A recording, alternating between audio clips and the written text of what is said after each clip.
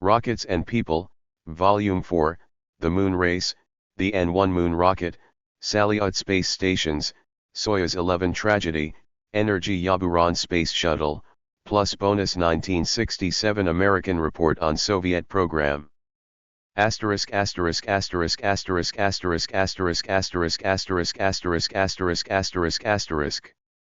I dedicate this book to the cherished memory of my wife and friend, Yekaterina Semyonova Galakina. Asterisk asterisk asterisk asterisk asterisk asterisk asterisk asterisk asterisk asterisk asterisk asterisk. Contents. Asterisk asterisk asterisk asterisk asterisk asterisk asterisk asterisk asterisk asterisk asterisk asterisk. Chapter 1 asterisk Rocket Space Chronology. Chapter 2 asterisk U.S. Lunar Program. Chapter 3 asterisk N1L3 Lunar Program under Korolev. Chapter 4 asterisk A Difficult Conversation with Korolev. Chapter 5 asterisk N1L3 Control. Chapter 6 asterisk We're behind, but we're not giving in. Chapter 7 asterisk KORD and ATG. Chapter 8 asterisk Once again we're ahead of the whole world. Chapter 9 asterisk Sort it out, and report on your endeavors. Chapter 10 asterisk 1969 The first N1 launch. Chapter 11 asterisk After the failure of N1's number 3 and number 5. Chapter 12 asterisk Long duration space stations instead of the moon. Chapter 13 asterisk Preparing for the launch of DOS. Chapter 14 asterisk Launching Salyut. Chapter 15 asterisk Sun City. Chapter 16 asterisk The hot summer of 1971. Chapter 17 asterisk The last N1 launch. Chapter 18 asterisk People in the control loop. Chapter 19 asterisk Valentin Glushko, N1, and NPO Energy Yacht. Bonus, Review of the Soviet Space Program 1967. Asterisk asterisk asterisk asterisk asterisk asterisk asterisk asterisk asterisk asterisk asterisk asterisk. Series Introduction. In an extraordinary century, academician Boris Yevzayevich Chertok has lived an extraordinary life. He has witnessed and participated in many important technological milestones of the 20th century, and in these volumes, he recollects them with clarity, humanity, and humility. Chertok began his career as an electrician in 1930 at an aviation factory near Moscow. 30 years later, he was one of the senior designers in charge of the Soviet Union's crowning achievement as a space power, the launch of Yuri Gagarin, the world's first space voyager. Chertok's 60-year-long career, punctuated by the extraordinary accomplishments of both Sputnik and Gagarin, and continuing to the many successes and failures of the Soviet space program, constitutes the core of his memoirs, Rockets and People.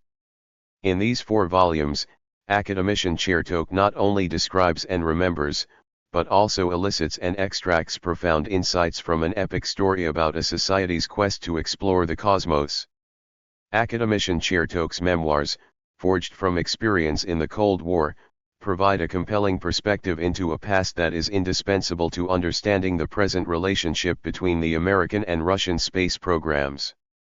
From the end of World War II to the present day, the missile and space efforts of the United States and the Soviet Union have been inextricably linked.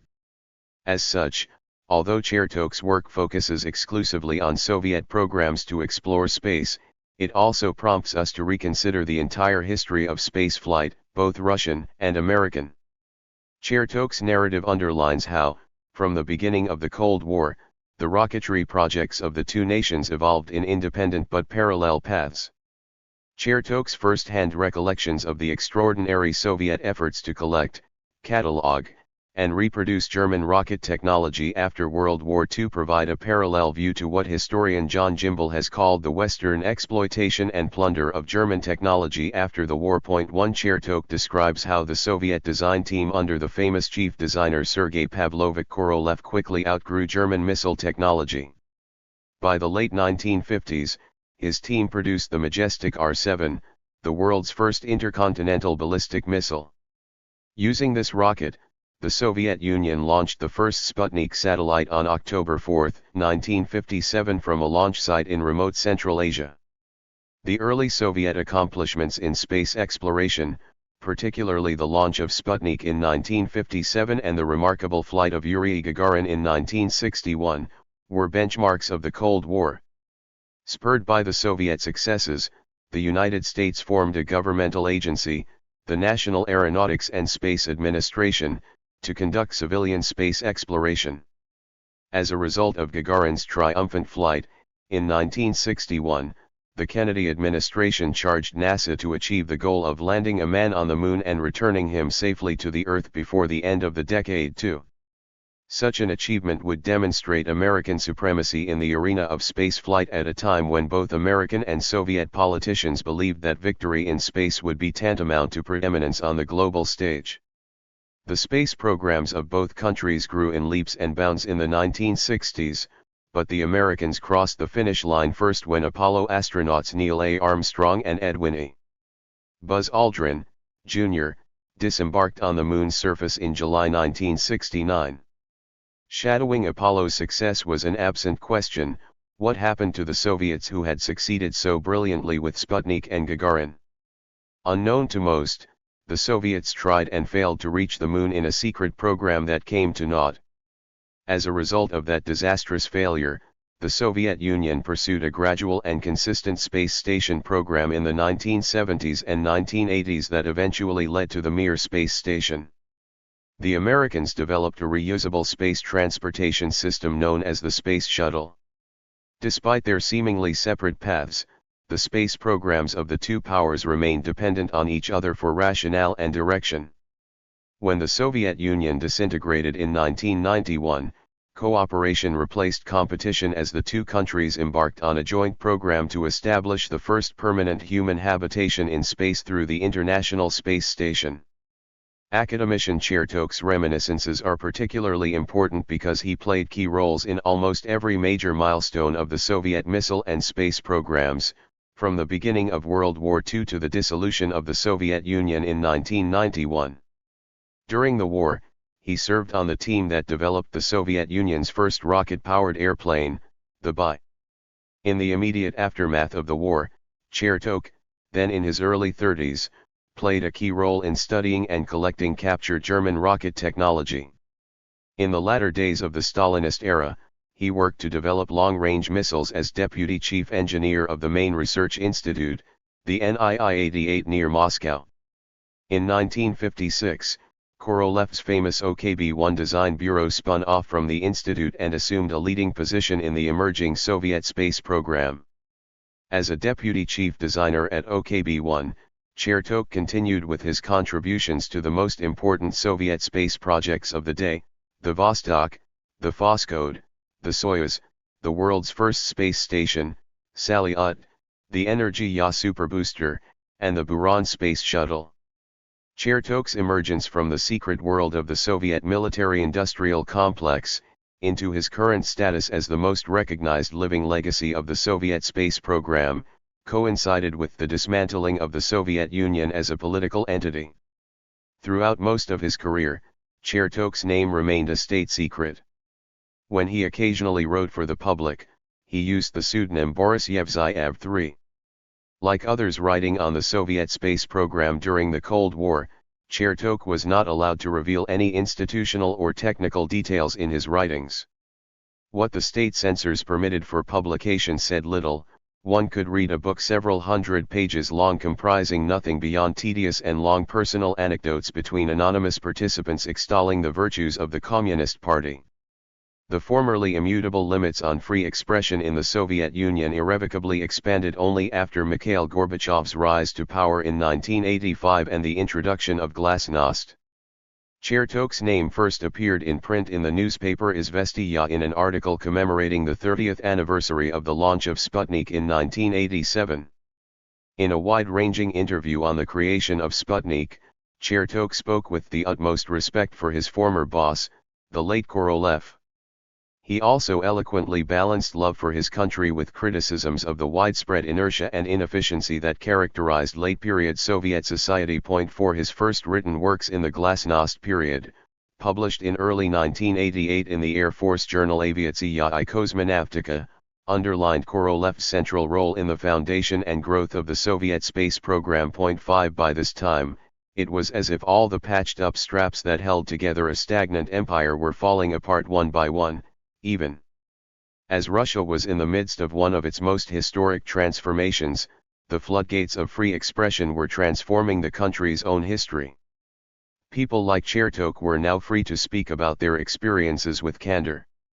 Readers could now learn about episodes such as Korolev's brutal incarceration in the late 1930s, the dramatic story behind the fatal space mission of Soyuz 1 in 1967, and details of the failed and abandoned Moon project in the 1960s. 6 Chertok himself shed light on a missing piece of history in a series of 5 articles published in Izvestia in early 1992 on the German contribution to the foundation of the Soviet missile program after World War II. 7 Using these works as a starting point, academician Chertok began working on his memoirs. Originally, he had only intended to write about his experiences from the post-war years in one volume, maybe two. Readers responded so positively to the first volume, Rakety I Lyuti, published in 1994, that Chertok continued to write, eventually producing 4 substantial volumes, published in 1996, 1997, and 1999, covering the entire history of the Soviet missile and space programs. 8 My initial interest in the memoirs was purely historical. I was fascinated by the wealth of technical arcana in the books, specifically projects and concepts that had remained hidden throughout much of the Cold War. Those interested in dates, statistics, and the nuts and bolts of history will find much that is useful in these pages. As I continued to read, however, I became engrossed by the overall rhythm of academician Chertok's narrative, which gave voice and humanity to a story ostensibly about mathematics and technology. In his writings, I found a richness that had been nearly absent in most of the disembodied, clinical, and often speculative writing by Westerners studying the Soviet space program. Because of Chertok's storytelling skills, his memoir is a much-needed corrective to the outdated Western view of Soviet space achievements as a mishmash of propaganda, self-delusion, and Cold War rhetoric. In Chertok's story, we meet real people with real dreams who achieved extraordinary successes under very difficult conditions. Chertok's reminiscences are remarkably sharp and descriptive. In being self-reflective, Chertok avoids the kind of solipsistic ruminations that often characterize memoirs. He is both proud of his country's accomplishments and willing to admit failings with honesty. For example, Chertok juxtaposes accounts of the famous aviation exploits of Soviet pilots in the 1930s, especially those to the Arctic, with the much darker costs of the Great Terror in the late 1930s when Stalin's vicious purges decimated the Soviet aviation industry. Chertok's descriptive powers are particularly evident in describing the chaotic nature of the Soviet mission to recover and collect rocketry equipment in Germany after World War II. Interspersed with his contemporary diary entries, his language conveys the combination of joy, confusion, and often anticlimax that the end of the war presaged for Soviet representatives in Germany. In one breath, Chertok and his team are looking for hidden caches of German materiel in an underground mine, while in another they are face to face with the deadly consequences of a soldier who had raped a young German woman. 9 There are many such seemingly incongruous anecdotes during Chertok's time in Germany, from the experience of visiting the Nazi slave labor camp at Dora soon after liberation in 1945, to the deportation of hundreds of German scientists to the USSR in 1946.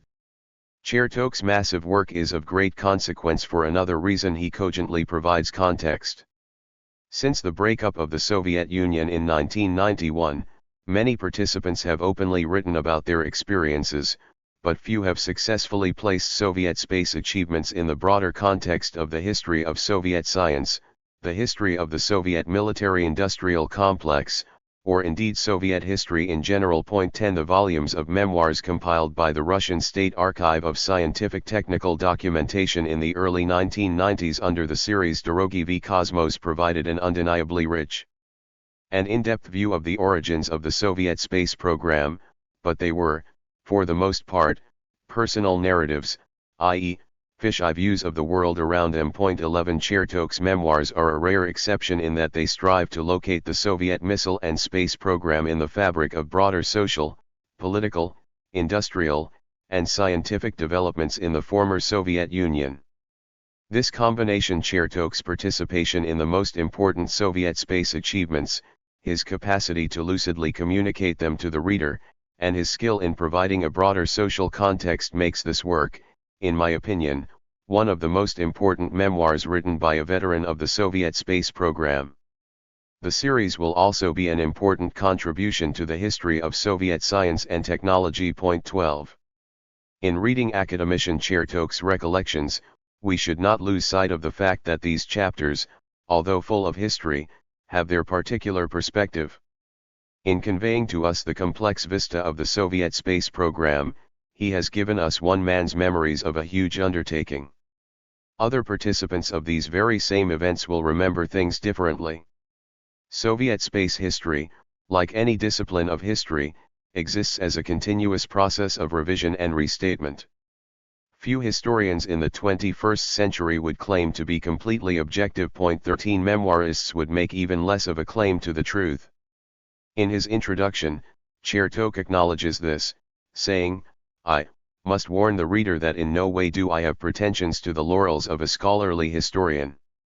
Correspondingly, my books are not examples of strict historical research. In any memoirs, narrative and thought are inevitably subjective."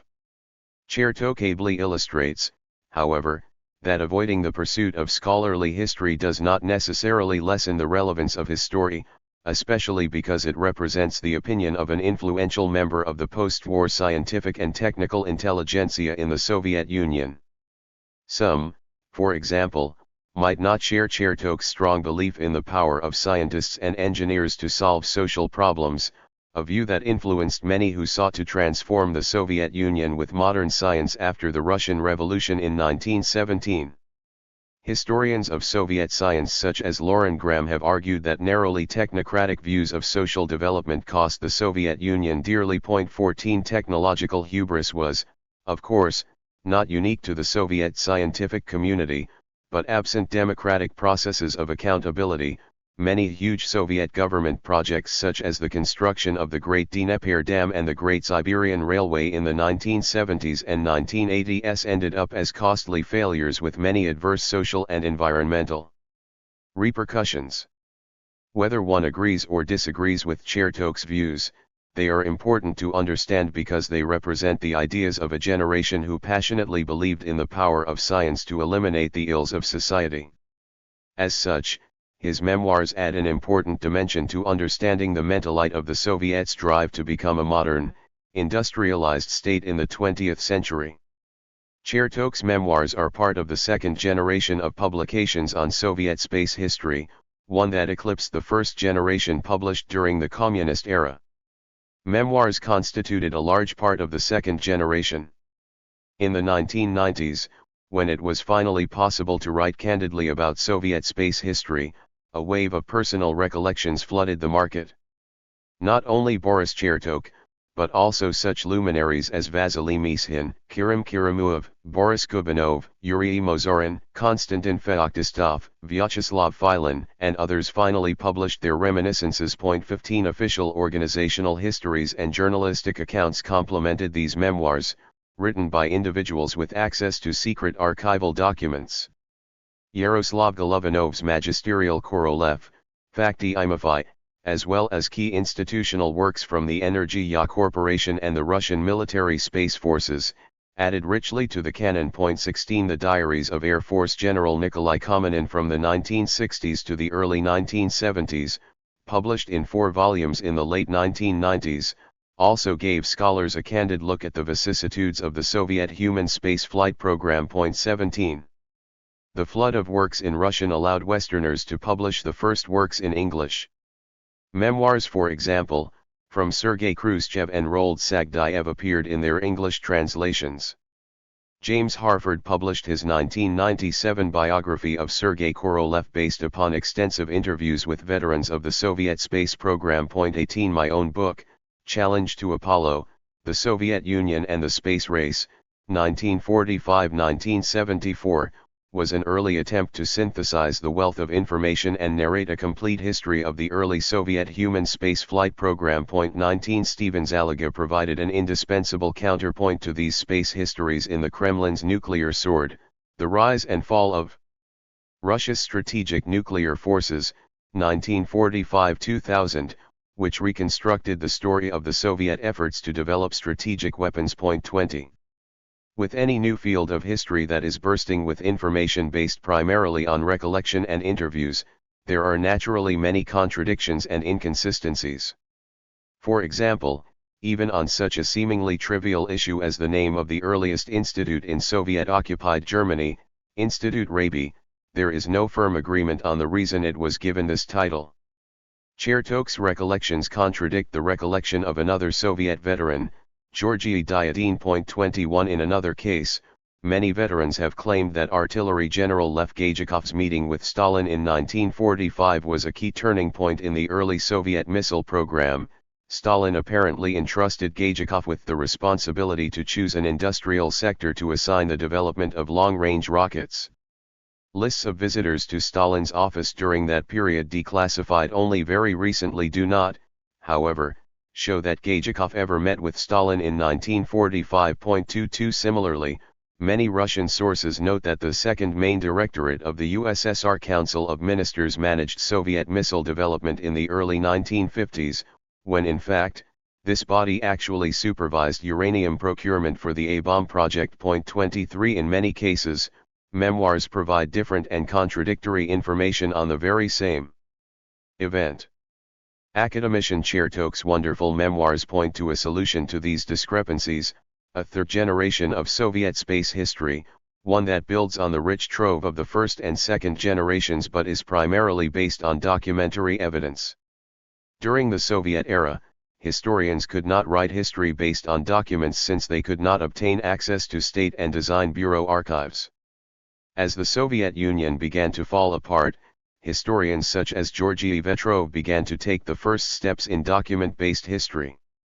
Vetrov, a former engineer at Korolev's Design Bureau, eventually compiled and published two extraordinary collections of primary documents relating to Korolev's legacy. 24 Now that all the state archives in Moscow, such as the State Archive of the Russian Federation, the Russian State Archive of the Economy, and the Archive of the Russian Academy of Sciences are open to researchers, more results of this third generation are beginning to appear.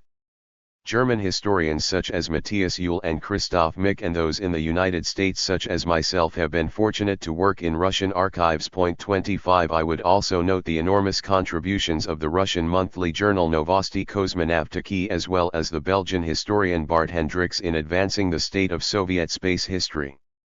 The new work has opened opportunities for future research. For example, we no longer have to guess about the government's decision to approve development of the Soyuz spacecraft. We can see the original decree issued on December 4, 1963. 26 Similarly, instead of speculating about the famous decree of August 3, 1964 that committed the Soviet Union to competing with the American Apollo program, we can study the actual government document issued on that date. 27 Academician Chertok deserves much credit for opening the doors for future historians, since his memoirs have guided many to look even deeper. The distribution of material spanning the 4 volumes of Chertok's memoirs is roughly chronological. In the first English volume, Chertok describes his childhood, his formative years as an engineer at the aviation plant number 22 in Philly, his experiences during World War II, and the mission to Germany in 1945-46 to study captured German missile technology. In the second volume, he continues the story with his return to the Soviet Union, the reproduction of a Soviet version of the German V-2 and the development of a domestic Soviet rocket industry at the famed NII-88 Institute in the Moscow suburb of Podlipki. He describes the development of the world's first intercontinental ballistic missile, the R-7, the launch of Sputnik, and the first-generation probes sent to the Moon, Mars, and Venus.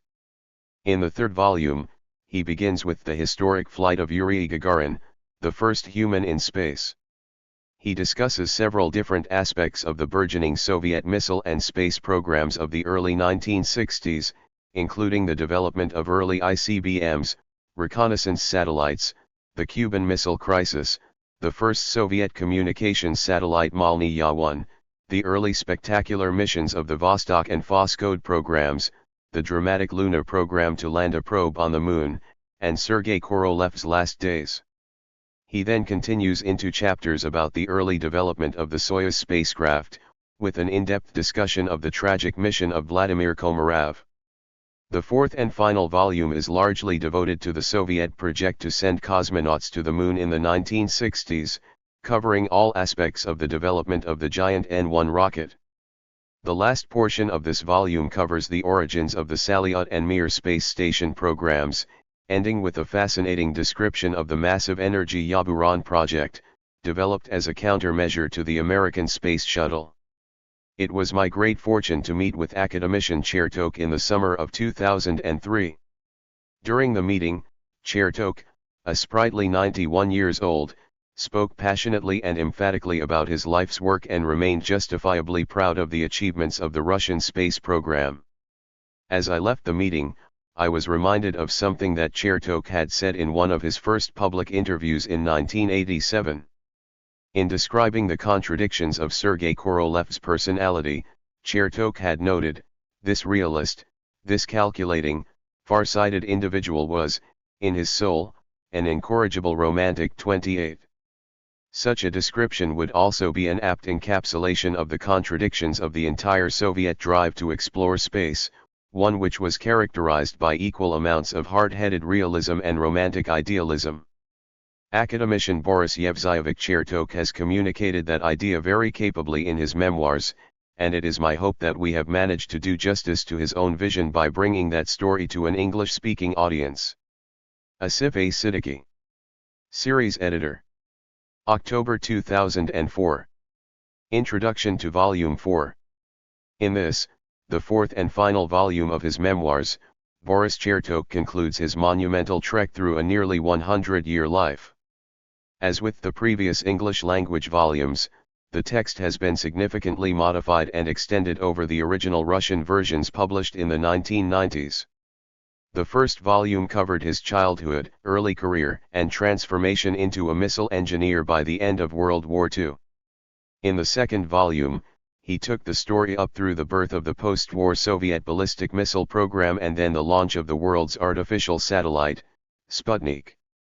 This was followed, in the third volume, by a description of the early and spectacular successes of the Soviet space program in the 1960s, including such unprecedented achievements as the flight of cosmonaut Yuri Gagarin.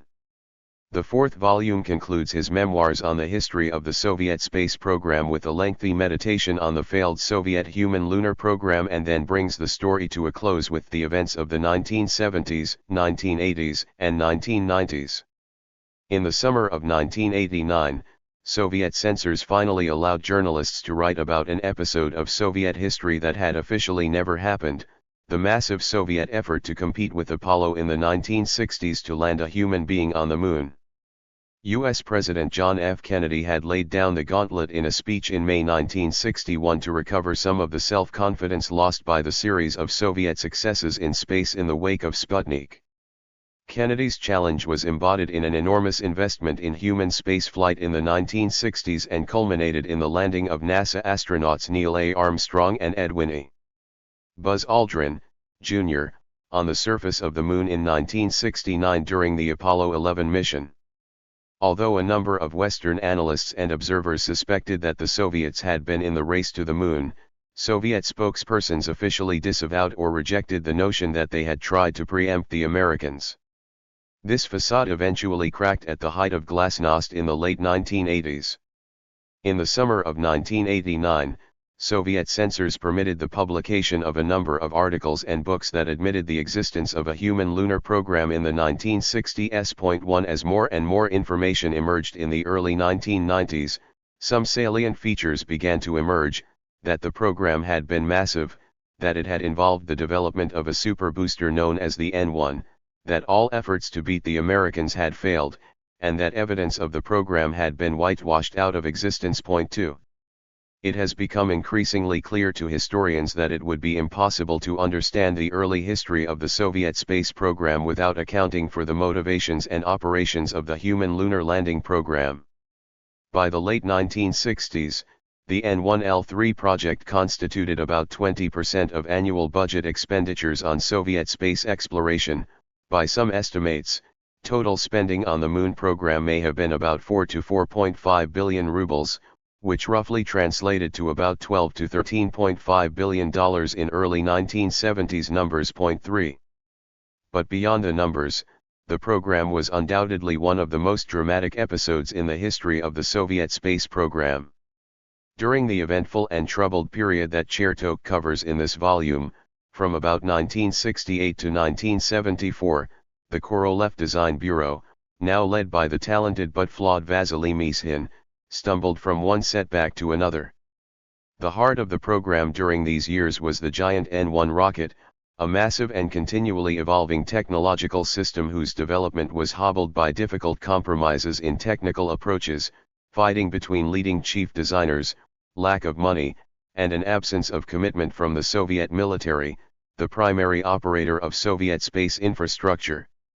Chertok begins his narrative with a discussion of the origins of the N1 in the early 1960s and the acrimonious disagreement between Sergei Korolev, the chief designer of spacecraft and launch vehicles, and Valentin Glushko, the chief designer of liquid propellant rocket engines.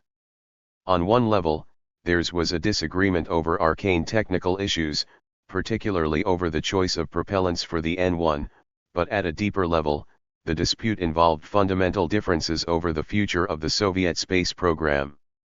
Korolev and Glushko's differences over propellants date back to the 1930s when Glushko had embraced storable, hypergolic, and toxic propellants for his innovative engines.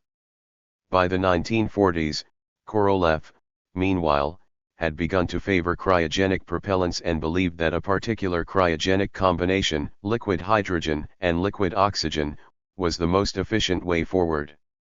Korolev was not alone in this belief.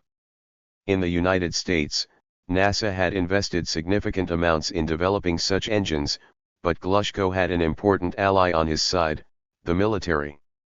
When Korolev and Glushko refused to come to an agreement, a third party, Nikolai Kuznetsov's design bureau in the city of Kubyshev, was tasked with the critical assignment to develop the engines of the N1. Having known both Korolev and Glushko, Chertok has much to say about the relationship between the two giants of the Soviet space program.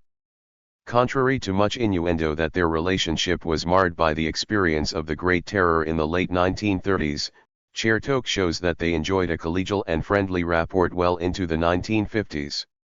He reproduces a congratulatory telegram from Korolev to Glushko upon the latter's election as a corresponding member of the Academy of Sciences.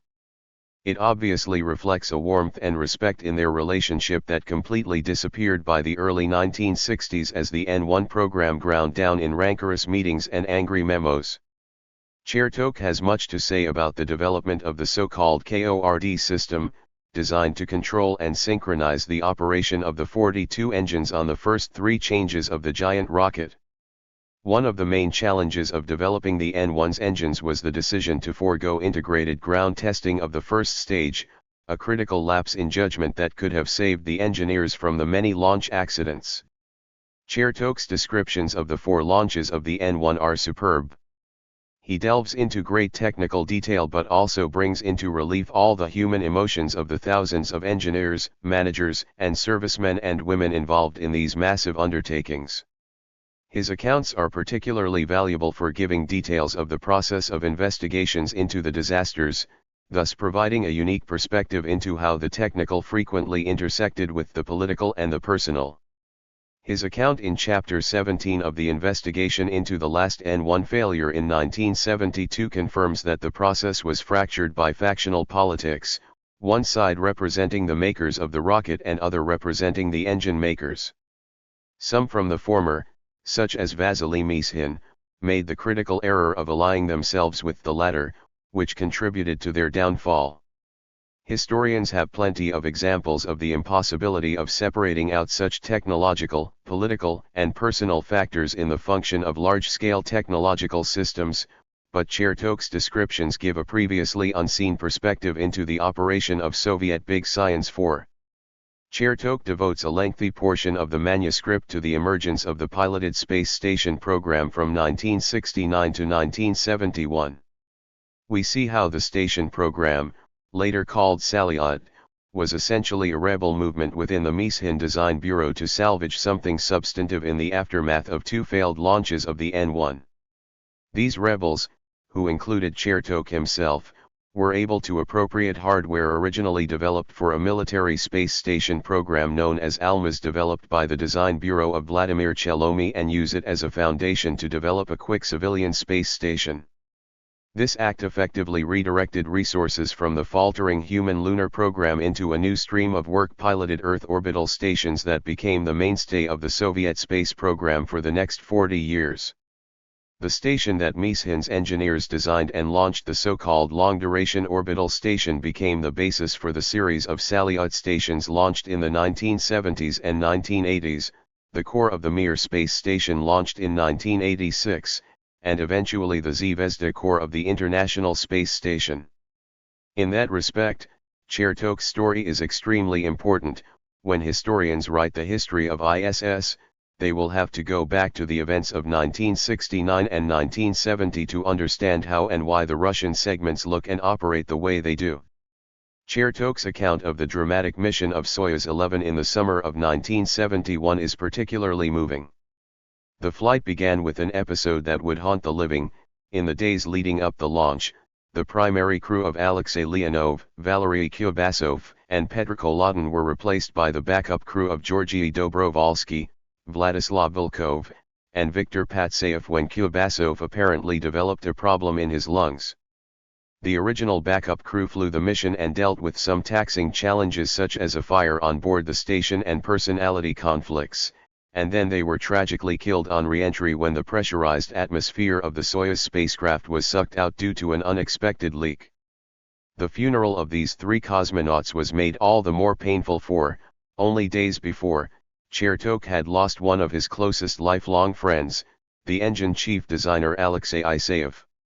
A chapter near the end of the manuscript is devoted to the cataclysmic changes in the management of the Soviet space program that took place in 1974. Mishin was fired from his post, the giant Korolev and Glushko organizations were combined into a single entity known as NPO Energia, and Glushko was put in charge. These changes also coincided with the suspension of the N-1 program and the beginning of what would evolve in later years into the Energia Buran reusable space transportation system, another enormously expensive endeavor that would yield very little for the Soviet space program. Since the early 1990s, there have appeared many conflicting accounts of this turning point in 1974, but Chertok's description adds a useful perspective on the precise evolution from the death of the N-1 to the beginning of Energia Buran. 5 A recent collection of primary source documents on Glushko's engineering work suggests that Glushko came to the table with incredibly ambitious plans to replace the N-1 and that these plans had to be downsized significantly by the time that the final decree on the system was issued in February 1976.6. In a final chapter on the later years of the Soviet space program, Chertok picks through a number of important episodes to highlight the tension between human and automatic control of human spacecraft. These included the failed Soyuz 2/3 docking in 1968, the short-lived flight of DOS-3 in 1973, a series of failed dockings of crews flying to Salyut space stations as well as successful dockings. All of these accounts underscore the enormous investments the Soviets made in rendezvous and docking systems and procedures that have paid off in the ISS era, when no Russian spacecraft has ever failed to ultimately dock with its target. On the human dimensions of the Soviet space program, Chertok shows a rare ability to make small incidents both evocative and poignant. In Chapter 8, for example, he describes how, during a break while controlling a space mission in 1968, Chertok and his colleagues visited Sevastopol, the site of some of the most brutal fighting during World War II. When a war veteran noticed that Chertok had a Hero of Socialist Labor medal pinned on his lapel, he inquired as to why. Chertok explained that he had been honored for his role in the flight of Yuri Gagarin. Given that Chertok's identity and job were state secrets, this was a rare moment of candor. Bursting with pride, the war veteran eloquently equated the sacrifices made during the war with Soviet successes in space, a connection that many made during the 1960s. I am often asked by interested readers about the relative worth of Chertok's memoirs in the literature on the history of the Soviet space program. In other words, where do these memoirs fit in the broader historiography? Chertok's memoirs stand as probably the most important personal account of the history of the Soviet space program. His ability to integrate technical detail, human yearning, high politics, and institutional history makes Rockets and People unusual for a memoir of the genre. The breadth of Chertok's recollections, covering nearly 100 years, makes it unique. As I have mentioned elsewhere, in the absence of any syncretic work by a professional historian in the Russian language on the history of the Soviet space program, the contents of Rockets and People represent probably the most dominant narrative available. 7 Its availability in both Russian and English means that it will have a significant and enduring quality. That Chertok's memoirs are taken to be important and reliable does not mean, however, that it is the only narrative of this history worth considering. In underscoring the significance of Chertok, we should also acknowledge the abundance of other memoirs by Soviet space veterans. Collectively considered, they provide an extremely rich resource for historians. If Chertok represents the starting point for future researchers, I would recommend some other memoirs as crucial both in filling in spaces unexplored by Chertok and in providing a counterpoint to Chertok, especially on those events considered controversial. In this category of essential memoirs, I would include those by the following individuals. In addition to these memoirs, a stream of highly valuable collections of primary documents has been published in Russia in recent times. These volumes are essential starting points for anyone conducting a serious investigation into the history of the Soviet space program. While one must exercise prudence in the use of published documents, particularly the obvious problem of selection bias, these volumes are excellent starting points for historians. In chronological order, they include the following. I'd like to conclude this final introduction with a few words on the implementation of this enormous project. Working on this series for the past 8 years has been an extraordinary honor and pleasure for me. I owe a debt of gratitude to many for their hard work in bringing these stories to the English-speaking world. As before, I must thank NASA historian Steve Garber, who supervised the entire project at the NASA History Program Office. He also provided insightful comments at every stage of the editorial process. Former NASA chief historians Roger D. Lonius and Stephen J. Dick supported the birth of the project with firm hands, and their eventual successor, William P. Berry, enthusiastically brought it to its completion. Bill read the entire manuscript carefully and offered many useful suggestions. Thanks are due to Jesko von Puttkamer at NASA for his sponsorship of the project. He also facilitated communications between the two parties in Russia and the United States and tirelessly promoted Rockets and People at home and abroad. Without his enthusiasm, sponsorship, and support, this project would not have been possible. I'd also like to thank Nadine Andreessen at the NASA History Program Office for her support throughout the past 8 years. NASA History Program Office intern Anna J. Stolitska is also due some thanks. We were very fortunate to have a capable team of translators at the award-winning Houston-based Tech Trans International to facilitate this project. Their team included translators/editors Cynthia Reiser, Laurel Nolan, Alexandra Tussing, and Ksenia Shelkova, as well as document control specialists Lev Jensen and Yulia Schmalholtz.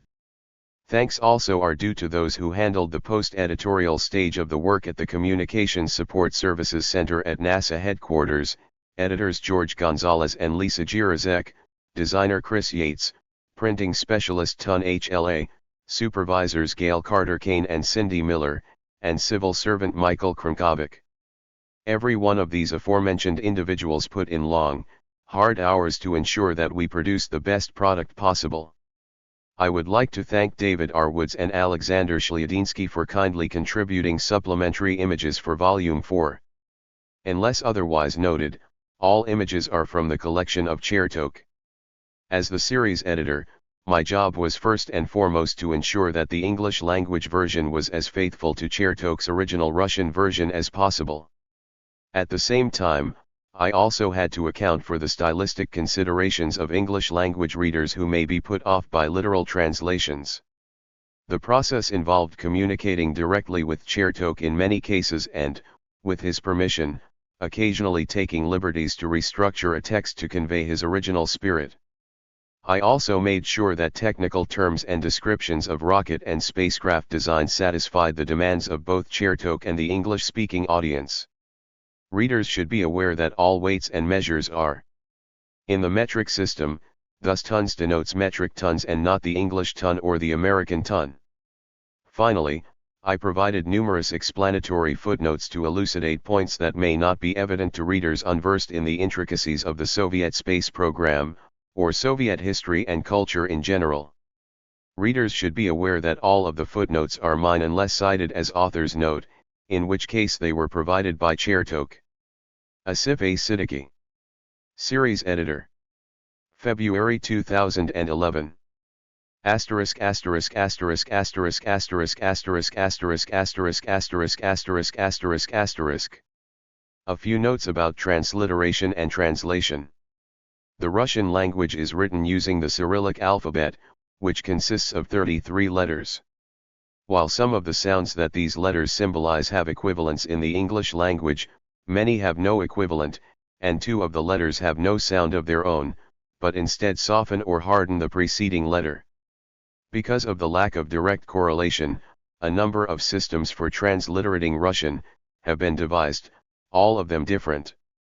For this series, editor Asif Siddiqui selected a modification of the U.S. Board on Geographic Names System, also known as the University of Chicago system, as he felt it better suited for a memoir such as Chertok's, where the intricacies of the Russian language are less important than accessibility to the reader.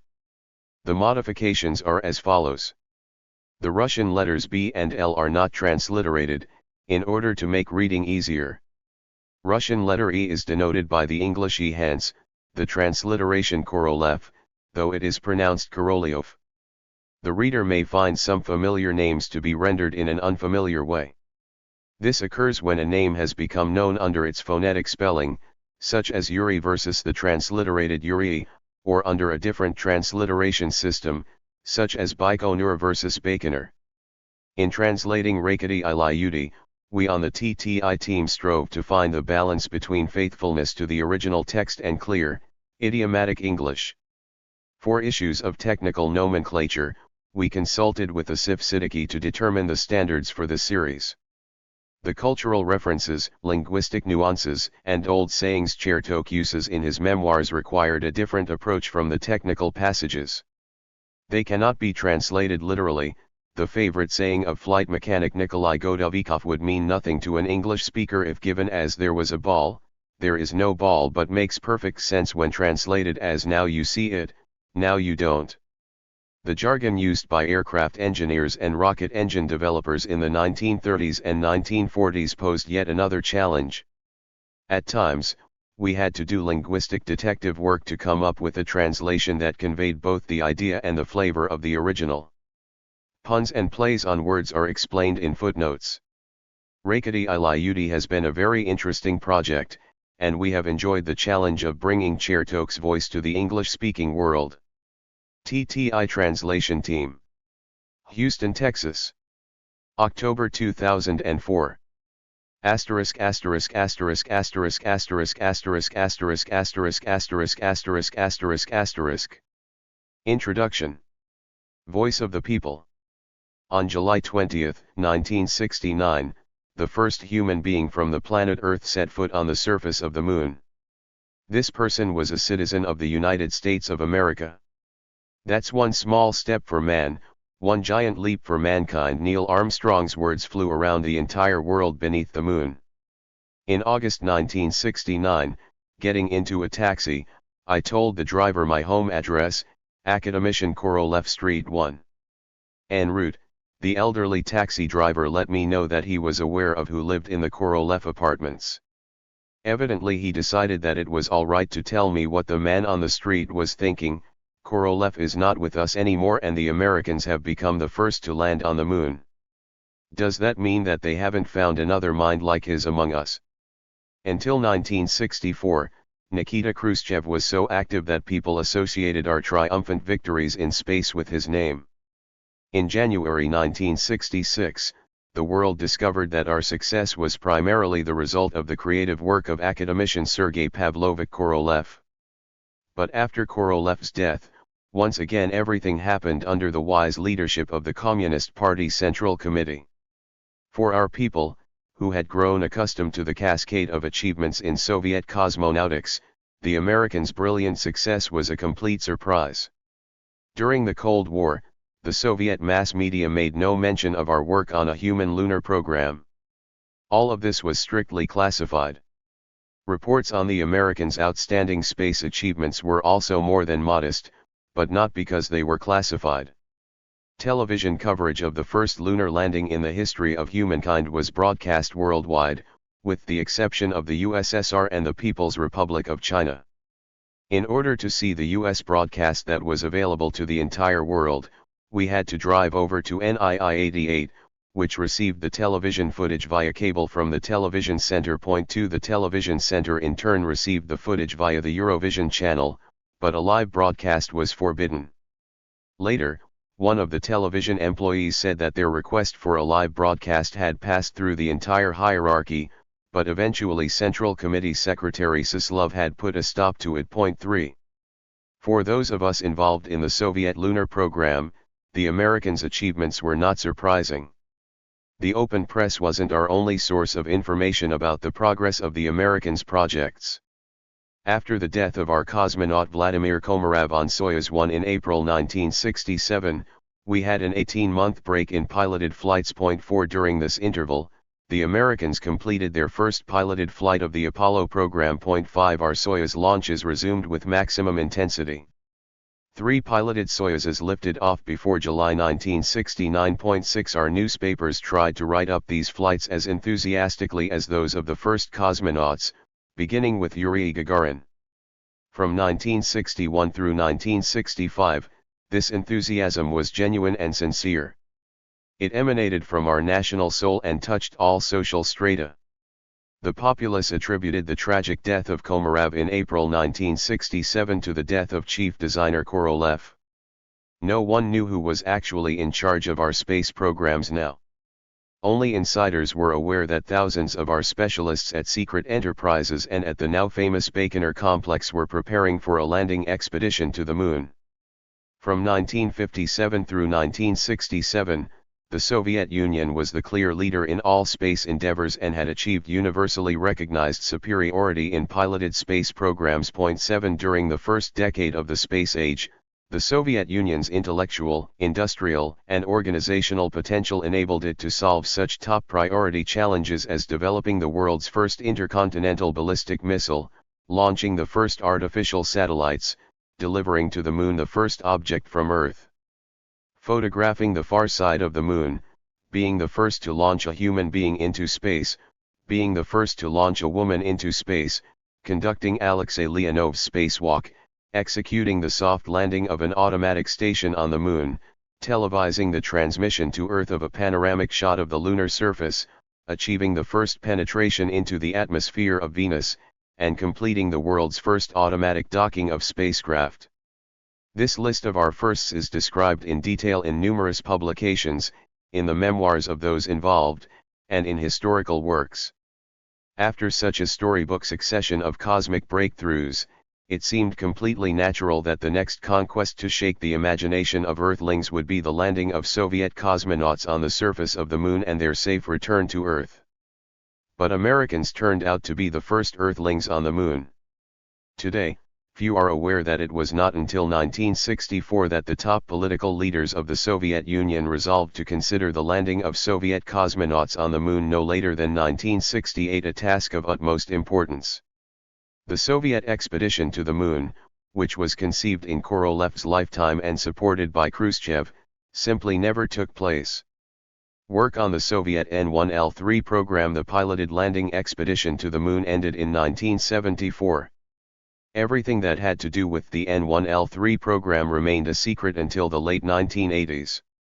The first publications, which primarily looked into the technical problems of this program, appeared in the early 1990s. As for other aspects of the moon race, the authors of the majority of the publications I have read greatly simplified or distorted the actual situation in an attempt at a sensational revelation of secrets.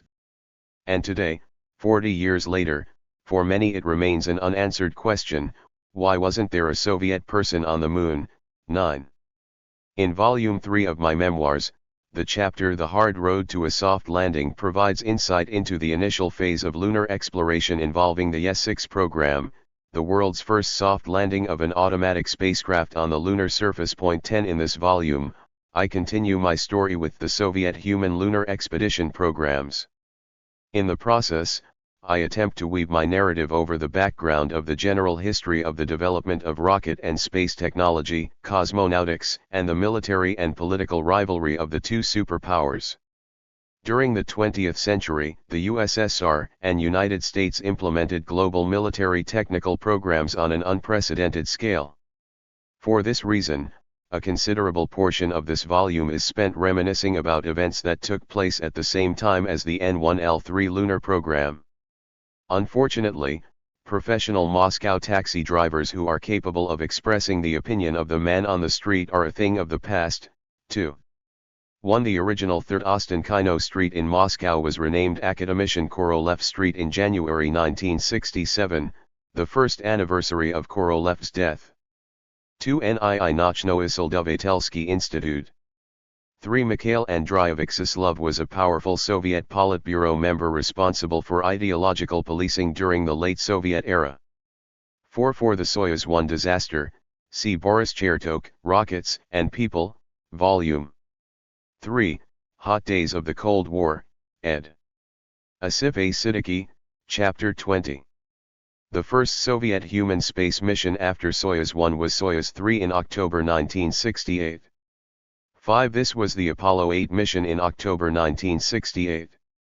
6. These were Soyuz 3, -4, and -5. 7. Most historians would argue that the lead tipped in favor of the United States sometime in 1966 with the achievements of the Gemini program. 8. The first articles in the Soviet media confirming a human lunar landing program appeared in the summer of 1989.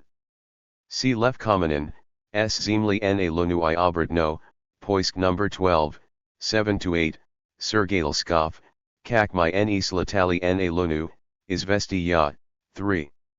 9. Chertok wrote this introduction in 2009. 10. See Chertok, Rockets and People, Volume 3, Chapters 13 and 14. Asterisk asterisk asterisk asterisk asterisk asterisk asterisk asterisk asterisk asterisk asterisk asterisk. Chapter 1. Rocket Space Chronology.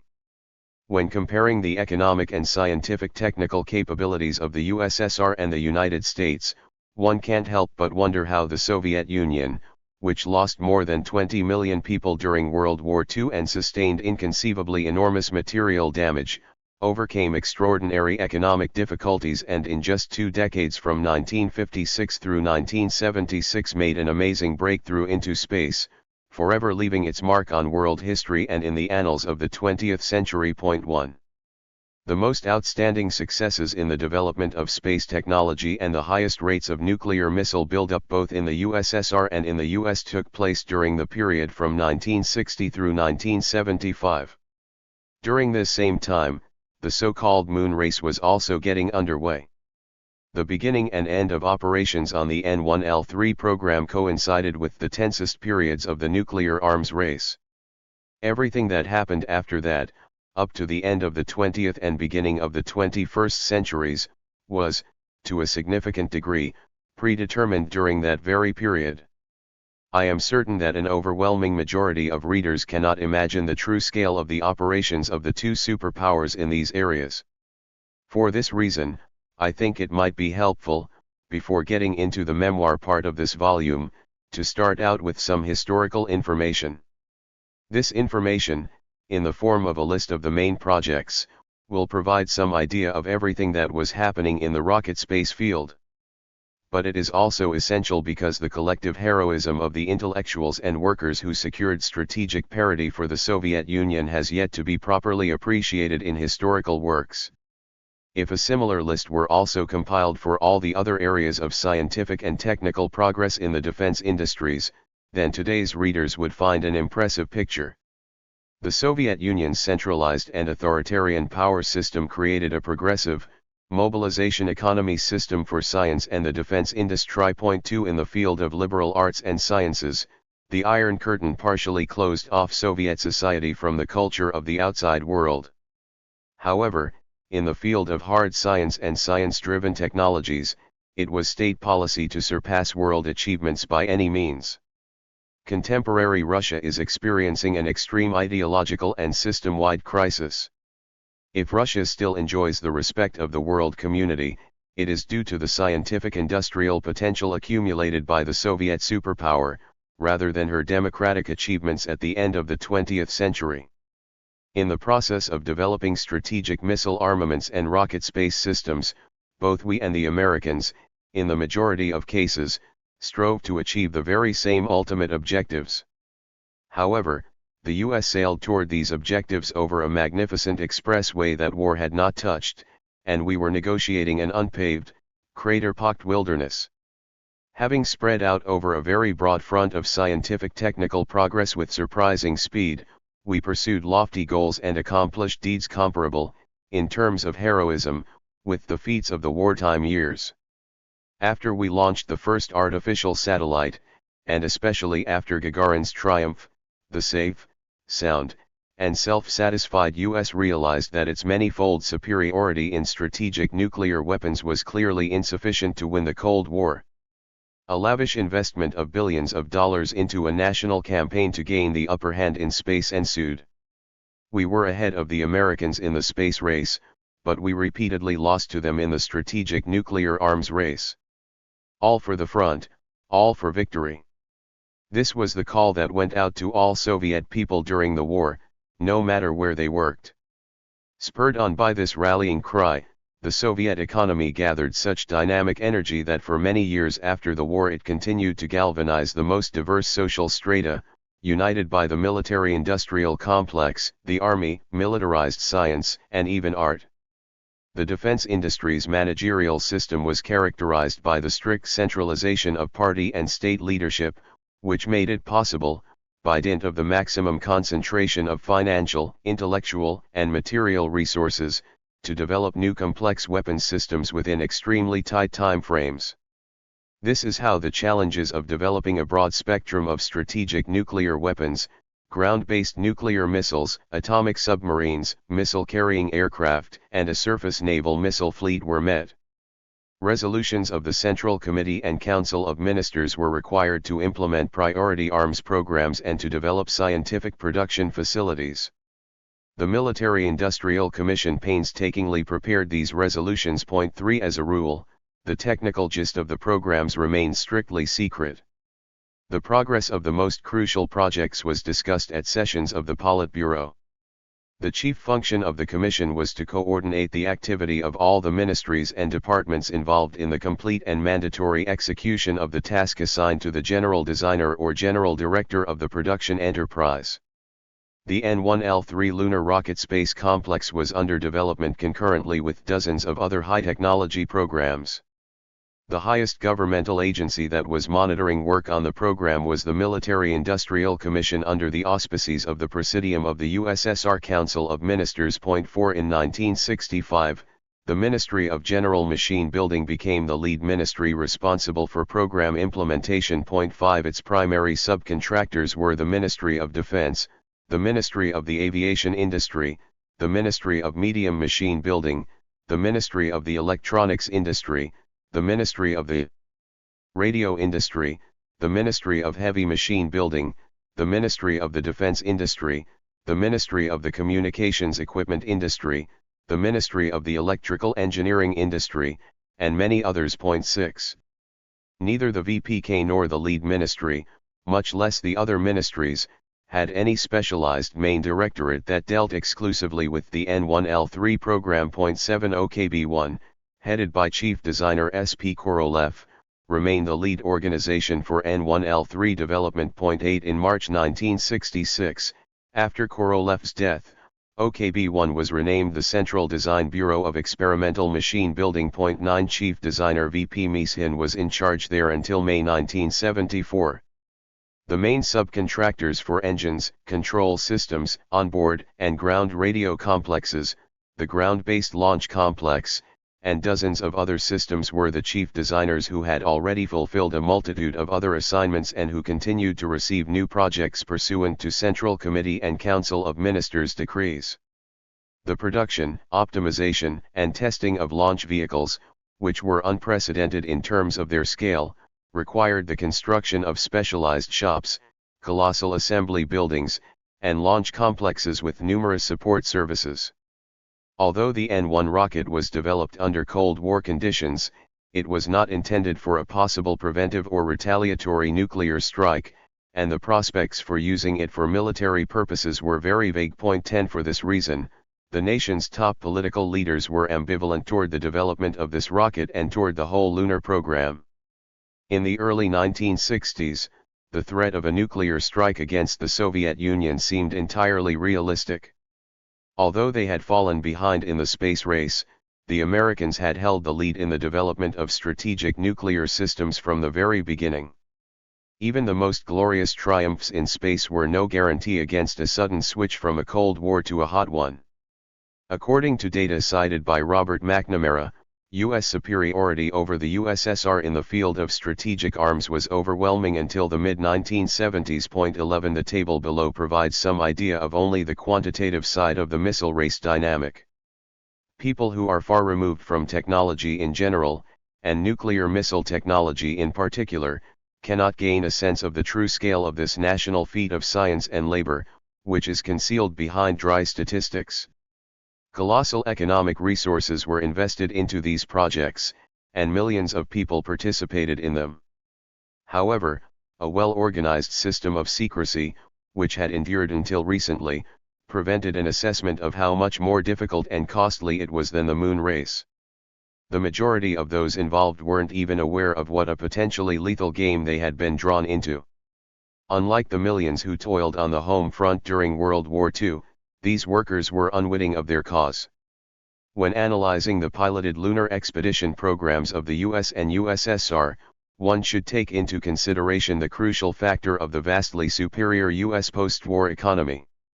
By the 1960s, it enabled the US to achieve a 20-fold advantage over the Soviet Union in terms of the total number of strategic nuclear weapons. Having secured such a margin of safety, the American administration could allow itself to spend a significant portion of the taxpayers' funds on the lunar program, which promised a real political victory over the Soviet Union. Striving to achieve a decisive upper hand in all types of missile armaments, the US took the lead in more than the sheer number of ICBMs.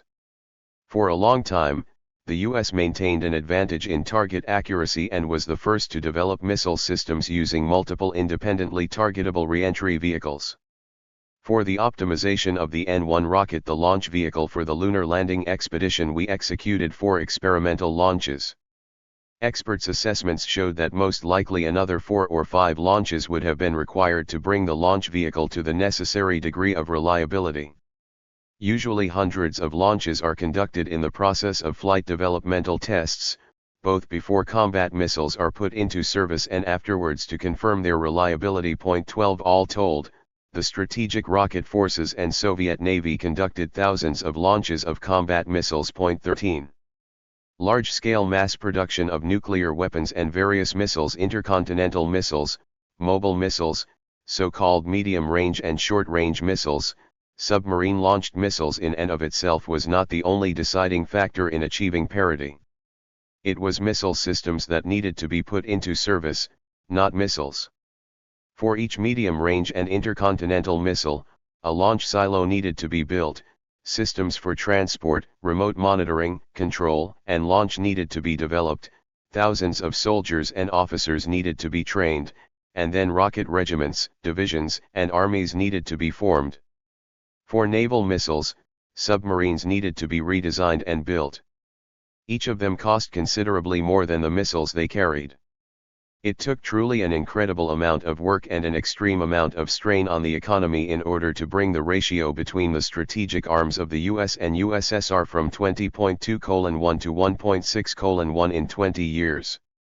In so doing, an overwhelming portion of this heroic work was carried out at enterprises and in organizations that also performed assignments for the N1L3 program. Having lost the moon race, the Soviet Union achieved parity with the US in nuclear missile armaments. The triumphant space achievements of the USSR had a much greater psychological impact on the world community than the boastful reports about the number of US Minuteman missiles and the capabilities of the US bomber fleet. Our cosmonauts, who visited various countries, and our effectively delivered propaganda campaign demonstrated the advantages of the Soviet system. That is why the US government wagered billions of dollars in the early 1960s and embraced the space program, figuring on surpassing the USSR not only in terms of nuclear might, but also through the awe-inspiring peaceful exploration of space. There was one more sector of the broad front of the Cold War where the rivalry between the two powers went on with alternating success or, more accurately, almost on an equal footing. This was the direct use of space in the interests of defense and the armed forces. The first phase of the use of space for military purposes coincided with the period of the moon race. In contrast with the so-called peaceful programs, this activity was classified, and until the late 1980s there were very few overt publications about the achievements in this field. The most complete and historically authentic information about the military space forces in the Soviet Union did not appear until 1997.14. This is the definitive achievement of Lieutenant General Viktor Vyacheslavovich Favorsky, the former deputy chief of the main Directorate of Space Assets, and of Lieutenant General Ivan Vasilyevich Meshcheryakov, the former chief of the Central Scientific Research Institute of Space Assets. No 50.15. It is regrettable that no similar work about the history of the strategic rocket forces and strategic forces of the Navy has yet emerged. 16. I believe that the reader will find it interesting to peruse the list of programs and developments in the field of rocket technology and cosmonautics in the Soviet Union. I have grouped them by head organizations rather than by subject matter. In so doing, I have limited myself to the 1960s and 1970s, the period of the moon race. I begin with my own home organization. OKB-1, later known as TSKBEM, then NPO Energia, and currently SP Korolev RKK Energia. 1. From 1957 through 1960, flight tests were conducted, and in early 1960 the first R-7 intercontinental missile went into service. 2. On September 12, 1960, the updated R-7A missile went into service. 3. From 1957 to 1970, the R-7A underwent modifications and development for use as a launch vehicle for the execution of various space programs. Working jointly with the Kubyshev branch of OKB-1 and with related organizations, 6 main modifications were developed in 2-, 3-, and 4-stage versions.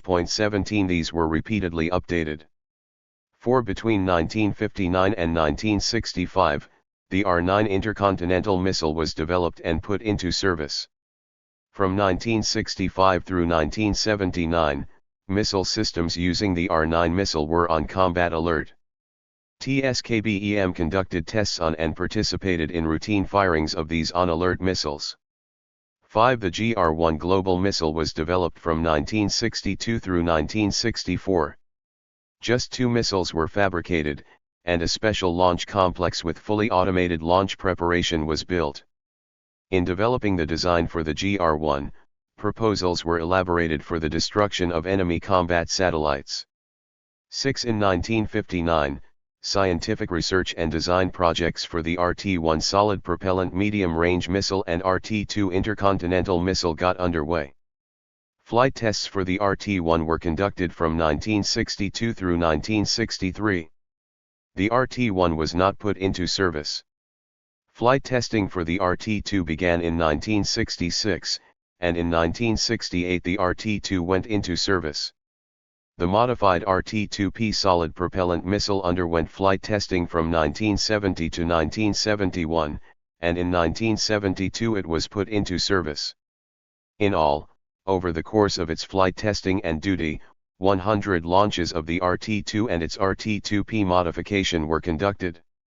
Missile systems using RT-2 and RT-2P missiles were on duty for more than 15 years.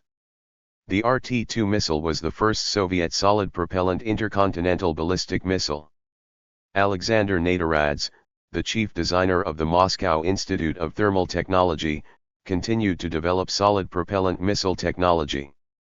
7 From February 1960 through March 1966, development continued on the 4-stage 8K-78 launch vehicle using the R-7A for the exploration of Mars and Venus.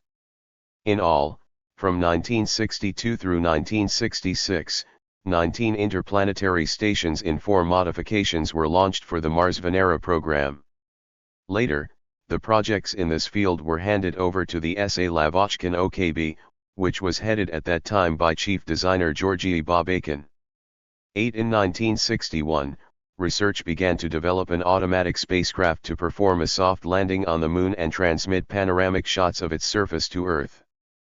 Flight tests, including an attempt at a soft landing on the Moon, were conducted from 1963 through 1966. During this period, 12 Moon launches took place. Only the last station executed the assignment completely.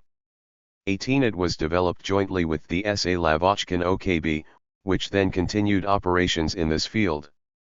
9 From 1961 through 1965, research and development was conducted on space communications systems. 19 The first launch of the Malny-Ya-1 experimental satellite took place in June 1964. In 1967, after 7 launches and after the space communication system was put into operation, subsequent operations were handed over to OKB-10, which was located in Krasnoyarsk 26, the closed city of atomic scientists. 10 The Electron satellite was developed over the course of 1962 and 1963. In 1964, 4 of these satellites were launched and used to gather data to model phenomena in space. 11 Automatic spy satellites equipped with cameras and special radio reconnaissance facilities were developed from 1959 through 1965. During this time, the first Zenit 2 spy satellite was developed, underwent flight testing, and was put into service, and the Zenit 4 satellite was developed. In 1965, spy satellite projects were transferred to the OKB-1 branch in Kubyshev. 20 piloted programs comprised a huge portion of OKB-1's and later THIRD-WORLDISM's intellectual load. 12 The first phase of the piloted programs was the flights of Vostok spacecraft. From 1960 through 1963, 4 unpiloted spacecraft and the first 6 piloted spacecraft were successfully launched. 13 In 1964, after the experimental launch of the unpiloted 3KV vehicle, a 3-seat Voskhod spacecraft was launched with a crew of 3. 14 On February 22, 1965, the experimental launch of the unpiloted Cosmos 57 spacecraft occurred, and from 18 to March 19, the flight of a 2-seat piloted Voskhod 2 vehicle took place. During the latter flight, the world's first spacewalk was performed. 15 From 1962 through 1963, the Soyuz design was developed for a piloted circumlunar flight. The scenario for this flight entailed using 4 launches of a launch vehicle based on the R-7, inserting into Earth orbit a piloted 7K vehicle, a 9K booster stage, and 2 11K refuelers. To implement this idea, it was first necessary to solve the problem of automatic rendezvous and docking.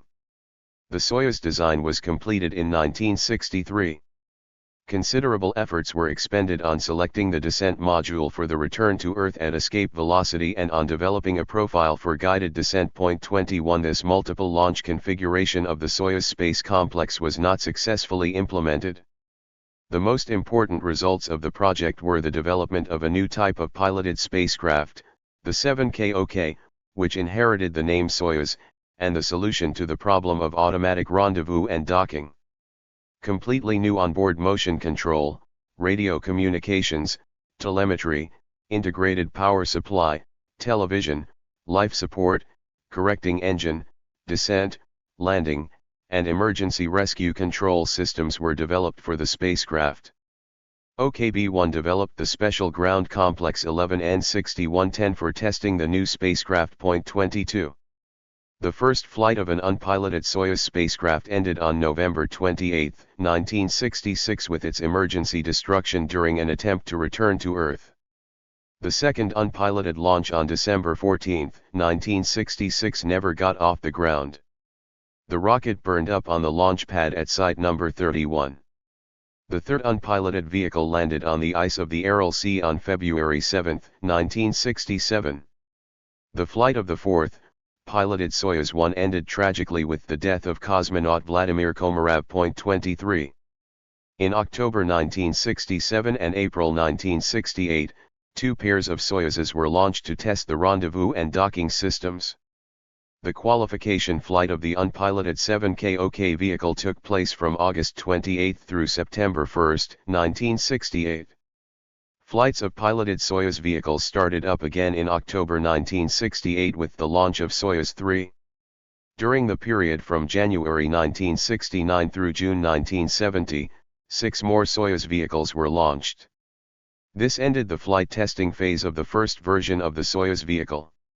16 in 1969, in conjunction with long-duration orbital station projects, development began on transport versions of the Soyuz spacecraft 7KT and 7K-Ta. 24. 17 in 1973, the design process got underway on a modification of the Soyuz for docking with the American Apollo spacecraft.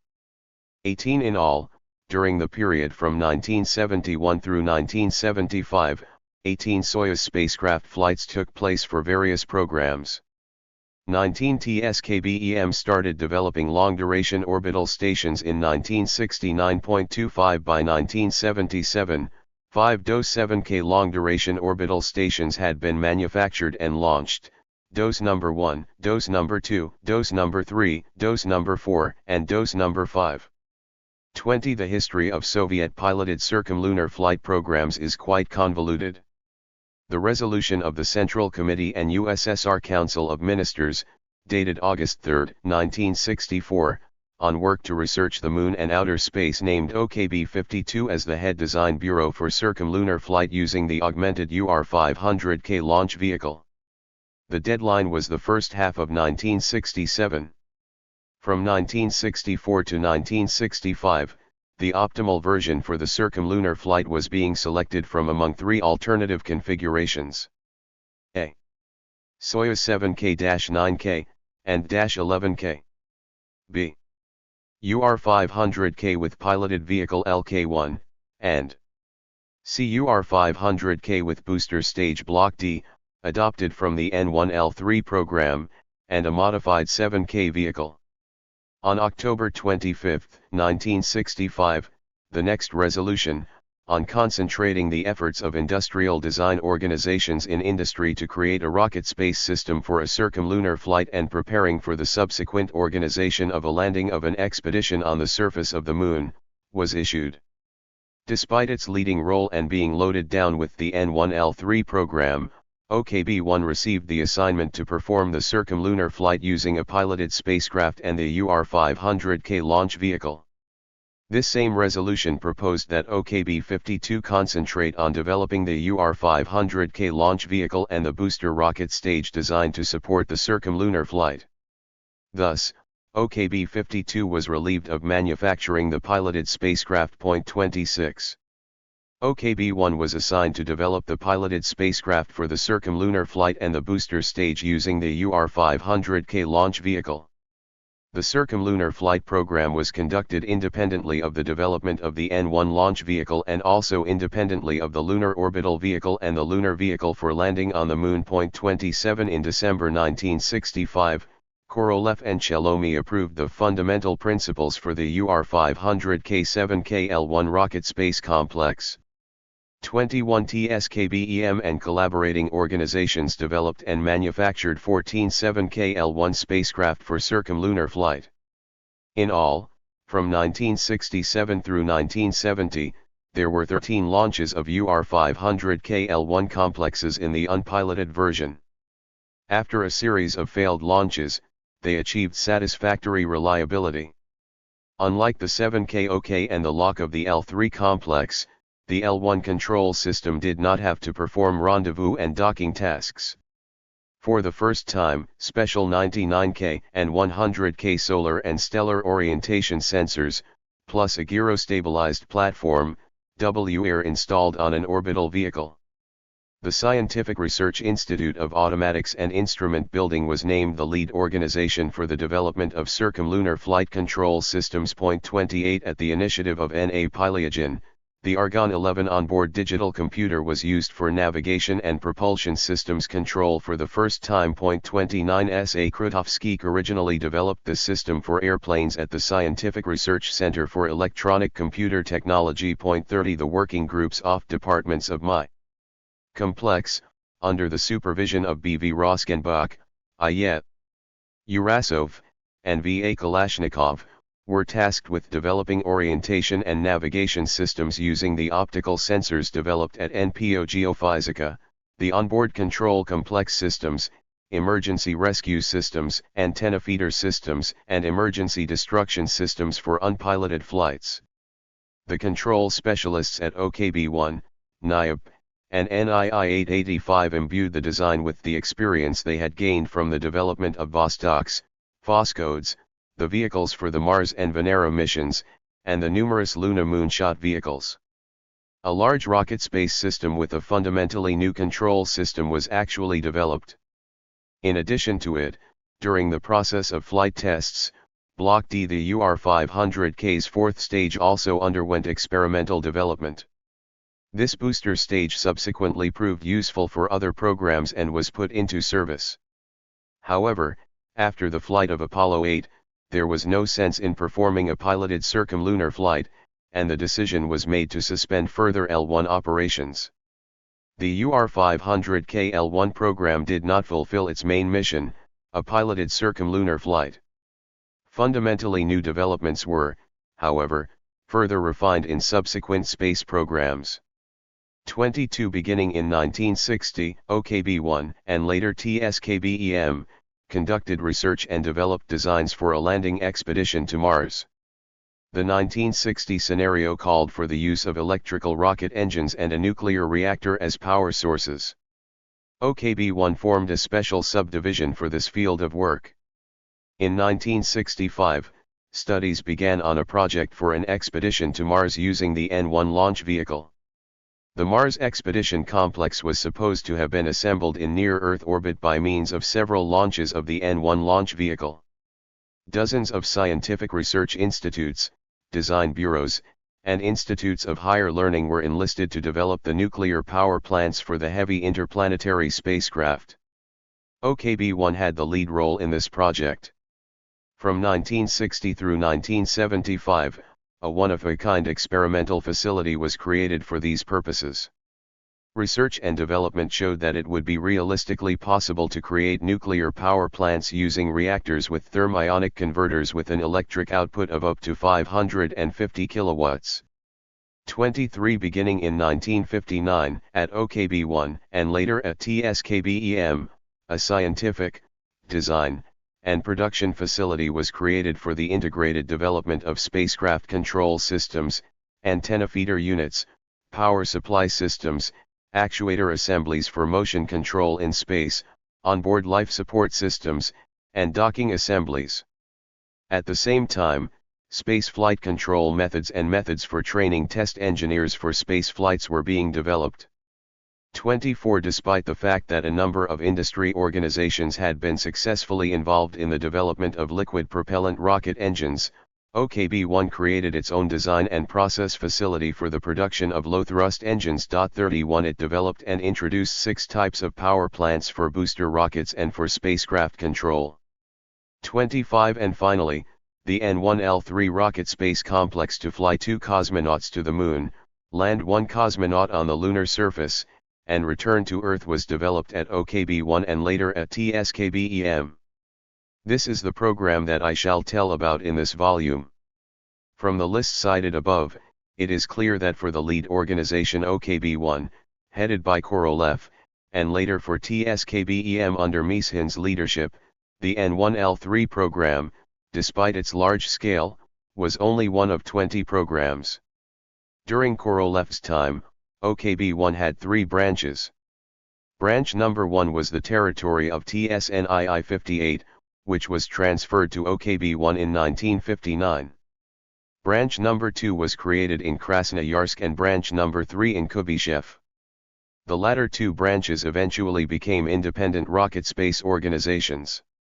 The first chiefs of the branches during Korolev's lifetime were his deputies Chertok, Reshetnev, and Kozlov, respectively. OKB-1 branch number 2, later known as OKB-10, then NPOPM, currently Federal State Unitary Enterprise Academician MF Reshetnev Scientific Production Association of Applied Mechanics 32. Branch number 2 was formed in 1958 at the initiative of Korolev to set up production of R-11M tactical missiles for the ground forces. OKB-1 Deputy Chief Designer Mikhail Reshetnev, the missile's lead designer, was appointed Chief of Branch No. 2.33 in 1961. Branch number 2 became the independent OKB-10, which was located in Krasnoyarsk 26, the closed city of atomic scientists. Reshetnev was placed in charge of OKB-10 and became its chief designer. In 1966, OKB-1 handed over its work on the Malny-Ya-1 communications satellite and all work related to communications satellites to OKB-10. OKB-10, subsequently the Scientific Production Association of Applied Mechanics, became the nation's primary developer of communication and navigation satellites. 34 Here is a list of its projects. 1 medium-class launch vehicle for the insertion of satellites up to 1,000 kilograms into medium elliptical and circular orbits. Developments began in 1962.35. 2 Strela system satellites for official communications. From 1962 through 1970, 4 modifications were developed and put into operation. 3 Malny-Ya-1 high elliptical orbit satellite. Mastery of production and upgrading for broadcasting television programs. Beginning of development 1968. Put into service in 1975. 4 Malny-Ya-2 television communications satellite. Beginning of development 1967. Put into service in 1972. 5 Tsiklon system navigation and communications satellite. Beginning of development 1966. Put into service in 1972. 6 Malny-Ya-3 communications satellites. Developed for long-range telephone and telegraph communications, for transmission of television programs to orbita system stations, and for the needs of the Ministry of Defense. Put into service in 1974. 7 Rajaga geosynchronous television communications satellite. Beginning of development 1970. First launch took place on December 22, 1975. 8 The Sphero system geodesic and topographical survey satellite. Put into service in 1973. 9 National, special departmental, and governmental communications systems and navigation systems for the Navy produced using NPOPM developments. The following systems that were put into service should go down in the history of cosmonautics. The Orbita National Space-Based Telephone Communications and Central Television Broadcast Relay System. The Courant Integrated System of Space-, Air-, and Ground-Based Governmental Communications Networks.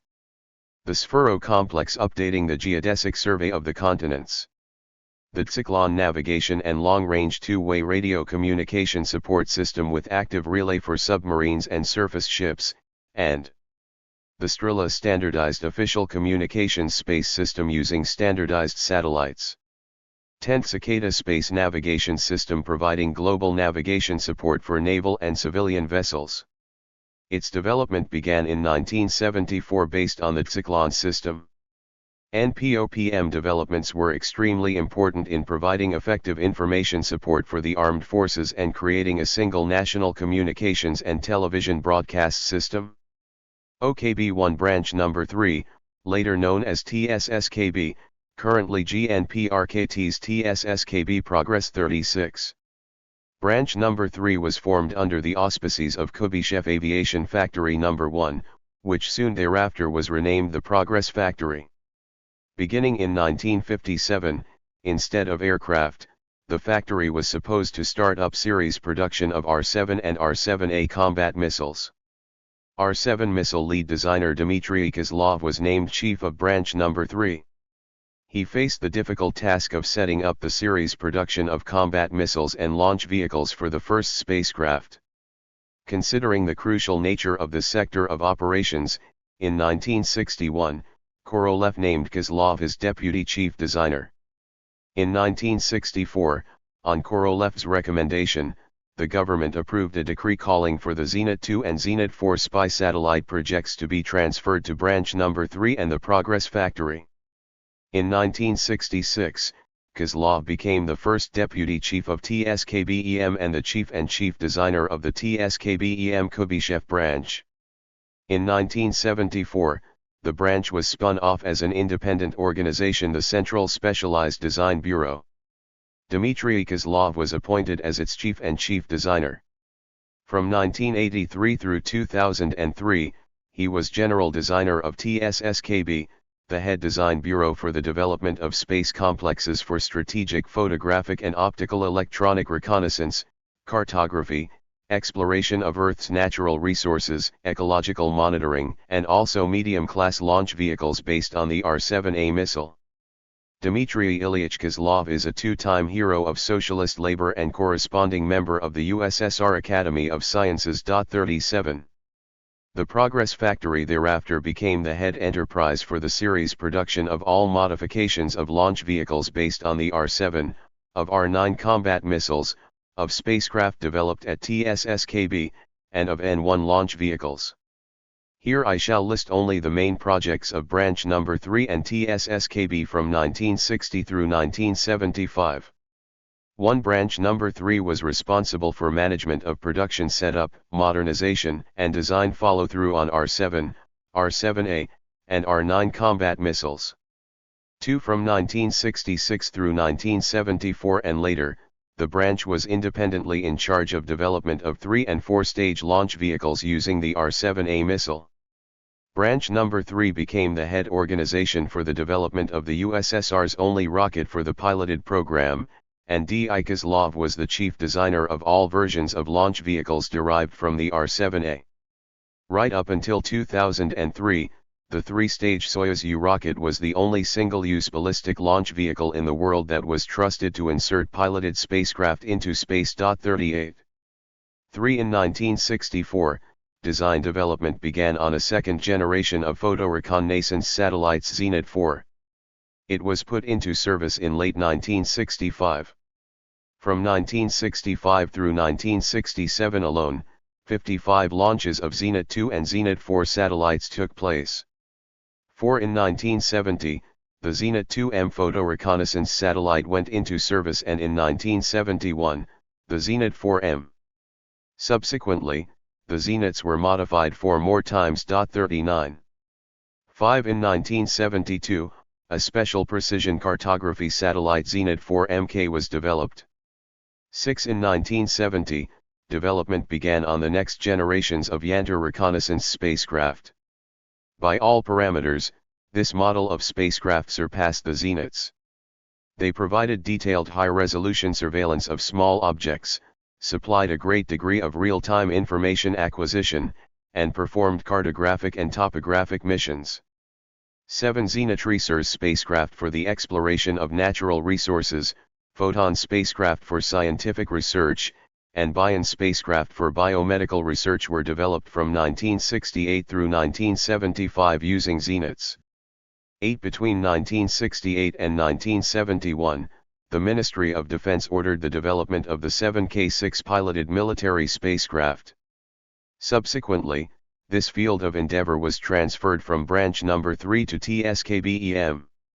This development laid the foundation for the development of the 7KS piloted spacecraft, which replaced the first generation of Soyuz spacecraft. 40.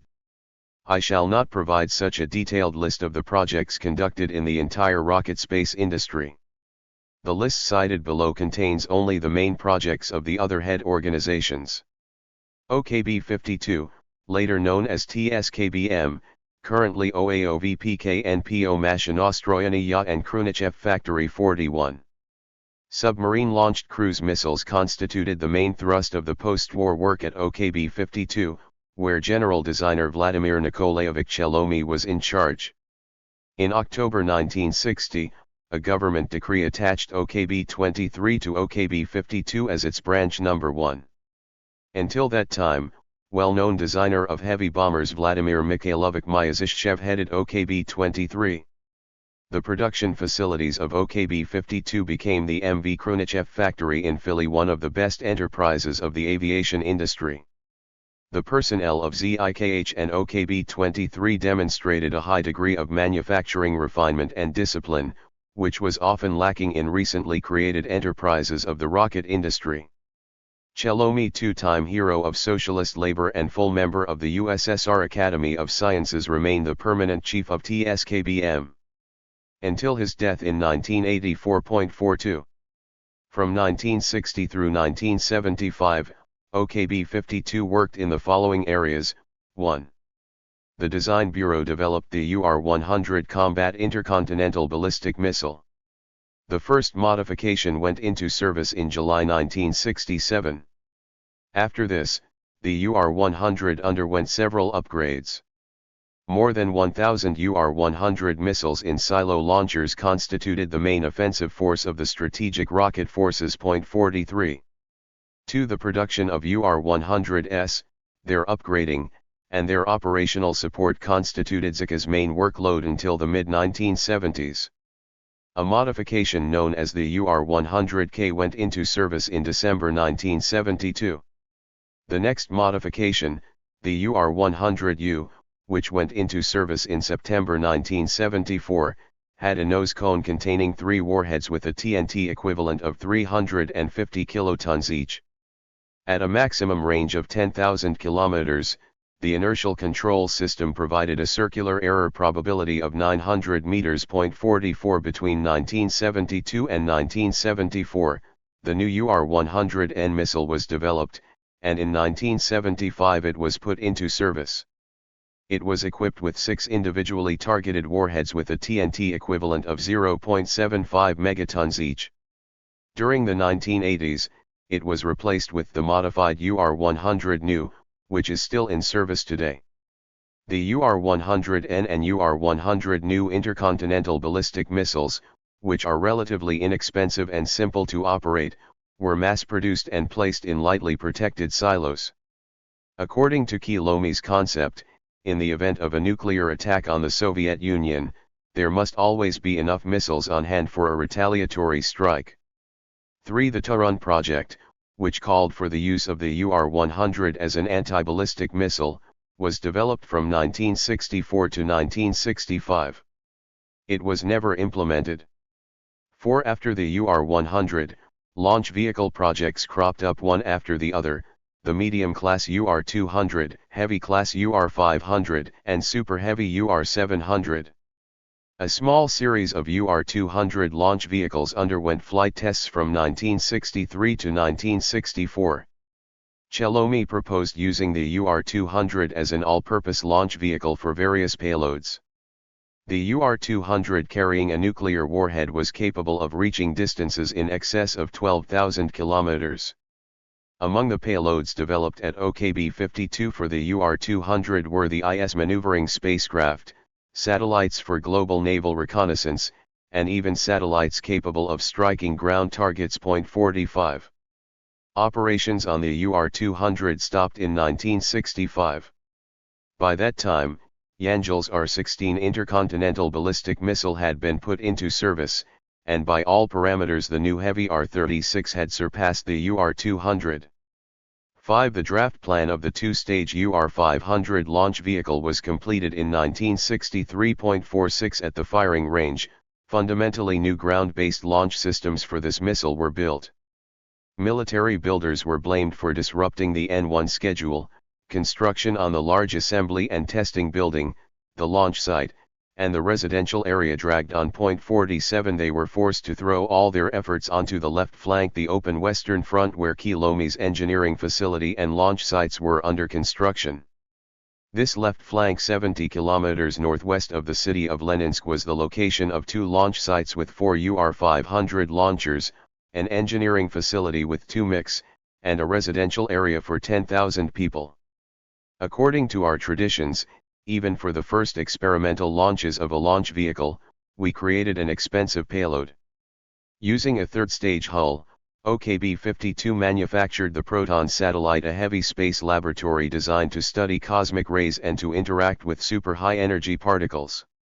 The block of science equipment containing detectors for all types of space particles was developed under the supervision of academician Sergei Nikolaevich Vernov at the Moscow State University's Scientific Research Institute of Nuclear Physics. Point 48. The first launch of the 2-stage UR-500 took place on July 16, 1965. 6. In addition to the scientific equipment, Proton 1 was equipped with a power plant with solar arrays, telemetry systems, spatial orientation indicators, an onboard control complex with sequencer, a command radio link, and a thermal control system. 49.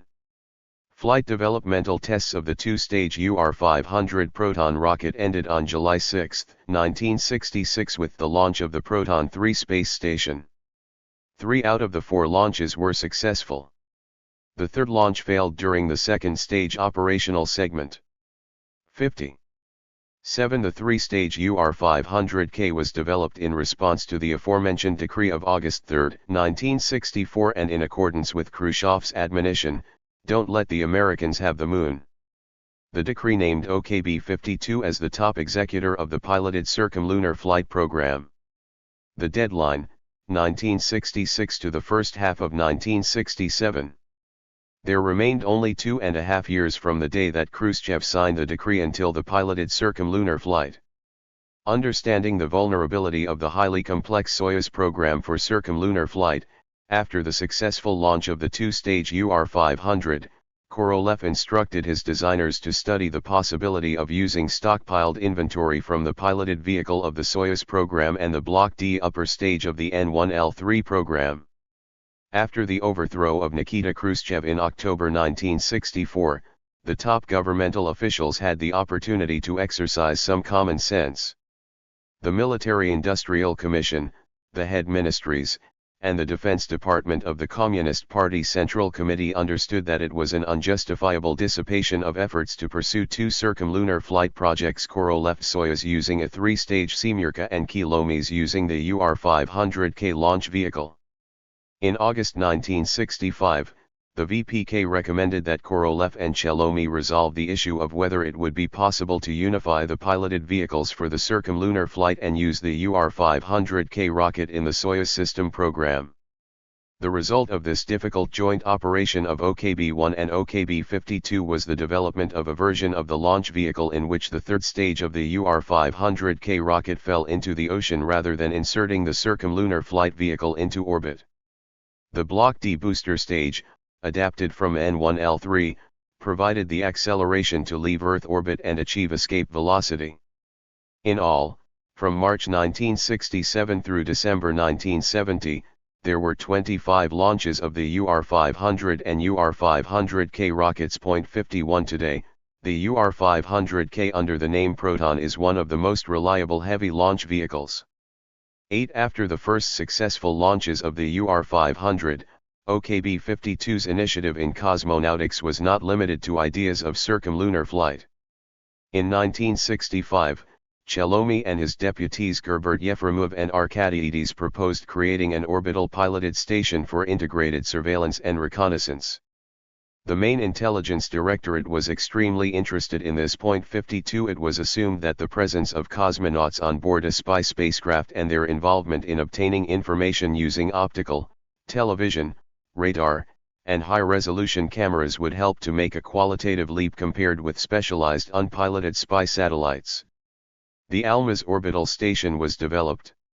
We subsequently proposed using its first hulls for the Salyut long-duration orbital stations. The first Almaz launch took place on April 3, 1973. The three-stage UR-500K, which underwent development testing with launches for the L1 and DOS programs, inserted it into orbit. However, the station malfunctioned before a piloted vehicle could lift off to meet up with it.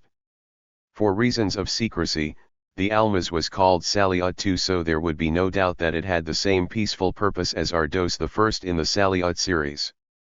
Almaz launches ended in 1976 due to an expansion of international collaboration and concentration of efforts on a single type of Salyut piloted long-duration orbital station. The Almaz spacecraft that were inserted into space were called Salyut 2, -3, and -5. The doses were referred to as Salyut 1, -4, -6, and -7 all the way up until the Mir station. 9MOM supported the design that Chelomi proposed for the UR-700 Super Heavy launch vehicle. The only work that OKB-52 performed on this project was on its draft plan.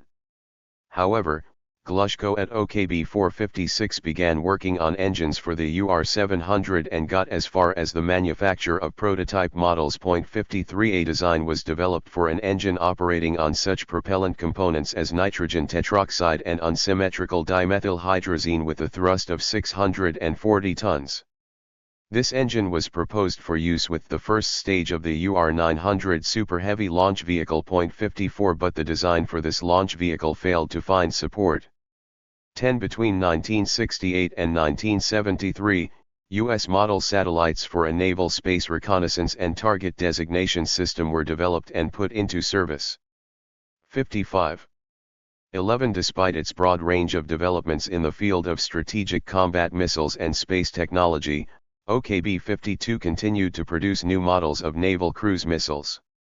In 1965, due to successes in the development of naval ballistic missiles, operations were halted on submarine-launched cruise missiles for striking land-based targets. OKB-52 concentrated its efforts on the production of anti-ship missiles first designed for surface launch and then for underwater launch. In 1968, the world's first Amethyst anti-ship cruise missile launched from underwater was put into service on submarines.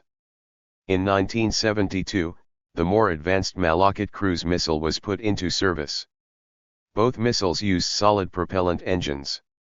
In 1969, OKB-52 began developing long-range anti-ship missiles using turbojet and ramjet engines, including ones armed with nuclear warheads. New generations of cruise missiles have gone into service on nuclear submarines outside the time frame we are examining here. However, for the sake of history, it is important to note that Vladimir Chelomi, while putting forward new designs of super heavy launch vehicles, did not stop arming the Navy with small cruise missiles. OKB-586, now known as GPMK Yanjal KB Yuzhnoi and Yuzhmash Factory 56. I have already discussed the creation of the rocket-building enterprise in Dnepropetrovsk in my previous books. To recap, beginning in 1954, the chief designer and later the general designer of OKB-586 was Mikhail Kuzmich Yanjal. The main managerial staff of OKB-586 from 1949 to 1952 was made up of NII-88 staff members, including individuals from Korolev's OKB-1, which was part of NII-88 until 1956. I will also remind the reader that in 1951 Yanjal worked as Chief of Department No. 5 of OKB-1, and I was his deputy. Before moving to Dnepropetrovsk, Yanjal was briefly the deputy of Chief Designer Korolev and later director of NII-88. 57 Yanjal passed away in 1971. Vladimir Fedorovich Utkin replaced him as general designer. Both general directors were two-time heroes of socialist labor, and both were academicians. 58 Yanjal became an Academy of Sciences member in 1966, and Utkin in 1984. From 1990 through 2000, Vladimir Utkin was director of TSNI-MASH. 59. The first director of Factory No. 586 was Leonid Vasilyevich Smirnov. Under his management the factory mastered the series production of Korolev's R1, R2, R5 and R5M rockets and Yangel's R12, R14, and R16 rockets. In 1961, Alexander Maximovich Makarov replaced him in the post of director of Yuzhmash. The list of developments cited below spans the period of time when Makarov ran the factory. 1. The R-12 medium-range strategic ballistic missile was put into service in 1959, its upgraded modification, the R-12U in a silo-based version, was put into service in 1963. The R-12 is considered a record holder. In all, more than 2,300 missiles were manufactured, and the R-12U remained in service for 30 years. 2. The R-14U medium-range strategic missile is a modification of the R-14 missile. Its first launch took place in 1962. It went into service in 1963. The missile was supposed to be dismantled by 1990 in accordance with the treaty regarding medium and short-range missiles. 60. 3. After the disaster of October 24, 1960, the R-16 missile was modified. 61. Its flight tests resumed in February 1961. In 1963, the upgraded silo-based version of the R-16U went into service. It was taken out of service in 1975. 4. The second generation of the R-36 intercontinental strategic missile gave rise to an entire line of Soviet heavy intercontinental strategic rockets carrying super-powerful warheads. The R-36 went into service in 1967. This rocket was equipped with Glushko's engines, which operated on high-boiling components, just as its precursors had. 62. The missile's control system was produced at OKB 692 in Kharkov under the supervision of General Director and Chief Designer Vladimir Sergeyev. 63. It was retired in the late 1970s. 5. The R-36M intercontinental strategic missile, or Rs-20A, which inherited all the best features of the R-36, was the third generation for OKB Yuzhnoye. It became the most powerful in its class. Flight testing began in 1973, and in 1975 the R-36M missile went into service.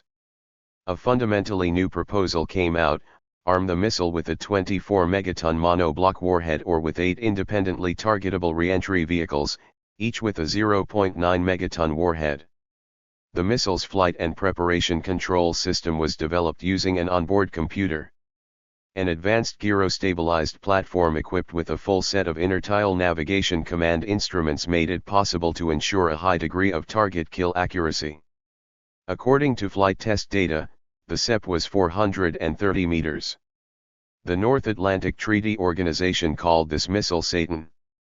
Yangel and Utkin developed the R-36M missile according to the concept fewer but better is best. The sophisticated and heavy missiles were substantially better than the initial R-36. They had great resistance to the destructive factors of a nuclear explosion, had better protected silo launchers, and had a high degree of combat readiness. 64. A fundamentally new concept was the use of a so-called mortar launch from a container. 65. 6. The R-16A intercontinental strategic missile, or MRUR-100. This missile is distinguished by a high degree of automatic control over all the launch systems and an increased capability to overcome the enemy's anti-ballistic missile systems. 66. The R-16A missile went into service in 1975. 7. Mobile missile systems using heavy tank chassis and railroads. These systems were also produced at KB Yuzhnoye, although in terms of their tactical performance data, they were inferior to the mobile missile systems that Alexander Nedoradze developed.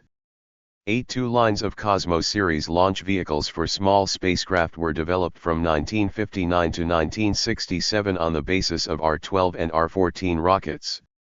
The light Cosmos 2 launch vehicle was launched from 1961 through 1977. The heavier launch vehicle, the last model of which was named Cosmos 3M, has been used from 1967 to the present. It first went into series production at the Krasnoyarsk machine building factory, and later at Popolet in Omsk. 67. 9. The Tsiklon line of launch vehicles with a mass up to 3 tons. It was produced on the basis of R-36 and R-36P rockets. Testing began in 1967 for a two-stage model and in 1977 for a three-stage model. They are used for various space programs to this day. 10 R-56 Super Heavy Launch Vehicle. From 1964 to 1965, Yangel developed a draft plan incorporating Glushko's high boiling component engines with up to 640 tons of thrust. The proposal aimed to develop alternatives to Kilome's UR-700 and Korolev's N-1. Operations were ceased during the draft plan phase. In addition to combat missiles and launch vehicles, OKB-586 began to design various spacecraft. Chief designer Vyacheslav Kovtunenko, subordinate to the general designer, managed the majority of the developments. The main areas of endeavor of KB-3, which he headed and which was part of KB Yuzhnoye, were electronic reconnaissance spacecraft, monitoring and calibrating complexes, and target satellites.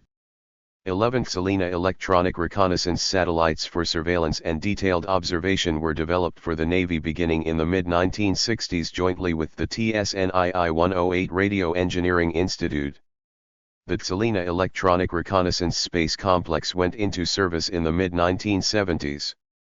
12 DSP-1U, DSP-1I, and Typhoon monitoring and calibrating space complexes for the experimental development and testing of antimissile and anti-space defense. 68 They were produced from 1967 through 1973. 13 The Lyra auxiliary spacecraft was developed as a target for testing IS satellite fighters. It went into service in 1973. 14 Blockya was the propulsion system for the LK lunar landing vehicle of the L3 complex. The project was conducted in accordance with the governmental resolution on the N1L3 program per design specifications approved by OKB-1. The Blockya underwent flight testing as part of the LK mock-up during 3 launches using the 11A511L launch vehicle. 69. S.A. Lavochkin Factory and NPO, now known as S.A. Lavochkin Scientific Production Association or NPO Imena Lavochkina. The Design Bureau and Factory No. 301 of illustrious aviation designer Semyon Lavochkin switched over from developing airplanes to producing anti-aircraft missiles in 1947. The transfer in 1949 of Georgy Babakin's staff from NII-88 to Lavochkin contributed to the success in this field. In 1965, Georgy Babakin was appointed chief designer of Lavochkin's firm. Korolev trusted him and handed over the projects for automatic interplanetary vehicles for the exploration of the Moon, Mars, and Venus for him to continue. The Design Bureau and Factory, transformed into NPO Lavochkin, were transferred from the Ministry of the Aviation Industry to the Ministry of General Machine Building. 70 Nowadays, this is the head organization for the development of spacecraft for the exploration of the Moon and planets of the Solar System. 71 When developing automatic spacecraft, the most complex aspect is ensuring the reliability of the control system, radio communication, and data transmission. Per government decrees, NII 885, KB Geophysica, NII 944, NPO Ellis, the All-Union Scientific Research Institute for Power Sources, and a number of other organizations that had cooperated earlier on the development of L3 systems participated in the development of these systems. 72. From 1966 through 1975, NPO Lavochkin developed 10 types of spacecraft, which maintained the Soviet Union's superiority in solving fundamental scientific problems. Here is a list of accomplishments. Soft landing on the surface of the Moon. Delivery to the Moon of the Lunokhod self-propelled lunar exploration vehicle. Exploration of the Moon from an orbital satellite. Delivery of lunar soil to Earth by an automatic spacecraft. Exploration of Venus from an orbital satellite. Landing of an automatic spacecraft on the surface of Venus. Exploration of Mars from an orbital satellite. Landing of an automatic spacecraft on the surface of Mars, and research on the physics of the Sun and on geomagnetic and radiation conditions. A formidable experimental facility for the developmental testing of automatic spacecraft was set up at NPO Lavochkin. The organizer of the design school for this most crucial scientific research was Georgy Babakin, who received the title Hero of Socialist Labor and was elected corresponding member of the USSR Academy of Sciences. 73 Each of the interplanetary developments and the results of the explorations of the Moon, Venus, and Mars performed using spacecraft developed at the NPO Lavochkin have been broadly discussed in the mass media and in special literature. As a rule, though, no mention was made of the failed interplanetary program launches in those days. After Babakin's death in 1971, Korolev's close associate Sergei Sergeyevich Kryakov became chief designer. Under his supervision, projects for the development of more advanced interplanetary spacecraft continued. NPO Lavochkin remains the only space organization in Russia after OKB-1 that developed automatic interplanetary spacecraft. SKB-385, now known as Joint Stock Company VP Makayev State Rocket Center 74. From 1960 to 1975, the nation's leadership devoted exceptional attention to achieving nuclear parity with the help of not only ground-based missile systems, but also nuclear submarine-launched missile systems. Former OKB-1 lead designer Viktor Makayev was in charge of these projects. I wrote about the beginning of work on ballistic missiles for submarines in Volume 2 of Rockets and People. 73 Viktor Makayev was in charge of SKB-385 in the city of Myas in the Ural Mountains. In addition to all of his other achievements, Makayev's integrated systemic approach to the process of designing a large and complex system should be considered one of his defining achievements. The chief designer of a missile was in charge of a complex that, in addition to the missile itself, comprised the launcher, the shipboard computer system controlling the missile firing, the missile checkout equipment, the data control system processing the firing data, etc. The chief designer was also responsible for preparing for and conducting launches. For this reason, governmental decrees instructed Makayev to develop a system rather than a missile. The four head organizations that Korolev, Yangel, Chelomy, and Naderadze oversaw produced surface-to-surface missile systems for the strategic rocket forces. The cooperative network that Viktor Makayev oversaw was virtually the exclusive producer of strategic missile systems to arm nuclear submarines. In terms of the numerous parameters, especially the control system, a submarine-launched missile system is more complex than a land-based missile system. The first independent development of SKB-385 under Makayev's leadership was the single-stage R-13 missile with a firing range of up to 600 kilometers. The missile was the foundation of the D-2 system, which went into service in 1961 and remained in operation until 1973. The first missile that SKB-385 produced specifically for subsurface launch was the R-21 of System D-4. The first launch of a missile from a submerged submarine took place on September 10, 1960, 40 days after the launch of the U.S. Polaris missile from a submerged submarine. 76 The D-4 system with its R-21 missile went into service in May 1963. However, it was appreciably inferior to the U.S. Polaris A-1 systems with a firing range of 2,200 km and the Polaris A-2 with a range of 2,800 km. In 1962, development began on the D-5 system, which was meant to bridge the qualitative gap between the missile armaments of Soviet and U.S. nuclear submarines. The D-5 system's R-27 missile control system provided inertial navigation using a gyro-stabilized platform that had sensitive navigation elements mounted along three axes. The missile was equipped with a homing warhead for firing against naval targets. Isayev, who developed the engine for this missile, called it the sinker. In the initial models the engine was sunk within a recess in the fuel tank. 77 Later, the sinker was also developed for an oxidizer tank. The D-5 system with the R-27 missile went into service in 1968. In 1974, the D-5U with R-27U missile, equipped with either a single warhead or three independently targetable warheads, went into service. A modification of the R-27U missile was also developed. Its warhead had a homing system for striking pinpoint targets on the shore and surface ships. In 1974, System D9 with the first R-29 naval intercontinental missile went into service. 18 Murena-class submarines were equipped with this system. The R-29 missile gave rise to 3 modifications with independently targetable warheads. All 3 were given the designation RSM-50. A stellar correction system was developed to control the missiles of the D9 system. This substantially improved the system's firing accuracy. In 1971, under Makayev's leadership, development began on the D-19 system with R-39 missiles, which received the designation RSM-52. The payload of this missile had 10 independently targeted warheads. The D-19 system went into service on Karat-4 Kula-class heavy nuclear submarine cruisers. In all, during Makayev's lifetime, his design bureau developed 7 basic models of submarine-launched missiles. 786 of these had several modifications each. The missile systems and submarines were modified accordingly. All told, over the 15 years from 1960 through 1975, hundreds of launches were conducted for the developmental testing of naval missile systems before putting them into service, to train personnel, and to check out the missiles in operation.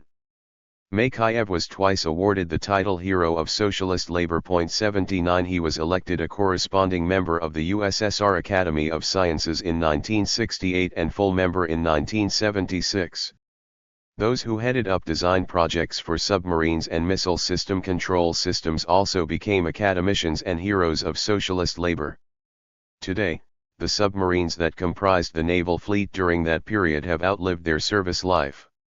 The thousands of missiles that were on them need to be destroyed. By the late 1990s, in Severodvinsk alone, more than 150 nuclear submarines were decommissioned because they had reached the end of their service life. 80 They were disarmed and destroyed in accordance with international agreements. In and of itself, this figure provides an impression of the colossal work, in terms of both volume and cost, performed to achieve superiority over the US in the field of strategic ballistic missile submarines. Moscow Institute of Thermal Technology, originally known as NII 181. Until the end of his life, chief designer Alexander Davidovich Naderadze was in charge of the Moscow Institute of Thermal Technology, which joined the Ministry of the Defense Industry System after 1964. The primary focus of this organization was the production of short-range tactical missile systems for the infantry. The experience that OKB-1 had gained developing RT-2 solid propellant rockets, and the achievements of industry, which mastered the production of effective composite solid propellants, enabled Naderadze to develop first short-range, and then medium-range, missiles that were supposed to replace the R-5M, R-12, and R-14 liquid propellant rockets. The main advantage of the new missile systems was their abandonment of the silo-based launcher and use of a mobile deployment mode. Mobile launchers could be covertly relocated, and the uncertainty of their whereabouts offered substantially increased viability. The design process for the short-range TEMP-2S system began in the late 1960s. One of the most difficult tasks was the development of a control system that ensured a high degree of combat readiness and precision when the launch site changed. TEMP and TEMP-2S were the first mobile systems using solid propellant ballistic missiles to be put into service. The missiles of these systems were the first to be destroyed by the end of the 20th century in accordance with U.S. demands during offensive arms reduction talks. 82. The development and testing of medium-range Pioneer missiles lasted for more than 6 years.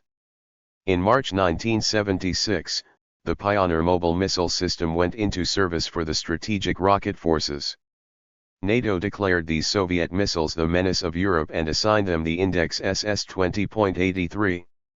The governmental decree assigned NIAP the task of developing the inertial control system for the Pioneer.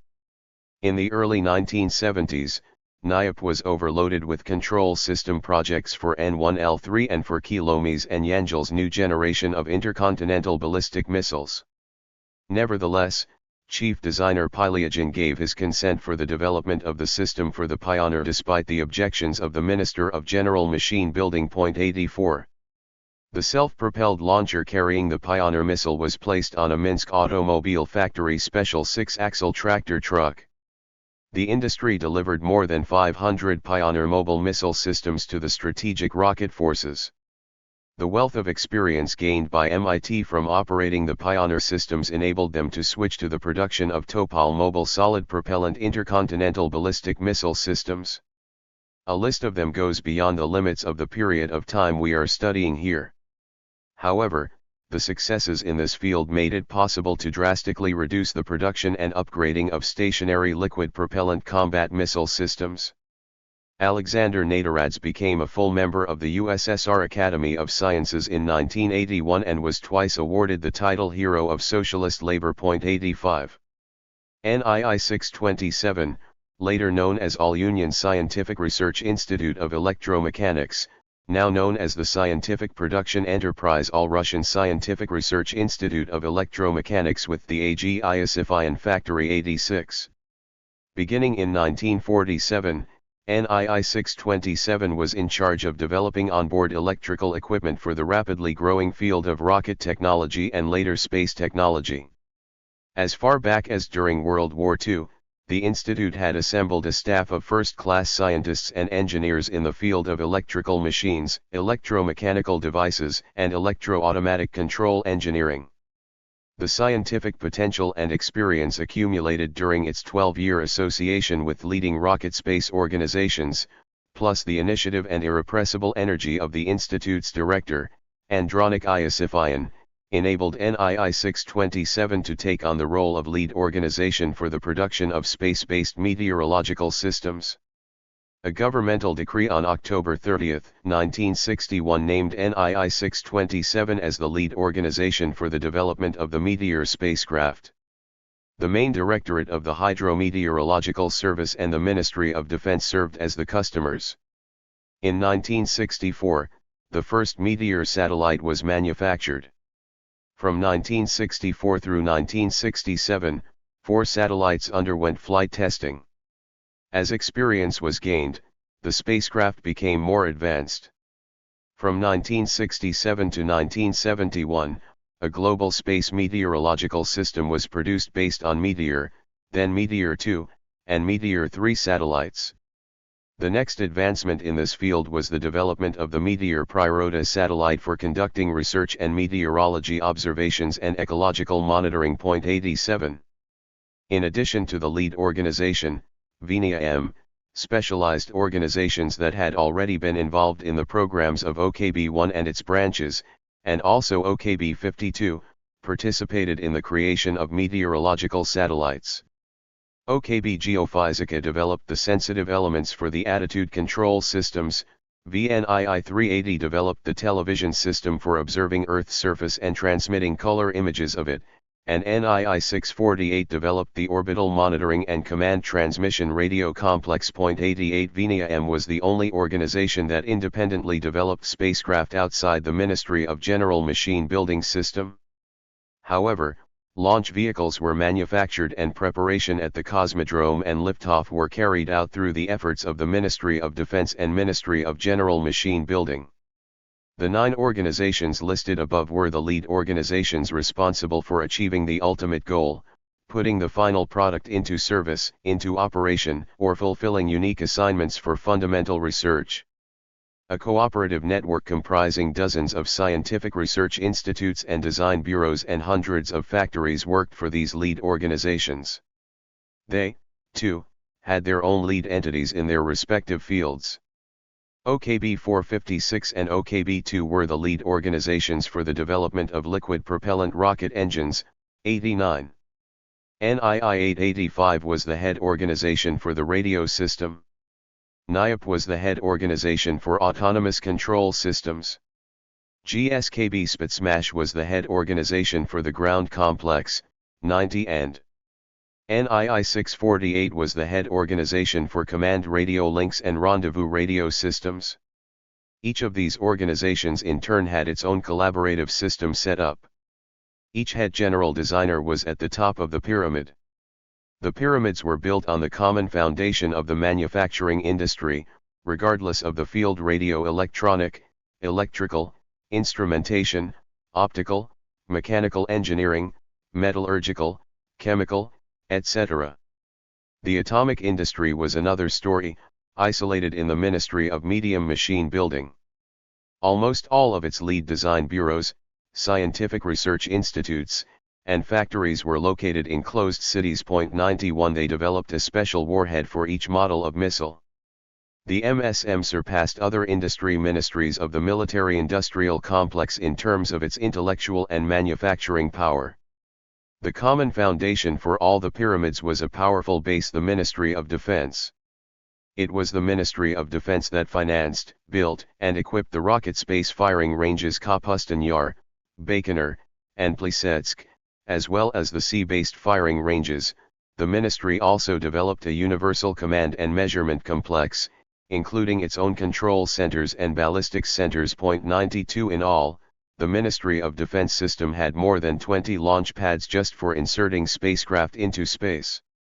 This was not much compared with the thousands of combat missile launchers, but combat launchers were single-use and on alert, while space rocket launch facilities could be reused. They were used for hundreds of launches. In 1973 alone, the total number of space launches exceeded 100. Ground tracking stations, consolidated under a single command authority, a common timing system, and a common control, communications, and data transmission and processing system, formed the foundation of the KIC. 93. 16 NIPs were created on the territory of the USSR, including 7 at the firing ranges. 94 In addition, shipborne and airborne stations performed the role of NIPs. All told, as many as 15 naval vessels composed a command and measurement complex. At first, naval transport vessels retrofitted and equipped with the necessary systems were used, and then they were replaced with specially designed ships using the latest achievements in radio electronics and antenna technology. These ships were the academician Sergei Korolev, the cosmonaut Yuri Gagarin, the cosmonaut Vladimir Komarov, and others.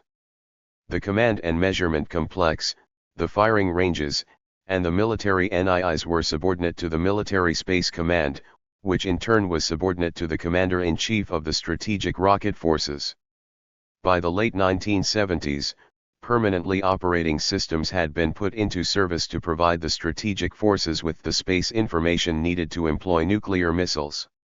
The Space Forces implemented measures that enabled the armed forces to achieve strategic parity with the US not only in terms of nuclear arms, but also in terms of the efficiency and precision of their employment. Large military space systems were produced on the basis of automatic spacecraft developments. A network for photographic surveillance and cartography using Zenit, Yantar 2K, and Yantar satellites. The Tselina 2 radio technical surveillance complex. An integrated system of communication satellites using the Malniya 2, Malniya 3, and Rajaga spacecraft. The Global Meteorological Space System consisting of the Meteor 2 and Meteor 3 spacecraft, 95. The Cicada Space Navigation System. The Typhoon Calibration Complex. The Strela Space-Based Official Communications System. A system to provide the branches of the armed forces with real-time local and global weather information, and a system for real-time meteorological reconnaissance of regions scheduled to be photographed by space-based photo surveillance facilities. The development of an efficient military acceptance system should be considered a great achievement of the Ministry of Defense. Historically, the Institute of Military Acceptance had been in existence since the time of Peter I. Matters of quality and reliability in the rocket space industry were under the control of military representatives at all stages of the engineering process from the draft plans until the hardware was released into service. The military acceptance engineering cadres weren't just brought in to perform inspections when fulfilling orders for the armed forces. They actively participated in production processes and in all types of testing of launch vehicles and space technology for scientific and economic missions. So that I will not be chided because the list of projects of the rocket space industry head organizations cited above is incomplete, I shall once again remind the reader that I have intentionally confined myself to listing those projects that were contemporary with the N1L3 program. Therefore, I shall not mention developments that were completed before 1960 or begun after 1974. I am deliberately not mentioning the sophisticated anti-aircraft and anti-ballistic missile systems. This special field deserves serious scientific historical research. Even given these temporal and thematic limitations, this list provides an idea of the scale, the nomenclature, and the material and intellectual contributions that dramatically changed the military-political situation in the world. One more important factor contributed to the achievements of Soviet military-industrial technology: almost all types of missile and space technology, as well as strategic nuclear assets, were developed with the highly active participation of the USSR Academy of Sciences. Almost all the chief designers of the leading organizations of the rocket and nuclear industry were Academy members. As a rule, the president of the Academy of Sciences was appointed chairman of the expert commissions that the nation's top political leadership tasked with drawing up the proposals for the selection of strategic weapons. Fundamental academic research and the applied science of the industry ministries enriched one another. Asterisk asterisk asterisk asterisk asterisk asterisk asterisk asterisk asterisk asterisk asterisk asterisk. Chapter 2. U.S. Lunar Program. The history of our N1L3 lunar program can be compared with the U.S. Apollo-Saturn program. Later, the American program came to be called simply Apollo, like the lunar vehicle.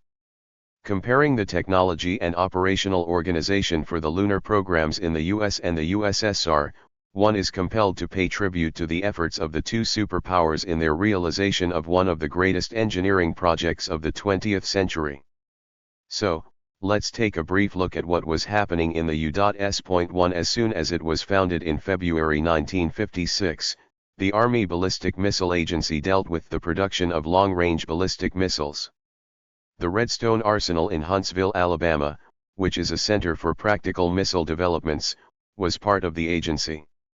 One of the arsenal's directors was Wernher von Braun, who headed a staff of German specialists who were transferred from Germany to the US in 1945. That same year, 127 German prisoners of war from Peenemünde started to work under von Braun's supervision. In 1956, in addition to them, 1,600 Americans were working at the Redstone Arsenal. Incidentally, by 1955, having obtained American citizenship, 765 German specialists were working in various branches of the U.S. defense industry. The majority of them had come to the U.S. from West Germany voluntarily and worked on a contractual basis. The first Soviet satellites stunned the US and made Americans ask themselves whether they were really the front runners of human progress. Indirectly, the Soviet satellites helped to strengthen the authority of the German specialists in America. Von Braun convinced the American military leadership that only a launch vehicle that was considerably more powerful than the one that had inserted the first Soviet satellites and the first lunar vehicles would be able to surpass the level of the Soviet Union. Von Braun had dreamed of super-heavy rockets for interplanetary expeditions even before the first artificial satellite was launched. In 1953, von Braun and Willy Ley published the results of the research and the basic design data for a three-stage launch vehicle intended for the creation of a large orbital station and for piloted expeditions to the Moon. One of its versions was designed for a mission with a crew of 25. The vehicle's launch mass exceeded 7,000 metric tons. 2. Von Braun's team spent its first years working for the U.S. Army under conditions of rivalry between the Army, Air Force, and Navy.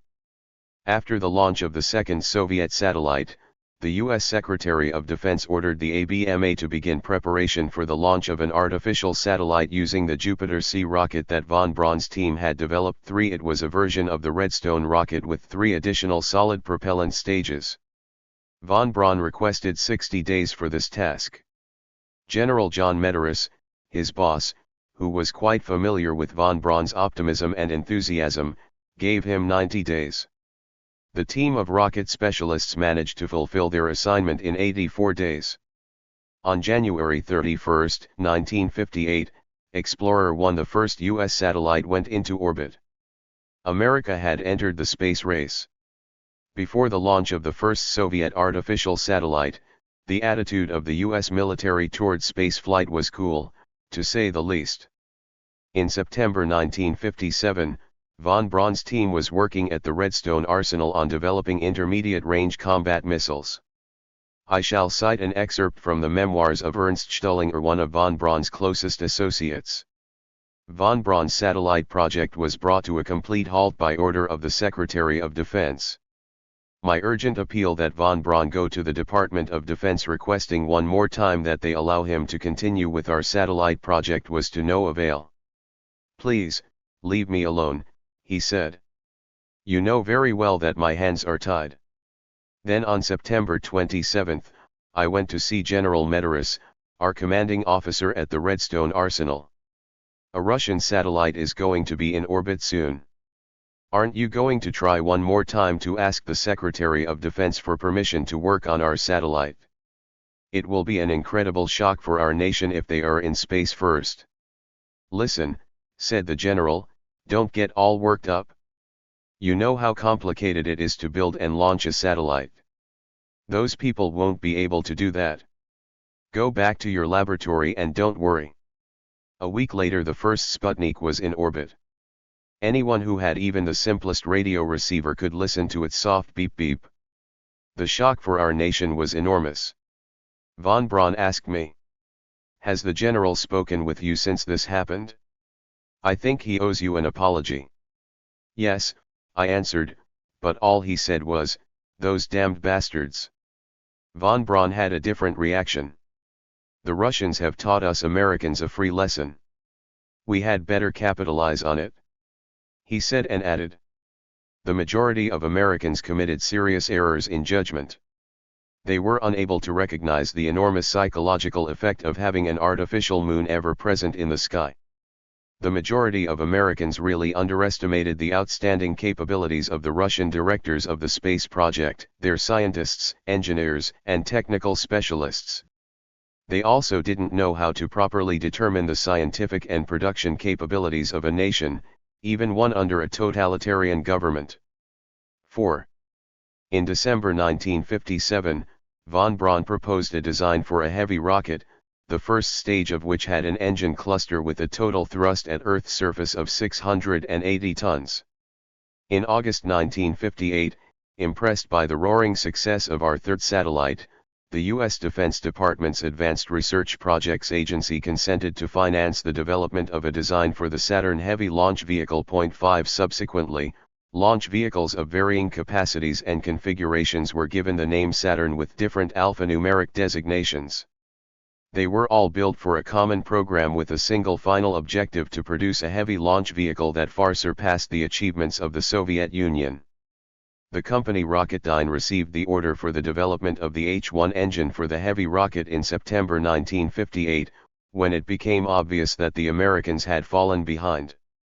To speed up operations, the decision was made to make a relatively simple engine, achieving, above all, a high degree of reliability rather than record-setting specific indices. The H-1 engine was produced within a record-setting short period of time. On October 27, 1961, the first launch of the Saturn I rocket took place. It had a cluster of 8 H-1 engines, each with a thrust of 75 tons. The initial plans for the production of heavy rockets in the U.S. had nothing to do with a peaceful lunar program. Commander-in-Chief of the U.S. Strategic Air Command General Thomas S. Power, supporting the allocation of funds to the space programs, declared, "Whoever is first to make their claim in space will own it. And we simply cannot allow ourselves to lose this contest for supremacy in space." 6. Other U.S. military officials also spoke rather candidly, declaring that whoever controls space will control Earth. Despite President Dwight D. Eisenhower's obvious aversion to supporting the hysterical hype regarding the Russian threat from space, the general public demanded that measures be taken to get ahead of the USSR. Congressmen and senators demanded decisive actions, arguing that the US was running the risk of complete annihilation by the USSR. Under these conditions, one can only marvel at the resoluteness of Eisenhower, who insisted that space must not under any circumstances be used for military purposes. On July 29, 1958, President Eisenhower signed the National Aeronautics and Space Act, authored by Senator Lyndon B. Johnson. This act defined the basic programs and administrative structure for space exploration. A professional military man, General Eisenhower clearly defined the civilian orientation of operations in space. The act stated that space exploration must be developed in the name of peace for all mankind. Later, these words were engraved on a metal plaque that the crew of Apollo 11 left on the Moon. 7. But first, the National Advisory Committee for Aeronautics was transformed into the National Aeronautics and Space Administration. This enabled the government of the United States to create a new, powerful government organization within a brief period of time.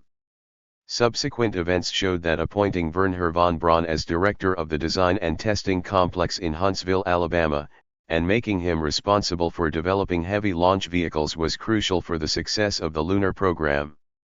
On October 21, 1959, Eisenhower held a meeting during which the decision was made to transfer the Redstone arsenal to NASA. On March 15, 1960, the President signed a directive transforming the Huntsville Center into the George C. Marshall Space Flight Center.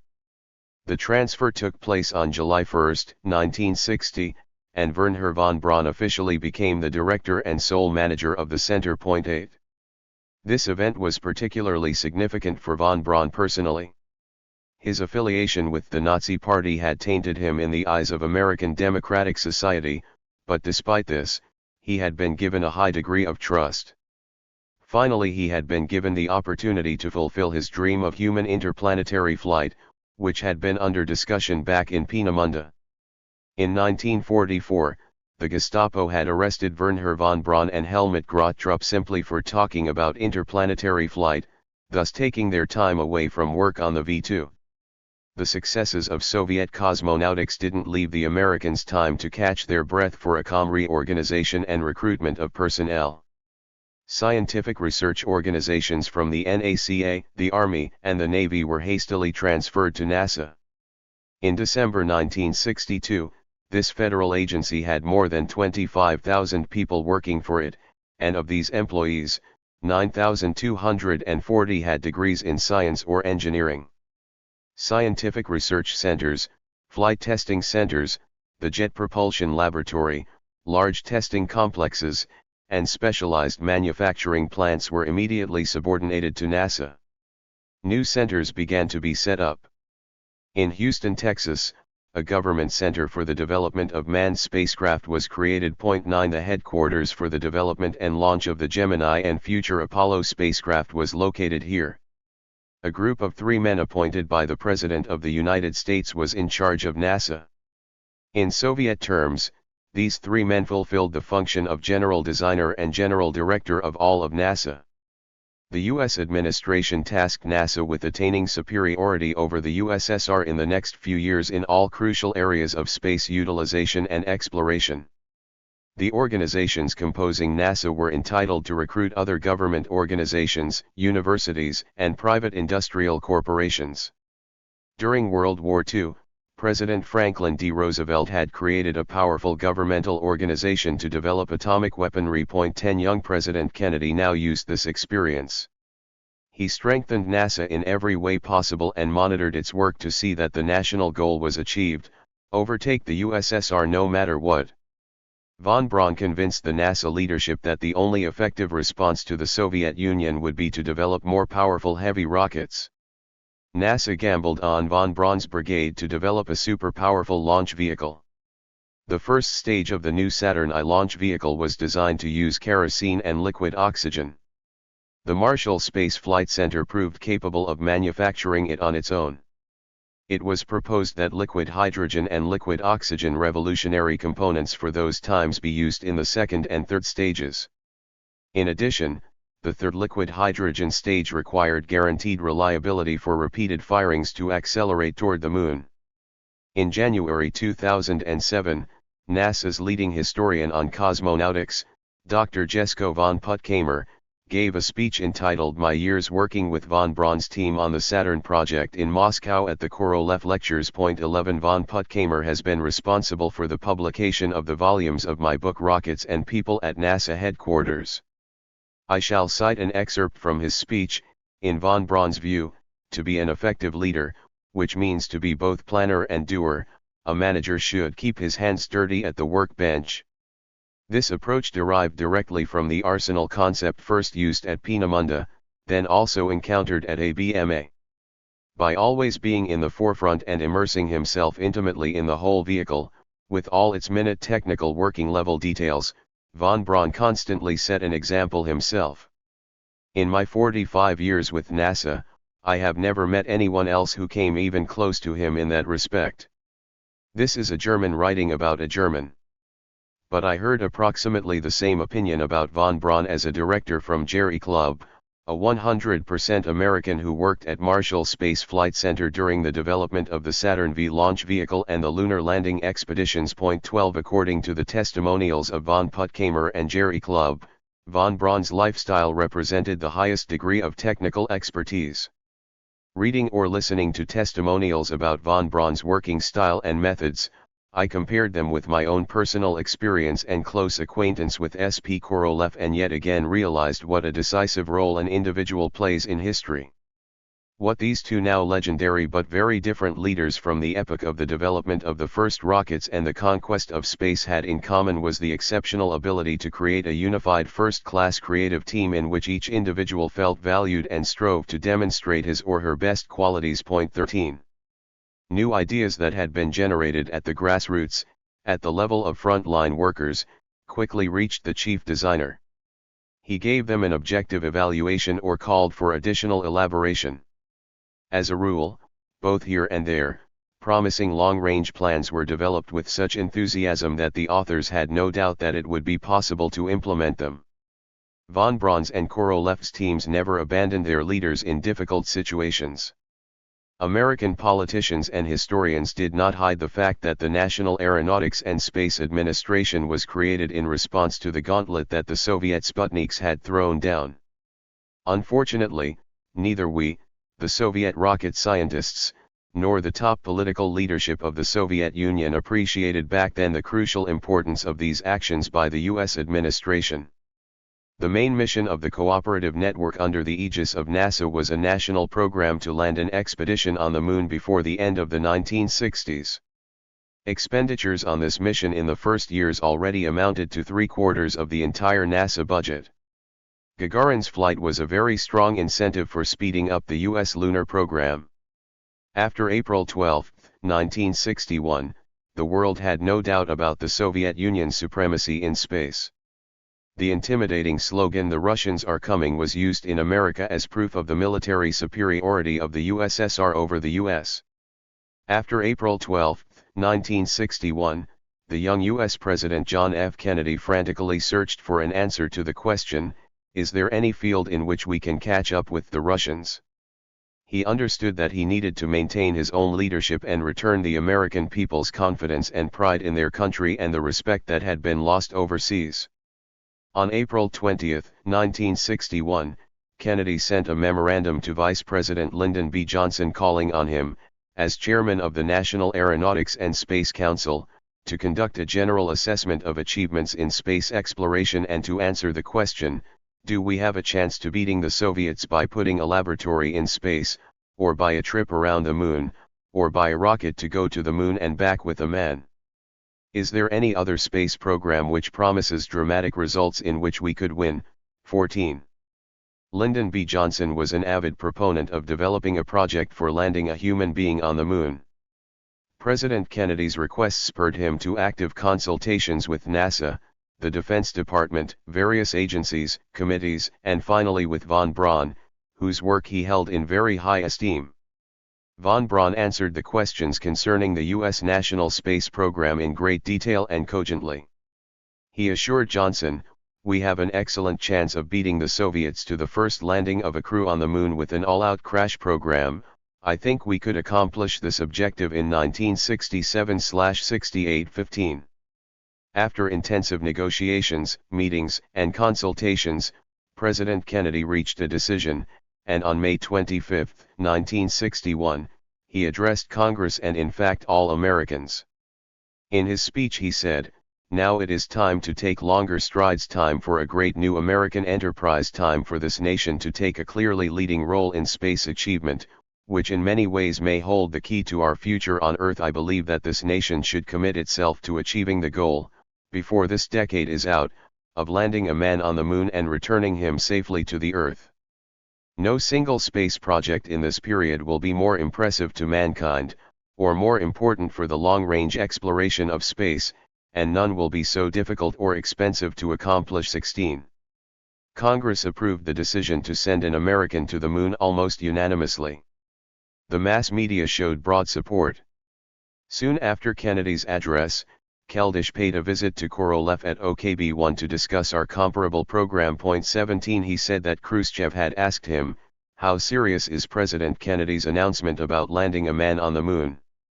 "I told Nikita Sergeyevich," said Keldysh, "that technically the mission can be accomplished, but it will require a very large amount of resources. They will have to be found at the expense of other programs." Nikita Sergeyevich was obviously worried and said that we would revisit this issue very soon. At that time we were the indisputable leaders in world cosmonautics. However, the US had already passed us in the lunar program because right away it was proclaimed a national cause, for all of us must work to put him there. Space dollars had begun to penetrate into almost every area of the American economy. Thus, the entire American public was in control of the preparations for a landing on the moon. Unlike the Soviet space projects, the US lunar program was not classified. The US mass media did not cover up the fact that Yuri Gagarin's flight on April 12, 1961 had shocked the nation. Americans were afraid that the rocket that had carried Gagarin was capable of delivering an enormously powerful hydrogen bomb to any point on the globe. One has to give President Kennedy credit. He was able to find a quick response, reassure a nation, and simultaneously mobilize it to achieve great feats. Titov's flight on August 6, 1961 struck another blow against American public opinion. But the lunar psychotherapy had already begun to take effect. On September 12, 1962, speaking at Rice University, Kennedy declared, "We choose to go to the moon in this decade and do the other things, not because they are easy, but because they are hard, because that goal will serve to organize and measure the best of our energies and skills, because that challenge is one that we are willing to accept, one we are unwilling to postpone, and one which we intend to win, and the others." 218. In 1941, Hitler assigned von Braun the top-secret national mission of developing the V-2 ballistic missile, the secret weapon of vengeance for the mass annihilation of the British. In 1961, President Kennedy openly, in front of the entire world, once again entrusted von Braun with a national mission to develop the most powerful launch vehicle in the world for a piloted flight to the moon. For the liquid propellant rocket engine of the first stage of the new multistage Saturn V rocket, von Braun proposed using components that were already well mastered: liquid oxygen and kerosene. On the second and third stages, he proposed a new pair of components: liquid oxygen and liquid hydrogen. Two factors stand out here.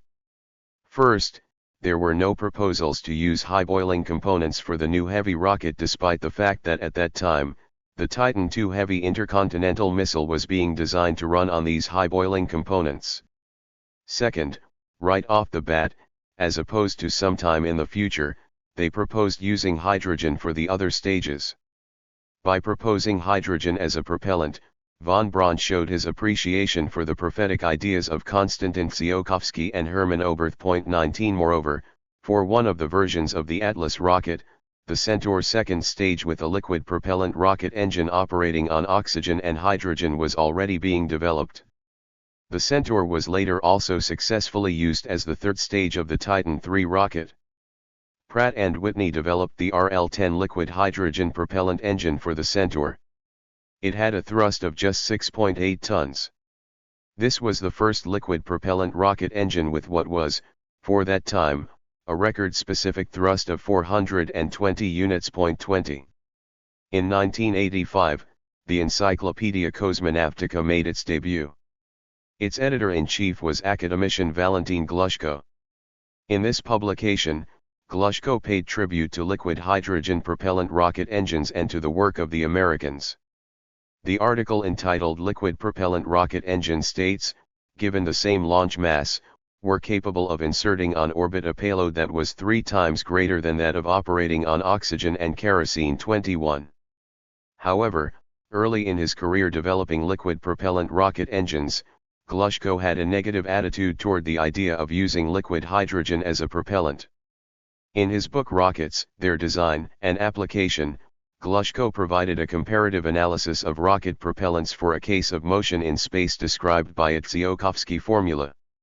Summarizing his calculations, the analysis of which is not part of my task here, the 27-year-old RNII engineer wrote in 1935, thus, a rocket with hydrogen propellant will have greater speed than a rocket of the same weight operating on gasoline, only if the weight of the propellant exceeds the weight of the rest of the rocket by more than 430 times. From this we see that the notion of using liquid hydrogen as a propellant must be abandoned. 22. Judging by the fact that he later signed off on a decree calling for, among various other measures, the development of a liquid propellant rocket engine operating on liquid hydrogen, Glushko had understood his youthful error at least by 1958. Unfortunately, the USSR was behind the US in practical developments of liquid hydrogen rocket engines at the very beginning of the moon race. Over time, this gap widened, and ultimately it proved to be one of the factors that determined the substantial advantage of the US lunar program. Glushko's negative attitude toward pairing oxygen and hydrogen as propellant components for liquid propellant rocket engines was one reason that Korolev, and especially Mishin, harshly criticized him. Among rocket fuels, the pairing of oxygen and hydrogen as propellant components ranked in second place behind fluorine hydrogen fuel. The announcement that Glushko was creating a special branch for testing fluorine engines on the shore of the Gulf of Finland caused particularly strong feelings. Mishin ranted, he could poison Leningrad with his fluorine. To be fair, I must mention that, after becoming general designer of NPO Energia, during the development of the Energia Buran rocket space complex, Glushko decided to create a second stage using an oxygen-hydrogen engine. A government resolution entrusted the development of the Energia second stage oxygen-hydrogen engine to OKB Mathematikii chief designer Alexander Konopatov. He fulfilled this assignment, but it took place 15 years after the Americans landed on the moon. 23. Reliability and safety were the strict conditions for all phases of the U.S. lunar program. They were achieved as a result of thorough ground-based developmental testing so that the only optimization performed in flight was what couldn't be performed on the ground given the level of technology at that time. The Americans succeeded in achieving these results thanks to the creation of a large experimental facility for performing ground tests on each stage of the rocket and all the modules of the lunar vehicle. It is much easier to take measurements during ground-based testing. Their accuracy is increased, and it is possible to analyze them thoroughly after the tests. The very high costs of flight testing also dictated this principle of the maximum use of ground-based experimental development. The Americans made it their goal to reduce flight testing to a minimum. Our scrimping on ground-based development testing confirmed the old saying that if you buy cheaply, you pay dearly. The Americans spared no expense on ground-based developmental tests and conducted them on an unprecedented scale. They built numerous firing test rigs for the developmental testing of both single engines and all the full-scale stages of the flight rockets. Each series-produced engine underwent standard firing tests at least 3 times before flight, twice before delivery and a third time as part of the corresponding rocket stage. Thus, engines that were intended for one-time use according to the flight program were actually multiple-use engines. One must keep in mind that to achieve the required reliability, both we and the Americans had 2 basic types of tests. The first are conducted on a single prototype unit in order to demonstrate how reliably the design executes its functions in flight. At the same time, the unit's actual service life is determined. The second are conducted on each flight article in order to guarantee that they have no random production defects or flaws from the series production process. The first category of tests includes development tests during the design phase. These are the so-called design development tests performed on test articles. In this case, when testing individual engines, we and the Americans operated more or less the same way. For the second category, entailing the acceptance testing of engines, rocket stages, and a number of other items, in terms of procedures, it took 20 years, during the development of the Energy rocket, before we were able to catch up with the Americans. A broad spectrum of tests, which could not be shortened for the sake of deadlines, made it possible to achieve a high degree of reliability for the Saturn V rocket and the Apollo spacecraft. The transfer to von Braun's German team of all technical management over launch vehicle production in its entirety played a decisive role in the success of the American lunar program. Even in the gyroscope technology for the inertial navigation systems, they used two gimbal gyrostabilized platforms, which were based on earlier developments for A4 rockets, which the Germans had not managed to realize during the war. The third stage instrument unit contained the main portion of the flight control equipment. This compartment housed the rocket's brain. The German specialists of the von Braun team, who utilized the latest breakthroughs of American electronics, achieved a fundamentally new development. After the basic design issues and the experimental development had been resolved, production of the entire instrument unit was handed over to IBM. Firing rig tests on each stage were combined with the flight tests. Flight testing began with the brief flight of Saturn I rocket number SA-1 as early as October 22, 1961. Only its first stage was operational, and this launch confirmed the viability of von Braun's concept of clustering powerful engine units. On November 9, 1967, a full-scale Saturn V lunar rocket executed the first unpiloted flight in automatic mode. During this flight, the Americans tested the refiring of the third stage in space after it had been in orbit for 3 hours. For the first time, they tested out the return of the Apollo command module into the atmosphere at a velocity corresponding to the lunar return velocity. Failures, explosions, and fires on the test rigs occurred. The most horrible disaster was the fire during ground testing of the Apollo spacecraft. 3 astronauts perished on the launch pad on January 27, 1967.24. It is worth noting that the Americans developed the structure and equipment of the Apollo spacecraft itself independently, without the input of von Braun's team. Soon after the assassination of President Kennedy, at one of our routine meetings concerning the lunar operations schedule, Korolev disclosed some information that he said our top political leaders had at their disposal. Supposedly, the new American president, Lyndon B. Johnson, did not intend to support the lunar program at the same pace and on the scale that NASA proposed. Johnson was inclined to spend more money on intercontinental ballistic missiles and economize on space. However, our hopes that the Americans would cut back on space programs did not pan out. New U.S. President Lyndon B. Johnson sent a letter to Congress, giving an account of the projects in the field of aerospace performed in the U.S. in 1963. In this letter he said, 1963 was a year of continued success in the exploration of space. It was also a year of thorough re-examination of our space program in terms of the interests of national security. Consequently, a course to achieve and maintain our supremacy in space exploration in the future has been broadly endorsed. The achievement of success in space exploration is crucial for our nation if we want to maintain superiority in the development of technology and effectively contribute to strengthening peace throughout the world. However, to achieve this goal will require the expenditure of considerable material resources. Even Johnson recognized that the U.S. lagged behind the USSR due to the relatively late start of operations and the lack of enthusiasm for space exploration in the beginning.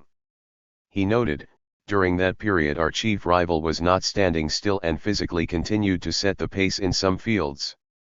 However, our remarkable success in the development of large rockets and complex spacecraft is convincing proof that the United States is on its way to new successes in space exploration and is catching up completely in this field. If we have made it our goal to achieve and maintain superiority, then we must keep up our efforts and maintain our enthusiasm.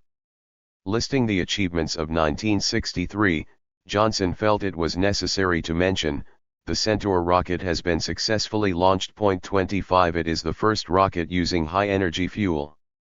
One in a series of tests on the first stage of the Saturn rocket with a thrust of 680,000 kilograms force has been successfully conducted. It is the biggest of the launch vehicle first stages tested to date. By late 1963 the US has developed more powerful rockets than the USSR has at this time. Switching directly to the lunar program, Johnson noted that in 1963 9 mock-ups of the Apollo spacecraft had already been manufactured, the spacecraft propulsion systems and numerous test rigs were being developed, and an escape system in the event of an explosion on the launch pad was undergoing testing. A similar report about operations on Saturn rockets confirmed our sketchy information about the successful fulfillment of this program. In particular, the report mentioned that the J-2 hydrogen engine designed for the second stage of the Saturn V launch vehicle had successfully undergone factory tests and the first deliveries of these engines had begun. 26 Finally, the report removed all doubt as to the selection of the model of rocket for the lunar expedition. At this time, the most powerful Saturn V launch vehicle, designed to deliver 2 men to the surface of the Moon, is in the developmental phase. Then the members of Congress were told in detail about the structure and parameters of the Saturn V, its lunar mission flight plan, the production status of the test rigs and launch facilities, and the development of the means for transporting the gigantic rocket. A comparison of the status of operations on the respective lunar programs in the US and USSR in early 1964 shows that we were at least 2 years behind on the project as a whole. In regard to engines, at that time we had not developed oxygen-kerosene liquid propellant engines with a thrust on the order of 600 tons and powerful oxygen-hydrogen liquid propellant engines at all. The information that had come to us through open channels over the course of 1964 confirmed that operations on the lunar program were not preventing the Americans from developing combat missiles. Our Foreign Intelligence Service gathered more details. The scale of operations for the construction of new assembly shops for the Saturn V and Apollo, test rigs, launch complexes on Cape Canaveral, and launch and flight control centers made a strong impression on us. 27 lunar program developers and von Braun's entire team, which had developed the Saturn series, no longer had anything to do with intercontinental ballistic missiles. Leonid Voskresensky told me his most pessimistic thoughts on this subject after several serious conversations with Korolev and then with Georgy Tyulin and Mstislav Keldysh. 28 He wanted to persuade them to demand more vigorously that funding be increased, first and foremost, to develop a firing test rig for the full-scale first stage of a future rocket. He received no support from Korolev. Voskresensky told me, if we disregard the Americans' experience and continue to build a rocket, hoping that if it doesn't fly the first time, then maybe it will fly the second time, then we're up the creek without a paddle. We did a full-scale burn for the R-7 rocket on the rig in Zagorsk, and even then it took 4 attempts for it to take off. 29 If Sergei continues this game of chance, I'm getting out of it. The drastic deterioration of Voskresensky's health might also have explained his pessimism. However, his inborn tester's intuition, which amazed his friends time after time, proved to be prophetic. In 1965, the American SA, as Korolev used to say, had already performed development tests on reusable engines for all the stages of the Saturn V and had moved on to their series production. This was critical for the launch vehicle's reliability. Single-handed creation of the Saturn V design itself proved to be beyond the power of even the most powerful aviation corporations in the US. For this reason, the design stage and manufacture of the launch vehicle were divided up among the leading aviation corporations. Boeing manufactured the first stage, North American Aviation, Stage 2, Douglas Aircraft, Stage 3, and IBM, the world's largest producer of electronic computers, delivered the instrument unit and the hardware that it contained. The instrument unit contained a 2-gimbal gyrostabilized platform, which performed the function of a coordinate system platform. It controlled the rocket's spatial position and navigational measurements. The launch complex was developed at the Kennedy Space Center on Cape Kennedy. 30 The rockets were assembled within a building of imposing dimensions. 31 This structural-grade steel building is used to this day. It is 160 meters high, 160 meters wide, and 220 meters long. Next to the assembly site, 5 kilometers from the launch site, is the 4-story Mission Control Center, where, in addition to all the necessary services, there are also cafeterias and even a gallery for visitors and distinguished guests. The launch took place from a launch pad, but not one like ours. It was arrayed with computers for conducting tests, equipment for the fueling system, an air conditioning system, ventilation and water supply systems. During launch preparation, 114-meter-tall mobile service towers with 2 high-speed elevators were used. The rocket was transported from the assembly site to the launch site in a vertical position on a crawler transporter that had its own diesel generator power plants. The Mission Control Center had a control room that accommodated more than 100 people sitting at electronic screens. All subcontractors were subject to the most stringent reliability and security requirements, which encompassed all phases of the program from the design phase until the spacecraft was inserted into its flight trajectory to the Moon. Developmental flights of the Apollo lunar vehicles began with the use of an unpiloted version. Experimental models of the Apollo spacecraft were tried out in unpiloted mode using the Saturn I and Saturn IB launch vehicles. For these purposes, from May 1964 through January 1968, 5 Saturn I launches and 3 Saturn IB launches took place. 2 launches of the Apollo spacecraft carrying no crew took place on November 9, 1967 and on April 4, 1968 using a Saturn V launch vehicle.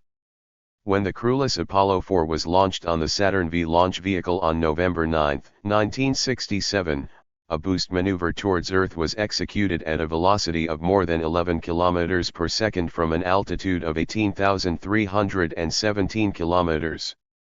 The unpiloted experimental development phase of the launch vehicle and spacecraft was completed in 1968. Launches of spacecraft carrying crews began considerably later than called for by the initial plan. The day of January 27, 1967 became the darkest in the history of the U.S. lunar program. At Cape Kennedy, 3 astronauts inside the Apollo 1 spacecraft atop the Saturn IB launch vehicle perished in a fire.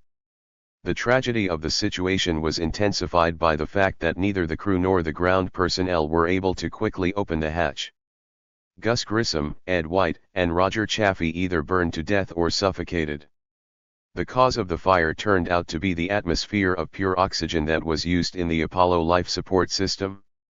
As fire specialists explained it to us, in an atmosphere of pure oxygen everything burns, even metal.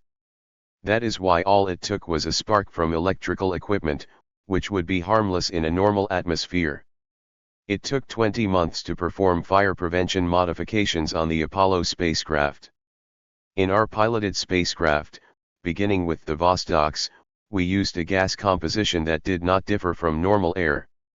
Nevertheless, after what happened in America, in connection with our Soyuzes and L-3, we launched studies that culminated in the development of standards for materials and designs that ensured fire safety.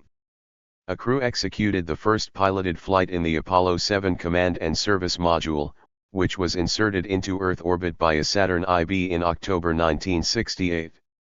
The spacecraft without its lunar module was thoroughly checked out during an 11-day flight. In December 1968, a Saturn V inserted Apollo 8 on a flight trajectory to the Moon. This was the world's first flight of a crewed spacecraft to the Moon. Apollo 8 completed 10 orbits around the Moon. In flight, the navigation and control system was checked out on the Earth-Moon flight leg, during orbit around the Moon, on the Moon-Earth flight leg, and then during the entry of the command module carrying the crew into Earth's atmosphere at re-entry velocity, ensuring the accuracy of splashdown in the ocean. In March 1969, the lunar module and command and service module underwent joint testing in near-Earth orbit on Apollo 9. The Americans checked out methods for controlling the entire lunar complex as an assembled unit and verified communications between the vehicles and the ground, as well as the procedures for rendezvous and docking. The Americans performed a very risky experiment. 2 astronauts in the lunar module undocked from the command and service module, separated from it, and then tested the rendezvous and docking systems. If a failure had occurred in those systems, the crew members in the lunar module would have been doomed. But everything went smoothly. It seemed that now everything was ready for a landing on the moon. But lunar descent, liftoff, and navigation for rendezvous in orbit around the moon had still not been tested. The Americans used one more complete Apollo-Saturn complex. They held a dress rehearsal on Apollo 10 in May 1969, during which they checked out all the phases and operations except the actual landing on the lunar surface. In a series of flights, step by step, the range of procedures tested under actual conditions leading to a reliable lunar landing gradually increased. Over the course of 7 months, Saturn V launch vehicles lifted 4 piloted vehicles into orbit, making it possible to check out all the hardware, eliminate defects that were discovered, train all of the ground personnel, and instill confidence in the crew who had been entrusted to carry out this great mission. 32 For comparison, one should keep in mind that it would be almost an impossible task to carry out 4 piloted shuttle flights to the International Space Station in 7 months' time. Let alone the moon. By the summer of 1969, everything had been tested except the actual landing and activities on the lunar surface. The Apollo 11 team had concentrated all of its time and attention on these remaining tasks. On July 16, 1969, Neil Armstrong, Michael Collins, and Edwin Buzz Aldrin lifted off on Apollo 11 to go down in the history of cosmonautics forever. Armstrong and Aldrin spent 21 hours, 36 minutes, and 21 seconds on the surface of the moon. In July 1969, all of America celebrated, just as the Soviet Union had in April 1961. After the first lunar expedition, America sent 6 more. Only one of the 7 lunar expeditions proved unsuccessful. Due to a malfunction on the Earth-Moon leg of the flight, the crew of Apollo 13 was forced to abort its landing on the moon and return to Earth. This failed flight gave us engineers even more cause for admiration than the successful lunar landings. Officially, this was a failure, but it demonstrated high margins of reliability and safety. In December 1972, Apollo 17 executed the last lunar expedition on the 12th Saturn V. The United States spent around $25 billion on the entire program. Having created the world's most powerful launch vehicle, Wernher von Braun left his team and transferred to work at NASA headquarters in Washington, D.C. 2 years later, he retired from NASA and went to work in private industry. On June 16, 1977, von Braun passed away at the age of 65 after an operation for colon cancer. 13 piloted flights on Saturn rockets, developed under the technical management of von Braun's German team, are convincing proof of the high reliability and safety that technology and the political will of government leaders in the 20th century could provide. At a roundtable discussion in 1997 dedicated to the 40th anniversary of the launch of the first Sputnik, Ernst Stullinger, a veteran of von Braun's team, cited the words of von Braun in a conversation with a friend shortly before he died: "If I had had the opportunity to meet and talk with any one of the many pioneers of space who helped to make spaceflight a reality over the course of the last 80 to 100 years, then I would have picked Sergei Korolev." Chapter 3. N1L3 Lunar Program under Korolev. Someday, not before the mid-21st century, I believe that historians will argue about whose idea it was to use atomic energy for interplanetary rocket flight. In the early 1950s, after rocket scientists began to have access to the operating principles of nuclear reactors, ideas emerged for using the energy of nuclear reactors to convert rocket engine propellant into high-temperature gas. An indisputable advantage of a nuclear rocket engine is its lack of oxidizer. One liquid propellant is converted into gas, the temperature of which is much higher than in the combustion chambers of liquid propellant rocket engines. When this high-temperature gas is discharged from the reaction nozzle, thrust is generated. According to the thinking of these enthusiasts, the nuclear reactor would replace the conventional liquid propellant rocket engine combustion chamber. At NII-1, the scientific chief of which was Mstislav Keldysh at that time, Vitaly Ioflev was the initiator and head of operations on nuclear rocket engines. 2 In 1957, he reported on this subject to Igor Chertok, Anatoly Alexandrov, and Alexander Lapunsky.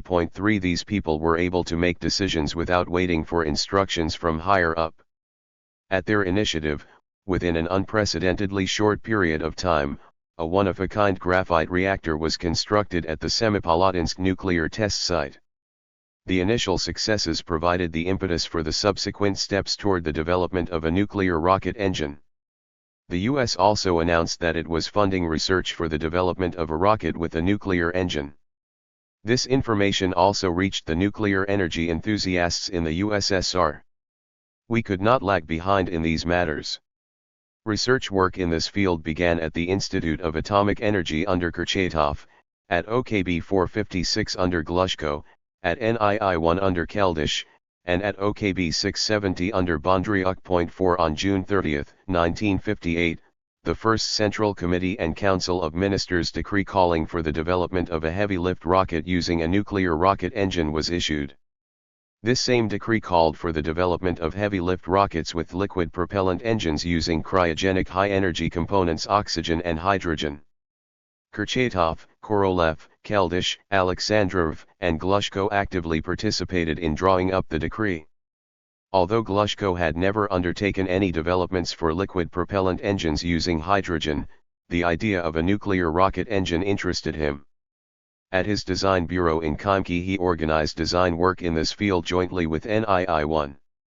At OKB-1, Korolev assigned Mishin, Kryakov, and Melnikov to look into the possibility of producing a rocket with a nuclear rocket engine. 5 Throughout 1959, they performed calculations, estimates, and layouts for various models of heavy launch vehicles with oxygen-hydrogen liquid propellant engines on the first stage and nuclear rocket engines on the second. The decree of June 30, 1958 formalized these studies. A draft plan of a rocket using a nuclear rocket engine was developed at OKB-1 and approved by Korolev on December 30, 1959. The design called for using 6 or 7 first-stage blocks as the rocket's first stage. The second stage, the central block, was essentially a nuclear reactor in which propellant was heated to a temperature in excess of 3000 kelvins. OKB 456 proposed using ammonia as the propellant, while OKB 670 proposed using a mixture of ammonia and alcohol. The engine itself comprised 4 nozzles through which streams of gases escaped, having been intensely heated by the nuclear reaction. The draft plan examined in detail several versions of rockets with nuclear engines. The most impressive was a super rocket with a launch mass of 2,000 tons and a payload mass of up to 150 tons in Earth orbit. The first stage of this super rocket carried the number of liquid propellant rocket engines that enabled it to obtain a total launch thrust of 3,000 tons. For this, Glushko proposed developing a liquid propellant engine using toxic high boiling components with a thrust of from 500 to 600 tons. Korolev and Mishin categorically rejected this version and used only Nikolai Kuznetsov's oxygen-kerosene liquid propellant rocket engines in the design. 6 His NK-9 engine for the first stage of the global rocket with a thrust up to 60 metric tons was still in its initial stage of development. 750 of these engines were required for the first stage of the rocket with a nuclear engine. This alone made the design of the nuclear super rocket rather unrealistic. At an early stage, the draft plan proposed a hybrid rocket with a launch mass of 850 to 880 tons that would insert a payload of 35 to 40 metric tons into orbit at an altitude of 300 kilometers. The first stage of the rocket, with a block structure similar to that of the R-7 rocket, was composed of 6 liquid propellant rocket engine blocks. The central block was a nuclear chemical rocket. Despite the top-secret nature of all the work on nuclear rocket engines, the engineers remained extremely optimistic about the exceptional efficiency of nuclear power for rockets. Rumors that emanated not only from Kurchatov's institute, but also from Keldysh's NII-1, heated up the nuclear boom. Tupolev was working on the design of an airplane for which an aircraft nuclear power plant was being developed. 8 Such an airplane would be capable of supersonic speed and unlimited flight range. Almost simultaneously, both we and the Americans were spending great amounts of resources on research in this field and conducting experimental work with various reactors. However, to this day, nuclear rocket engines have obtained no practical use in aviation or in rocket technology.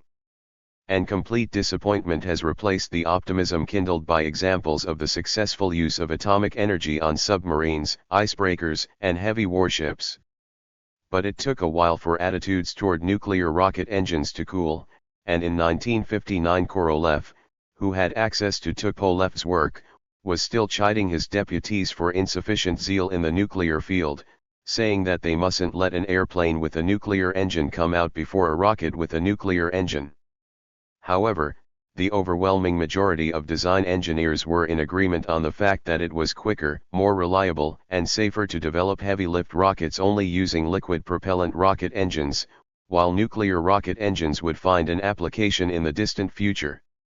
The Americans demonstrated in practice the advantages of liquid hydrogen by producing the Saturn I rocket with a second stage that ran on hydrogen. At that time, our leading chief designers of liquid propellant rocket engines Glushko, Isaev, and Kosberg were carrying on heated debates on the problems of producing liquid propellant rocket engines using hydrogen.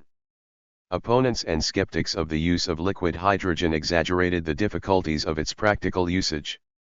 Supposedly, the low density of liquid hydrogen would require the creation of inordinately large fuel tanks, which would increase the rocket's dimensions. The rocket specialists told the engine specialists that that wasn't their problem. Then the engine specialists were afraid that at a temperature of 235 degrees C all the metals would become brittle. Impact strength would supposedly drop by 30%. Under these conditions, the use of pyrotechnic valves could not be allowed. Even school children knew that a mixture of hydrogen and oxygen was an explosive gas, and during the fueling process the least bit of sloppiness would cause an explosion. Just imagine, the skeptics fretted, that the hydrogen leaks out imperceptibly and saturates the area around the launch site. All it will take is the slightest initiator and a fuel-air explosion will take place. Whoever doesn't die from the shock wave will suffocate from lack of oxygen and burn up with the hydrogen.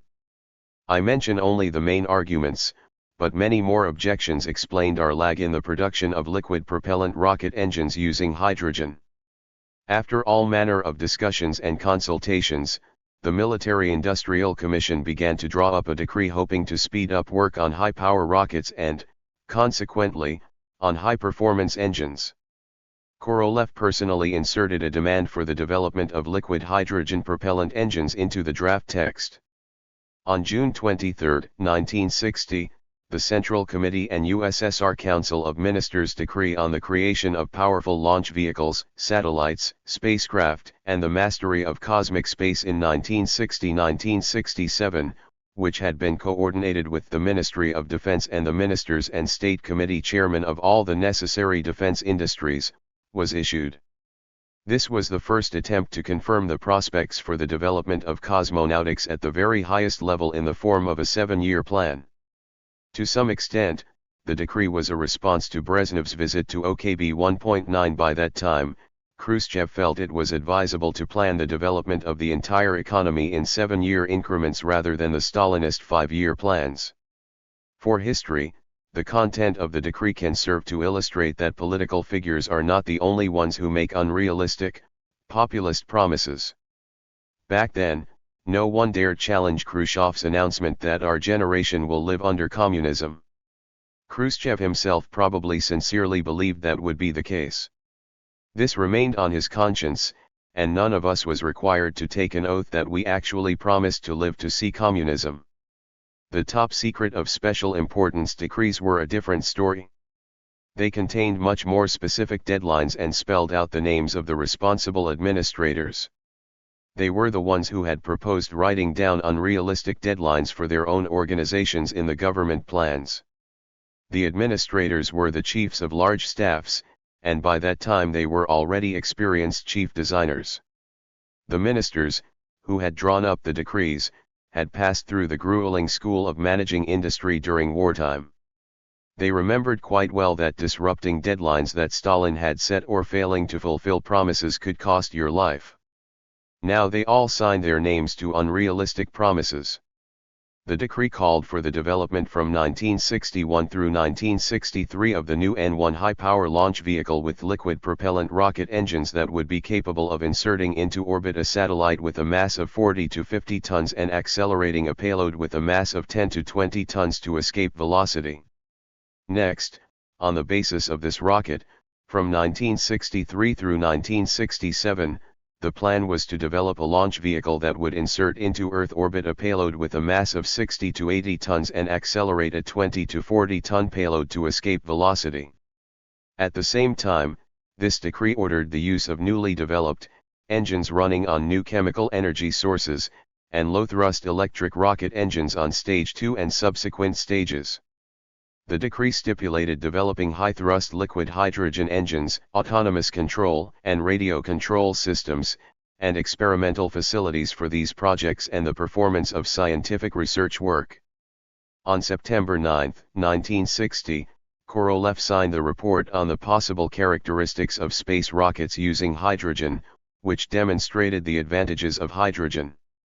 Let's return to the figure of an 80-ton payload in Earth orbit. That's the maximum figure that all the chief designers combined took a stab at. Nobody at the top dictated this figure by government directive to Korolev, Keldysh, the other chiefs, and all the aides, deputies, planners, and designers. It so happened that we ourselves did not dare go any further. In the history of the moon race, this was our first design error. As painful as it is to admit, Korolev, Keldysh, and the entire Council of Chiefs all committed this conceptual error. What we should have taken into consideration was what we actually needed to land on the moon and return to Earth, rather than what we could demand of the launch vehicle within the time frame stipulated in the directive. We should have begun our calculation of tons from the surface of the moon, not Earth. But there were two extenuating circumstances. For one thing, Korolev, and all of us deputies could be excused by the fact that in 1960 we did not yet consider a piloted landing expedition to the moon to be our main, top priority mission, and we had not imagined all the problems that we would have to deal with. Secondly, back then, Korolev was already thinking about the possibility of a multi-launch lunar flight plan. By assembling the spacecraft in Earth or lunar orbit, the critical mass of the payload could be doubled or even tripled. In September 1960, during a large convention of chief designers at the firing range before the first launches of the four-stage 8K-78 launch vehicles carrying the 1M spacecraft for the exploration of Mars, a standing room-only meeting took place. Point 10 During the session, we discussed the status of the draft development of the N-1 Phase 1 integrated rocket system. While discussing the mass of the payload that would be inserted into orbit, Mikhail Tikhonravov gave the most radical presentation. He proposed that, in selecting our launch vehicle version, we proceed from the assumption that in-orbit assembly was the primary means for ensuring the payload's requisite mass. The universal triumph of April 12, 1961 threatened to decrease the zeal of designers and scientists in the military field. At the initiative of the Central Committee and the Ministry of Defense, a new decree soon appeared, on revising plans for space objects dedicated to the fulfillment of defense goals. It is significant that this decree appeared on May 13, on a significant day for USSR rocket technology. On May 13, 1946, the first decree calling for the organization of operations for the production of long-range ballistic missiles in general and the R-1 missile in particular was issued. 15 years later, on May 13, 1961, the order went out to produce the N-1 rocket in 1965. We were actually quite serious that we would produce it in 1965. Perhaps not for a landing expedition to the moon, but certainly for defense and other purposes. Overconfidently, we sought to produce the desired rather than the feasible. Of course, the authorities encouraged us to behave like that. However, the failure to meet deadlines for long-range projects is an international phenomenon. In the early 1950s, Wernher von Braun published in the open press his vision of a heavy three-stage rocket to provide vehicle traffic between satellites and spacecraft in Earth orbit, to construct a permanent orbital station with a mass of 400 metric tons, and to launch interplanetary spacecraft. For his rocket, von Braun proposed a launch mass of 7,000 tons, a height of 80 meters, and a diameter of 20 meters. The first stage was to have 51 engines with a thrust of 275 tons each. The second stage was to have 22 engines, and the third 5 engines each with 55 metric tons of thrust. In 1953, von Braun asserted that the creators of a structure such as this and an orbital station faced fewer problems than the inventors of the atomic bomb had faced in 1940. Von Braun surmised that the flight of such a rocket would take place in 1977. 10 years later, the same von Braun argued that it was not necessary to produce such a rocket and that a launch mass of 3,000 tons, which his Saturn V launch vehicle had, was quite adequate to land an expedition on the Moon. Decrees aimed at long-range developments with knowingly unrealistic deadlines caused a rush of new enthusiasm in the various design teams. The awareness of being involved in great achievements and of drawing the attention of the nation's top leadership boosted the ambitions of everyone who was responsible for fulfilling the Central Committee and Council of Ministers' decrees. On May 25, 1961, 12 days after the Kremlin signing of the top-secret, high-importance decree, President Kennedy quite openly appealed to the American people on the very same subject. I am certain that espionage intrigues were beside the point here. The idea of producing heavy rockets and expeditions to the Moon hung in the air, as the saying goes. After Gagarin's feat, this had to be the next historical step for humankind. In the preceding chapter I wrote that the U.S. publicly announced this historic step as a national mission. In 1964, from the congressional podium, President Lyndon B. Johnson exhorted Americans to keep up their efforts and enthusiasm. Every American had to know that their country was preparing for a flight to the Moon. In the Soviet Union, all programs and plans of operations for piloted flights to the Moon were classified, and for that reason, only those involved on the front lines of the secret programs with access to the ongoing projects showed real enthusiasm. It is amazing that all the top designers, who drew up and signed the decrees, believed that absolute secrecy was every bit as necessary as when producing new combat missiles. At that time, we had no specific ideas regarding the possible use of the Moon, even in the distant future, for military purposes. All 3 of the aforementioned decrees, signed by First Secretary of the Central Committee and Chairman of the USSR Council of Ministers Khrushchev, assigned a leading role in the development of the new heavy launch vehicle to OKB-1 and, consequently, to chief designer Sergei Korolev. The conflicts between Korolev and Glushko in their views on the prospects for developing heavy launch vehicles had escalated by that time. At first Glushko was critical, and then openly hostile, to Korolev during the selection of propellant components for the new liquid propellant engines. For the first stage of the new heavy rocket, all of the proposals from OKB-1 called for the use of a liquid propellant rocket engine that ran on liquid oxygen and kerosene. Subsequent stages called for the use of engines that ran on liquid hydrogen and, finally, in the distant future, nuclear rocket engines. However, despite the wealth of experience that Glushko and his design team had accumulated since 1946 in the production of oxygen-kerosene engines, and despite the creation in Khimki of a one-of-a-kind test rig facility for liquid propellant rocket engines that used oxygen, Glushko stubbornly proposed using high-thrust liquid propellant rocket engines operating on high-boiling components nitrogen tetroxide E and unsymmetrical dimethylhydrazine for the future heavy rocket. Glushko's position can be explained by the fact that during this time he was developing high-boiling component engines for Yangel's and Kilome's intercontinental ballistic missiles. A large experimental facility for these engines had been created in Khimki.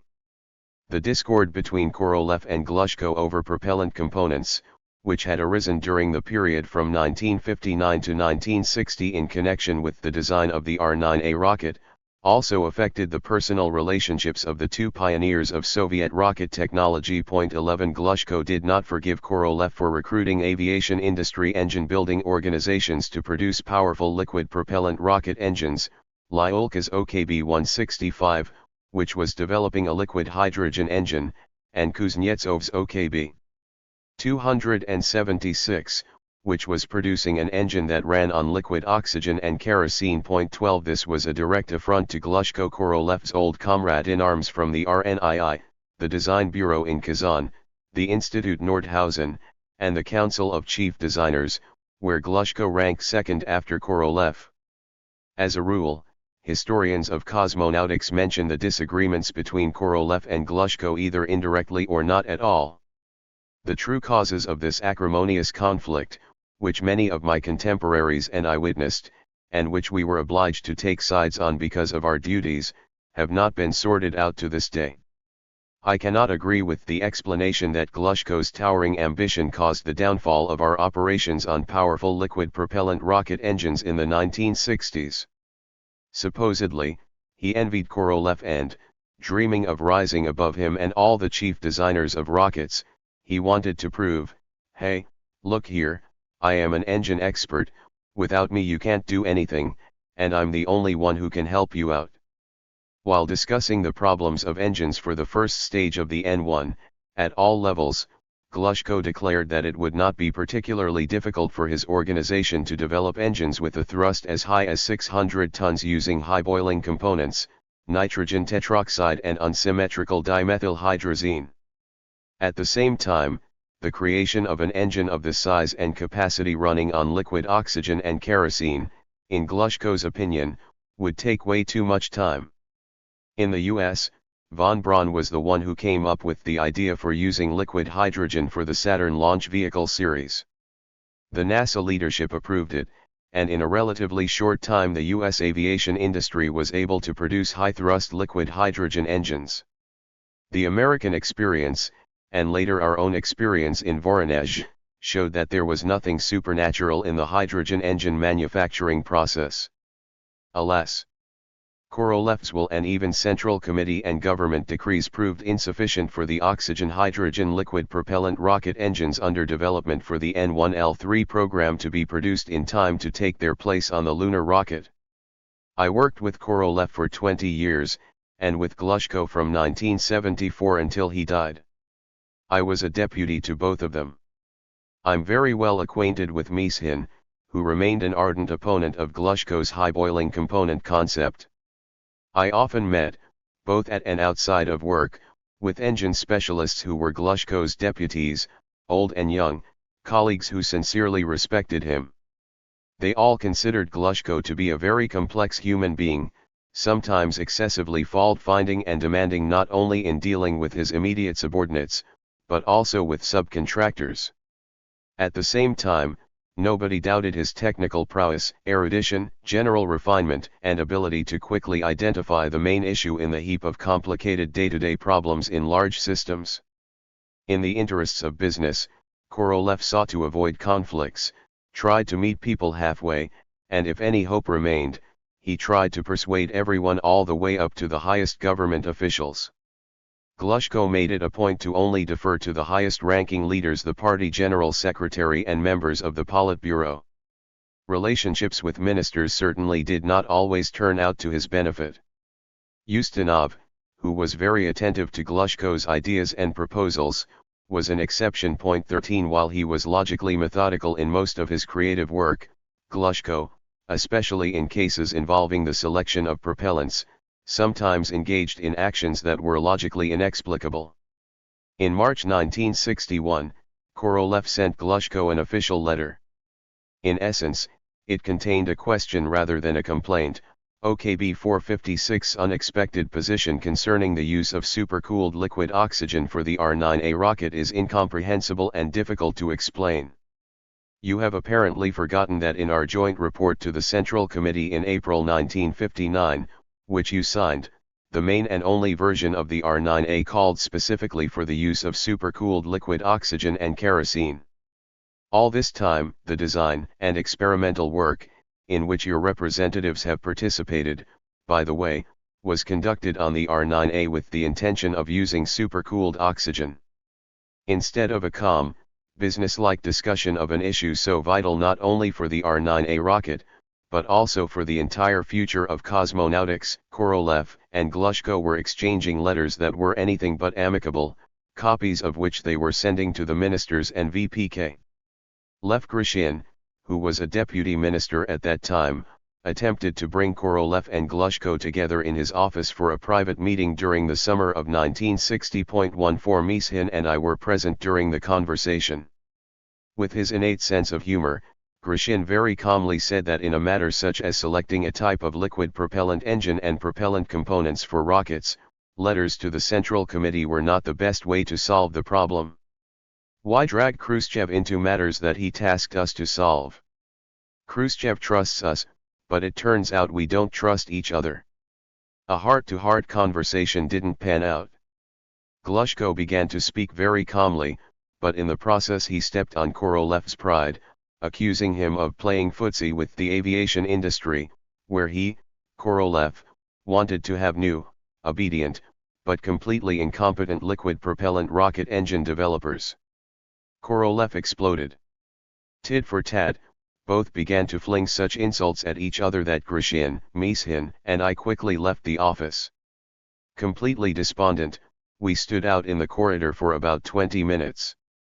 "I'm worried they'll get into a fist fight there," Grishin fretted. But both chief designers, red as boiled lobsters, came flying out of the office without looking at each other, or at us, as if they didn't realize where they were, and bolted out of the ministry. Korolev didn't want to see anyone and got in his car and drove away without offering Mishin or me a ride.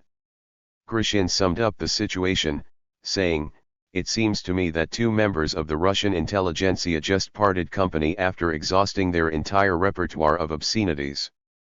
After this absolutely wild altercation, I don't recall Korolev having a single warm, friendly conversation with Glushko. The State Memorial Museum of Cosmonautics contains a globe of the world, a gift from VP Glushko to SP Korolev with the following inscription: "I send you this globe, Sergei, with the profound hope that one day we will see the living Earth at the same size with our own eyes." 25.4.1952. This same museum contains an original telegram that Glushko received from Korolev on October 25, 1953. Below is a reproduction of the text from a Xerox copy that was kindly provided to me. Moscow Gorkago No. 43 Apt 94 to Glushko Valentin Petrovich Kapustanyar 1150. I embrace you warmly from the bottom of my heart, my dearest friend, and congratulate you on your election to the USSR Academy of Science. I recall the mountains of work, the difficulties, the bitterness of failure, and joy of achievement. I wish you much good health and strength for great new triumphs for the good of our beloved Soviet motherland. I send my greetings to your Mama Magda and a strong handshake to you, your Sergei Korolev. In October 1953, Korolev and Glushko were simultaneously elected corresponding members of the USSR Academy of Sciences. I was on an expedition to the State Central Firing Range in Kapustanyar with Korolev. 15 At that time, the second phase of the flight tests on the R-5 rocket was underway. 16 The rocket was equipped with a new engine developed by Glushko, which ran on liquid oxygen and ethyl alcohol. 17 In terms of its performance specifications, it greatly surpassed the preceding engines for the R-1 and R-2 rockets, which were basically reproductions of the German V-2 rocket engines. Glushko was also supposed to be at the firing range, but because of their elections to the Academy of Sciences, Korolev decided that one of them should stay in Moscow just in case. The news of their election brightened Korolev's mood so much that no amount of flight headaches could dampen his joy. Glushko was still the person with whom he had to share these feelings. The words "my very best friend" were undoubtedly sincere and came from the bottom of his heart. Just 7 years later, Korolev was no longer able to call Glushko my very best friend. Korolev's proposal to recruit Kuznetsov and Lyulka, chief designers of aircraft turbojet engines, to develop powerful liquid propellant rocket engines was accepted by Khrushchev and codified in decrees. Glushko was the nation's universally recognized chief authority on liquid propellant rocket engines. 40 years later, it seems to me that he made a big mistake by refusing in the early 1960s to develop powerful oxygen kerosene and oxygen hydrogen engines. It took us 20 years to overtake the US in this field with the production of the Energy Ya rocket. Glushko finally produced an oxygen-kerosene engine, about which Korolev did not even dare to dream in the early 1960s, when he occupied Korolev's place as general designer of NPO Energy Ya.18. The schism in the chief designers' camp over engines for intercontinental ballistic missiles and the new heavy rockets widened.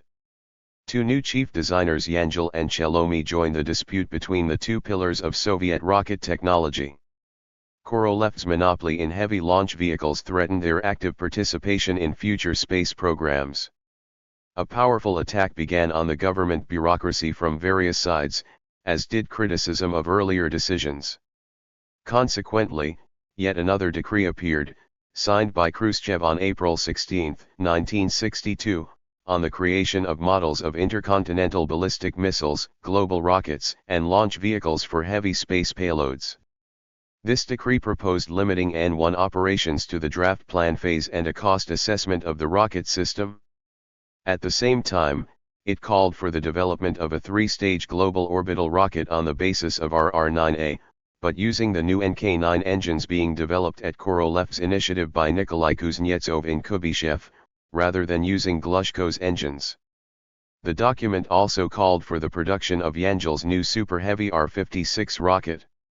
Then, on April 29, 1962, a decree was issued in which OKB-52, i.e., Chelomy, was tasked with developing the UR-500, the future Proton.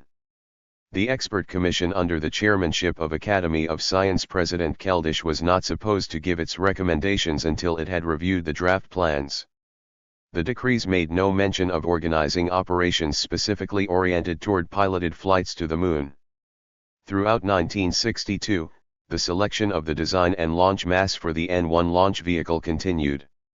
According to Korolev's concept, it would perform numerous scientific and defense missions and by no means just deliver an expedition to the Moon.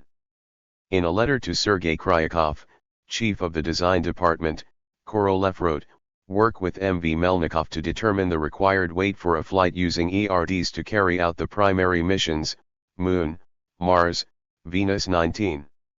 The Ministry of Defense was not interested in super heavy launch vehicles. At the same time, without the consent of military officers to directly participate in the development of such a launch vehicle, the expert commission could not approve the draft plan. Korolev approved the draft plan of the rocket space systems based on the N-1 on May 16, 1962. The plan was issued in accordance with the decree of June 23, 1960 mentioned above and officially responded to the latest decree of April 1962. It contained 29 volumes and 8 appendices. The draft plan, which all of Korolev's deputies, myself included, signed, assigned the following primary objectives. A. Insert heavy space vehicles into orbit around Earth to study the nature of cosmic radiation, the origins and development of the planets, solar radiation, the nature of gravity, and the physical conditions on the nearest planets, and to discover organic life forms under conditions different from those on Earth, etc. 20. B. The insertion of automatic and piloted heavy satellites into high orbits to relay television and radio broadcasts, for weather forecasting, etc. C. When necessary, the insertion of heavy automatic and piloted military stations capable of staying in orbit for long periods of time and making it possible to perform a maneuver for the simultaneous orbital insertion of a large number of military satellites. The plan declared the main phases for the further exploration of space. Execute circumlunar flight of a spacecraft with a crew of 2 or 3 cosmonauts. Insert a spacecraft into lunar orbit, land on the Moon, explore its surface, and return to Earth. Conduct an expedition to the lunar surface to study the soil and topography and to search for a site for a research facility on the Moon. Build a research facility on the Moon and set up transport systems between Earth and the Moon. Conduct a flight with a crew of 2 or 3 cosmonauts around Mars and Venus and return to Earth. Conduct expeditions to the surface of Mars and Venus and select sites for research facilities.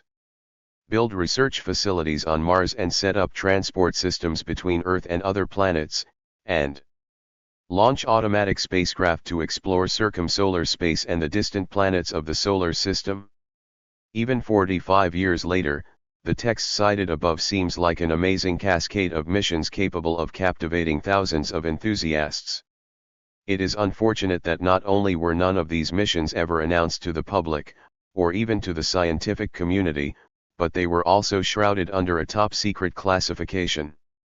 One might ask us, in 1962, did you really not understand that, aside from a lunar landing and the dispatching of automatic stations, the remaining phases should have been planned for the 21st century? Korolev and everyone who signed the list of prospective missions had hoped to impart to them the status of state plans. However, in the higher echelons of power, aside from Khrushchev himself, there were no romantics who would be enthralled with interplanetary expeditions. The draft plan proposed a three-stage N-1 launch vehicle with a launch mass of 2,200 tons capable of inserting a satellite with a mass of up to 75 tons into a circular orbit with an altitude of 300 kilometers. All three stages of the rocket were designed for Kuznetsov's liquid propellant rocket engines using liquid oxygen and kerosene. The first stage Block A would be equipped with 24 engines each with 150 tons of thrust at liftoff. The second stage Block B and the third Block V had 8 and 4 engines, respectively. Blocks A and B were equipped with Kuznetsov's virtually identical NK-15 engines. 21 Block V would have NK-9 engines with 40 tons of thrust. 22. Back when the R-7 was still in the design phase, Mishin came out with the idea of controlling the rocket by boosting and throttling diametrically opposed engines. At that time, his idea was not met with approval. Glushko disagreed with regulating engine thrust over a broad range, which required diametrically opposed engines to create control moments by means of varying thrust. On the N-1, 24 engines arranged around its 15-meter diameter made it possible to implement this idea, especially since the OKB-276 engine specialists did not oppose it. For them, the aircraft engine developers, the requirement of regulating thrust within the broadest limits was completely natural.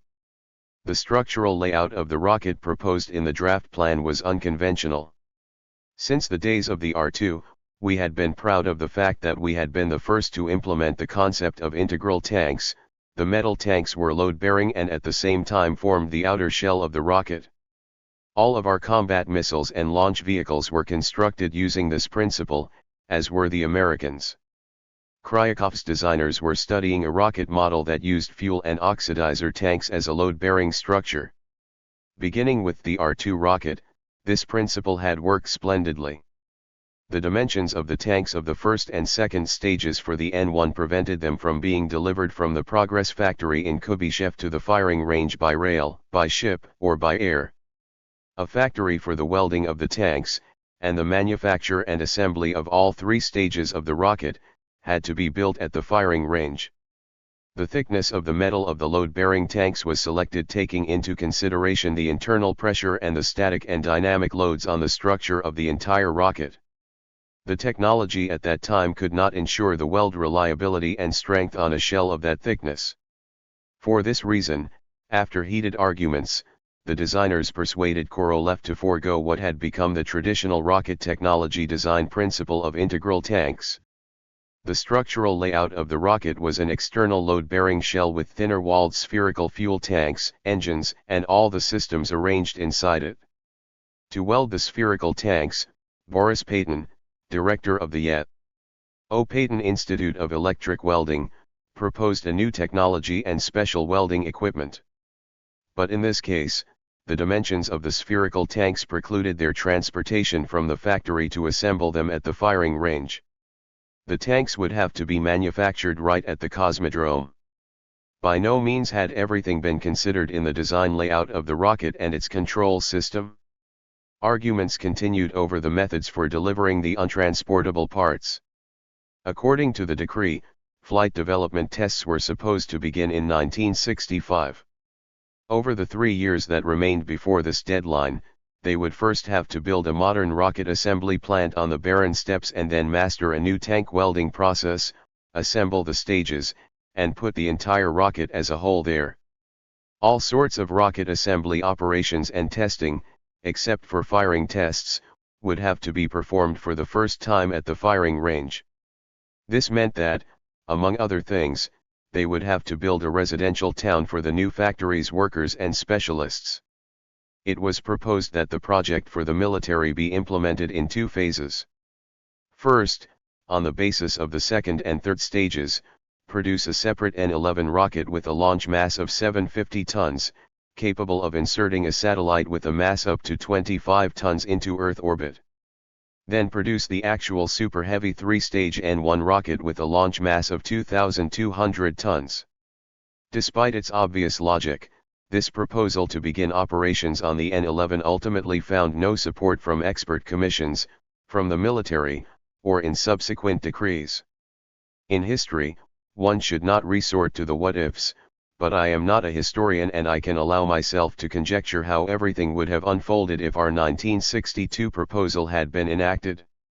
There is no doubt that we would have produced the N-11 considerably sooner than the first N-1 flight model. We could have conducted developmental testing on the second and third stages of the rocket on the firing rigs near Zagorsk at NII 229.23. The launch systems that were constructed for the N-1 would have been simplified to be used for the N-11 during the first phase.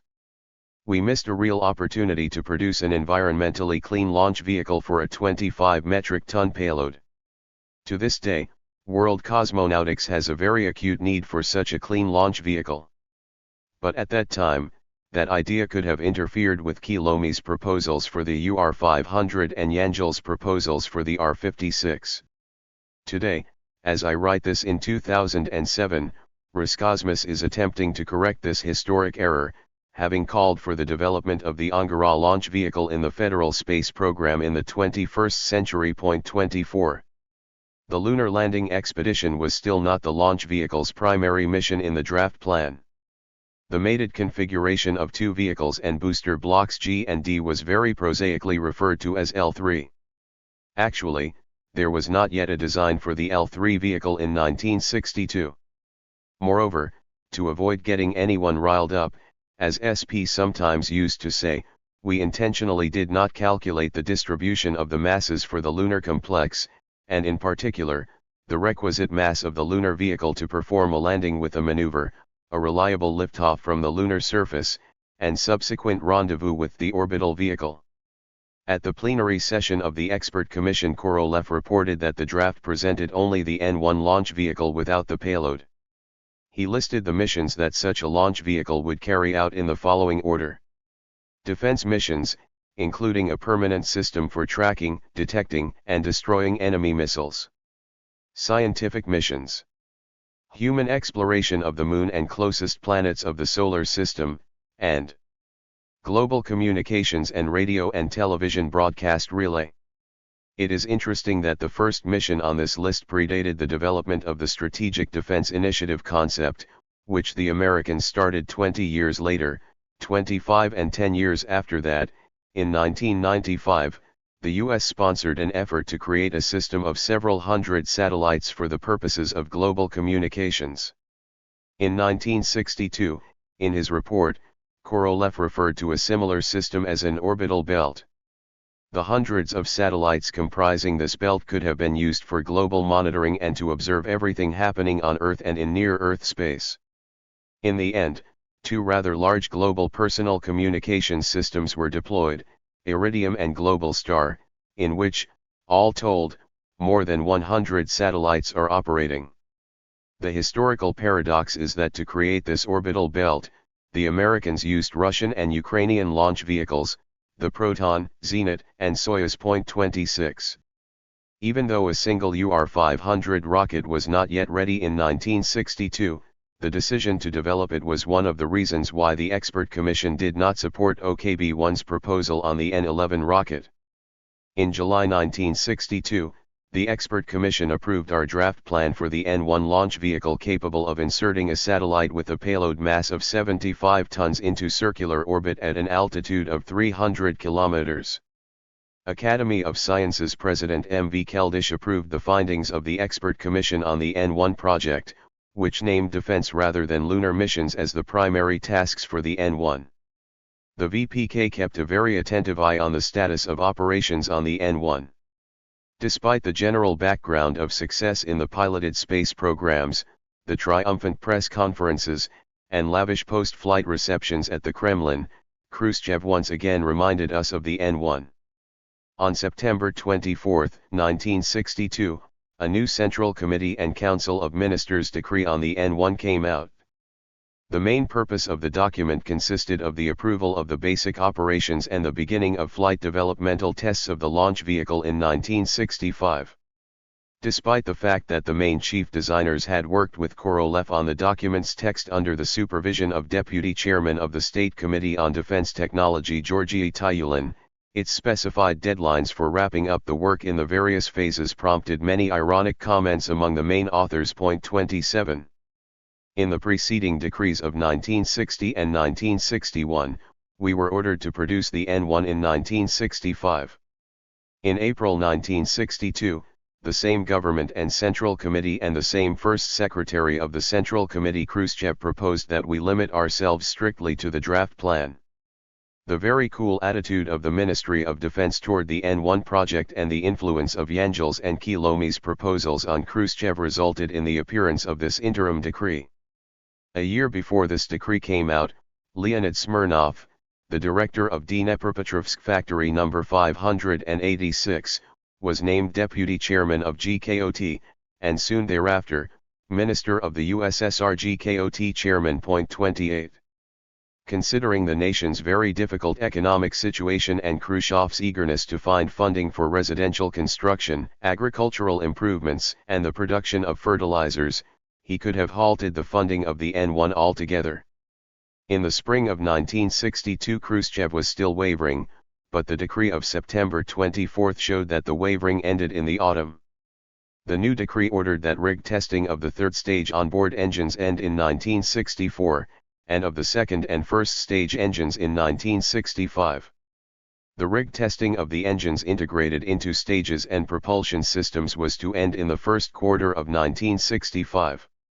Completion of the launch site construction, its start-up, and beginning of flight tests all were to happen in 1965. Vladimir Barman, who was stubbornly against signing his initials to what was in his opinion an absurd plan, approached Korolev and stridently declared, "According to the government decree, I officially have the right to sign the certificate of clearance for the first launch at the launch site with all its systems and facilities on December 31. Until this document appears, you, Sergei Pavlovich, do not have the right to deliver the flight rocket to the launch pad. And there won't be anything to transport it on because, at your recommendation, I also have the right to clear the erector for it no later than December 31. You understand that the builders and I will use our rights in full. What does that leave us for preparation and launch? 0.0 seconds right on New Year's." Many similar sarcastic remarks were expressed as well in the offices of the VPK, Council of Ministers, and even in the Central Committee. But in the halls of power they threw up their hands. These deadlines were coordinated with Korolev, and he not only didn't protest, but he even declared that no one had given us the right to revise the dates for the beginning of flight developmental testing, which had been set by previous decisions of the Central Committee and Council of Ministers. Besides the unrealistic deadlines, there was in fact one more serious problem, which evoked a pained reaction from Korolev. With Korolev's consent, an item on the construction of a rig for technological firing tests for the first stage had been crossed out of the draft of the latest decree at some stage during the coordination process. Point 29. When the draft plan was issued, Voskresensky temporarily came to terms with this, but now he went on an all-out offensive. He demanded the construction of rigs for full-scale testing of each stage, including the first stage with all 24 of its engines. Korolev and Voskresensky had fundamentally different opinions on matters of experimental operations. Korolev wanted to completely avoid the need to build new and very expensive firing test rigs for the rocket stages. He hoped that the firing test rigs for all the stages could be limited to single-unit firing tests on engines after adapting the already existing rigs of NII-229. Voskresensky stubbornly insisted on designing and constructing the rigs, making it possible to conduct firing tests on the rocket stages under conditions that were as close to real as possible. Novostroyka director Gleb Tabakov supported Voskresensky. 30 Novostroyka was the unclassified name of the former branch of NII-88 in the Zagorsk area. 31 After becoming independent, this branch was later called NII-229, and then NII-Kamash. Tabakov and I had been colleagues at one time in 1949. We both worked as deputy chief engineers at NII-88.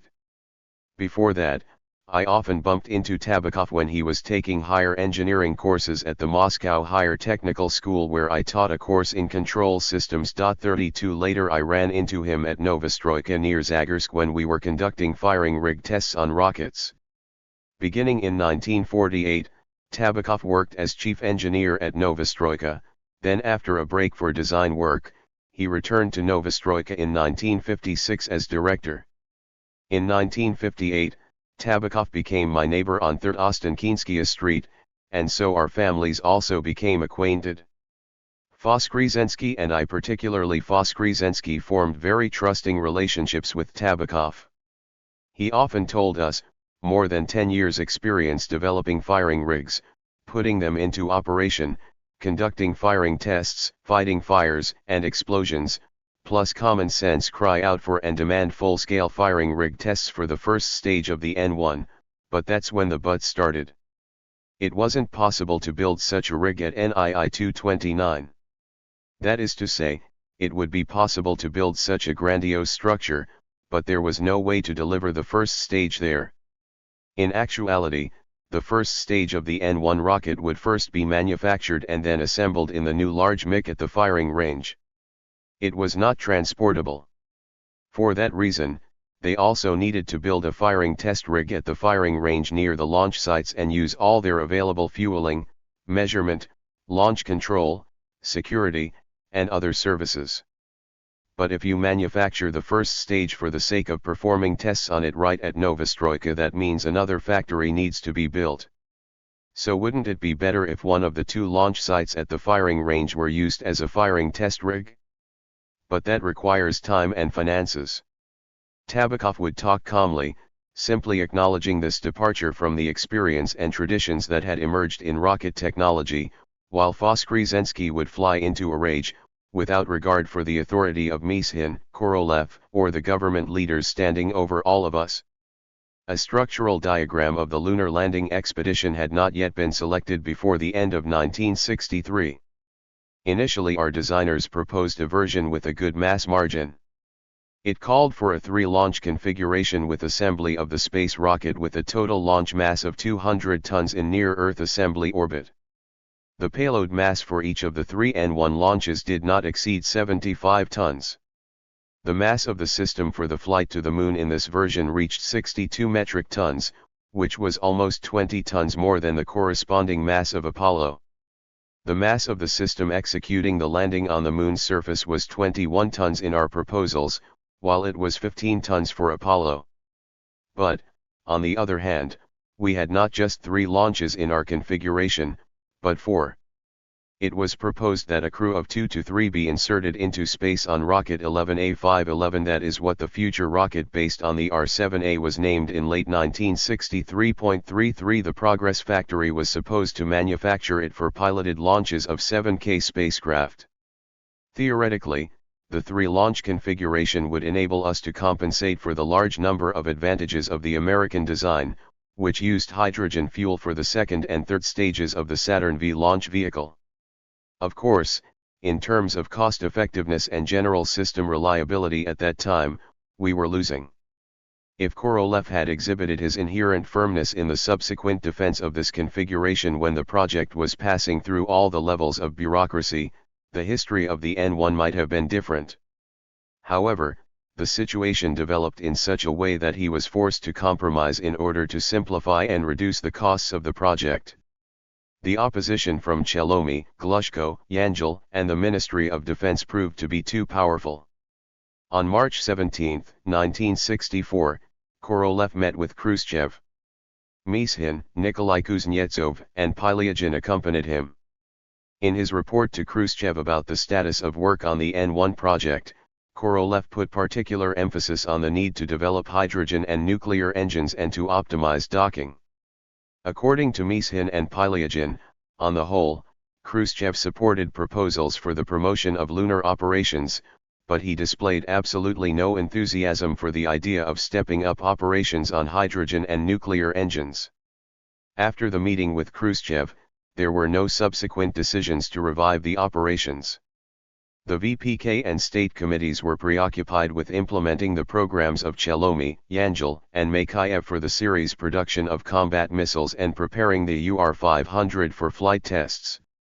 As for OKB-1, all of the attention of VPK and State Committee on Defense Technology officials was directed at ensuring the launch of the 3-seat Voskhod vehicle and determining the causes for the streak of failures of the 4-stage 8K-78.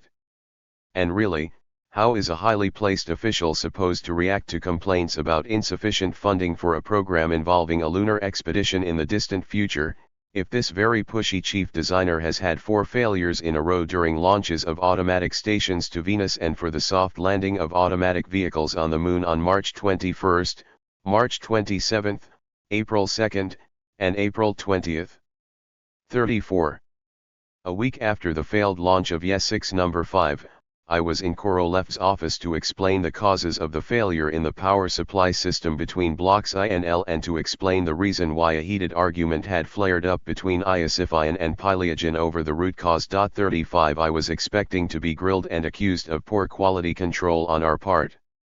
However, instead of this, Korolev began to speak, with a pessimism that was rare for him, about the very difficult situation surrounding all of our future plans. State Committee and VPK officials were not monitoring the progress of operations on the N1 at the majority of our subcontractors at all. The Ministry of Defense had practically cut off funding for the construction at the launch site and engineering facility. He continued, our old friend Kalmykov, to whom you are partial, is not only not involved with the production of N1 systems, but he even proposed to Smirnov that these operations be postponed for a couple of years because the radio-electronic industry is overloaded with more important defense orders. 36. Korolev told me for the first time that Glushko actively supported Chelomey in his development of the super-heavy UR-700 rocket, promising to produce engines with 600 tons of thrust running on nitrogen tetroxide and unsymmetrical dimethylhydrazine. According to Korolev, Glushko had not only agreed to make powerful engines for Chelomey, but he was also taking the liberty of criticizing the design and layout of the N1. Supposedly, somewhere among the top brass the opinion already existed that Korolev and Glushko had been the first to produce the R7 using a cluster configuration, and now Korolev was rejecting this progressive path for the N1 and Glushko considered this a mistake. Under these circumstances we need to reconsider the concept of the 3-launch profile with a landing on the Moon. The whole time they will accuse us of having a complicated, unreliable, and expensive version compared with the American single-launch profile. But the Americans already have a hydrogen engine and it's already flying, while all our engine specialists have for the time being our promises, concluded Korolev. Among the ministers/state committee chairmen who were VPK members, only Kalmykov found time to seriously study the situation with the future payloads for the N1 and with the lunar vehicles in particular. In 1963, the organizations of chief designers Pylyagin, Ryazansky, Bykov, and Rosolevich were subordinate to the State Committee on Radio Electronics, which Minister Kalmykov headed. 37 In April 1963, instead of making a soft landing, Luna 4 flew past the Moon due to a control system error. I wrote about this in detail in Hot Days of the Cold War, Volume 3 of my memoirs. 38 Soon after the investigation into the actual causes, Kalmykov telephoned Korolev and asked him whether he would have any objection to my coming over to see him in order to acquaint him in depth with control problems for a soft landing on the Moon. Not only did Korolev not object, but right then and there he scheduled me to visit Kalmykov and at the same time to tell him about our problems with Ryazansky and Pylyagin as far as their inactivity in developing a radio complex and control system for the lunar landing expedition vehicles. When I was one-on-one with Kalmykov, to my surprise he confessed that rather than wanting to find out why the spacecraft flew past the Moon on April 6, 1963, he was more interested in the state of affairs with the designs of the vehicles and their systems for the execution of a piloted landing expedition in 1967.39. Korolev and the chief designers directly subordinate to Kalmykov had proposed this date in the draft decree that they had prepared. I was not prepared for this turn in the topic of our conversation and began by telling him what the Americans were doing, rather than by describing our developments. In the course of our casual conversation, Kalmykov realized that at this point we not only had a poor grasp of control technology, but we had not even decided who was responsible for what and, most importantly, who would be general designer of the entire control systems complex.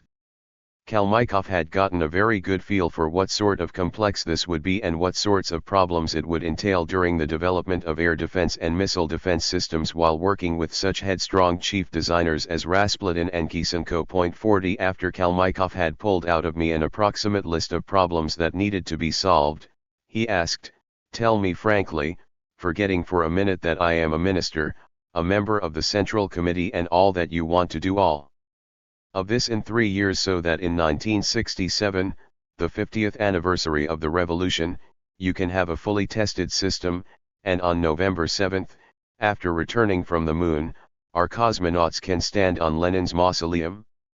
Is this really what you thought?" I confessed that I wasn't certain that this date was realistic, but if a later date were proposed, we would risk having the project prolonged indefinitely. "This is not a reason," objected Kalmykov. "I have already consulted with Ryazansky and Pylyagin. I believe that everyone, and your OKB-1 first and foremost, needs not 3 years, but 6 or 7 years. Considering the actual workload on the industry, you all deserve to have monuments erected to you in your lifetime if our cosmonauts fly to the moon and return safely before 1970. Soon after this conversation with Kalmykov, Korolev telephoned me on the direct line. He was so angry he almost shouted. Kalmykov sent a letter to Smirnov and to the Central Committee. He is proposing that the dates for the development of the lunar vehicles and spacecraft for the N1 in general be postponed indefinitely. I will not let this stand. And Korolev actually personally composed and sent a letter protesting Kalmykov's position to the same recipients. My neighbor Busheyev on 3rd Ostankynskaya Street, known today as Academician Korolev Street, had the habit of stepping out for a breath of fresh air late in the evening before going to bed. 41 Usually he called me up requesting that I keep him company. On such evening strolls around Ostankino, which in those days was not yet polluted by automobile exhaust, we shared our thoughts more calmly and in greater depth than under our hectic work conditions. Korolev had placed the main design responsibility for the L3 on Busheyev. His designers Feoktistov, Ryazanov, Frumkin, Sotnikov, and Timchenko managed to put 2 and 2 together and convince him that the situation with mass for future lunar vehicles in a single launch scenario was already critical. 42 In this regard, Busheyev had very pointed squabbles with Mishin, who at that time did not consider the moon to be a primary objective and did not wish to listen to proposals for launch vehicle modifications. If, with this launch mass, lamented Busheyev, we could use hydrogen on the second and third stages, then instead of 75 tons, we would have at least all of 100 tons in Earth orbit. This figure of 100 tons was mentioned in the draft plan as what we could look forward to when hydrogen engines were introduced on the second and third stages. This was understood up and down the chain of command, but for the time being none of the engine specialists had developed liquid hydrogen rocket engines, and the leadership at that time couldn't order them to. That's when Busheyev and I arrived at a seditious thought. If the nation were ruled by Uncle Joe and someone reported to him that new liquid hydrogen rocket engines needed to be developed to solve a problem that he had assigned, you can bet that he would call in everyone he needed, set deadlines, ask how he could help, and we would have engines as good as the Americans. 43 Like everyone else, great scientists, and especially chief designers, are not without sin and are not free of vanity. If you combine that with fear and give them everything they ask for to enhance the design bureau and production facility, they could work wonders. Stalin understood this and used it to the full extent. Designing the L-3 vehicles and rocket stages and also developing the plans for the lunar expedition began in earnest in late 1963. Over the following 2 years the engineering drawings of the actual rocket were released and the pre-draft plans of the lunar vehicles appeared. Dozens of government officials needed to grasp the immense production and technical scale of the entire lunar program, to determine the gross volumes of capital construction, and to make preliminary calculations of the total required expenditures. The economics of those years did not require very precise calculations. Nevertheless, the veteran Gosplan economists, with whom Korolev usually consulted, warned that the actual figures of the required expenditures would not make it past the Ministry of Finance and Gosplan. 44 In addition to expenditures on the nuclear missile shield, the USSR needed to find funding for the new proposals for Kilomy's and Yangel's heavy-lift rockets. This was the most aggravating thing. Even the officials understood what a disadvantage it was to disperse funding for super-heavy launch vehicles. But even that's not the most important thing, said Korolev once after his latest meeting in the offices of the Council of Ministers. On Khrushchev's command, all of them are feverishly searching for a couple of billion rubles for agriculture. The figures that had been submitted to the Central Committee and Council of Ministers were understated. The officials from the State Committee on Defense Technology, Council of Ministers, and Gosplan made it clear that it was not a good idea to frighten the Politburo with documents calling for many billions of rubles. Otherwise, Chilomy and Yangel would start arguing that their projects were much cheaper. Georgy Pashkov, who had a great deal of experience with Gosplan politics, advised, turn out production of at least 4 launch vehicles per year and get everyone you need involved in the work, but according to a single timetable. And then we'll issue yet another decree. There is hardly anyone who would decide to shut down a project of that scale. It's going to work, we'll find the money. 45. Ustinov tasked NII-88 to conduct an objective comparative assessment of the lunar exploration capabilities of the N-1, UR-500, and R-56 to sort out the design controversies of Korolev, Chilomy, and Yangel. The calculations of Mozorin and his specialists showed that to ensure absolute superiority over the US, a 200-ton rocket complex should be assembled in Earth orbit using 3 N-1 rockets. 46 This would require 3 N-1 rockets or 20 UR-500 rockets. In this case, we could manage a lunar landing of a vehicle weighing 21 metric tons and return a vehicle weighing 5 tons to Earth. All the economic calculations were in favor of the N-1. Despite the positive assessment of the leading institute, Korolev firmly decided to move forward only with the single launch format. While the going is good, do a study of a 2-launch scenario with your designers, I recommended to Busheyev during our next evening stroll. Mozorin is right. We won't manage to overtake the Americans using a single launch scenario now, and with a 2-launch scenario, we might be 2 or 3 years behind them, but we can land 5 or 6 people on the moon instead of 2 and throw a real party up there for the whole universe. Busheyev didn't support my idea. That sort of study couldn't be conducted without the knowledge of Mishin and Korolev, and he would end up in serious trouble. Korolev demanded that the designers study ways to increase the load-bearing capacity of the N-1 launch vehicle alone. After that came a series of proposals for modifications of the launch vehicle. First and foremost, the installation of 6 more engines on the first stage and, unlike the Americans' layout, the appearance of 4th and 5th stages Block G and Block D for the boost to the moon. The launch mass of the N-1L3, taking the new proposals into account, had grown to 2,750 tons. All the measures made it possible to increase the in-orbit payload mass from 75 tons to 93 tons. But we still needed to work on these ideas. Under these circumstances, the deadlines specified in the decrees for the beginning of flight developmental tests in 1965 looked absurd. Everyone up and down the chain of command understood this. We needed an official reason to revise the deadlines and, finally, a decision about the main mission for the Super Heavy N-1 launch vehicle that was under development. On June 19, 1964, the Central Committee and Council of Ministers issued a decree allowing the deadlines for the beginning of flight developmental tests to be postponed to 1966.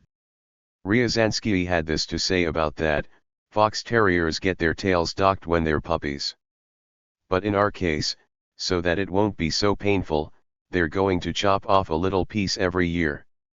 Everyone knew that shifting the deadline back a year wouldn't save us. Common sense called for the deadlines for the beginning of flight developmental tests to be moved back at least 3 years. But no one dared go to the Central Committee and then to the Politburo with such seditious proposals. This same decree, calling for a technical and scientific expert review of controversial issues, established a council on the N1 complex under the chairmanship of Keldysh. On June 23, 1964, Korolev convened the Council of Chief Designers to discuss operations on the N1 in view of the latest decree. In his introductory speech, Korolev outlined the state of affairs, taking the opportunity to say that the 2 design schools of engine specialists had not helped in the selection of the type of liquid propellant rocket engine and had delayed the design process.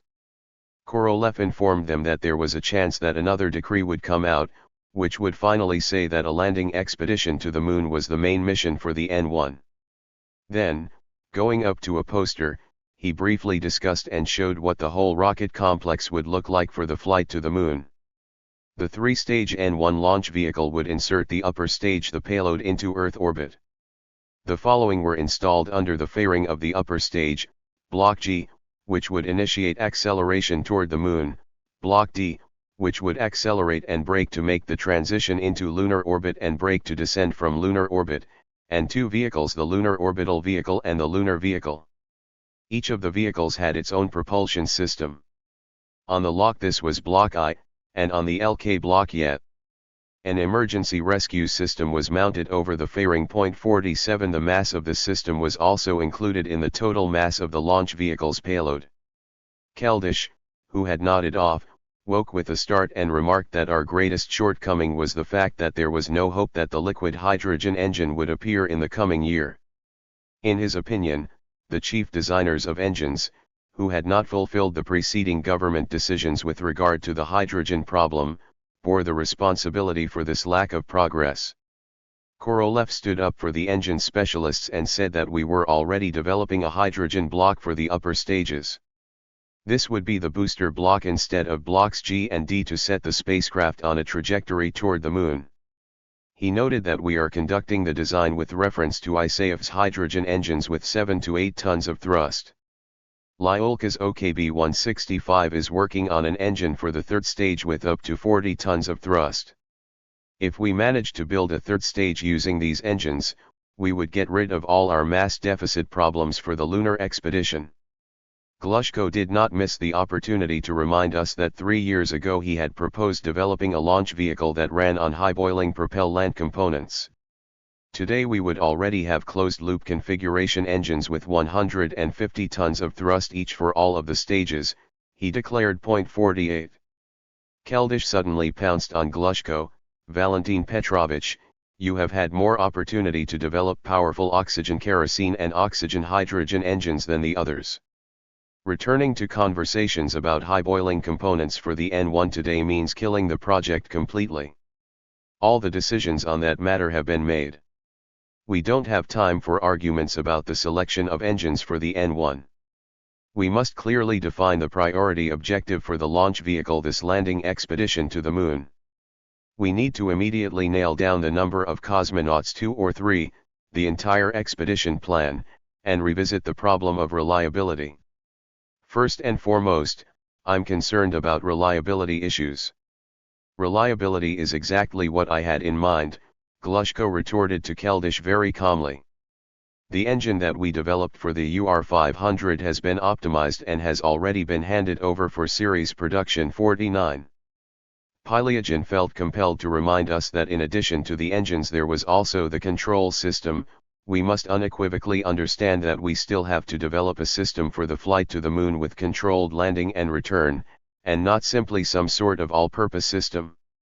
I request that Sergei Pavlovich provide us with comprehensive baseline data for the upper blocks and the vehicles. This is new work for us. Barman also spoke up. we have managed to speed up construction of the launch site lately. There are a lot of problems there. But keep in mind that we have made no provisions for hydrogen. If you decide to use it, even if only for the booster block, for us this will be a new assignment, new funding, and new deadlines. In closing, Korolev asked the Council to make the following decisions. Approve the configuration proposed by OKB-1 for the N-1 heavy launch vehicle. Consider a landing expedition to the Moon to be the launch vehicle's primary mission. Use liquid oxygen and kerosene as the propellant components for the launch vehicle's rocket blocks, but at the same time speed up work on hydrogen propellant, and task all project participants with studying the plans and schedules stemming from the decree of June 19, and in a month convene once again to consider one more decree, which would be issued in conjunction with our proposal about the lunar expedition as a primary objective. Everyone present nodded in approval, but Glushko, despite Keldish's reprimand, said that if a protocol would be drawn up on this meeting, then he had a dissenting opinion regarding the reliability of the engines under development at OKB-276. This comment was directed at Nikolai Kuznetsov, who responded that he had never rejected the advice and assistance of OKB-456 and would be very grateful if, to speed up the optimization process, Valentin Petrovich would make available his advice and test rigs. Glushko gave no response, and on that note, Korolev closed the council session. On behalf of all the chiefs, Korolev and Keldysh asked for VPK Chairman Leonid Smirnov to resolve the matter about the primary objective at the governmental level. Smirnov was in no hurry to approach Khrushchev on his own. It was high time to face up to the radical decisions on a whole gamut of problems: deadlines, construction of the factory and launch complexes, production of the lunar vehicles, and finally crew training. Korolev and Keldysh, with Ustinov's support, approached Khrushchev. Are we going to fly to the Moon or not? These were Khrushchev's instructions: don't let the Americans have the Moon. Whatever resources you need, we'll find them. The Americans prompted the decision. This appeal fell on fertile soil.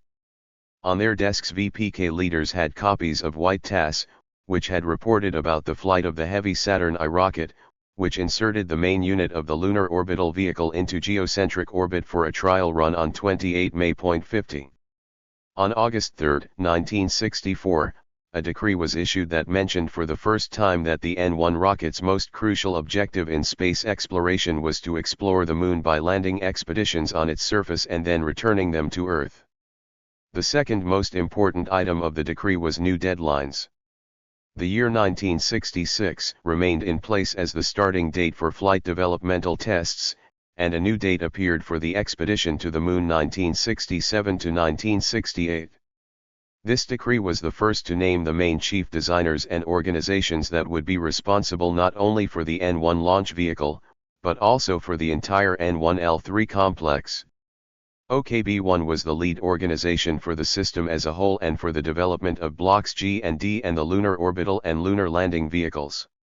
OKB-276 was responsible for developing the engine of Block G. OKB-586 was tasked with developing the rocket block Y of the lunar vehicle and the engine for this block. OKB-2 was responsible for developing the propulsion system of Block I of the lunar orbital vehicle.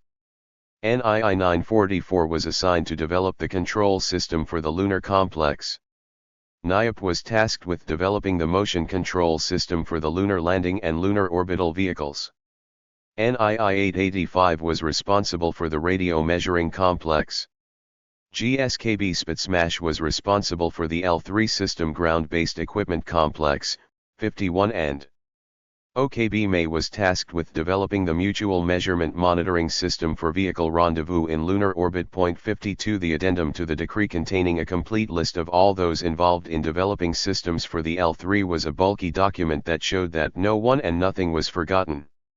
Nevertheless, baffled questions about the detailed breakdown of work, who issued requirements, to whom, and for which systems continued to be asked, and answers to them were written in all sorts of individual resolutions and protocols for another 3 years. Once the text of the government decree had been received, Korolev decided to convene a wide-ranging technical review meeting in his office right away to explain to everyone what we had come up with and what we would ask of those involved in the project. This meeting took place on August 13, 1964. All the chief designers, chiefs of the state committee's main directorates, Council of National Economy chairmen involved in the program, officials from the VPK and Central Committee, officials from the Air Force Command, Rocket Forces, and Ministry of Defense Space Assets, representatives of the Academy of Sciences, and directors of NII-4, NII-88, and the firing range were invited. 53 Ryabykov, Pashkov, Zverev, Afanasiev, and Tyulin attended the meeting. 54. In his opening comments, Korolev remarked that this was the first representative-level gathering for the lunar program. And the reason for this was the latest decree of August 3, which challenged us with a crucial government mission. We, OKB-1, were the head organization, but each of us was personally responsible for that part of the system specified in the decree. Next, Kryakov and Busheyev, referring to posters, presented the schematic diagram of the N1L3, its basic performance data, and its flight program. It was difficult for Busheyev to deliver his report. The draft plan of the lunar vehicles had not yet been completed, the specifications had not been drawn up for the subcontractors, and the whole plan for the flight to the moon was still very rough. At the risk of overloading my memoirs with details, I nevertheless feel that I need to discuss the main issue and, in particular, provide a description of the Lunar Expedition Rocket Space Complex. The N1L3 rocket space complex consisted of the three-stage N1 rocket and the L3 lunar complex. The N1 was a three-stage rocket with transverse division of structurally similar stages. Intermediate trusses connected the stages, ensuring the free escape of gases when the engines of the subsequent stage started up. Liquid propellant rocket engines operating on oxygen and kerosene developed at OKB-276 were used on all three stages of the rocket. The rocket's load-bearing structure was a braced shell taking up the external loads. Spherical propellant tanks were housed inside this frame. In all the stages, the fuel tanks were in front. The first stage propulsion system comprised 24 NK-15 engines with a thrust of 150 tons each on the ground. Kryakov reported that we were conducting a study to see if the number of engines on the first stage could be increased to 30. 6 engines would be mounted around an inner ring, and the 24 engines on the outer ring would remain in their places. The second stage had 8 of the same type of engines, but with NK-15V high-altitude nozzles. The third stage had 4 NK-19 engines with high-altitude nozzles. All the engines would operate on a closed-loop configuration, i.e., with afterburning of the gas after passing through the turbo pump assembly. The instruments of the control and telemetry systems were arranged in special compartments in their respective stages. The main instruments of the control system for the 3 stages were in the third stage instrument compartment. The accepted aerodynamic layout made it possible to minimize the requisite control moments and to control pitch and yaw by using the principle of thrust offset of opposing engines on the first and second stages. Special control nozzles would be used for roll control. The special KORD diagnostic system was being developed to monitor engine operation. 55 The system would issue an engine shutdown command when signs of possible failure occurred. The diametrically opposite engine would shut down simultaneously. Unlike all contemporary rockets, the electric energy source was an alternating current turbo generator. The rocket stages and compartments were very large. For that reason, the factory/manufacturers would produce only transportable parts. The welding of tanks and blocks and the assembly of the entire rocket were to be carried out in the assembly and testing building, which was then under construction at the firing range. There would actually be a branch of the Kubyshev-based Progress Factory, the main rocket manufacturing plant at the firing range. In order to insert a payload with a mass of 90 to 93 tons into Earth orbit at an altitude of 200 kilometers, we were undertaking a series of measures, the most important of which was mounting 6 more engines on the first stage. The height of the rocket including the L3 nose cone was 105.3 meters. The launch mass was 2,820 tons. The mass of the oxygen was 1,730 tons, and the mass of the kerosene was 680 tons.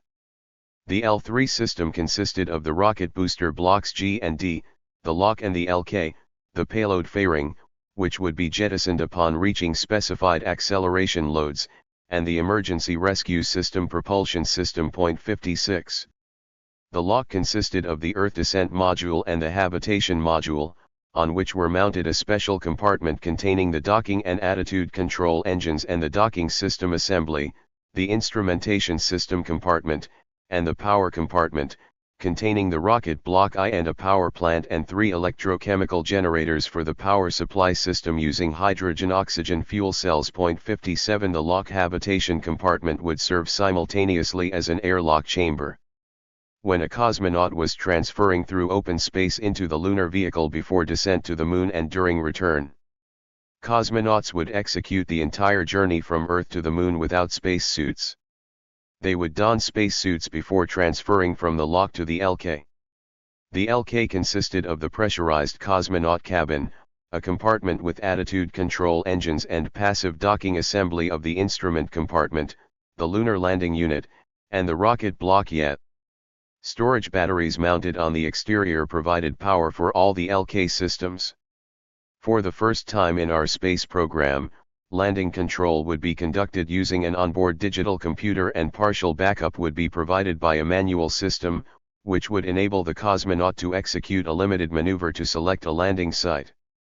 The N1L3 flight would be executed according to the following program.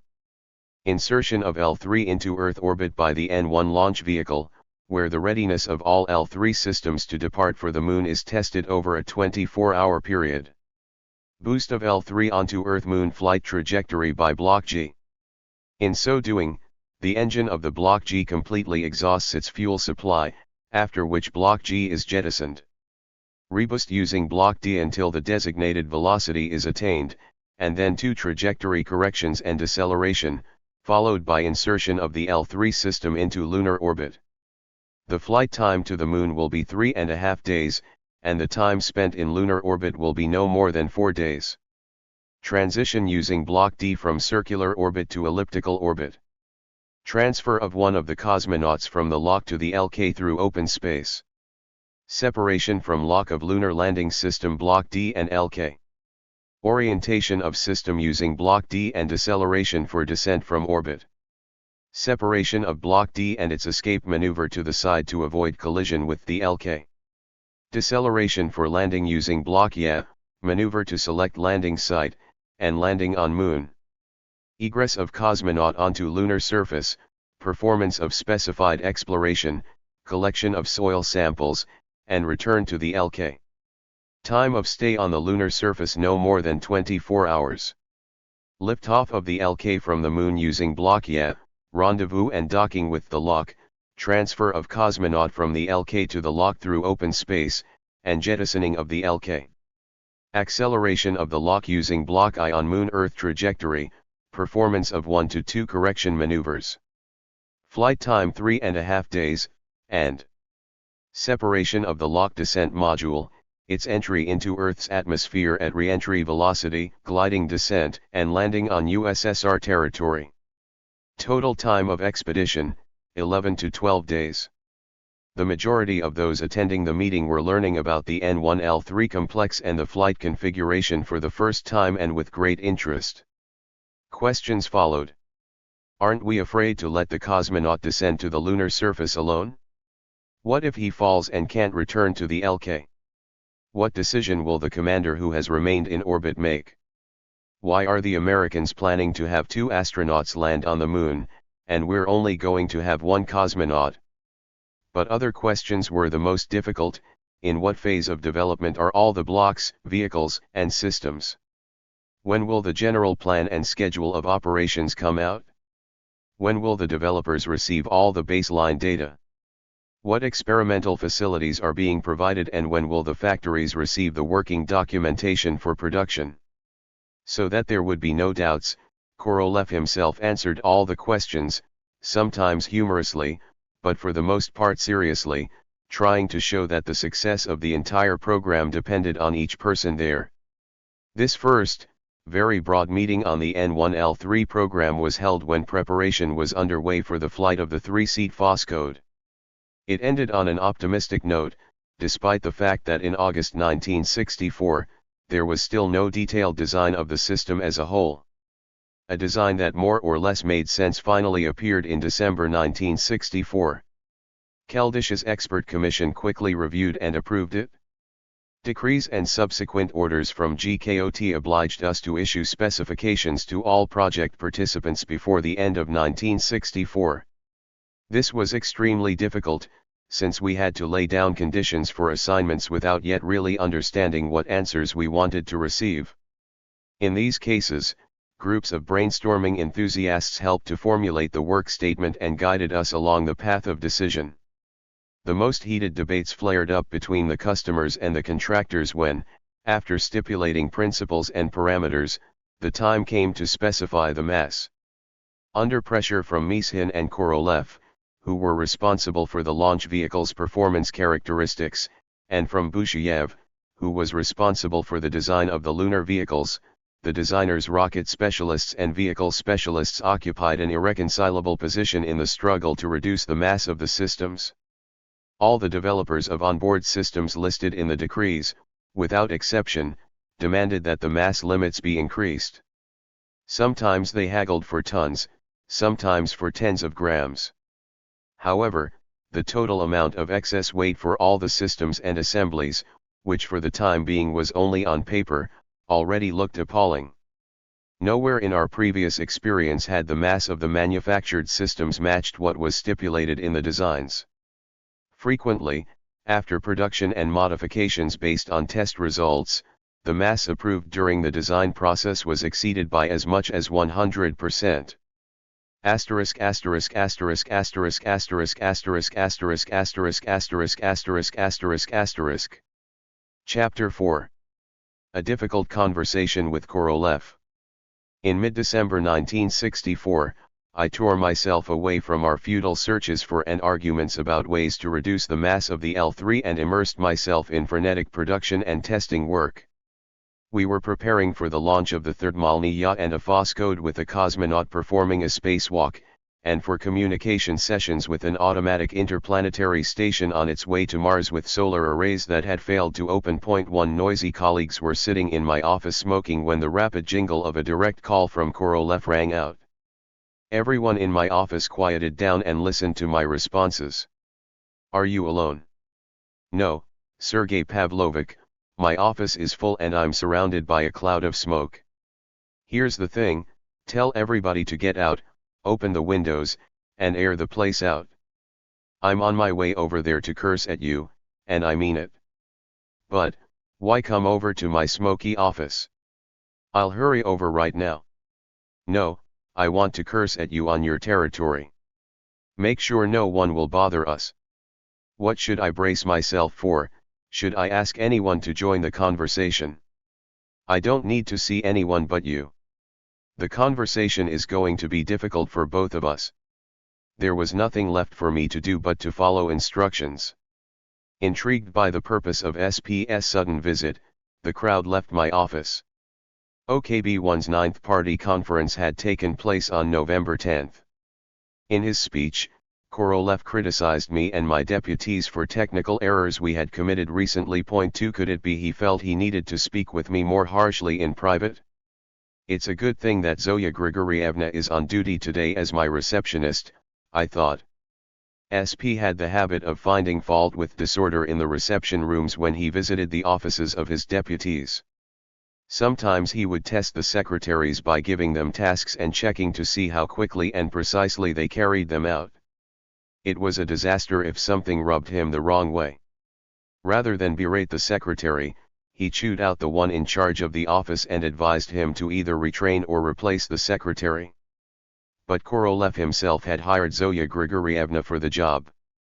She was the wife of a staff colleague at RNII, rocket propellant specialist Nikolai Chernyshev. 3 Before Korolev's arrest in 1938, they had lived in the same building on Konyashkovskaya Street.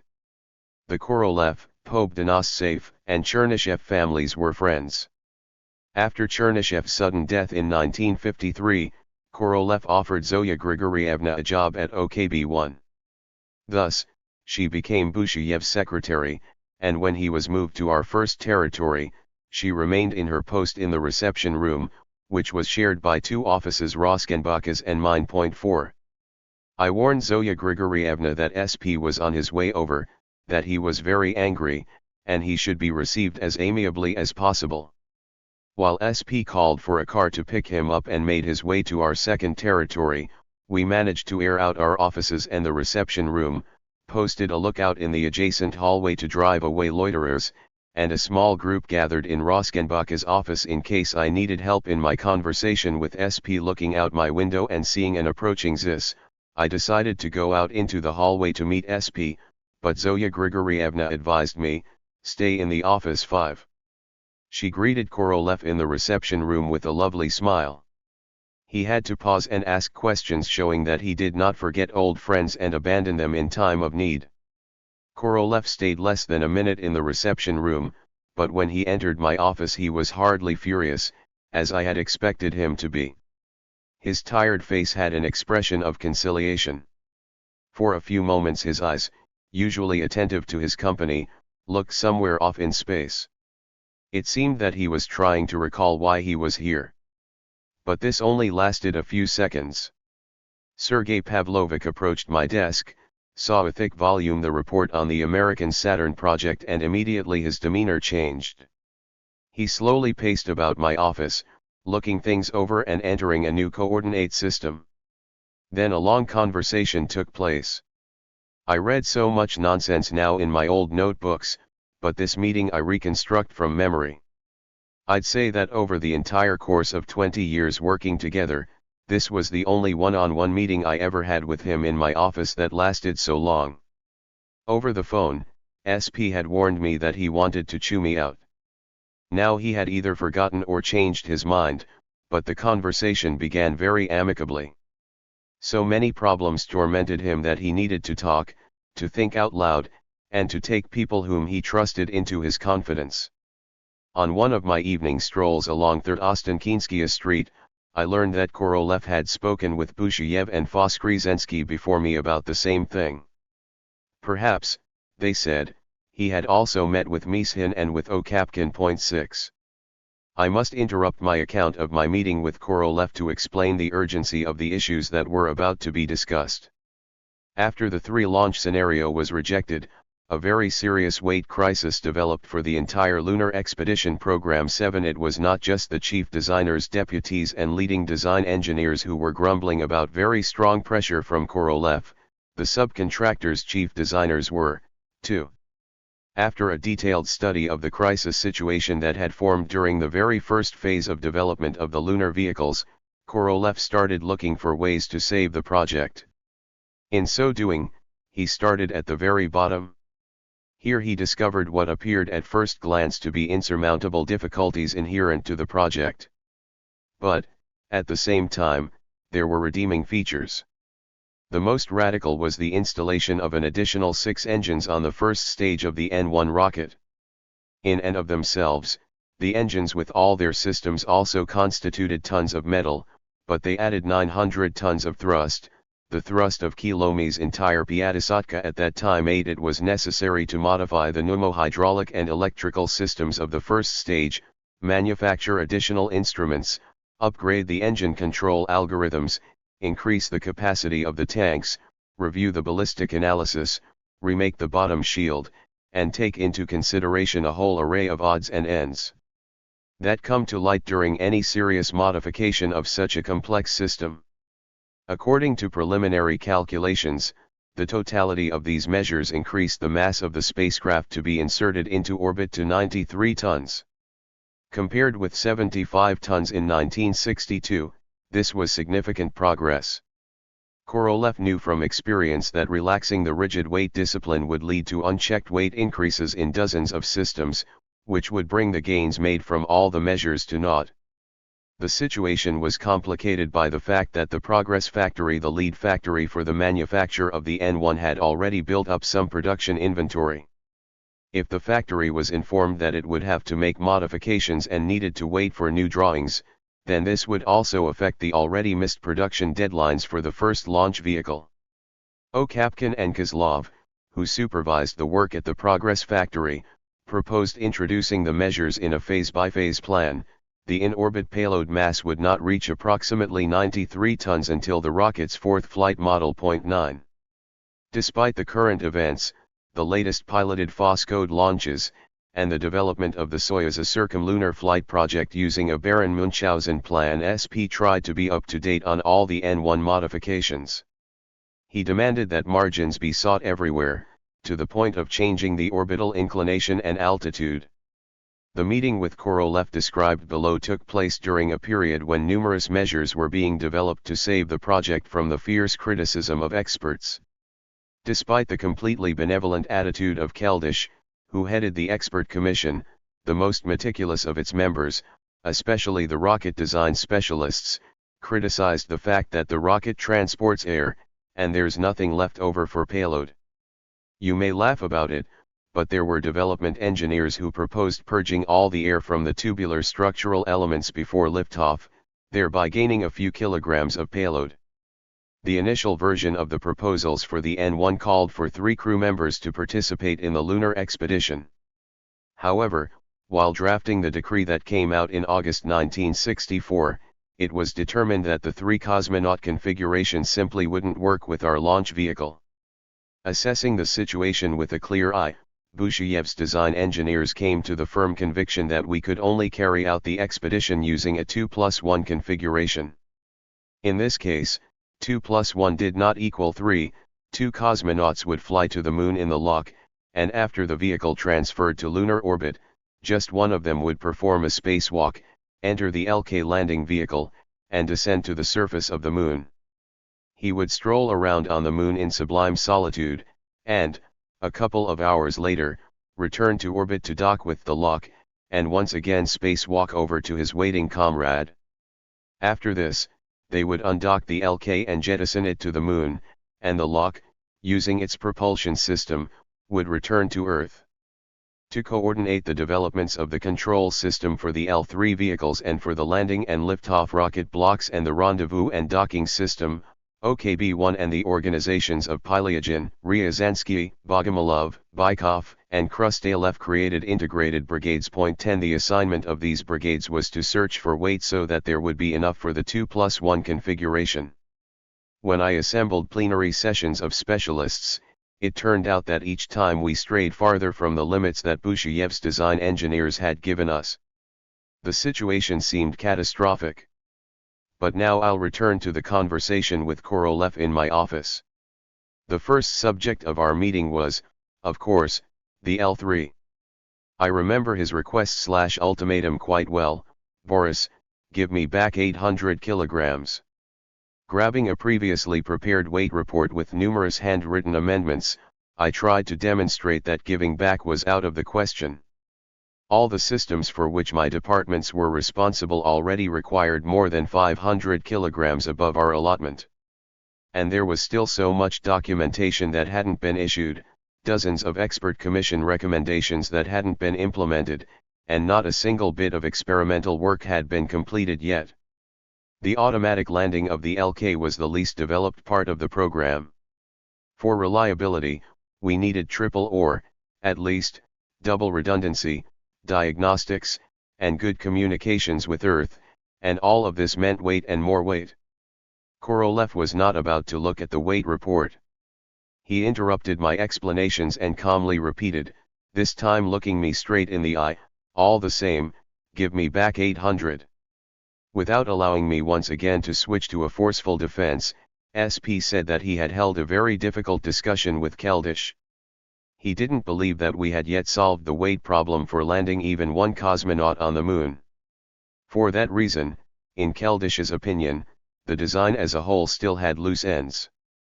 Chelomi, who had his own alternative design proposals, was putting pressure on Keldysh. 11.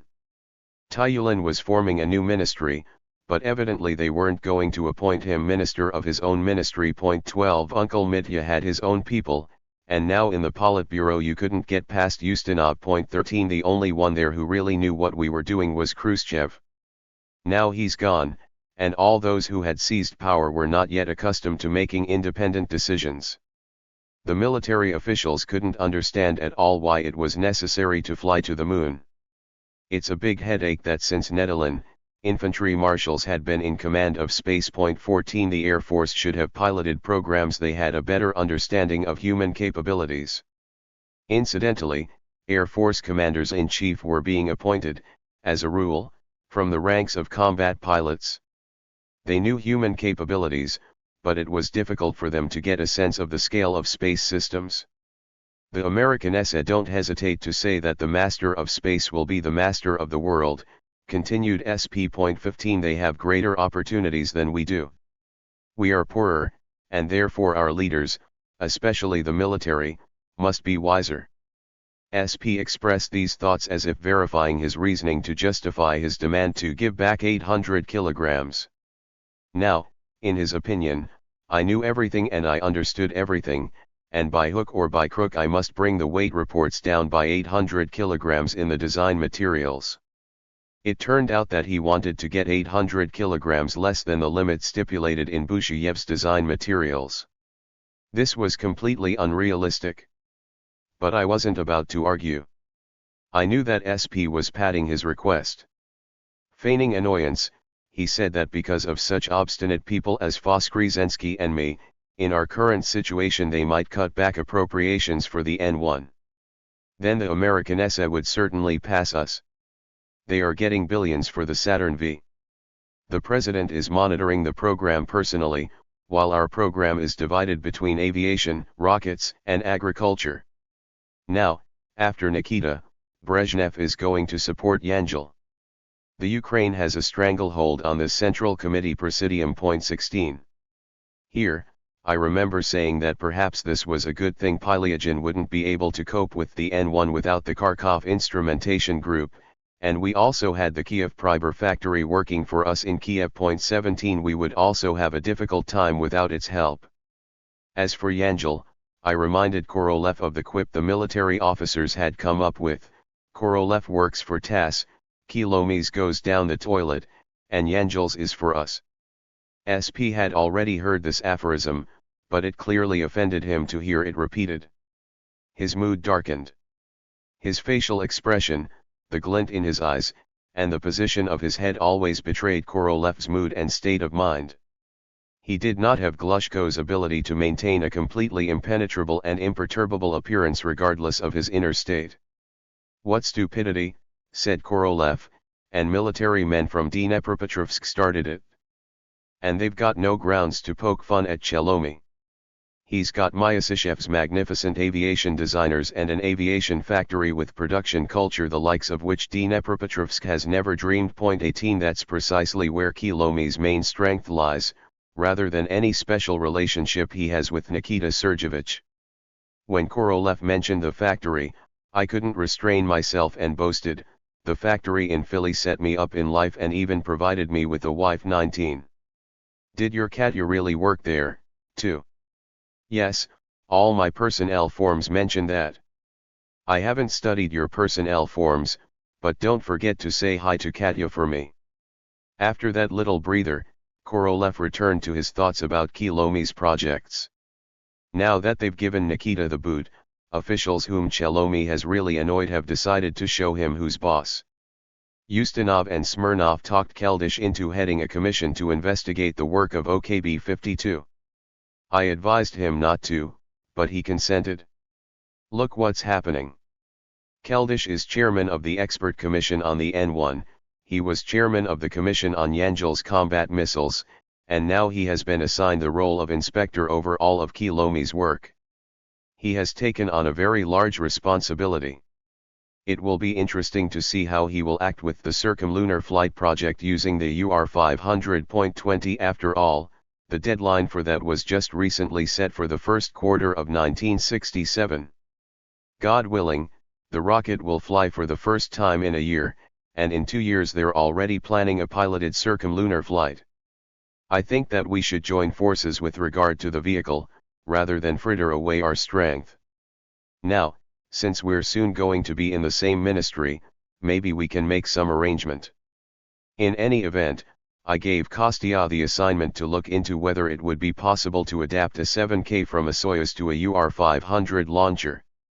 After all, honestly, I am not very convinced that your beloved Nat Sakanian will make a system that will go through 3 dockings in a row without a hitch. 21. Sergei Pavlovich. According to information from our 5th column, Chelomi hasn't really gotten moving on the vehicle yet, while our landing on the moon is set for a year after the circumlunar flight, and we have to make not just 1, but 2 completely new vehicles. That's why you have to give me back 800 kilograms, he said very sternly. Suddenly Korolev brightened up. But still, Yangel is doing a great job. I honestly didn't expect that he would voluntarily shut down his R-56 project and agree to make Block Y for us. You and Pylyagin must quickly decide who will provide the baseline control data so that Yangel's work will under no circumstances be delayed. Right before you arrived I broke up a big free-for-all here in my office having to do with the allocation of projects between us and Pylyagin. Everything worked out fine regarding the launch vehicle, but when it came to the vehicles, especially the LK, there were heated debates. We still haven't come to an agreement as to who will make the integrated test rigs. At the mention of the test rigs, Korolev once again started talking about Voskresensky. He was outraged with Leonid's behavior regarding the construction of a test rig for full-scale firing tests of the N-1's first stage. The rough estimates that Voskresensky made with the assistance of the Design Institute and NII-229 in Zagorsk showed that the production of this rig would cost 100 million and would take at least 3 to 4 years. At least a year would be spent in the coordination and design process. As a result, no testing would begin before 1968. And here's another question, where would it be built? If we built it in Tyuratam, the primary construction of the large MiG and launch site were still in their embryonic stages there. There were enough funds for materials, and that's precisely the excuse the military builders were using for their own falling behind. I paid a special visit to Dymshits, continued Korolev, to discuss funding. 22 He is, you know, Deputy Chairman of the Council of Ministers and Chief of Goshnab. 25 I thought he could do anything. Ustinov himself advised me to meet with him. Ustinov said, in such cases personal contacts are more reliable than decrees. So what happened? The meeting went just fine. He inquired about the N-1 in great detail. It's true, he didn't understand why we or the Americans needed to fly to the moon so urgently. Dymshits is a smart but very tired Jew. He miraculously survived under Stalin and supported Khrushchev's idea about councils of national economy. Now they were eliminating them and restoring complete centralization of control and supply only from Moscow. There were once again shakeups at Goshnab and Gosplan, reconsiderations of the allocation of appropriations and funds, and everyone tried to grab the biggest piece of the pie. They hinted to Dymshits that he had given way too much to the rocket specialists and it was time to restore shipbuilding and aviation after the toll Khrushchev had taken on them. 24. As he told me about his meeting with Dymshits, Korolev looked at me searchingly and suddenly recalled the 1953 Doctor's Plot. 25. For the first time, SP confessed that back then he had had a great deal of trouble defending me against the personnel officers who were getting out of hand, especially since he too was still somewhat tainted. 26. Even Ustinov, who knew you well, said that he would help, but if they put any more pressure on him, he was not omnipotent. Then there was a call on the Kremlin line. Boris, you can't even guess who called, and I'll never tell you. Among other things, this person told me that I shouldn't worry about you. Nobody's going to touch you. I'm telling you this 11 years after the fact, but who called that I won't tell you. To this day I haven't unraveled the mystery and I haven't confided with anyone on this subject. The circumstances were too convoluted and complicated in the upper echelons of power. But that is a completely different subject. SP never hinted to anyone and never implied that he required some sort of reciprocity for his good deeds. All he required was work with full commitment, enthusiasm, and decency. SP had a knack for discerning and appreciating honest and decent people. He drew people to himself based on their professional qualities, and in his inner circle he appreciated this same cultured integrity. At one time it seemed to me that Voskresenski was more a kindred spirit to him than the other deputies. Actually, SP appreciated Leonid not just for his exceptional qualities as an investigative tester. He loved him as a man of integrity and a comrade with whom he could scout around. And all of a sudden, Leonid comes out publicly against the N1 program of operations that Korolev had approved. During one of our evening strolls along 3rd Ostenkinskaya Street, Voskresenski joined Busheyev and me. Leonid was genuinely surprised by the stance that all of us deputy chiefs had taken. He took Korolev's rejection of the construction of a full-scale firing test rig so personally that during this evening stroll that's all he would talk about. Leonid, who had quite recently recovered from a heart attack, appealed to my experience, conscience, and common sense, saying that if the decision on the test rig failed to come through, he would no longer be on good terms with Korolev. He was prepared to go on fishing trips and mushroom hunts with us, but he would refuse to be involved in N1 projects. Since Korolev started the conversation about Voskresenski, already knowing about their damaged relationship, I changed the subject to the monitoring, diagnostics, and engine shutdown system. The development of this system had forced my comrades and me to delve into the state of affairs with Kuznetsov's new engines. I expressed my misgivings to Korolev regarding the deadlines for the experimental testing of the entire KORD system for the simple reason that the very hardware that we were supposed to be performing diagnostics on and save from a catastrophic explosion was still so unreliable that it was difficult to select a stable parameter for diagnostics. We were firmly convinced that the KORD system, on the whole, needed to be a lot more reliable than each individual engine, especially all 30 on the first stage. In this sense, I said, conducting firing rig tests on the entire fully assembled first stage is a better way to verify and confirm reliability. I tried to start my pitch in favor of the test rig, but SP once again scowled, and his mood darkened. You and Leonid think that I don't understand the rig's benefits. Don't defend Leonid. I asked you to give up 800 kilograms, and don't bring up the issue of the test rig. We can't pose that question now, we don't have the right to, if we want to produce the N1. You all want to be squeaky clean, you demand rigs, experimental testing, reliability, but I, Korolev, don't allow you this. Look, we're putting in equipment for the manufacture of the second and third stages at Tabakov's facility in Zagorsk.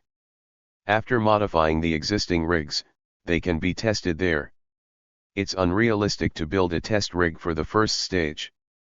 I was afraid that now our calm conversation would fall apart, SP would stand up and leave. Despite this danger, I nevertheless took a chance and insisted that SP pay some attention to the status of the KORD system's development. He promised to have a word with Kuznetsov about the final proposals for the diagnostics program very soon. I just ask that you make sure, Sergei Pavlovich, that when any emergency condition is determined, we will need 4 to 500ths of a second to shut down the engine along with Pilyagin's control system. If the engine is going to explode in thousandths of a second, there's nothing we can do. Korolev smiled sadly. He was well aware of the state of affairs with the experimental testing of engines at Kuznetsov's facility. I had heard fragmentary information from our engine specialists and KORD system experts that the engine was going through its phase of childhood diseases. The Kubyshev developers had no experience with liquid propellant rocket engines. They were just learning and were still far from the level of the Khimki specialists. Point 27. Without a pause, the conversation switched to the current Yes-6 program, a soft landing on the moon. How are things with Morichevsky on the next Yes-6? Asked Korolev. Point 28. I was ready to roll on this subject and wanted to explain in detail about our efforts and the progress on this project, but once again SP stopped me. We absolutely must not let the Americans make the first soft landing. Look what's happening, we have already conducted 5 launches and only reached the moon once. Your beloved astronavigation didn't help us out. By the way, what's going on with Lasovish and those nice star ladies who worked in his shop? 29. I told him everything that I knew about them, jumping on the chance to remind SP that he had inquired about these ladies back in 1949 and now they were 15 years older. And then I started to justify myself. The Americans have also had 5 failures with their Rangers and it wasn't until their 7th launch that they obtained an image of the lunar surface. 30 And they aren't planning a soft landing until October 1965 with the Surveyor 31. If we work like that, countered SP, then in 1966 our soft landing will fail too. Keep in mind, from now on, I am not about to forgive you for an astronavigation failure. Any day now, Keldysh is getting ready to hear in his council once again about the state of affairs on the Moon, Mars, and Venus projects. 32 I am arranging for you or Kostya to report. I'll report, but there is a reason why our people are losing enthusiasm for the S6 and MV.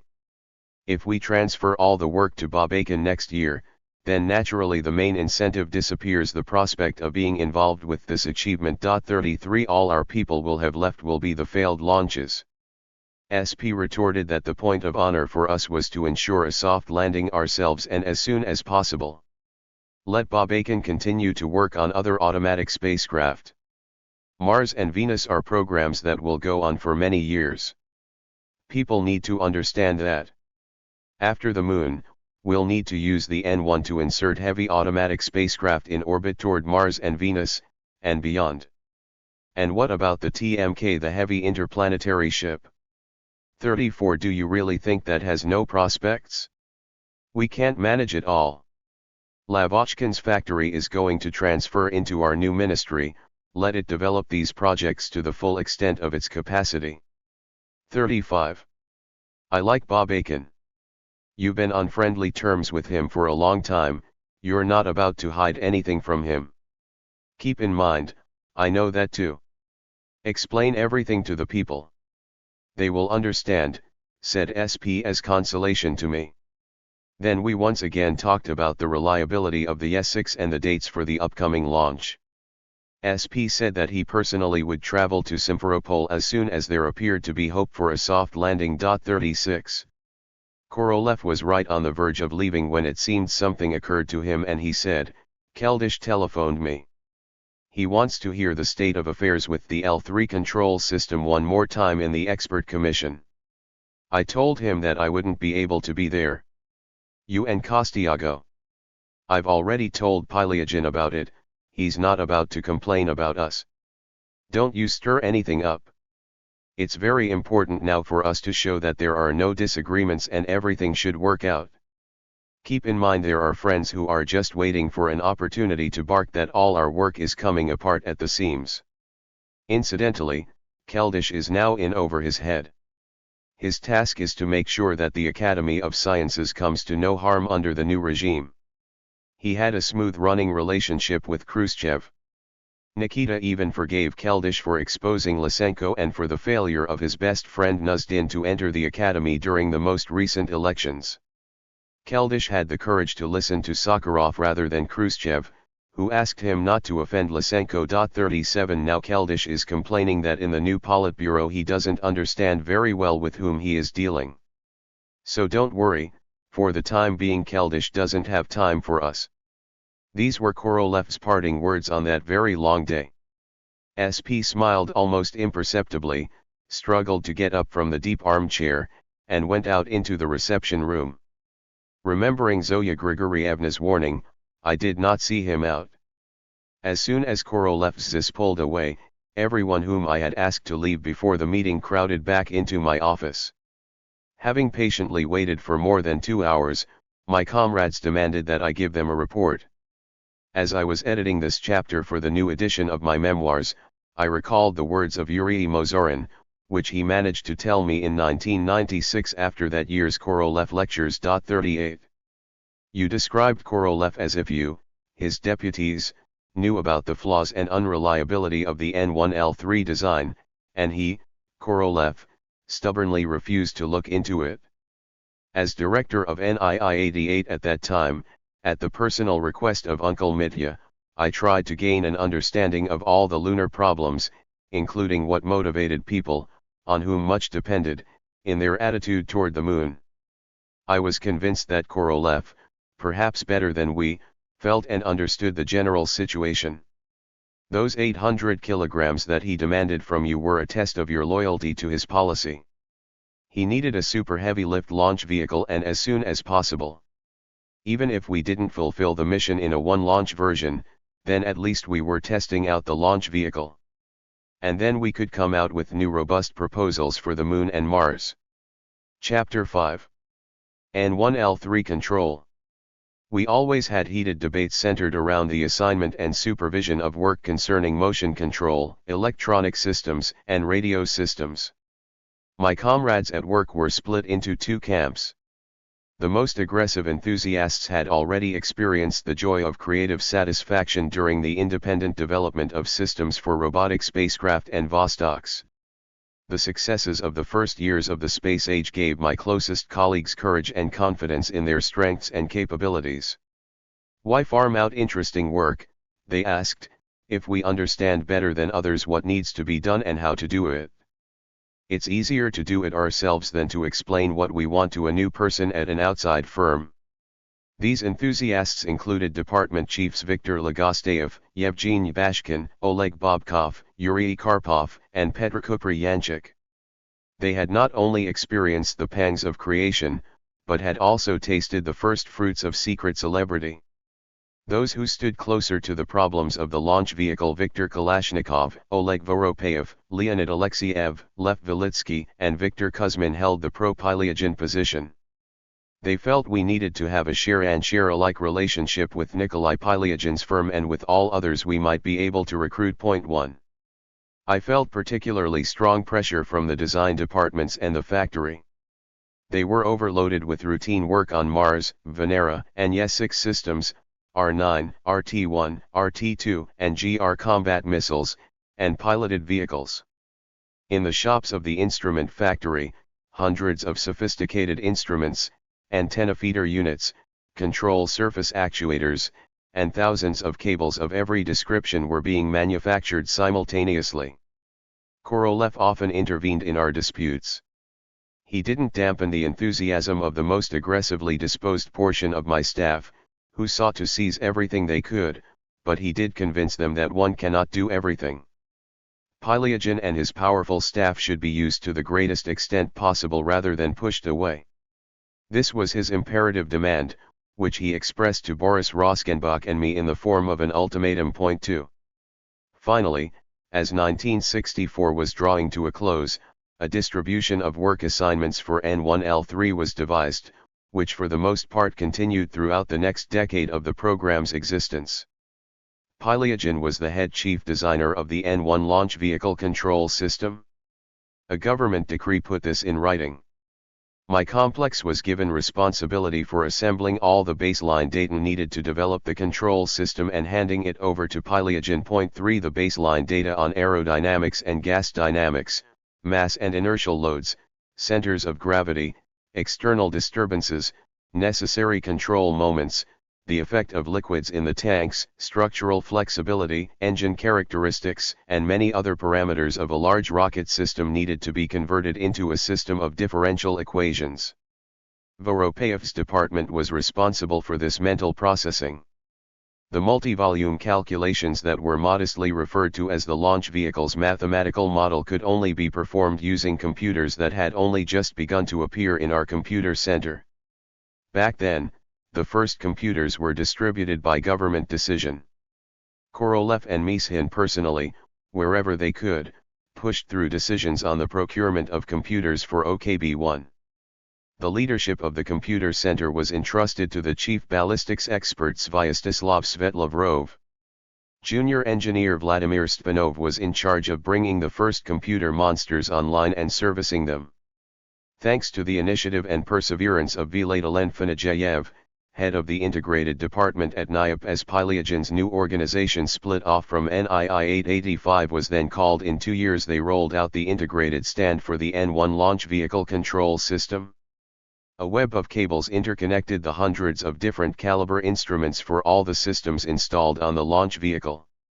That's how the working model of the full control system looked.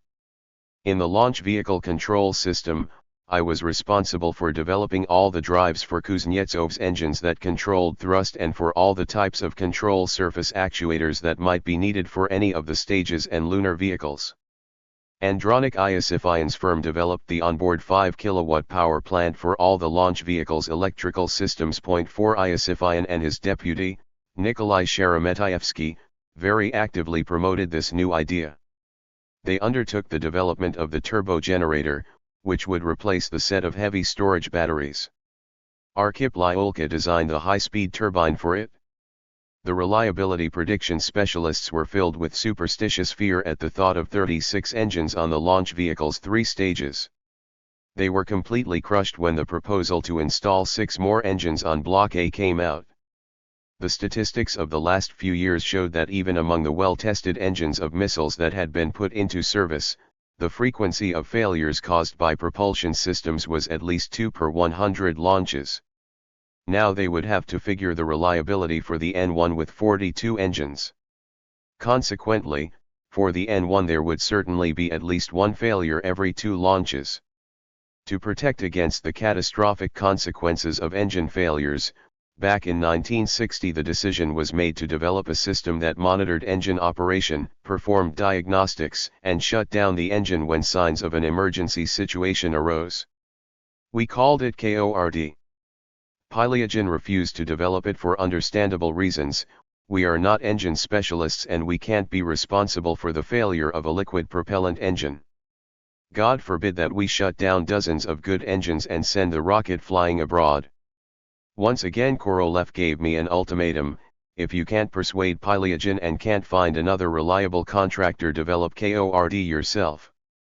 I assembled my small council of small chiefs, as Kalashnikov joked, and we ascertained by a poll that there were no fools as far as we could see and we would have to make the system ourselves. I put Kalashnikov in charge of development and assigned the electrical and circuitry problems to Viktor Kuzmin's department and the construction of instruments to Semyon Shizhikov's and Ivan Zverev's departments. Nikolai Kuznetsov's engine specialists specified the emergency criteria. And, working with these criteria, it was up to us to develop sensors and electrical instruments that would process information and manage to shut down the engine before an explosion occurred, inevitably resulting in a fire and loss of the rocket. The task of selecting the emergency criteria in this system proved to be complicated and very contentious. A special laboratory was set up to develop the KORD system, whose chief Yuri Kunovin and a small number of young colleagues bore such an important responsibility for the fate of the N1 that we felt it ponderously, crudely, and tangibly on the very first launch. 5. We once again realized that even under the most favorable conditions, subcontracting organizations do not want to develop emergency systems. It was that way with the emergency missile destruction and emergency spacecraft destruction systems, the emergency rescue system and emergency landing system, and now with the KORD system. 6. If the emergency system performed its task properly, then no one would say thank you, because thanks are not in order for an accident. And if the emergency system were to be erroneously activated, then there would be hell to pay. The system itself might cause the destruction of a rocket or a spacecraft. I can remember at least 2 such tragic events: the failure during the attempted launch of the first Soyuz on December 16, 1966, and the failure of the first N1 rocket. 7. I shall tell about the latter event later on. When it came to the very complex problems of controlling the flight of the L3 lunar vehicle, which consisted of rocket blocks G and D and the LOK and LK spacecraft, it turned out that my staff received a sizable portion of the work. My comrades grumbled that our branch was doing the lion's share of the total volume of control work for the entire lunar complex, while according to the decrees, Palayagin's staff was considered to be the head team. I countered such conversations by suggesting that anyone who wasn't satisfied with the work assignments could transfer from Chief Designer Korolev to Chief Designer Palayagin. I must say that I found no takers. Vladimir Fanajeyev and Mikhail Kitrik were quite helpful to me in coordinating the work assignments. Formalism and the bureaucratic approach were foreign to these two absolutely outstanding engineers, very decent men, and future deputies of Palayagin. 8 They talked Palayagin into taking on as much of the work as possible. Their efforts paved the way for us to work jointly in harmony, without any serious conflicts. They proposed an arrangement in which NIOP developed the L3 complex control system for the flight segments during which the engines of blocks G, D, E, and I were in operation, the automatic control equipment for propulsion systems, and the means to maintain control during the braking maneuvers to leave lunar orbit and decrease velocity for the descent segment. They also took on control of the automatic soft landing, control of the LK during liftoff from the lunar surface and insertion into lunar orbit in the vicinity of the lock, and a system to control descent during return to Earth at re-entry velocity. We still backed up the automatic lunar landing system with manual control. Roskenbach solved this problem very cleverly on paper and in graphic models. Legosteyev and Kitrik coordinated the automatic and manual dynamics, while Savchenko invented the optics needed to select a landing site on the surface of the Moon. The distribution of responsibilities among the radio firms was relatively easy. The fierce struggle between the Contact and Igla Rendezvous radio systems for a spot in the lunar program continued for several years. It clearly convinced us of the benefit of healthy competition even under conditions of strictly centralized planning. It is difficult to say what the fate of the Contact system would have been if our lunar program had been successfully implemented. The small staff that took on this project at OKB under the supervision of radio enthusiast Petr Chris demonstrated infinite capabilities in inventing new technical systems using old principles of radio physics. For some time the fate of the main sources of electrical power for the lunar vehicles remained unclear. The option of using fuel cells or electrochemical generators started to be aggressively promoted. 9. Nikolai Lydarenko proposed his option first. At OKB-1, in view of the complexity of the problem of oxygen and hydrogen supplies, we entrusted Viktor Ovchinnikov's team, which was experienced in cryogenic technology and hydraulic automatic equipment, to oversee these orders and to develop a pneumo-hydraulic system. Along the way, the projects changed hands among 3 EKHG development firms, until finally one of the atomic energy enterprises in the Urals found a brilliant solution to this problem. 11. It wasn't until February 1965 that the VPK authorized the ministries to develop and coordinate a plan for the production of the L3 lunar system. The date of August 1965 was set for the draft plan as a whole. As for the schedule for the development and manufacture of the L3 complex, the VPK did not approve it in 1965 or in 1966. Unlike conventional plans, where the design documentation is released before the working documentation, in planning the N1L3 production schedule, the development of the draft plan for the system as a whole was scheduled for completion in August 1965, and the working documentation in April through June 1965.12. This meant that we would prepare and issue the baseline data to our designers and subcontracting organizations before the release of the multi-volume draft plan. The date for the manufacture of the experimental units, the first models of the systems, and the mock-ups and engineering models of the launch vehicle was the second quarter of 1966. All of 1966 was set aside for the experimental development of the engines, new blocks, systems, and vehicles. The schedule also called for flight development testing of the N1L3 complex in 1966. Intelligent people worked in the offices of the VPK. They understood full well that the proposed document contained a lot of phony dates, and not wanting to put their own superiors on the spot, they were in no hurry to present the plan schedule for approval. Throughout 1965, I had to meet more often than usual with Palayagin, his deputies, and leading specialists. NIOP developed the control system for the N1 launch vehicle more quickly than the others. For them, however, as for the many other organizations involved, the development was one of a kind. Piliagin demanded from his developers that the main criterion for the development of the system must be reliability, regardless of OKB1's hysterics regarding weight. Wherever possible, there must be triple redundancy. The N1's triple redundant flight control system had 3 gyro-stabilized platforms, 9 longitudinal accelerometers, and 18 normal stabilization and lateral stabilization accelerators, in addition to 3 onboard digital computers with peripheral devices and code analog and analog code converters. 13 All of the command and measurement circuitry operated on the 2 out of 3 voting principle. Due to the very heavy vibroacoustic and temperature loads anticipated in the area of the launch vehicle's propulsion system, the automatic control equipment for each engine had additional backup. In this case, the entire cable network had redundancy, and in addition, the most crucial circuit nodes also had part-by-part redundancy. The total number of instruments developed by NIOP alone exceeded 200, while the mass of the cable network, according to various data, ranged from 3 to 5 tons. Piliagin loved to boast about the scope of work on the launch vehicle control system.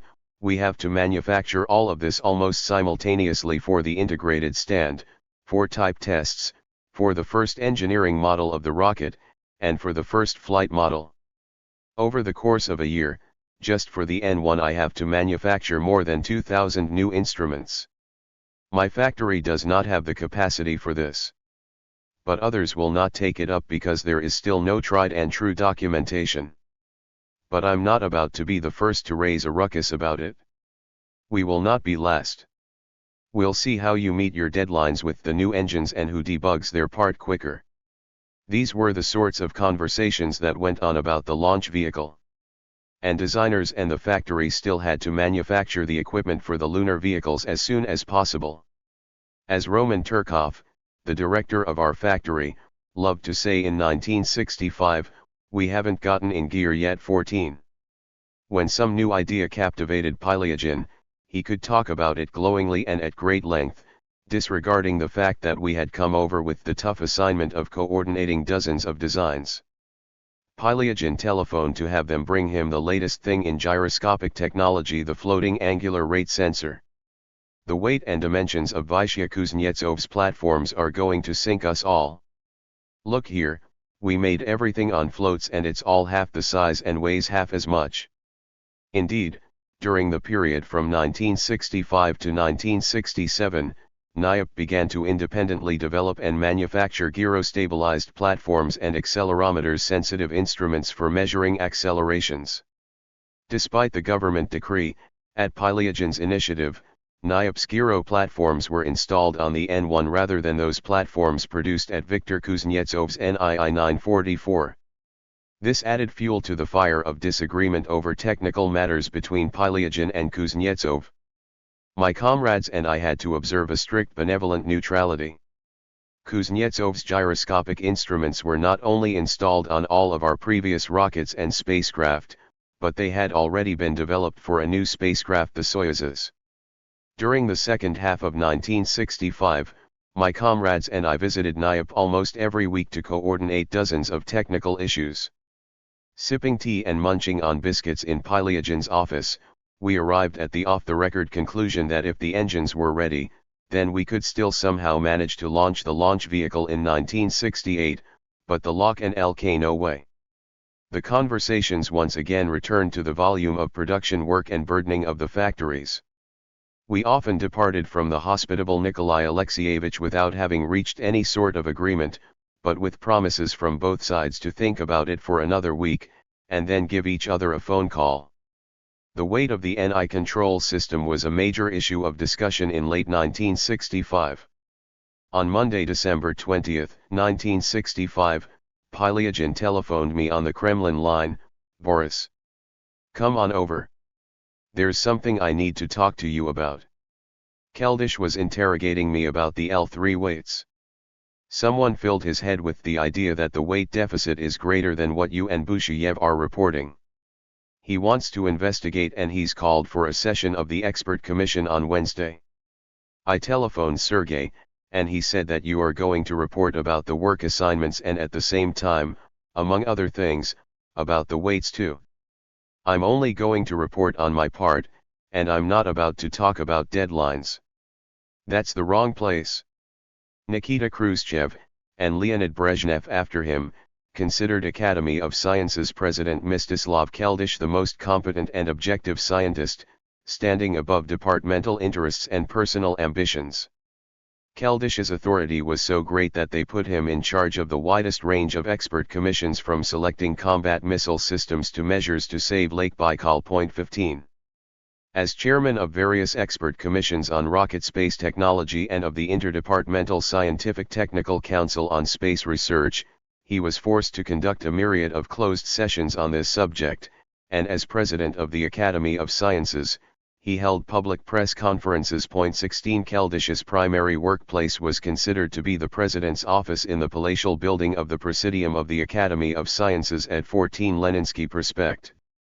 However, Keldysh held meetings on rocket space matters in the small office of the director of the Institute of Applied Mathematics on Myaskia Square. This was one of the secure institutes. Within its walls one could talk about top-secret projects. This was forbidden in the Academy Presidium building because, among other reasons, foreign scientists, foreign delegations, and the press visited it. Keldysh would arrive at Myaskia Square in the afternoon, spending the first very difficult and troublesome half of the day at the Academy of Sciences on Leninsky Prospect. This time he convened the meeting of the expert commission that Korolev had warned me about when he demanded, "Give me back 800 kilograms." Busheyev, Roskenbach, and I arrived a little bit before the appointed time of 3 o'clock, and I tacked up a poster displaying information about the distribution of L3 work assignments. Opening up the expert commission meeting, Keldysh said, "Korolev authorized Boris Yevzayevich to give us a report on the distribution of work assignments and on the status of developments on the L3 systems. The main issue, which disturbs all of us, is weight. I request that in your report you tell us what is really going on according to the latest figures." I knew full well that you had to get up pretty early to fool Keldysh, but nevertheless decided to draw out the report so that there would be no time left for serious discussion of the weight reports. Before our departure, Korolev had instructed Busheyev and me, 24 curious individuals will be gathered there. Don't get into a discussion with Keldysh about our weight problems in front of them under any circumstances. If it becomes difficult, Kostya must help you out. He didn't study at a diplomatic school for nothing. Korolev did not pass up the opportunity to take a jab at Busheyev, who had been enticed into diplomatic service before beginning his space career. I began to talk about the number of systems and the distribution of responsibility between the main contractors. In the interests of history I shall cite its main content. I noted that OKB-1 was performing the role of the lead organization but at the same time independently was developing a number of systems for the L3 lunar complex. By agreement with NIAP, we had taken on the development of systems with which we already had experience. I noted that OKB-1 was developing the following systems. 1. The attitude control system for the entire L3 complex. 2. The lock attitude control system. 3. The LK attitude control system. 4. The lock LK rendezvous control system. 5. The autonomous manual attitude control and navigation system. I added that Geophysica and the Ministry of the Defense Industries Arsenal factory in Kiev were developing the sensitive elements, the optical electronic devices for all of these systems. The contact radio system developed at OKB-May would be used for the rendezvous of the two spacecraft. In order to draw out the time and pay a compliment to Keldysh, I said, Boris Viktorovich Roskenbach is responsible for these 5 items. Since his transfer to us at the initiative of you and Sergei Pavlovich, his staff has tripled in size. If there are any questions on this part, Boris Viktorovich can brief you in greater detail. Unfortunately, there were no questions, and I continued the list. 6. The control system that would run the lock and LK onboard systems and instruments in accordance with the flight program, the integrated electrical circuit, and the onboard cable network. This system would receive, transmit, and process the onboard system's control commands in order to execute the logical operations that would run the onboard equipment. 7. The vehicle's integrated power system. Electrochemical generators developed by Amin's Redmash factory would serve as the electric power source for the lock, and silver zinc batteries developed by the All-Union Scientific Research Institute of Current Sources would power the LK.17. 8. The antenna feeder units for all radio systems except the contact system and radio altimeter. 9. The ground testing equipment for the lock and LK at the factory, engineering facility, and launch site. I continued, stating that NIOP and their cooperative network were developing and manufacturing the following.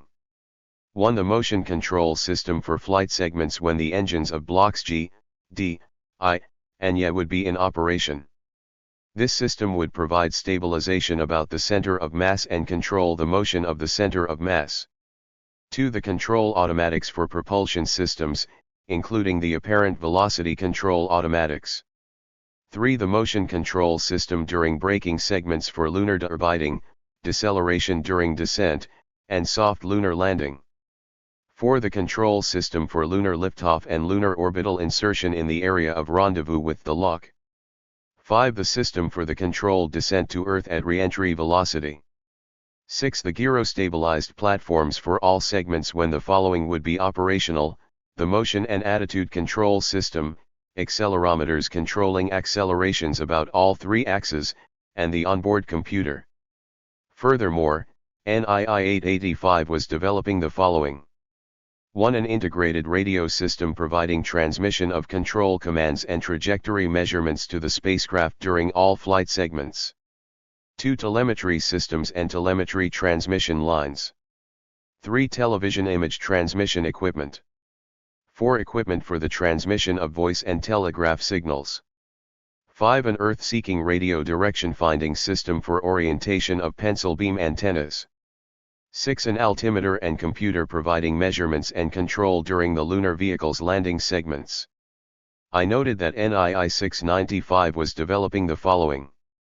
1. The autonomous communication system between cosmonauts when one of them would egress onto the lunar surface and perform a spacewalk while transferring from one vehicle to the other. 2. The radio system for descent module search after its return to Earth.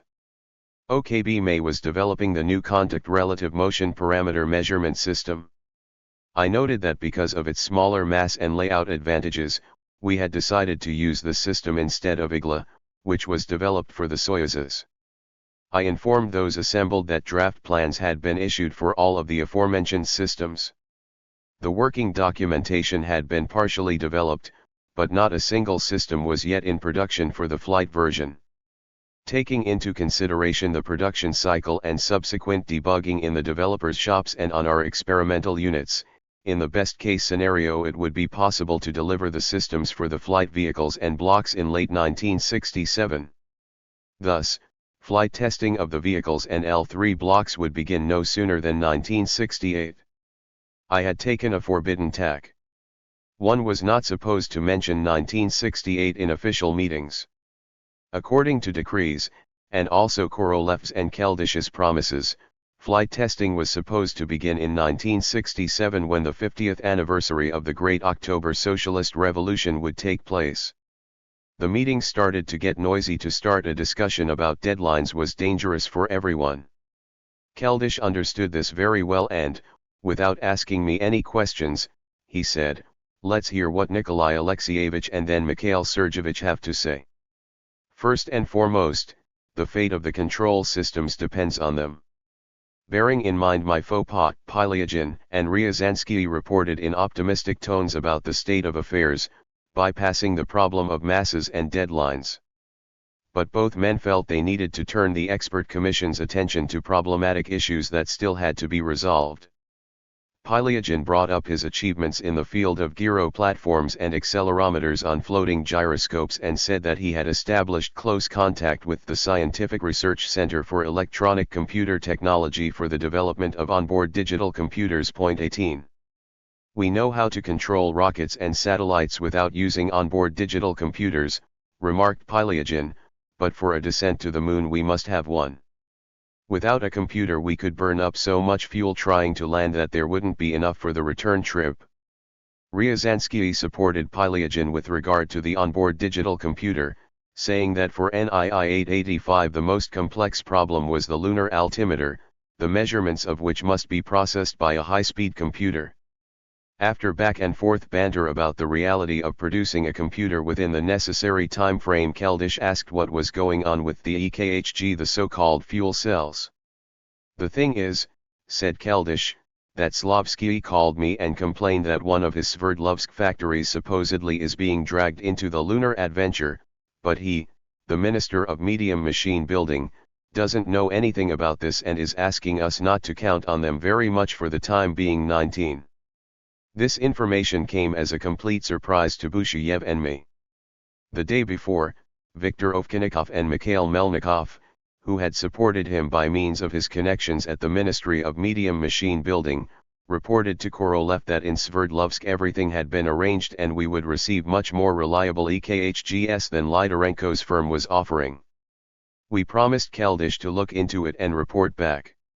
We looked into it about 10 days later and could hardly stop laughing.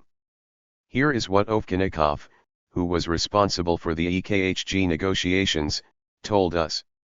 They really had come to an agreement with one very reliable design bureau of an atomic industry plant in the Urals.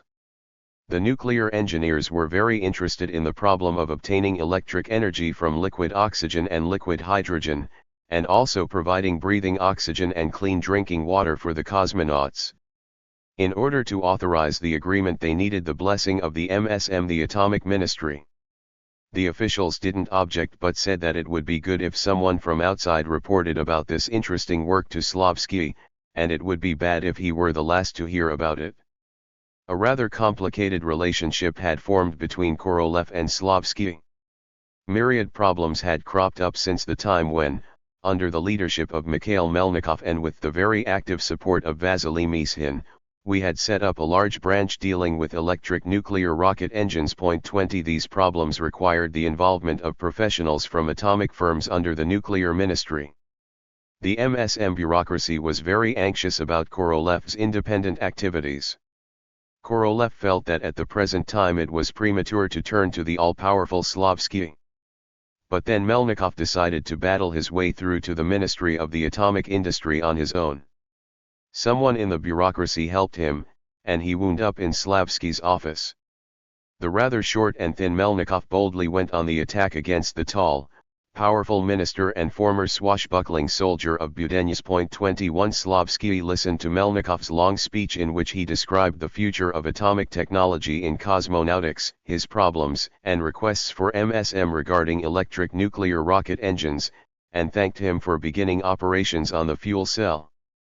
In closing, Melnikov committed an unforgivable mistake. He switched to the issue of controlled thermonuclear reaction. "We have achieved great success," he boasted, "in mastering deep vacuum technology. Your specialists haven't mastered this technology, let us teach them." Ovchinnikov found out about the meeting's finale from the aide who was in the office at that time. At this point, according to the aide, Yefim Pavlovich turned red in the face, stood up to the full extent of his imposing height and, pointing toward the door, he said, "And you can go F yourself." Melnikov understood his mistake by the time he reached the reception area, where the aide consoled him and explained that this kind of treatment from Slavsky is a good sign. He has made a mental note of everything and will certainly help. Evidently Slavsky's telephone call to Keldysh followed this conversation. Everyone was already rather tired when Keldysh asked a question that I really didn't want to answer. "Well now, Boris Yevzayevich, the time has come to have a look at what's happening with weights. Please brief the Commission on the latest data." I could not conceal from the expert commission that now, while we were coordinating work assignments, issuing working documentation, and designing new systems, the most sensitive issue remained not the hardware, but its weight. Keldysh was demanding that I specify the actual numbers of the weight deficit. I did not wish to frighten the experts and did my best to avoid a direct answer. Finally, having lost patience and become irritable, Keldysh said, "Boris Yevzayevich, If you do not know what is really going on with the system's weights, then at least give us a hint as to who at OKB1 is capable of answering this question. If there are no such people, it means that nobody has a grip on this project and everything is happening willy-nilly. But I don't believe this. Don't make me complain to Sergei Pavlovich. Busheyev decided that it was time to come to my rescue. Mstislav Vsevolodovich, we have every gram under the strictest control. The designers in my department are responsible for the weight report. We are keeping track of all the systems, and Chertok does not have the right to exceed the limits allotted him. Keldysh smiled knowingly and stopped tormenting us. But this didn't make our lives any easier. Chapter 6. We're behind, but we're not giving in.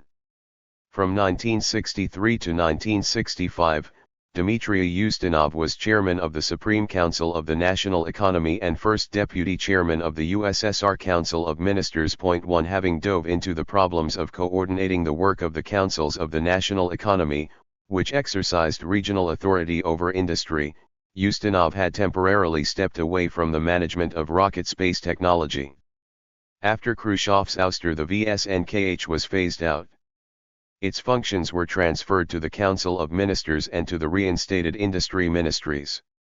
Ustinov had not been actively involved in the overthrow of Nikita Khrushchev, but in terms of his specific gravity after the October Revolution of 1964, he could certainly count on the post of chairman of the Council of Ministers. However, many members of the new Brezhnev Politburo were apprehensive about Ustinov's strong-willed nature and the possible consequences of offering him the second position in the party and government hierarchy. 2. Instead, Alexei Kosygin was named chairman of the Council of Ministers. Kosygin had not been involved in the plot against Khrushchev and was non-threatening because, involved in economics, he was not interested in political leadership. Ustinov was offered the honorary post of Central Committee Secretary for Defense Matters. He was a candidate to become a Politburo member, while Minister of Defense Rodion Malinovsky was a Politburo member. Central Committee General Secretary Brezhnev headed the Defense Council. 3. The ministers of all the branches of industry were subordinate to the Council of Ministers. Anastas Mikoyan, Nikolai Podgorny, Andrei Kirilenko, and other members of the Politburo could feel more secure with this alignment of forces in the upper echelons of power. 4. Some strictly secret water cooler anecdotes and jokes circulated after Khrushchev's downfall. Supposedly at the plenum of the Central Committee, some delegates from Odessa spoke out against Nikita Sergeevich's removal from his post as General Secretary of the Central Committee. Odessa will survive without meat, but we can't live without jokes.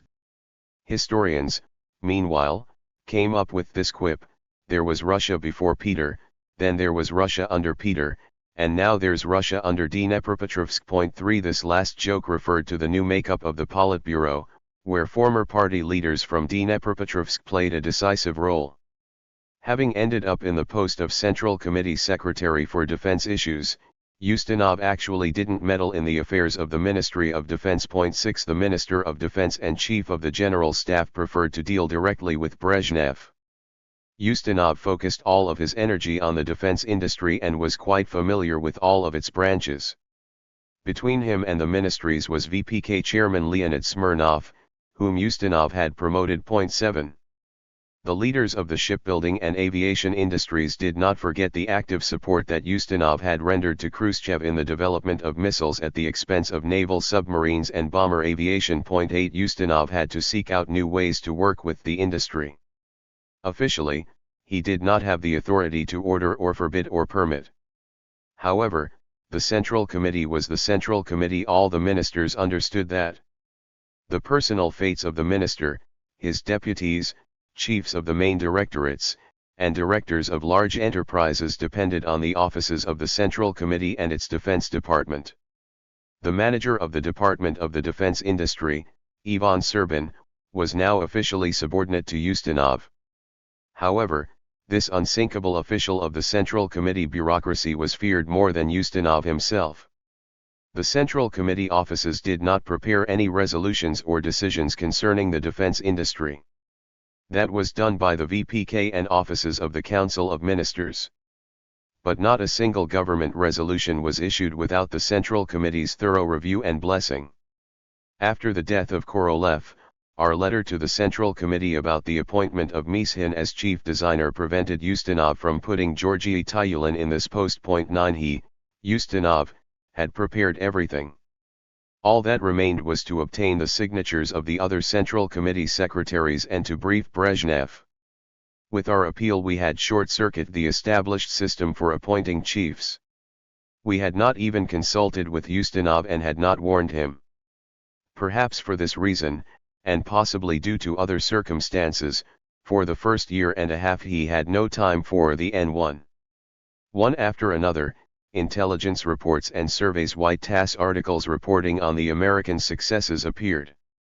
In August 1966, the U.S. press reported on the second successful flight of the Saturn IB carrying an experimental model of the Apollo. 10 Ustinov appealed directly to MOM Minister Sergei Afanasyev and to USSR Academy of Sciences President Mstislav Keldysh with a proposal to review the state of affairs with the lunar program and to determine why we were lagging behind the Americans and failing to meet the deadlines stipulated by the resolutions of the Central Committee and Council of Ministers.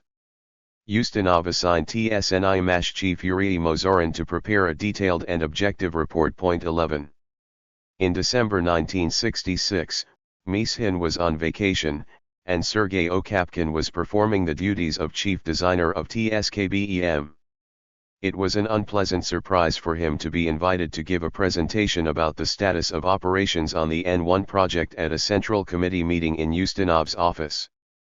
He asked Busheyev, Kryakov, and me to provide him with all the necessary reference materials for the report. I advised Okapkin, either through the minister or directly, to persuade Ustinov to postpone the meeting until Mishin returned from vacation. He answered, "I have already tried to do that." They insinuated that, on the contrary, Ustinov wants to conduct the conversation in Mishin's absence. Okapkin knew better than others the state of affairs regarding the launch vehicle's design development. But he depicted what was going on with the vehicles and their systems as utterly a total failure. I suggested, "You can't say total failure, you need to say that, through the fault of subcontractors, operations on the vehicles are under threat of missing deadlines." From our TSKBEM, only Okapkin was invited to the meeting. From among the other chiefs, Pilyagin and Barman, who enjoyed Ustinov's special favor, were invited. Keldysh, Smirnov, Afanasyev, Tyulin, Serbin, Stroganov, and Pashkov also participated in the meeting. 12 After citing American information sources, Ustinov said that the Americans are rigorously executing their plan and had already announced the commencement of Saturn V flights in July 1967 and the beginning of piloted flights in 1968. According to him, we had become bogged down with the circumlunar flight programs, we were missing deadlines for the 7K vehicles, and it was unclear when we intended to begin flight developmental testing on the N1 launch vehicle. He, Ustinov, asked Mozorin, the director of the head institute of the rocket space industry, not only to honestly speak about the status of operations, but also to give an objective evaluation. According to the accounts of Okapkin and Mozorin himself, the report he gave was in a completely different style than that to which Ustinov was accustomed. First, Mozorin made his colleagues, who knew the fundamentals of economics and information about the state of affairs in our industry and among the subcontractors, honestly assess the scope of the operations. Many years later, Mozorin recounted that he had prepared himself very thoroughly, knowing that the report would provoke outraged surprise rather than calm discussion. Mozorin put up posters that very clearly displayed the year-by-year schedules of expenditures that would be needed to support a lunar landing expedition, compared with the actual funds that the state budget was capable of setting aside for all cosmonautics programs. From Mozorin's posters and report, one could deduce that, even with the most heroic efforts, it would be impossible to implement the project in 1968. It would be possible to assign tasks for the beginning of flight developmental testing in 1969, but this would require new decisions to dramatically increase funding for this project. The existing plans and timelines for the N1 at this time were unrealistic. In addition to everything else, Mozorin believed that significantly greater resources needed to be spent on ground developmental testing than had previously been assumed. It was wrong to approach testing a rocket like the N1, using the rocket method of testing reliability in flight, when the number of failed launches didn't matter. By spending perhaps a greater percentage of funding on ground developmental testing, in the final analysis, we would manage to lower costs rather than raise the cost of the program as a whole. Mozorin's report caused an explosion of outrage. For the first time at such a level, officially, a leader of a head institute had, in no uncertain terms, declared that plans dictated by the Central Committee of the Communist Party of the Soviet Union were unrealistic. Ustinov was more indignant than anyone. Airing a report like this to the Politburo threatened his personal authority. They might ask him, "And where were you all this time, Comrade Ustinov? After all, you were both Minister of the Defense Industry and VPK Chairman 13. Keldysh and Serbin supported the perturbed Ustinov. Mozorin was nearly branded an enemy of the people, as in the old days. Keldysh was worked up because, as chairman of the expert commission on the N1L3 project, such figures had not been available to him and he had approved the clearly underestimated expenditures that were shown in our drafts. According to established practice, we made everything cheaper on paper so as not to frighten the Minister of Finance and Gosplan. Everyone knew about this practice but pretended that no one was being deceived. As a first step, Keldysh proposed reviewing Ministry of Defense expenditures on spy satellites and other military space needs and reducing them in favor of the N1. He reluctantly proposed doing the same thing with Bob Akin's automatic stations for scientific space exploration. However, Mozorin had foreseen these proposals. He showed on each poster that the total funding for all the space programs taken together was just 1/5 of the amount that needed to be added onto the expenditures for the N1. Even if funding were found from other sources, at this time it was not really possible to trim the cycles of construction, production, and subsequent reliability testing.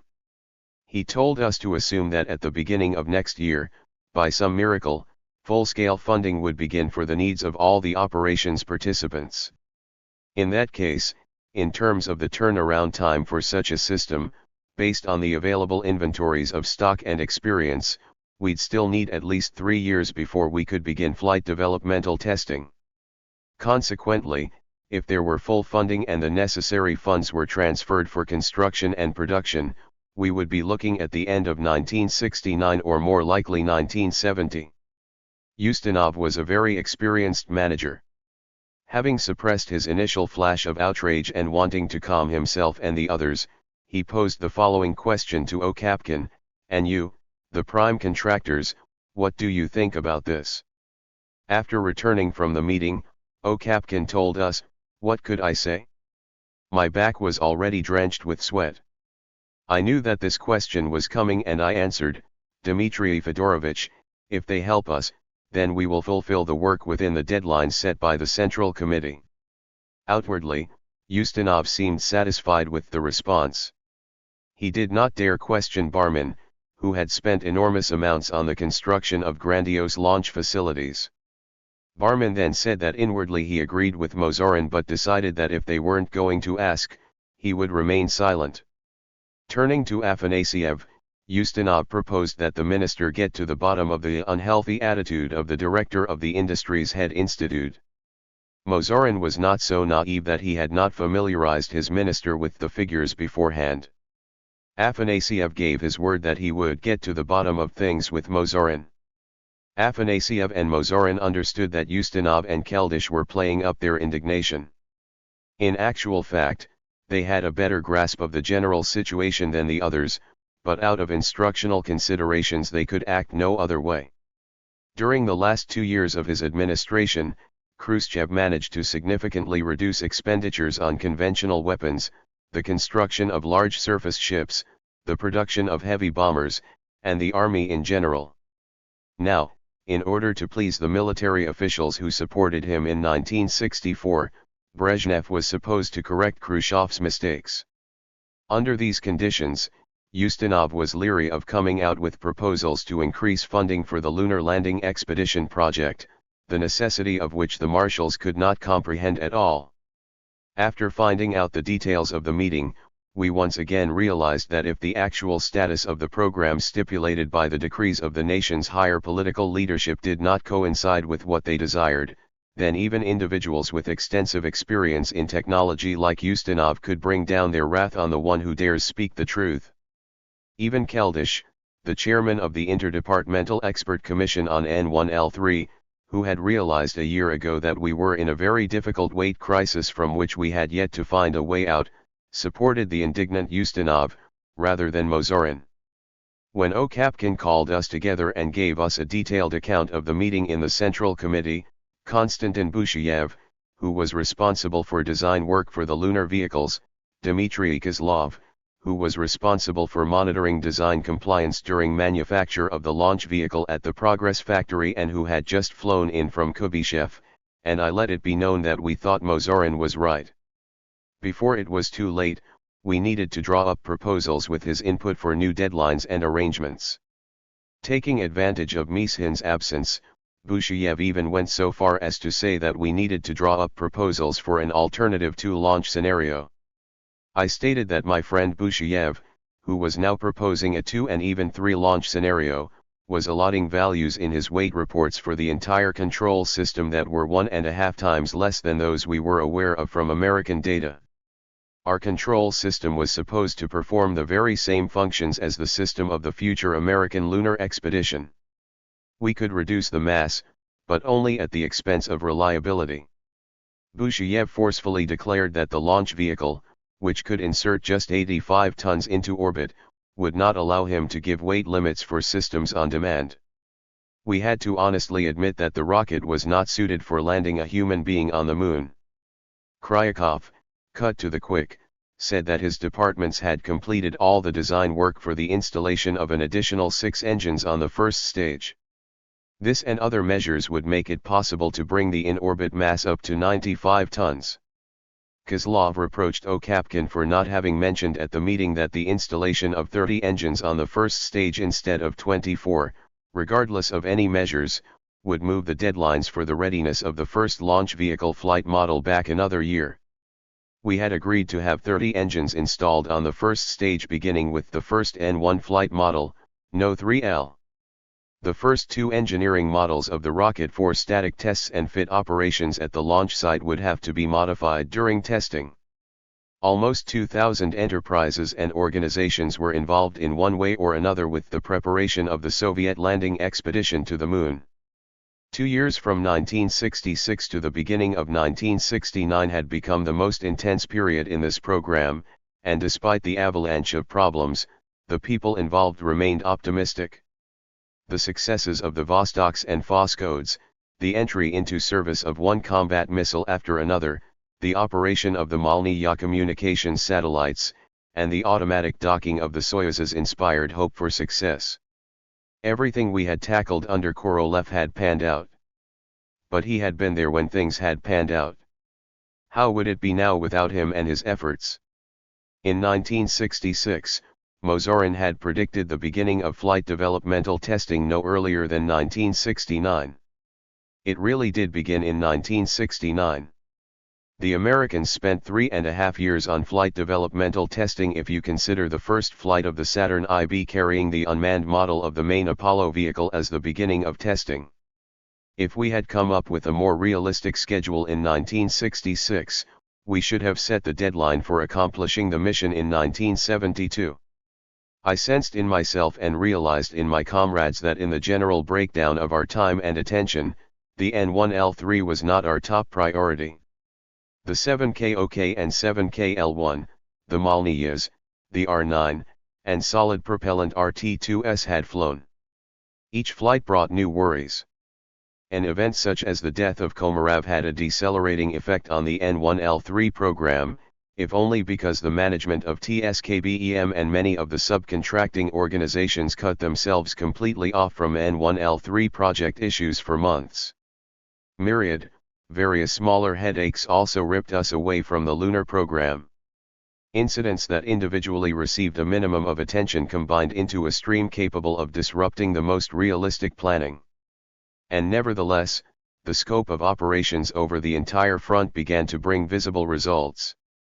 Hills and valleys were few and far between in the topography of the Tyura-Tam steppe. Site number 2 and its hotels rose up barely perceptibly over the surrounding countryside. Old-timers knew that if you looked from the top stories of buildings, all you could see for dozens of kilometers to the northwest was bare desert steppe. In 1964, despite the hue and cry about insufficient funding, this desert was converted into a colossal construction site. By 1967, hundreds of permanent structures had sprouted up. The enormous assembly factory building, which we called the Big Mick and a few smart Alecs called the Big Barn, was the centerpiece of the industrial landscape. Crowded all around it were all kinds of entry gates, transformer sheds, and warehouses. There were paved roads and railway lines. In the west, a large residential town of 5-story buildings went up.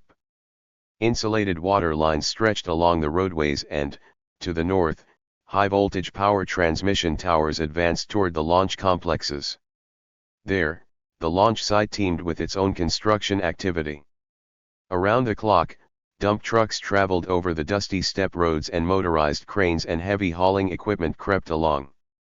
In 1967, engineering equipment was installed in the Big Mick and production activity began. Staff workers and engineers in white shop coats replaced the dusty construction workers. The largest scale experimental work being done at that time was the experimental integrated developmental testing of the propulsion systems. At NII 229, Gleb Tabakov, whose face had grown markedly drawn from the sheer volume of work that fell upon him, not only had to manage the firing tests of the propulsion systems, but also had to set up the manufacture of the second and third stage rocket blocks. Because the N-1 launch vehicle stages couldn't be transported, the tanks of the second and third stages, which had been stipulated for firing rig tests, were welded on the grounds of NII 229. The Progress factory set up its production there. The firing rig tests took place in the specially retrofitted facility No. 2, which until then had served as the firing rig for tests on the Semyorka. EU-15 was the experimental unit that simulated Block B, the second stage. When its 8 engines were started up, a total thrust of 1,200 tons was generated. It wasn't until June 23, 1968 that the first firing took place. This was the most powerful firing test that the rig and the surrounding environment had experienced since the Novostroyka facility had begun operation in 1948. Unit EU-16, which also held 4 engines, simulated the third stage Block V. This made it possible to conduct 3 firing tests by early 1969. Block A with its 30 engines remained untested on the ground. Firing rig tests on individual engines under the supervision of Nikolai Kuznetsov at OKB-276 were supposed to prove the reliability of the first stage. Mishin could not conceal his pleasure over the fact that once upon a time he had persuaded Korolev to give Nikolai Kuznetsov the requirements for the unique parameters to perfect the liquid propellant rocket engine. Indeed, compared with the parameters of the Saturn V oxygen kerosene engines, the NK-15 engines of the N-1 first stage had very high indices.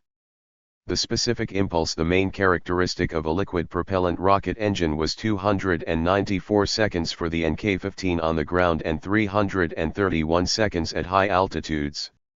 The Saturn V first stage engines had a specific impulse of 266 seconds on the ground and 304 seconds in space. To achieve these indices, Kuznetsov had to bring the pressure in the combustion chamber to 150 atmospheres. The Saturn V F1 engines had just 70 atmospheres of pressure in the combustion chamber. OKB-276 was considered one of the nation's leading design bureaus for the development of turbojet aircraft engines. Nikolai Kuznetsov and his specialists did not think that it would be particularly difficult for such a highly qualified staff to develop these relatively simply designed pots, which is what the liquid propellant rocket engine seemed like. However, life showed that the main reasons why unreliable engines appeared on the first N1s were a complete lack of design experience and production discipline for liquid propellant rocket engines, no experimental facilities, and, above all, no firing rigs. Mishin sent our engine specialists Raykov, Yurchev, and Kaspekov on temporary assignment in Kubyshev to provide continuous supervision, monitoring, and assistance. Raykov, my neighbor in building number 5 on Akademician Korolev Street, told me when he was in Moscow that in the new engines it was very difficult to achieve stable combustion in the combustion chambers. At such a high pressure they needed to find a way to get the oscillation energy out of the chamber. They already understood this at OKB 276. The greatest difficulties showed up where they didn't expect them in the turbo pump assembly. It would seem that, of all places, in the turbojet OKB it would be easier to deal with the turbine and pumps than with the combustion chamber, injector assemblies, and burnt-through nozzles. 14 Sometimes they observed instantaneous flame erosions of the oxygen pump that could not have been foreseen using any measurement techniques. The flame erosion process lasted less than 1/100th of a second from the moment it began until the engine was completely destroyed. It was not as necessary to have methods for the early warning of a defect as it was to preclude the very possibility of this phenomenon. An engine explosion in flight inevitably would lead to destruction in the immediate surroundings. An armor shield could not be installed in the aft section. Your KORD isn't likely to help there, Raykov told me. Your boys have installed a KORD device on Kuznetsov's rigs, and it often comes to the rescue, but it can't save engines from explosions like these. Along with military acceptance, explained Raykov, we are obliged to accept engines using the KNRID system, which has been approved by Mishin and Kuznetsov and coordinated with military acceptance. 15 Using the system, engines are issued in batches of 6. From each batch, a military inspector selects 2 engines for firing tests. If they pass the tests, then the other 4 engines from this batch are shipped off for assembly in rocket blocks without any firing tests. The engines are strictly for one-time usage. After firing tests on such an engine, it is no longer fit to be installed on a rocket. This is the fundamental distinction between Kuznetsov's engines and the Americans. Each rocket engine installed on the Saturn has previously undergone 3 firing tests without overhaul. Who can guarantee, I asked, that there isn't some technological defect lurking in those 4 engines that will manifest itself only under the conditions of a real firing mode with all its vibrations, temperatures, mechanical and acoustical loads, and other delights that rockets have to offer? That is precisely the danger of such a system, that there is no absolute guarantee. I argued that to Mishin, but for the time being he could recommend only making the selection more rigorous. We need to have batches of 8 engines and select 4 of them for firing tests, answered Raykov. That means, Raykov continued, in order to put 30 engines plus 8 plus 4 on the rocket, 42 in all we need to manufacture, test fire, and then throw out another 42 engines. According to the resolution for LKI, we're supposed to use up 12 rockets. So the series production factory is supposed to manufacture around 500 flight engines. So we'll be left with engines, but we'll lose the shirts off our backs and any other accessories. We've already persuaded Kuznetsov's boys in Kubyshev, on the sly for the time being, to urgently begin modifying the engine so that it can be used multiple times, so that it will endure at least 3 or 4 runs without overhaul. But this won't happen soon, it will take a couple of years. And in the meantime we'll be carrying on using the KNRID method. The latest hypothesis for the sudden explosions, which they speak about only in a whisper, is a shifting of the oxygen pump rotor. Under large loads, off-nominal axial and radial shifting greater than the gap between the rotor and the housing is possible. In an atmosphere of pure oxygen, all it takes is for the rotor to scrape against the housing and an explosion is guaranteed. But perhaps everything is much simpler. What if there is dirt or foreign objects in the tanks on the firing rig? This would also cause explosions. We tested that. We intentionally threw metallic shavings and even nuts into the turbo pump assembly. 16 And nothing happened. The turbo pump assembly swallowed them up without a cough. I had this gloomy conversation in 1967 with Rakoff, whose eyes were rimmed with the dark circles of fatigue.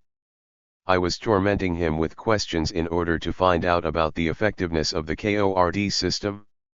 If we were to determine the readiness of the lunar launch vehicle only through the development tests on the propulsion systems, then based on this indicator, by 1968, the N1 would be 5 years behind the Saturn V.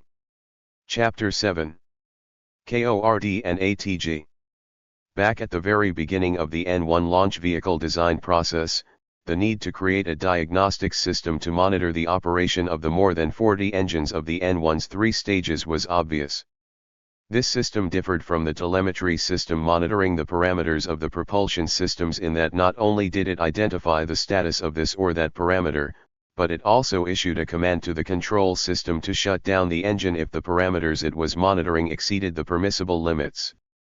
The inescapable need to develop the THIRD system using our own resources was becoming more and more obvious since all the subcontracting organizations to whom we had offered this project immediately understood the degree of responsibility it involved, its labor intensity, and the lack of prospects in terms of any credit for a job well done.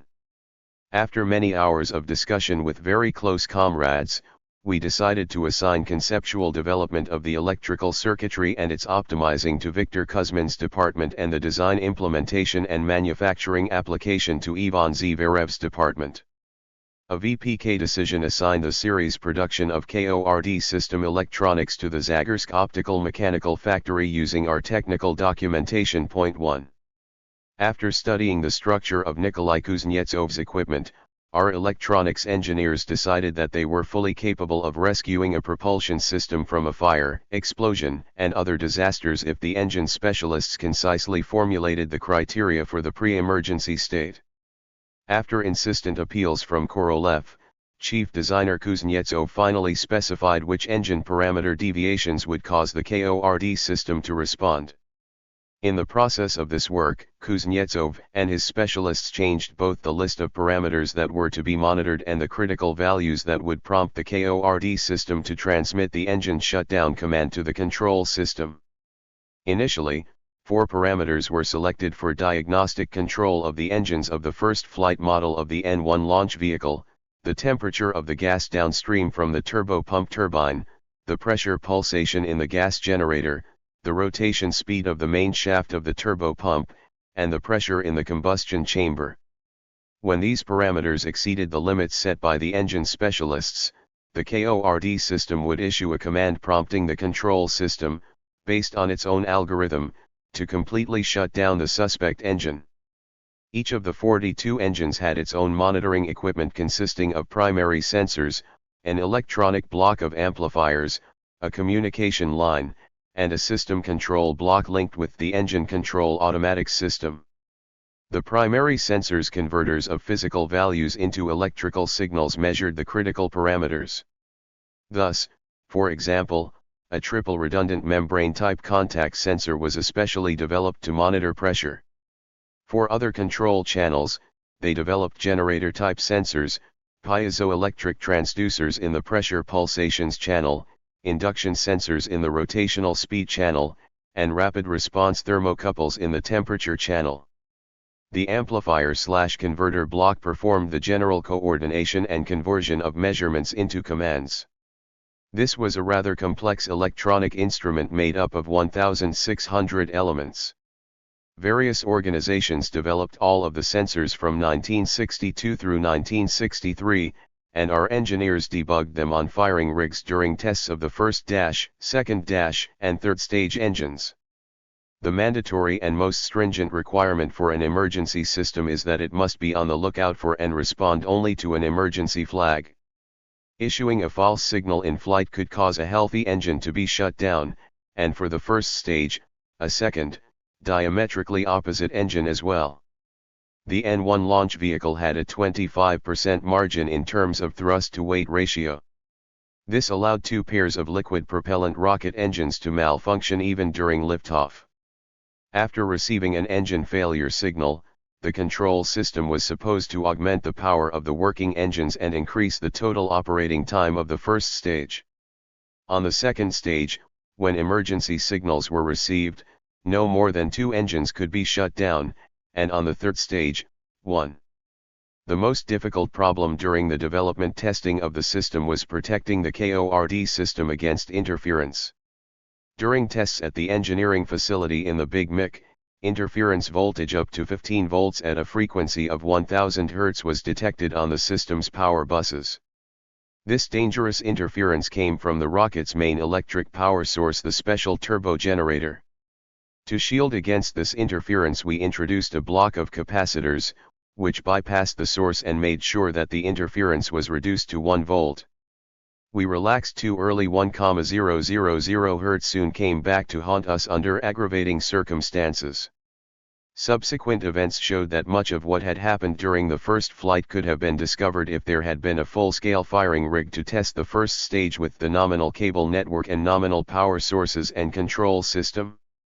During previous projects involving the development of rocket systems and spacecraft, Korolev had always encouraged business contacts between managers strengthened by personal long-lasting friendship.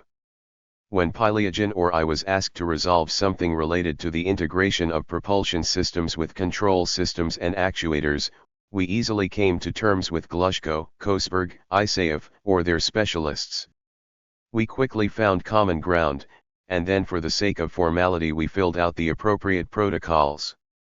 The deputies of all the chief designers were on familiar terms with one another, and in difficult situations they made arrangements among themselves about how best to handle one chief designer or another for the quick acceptance of a decision that they had coordinated. Point 2.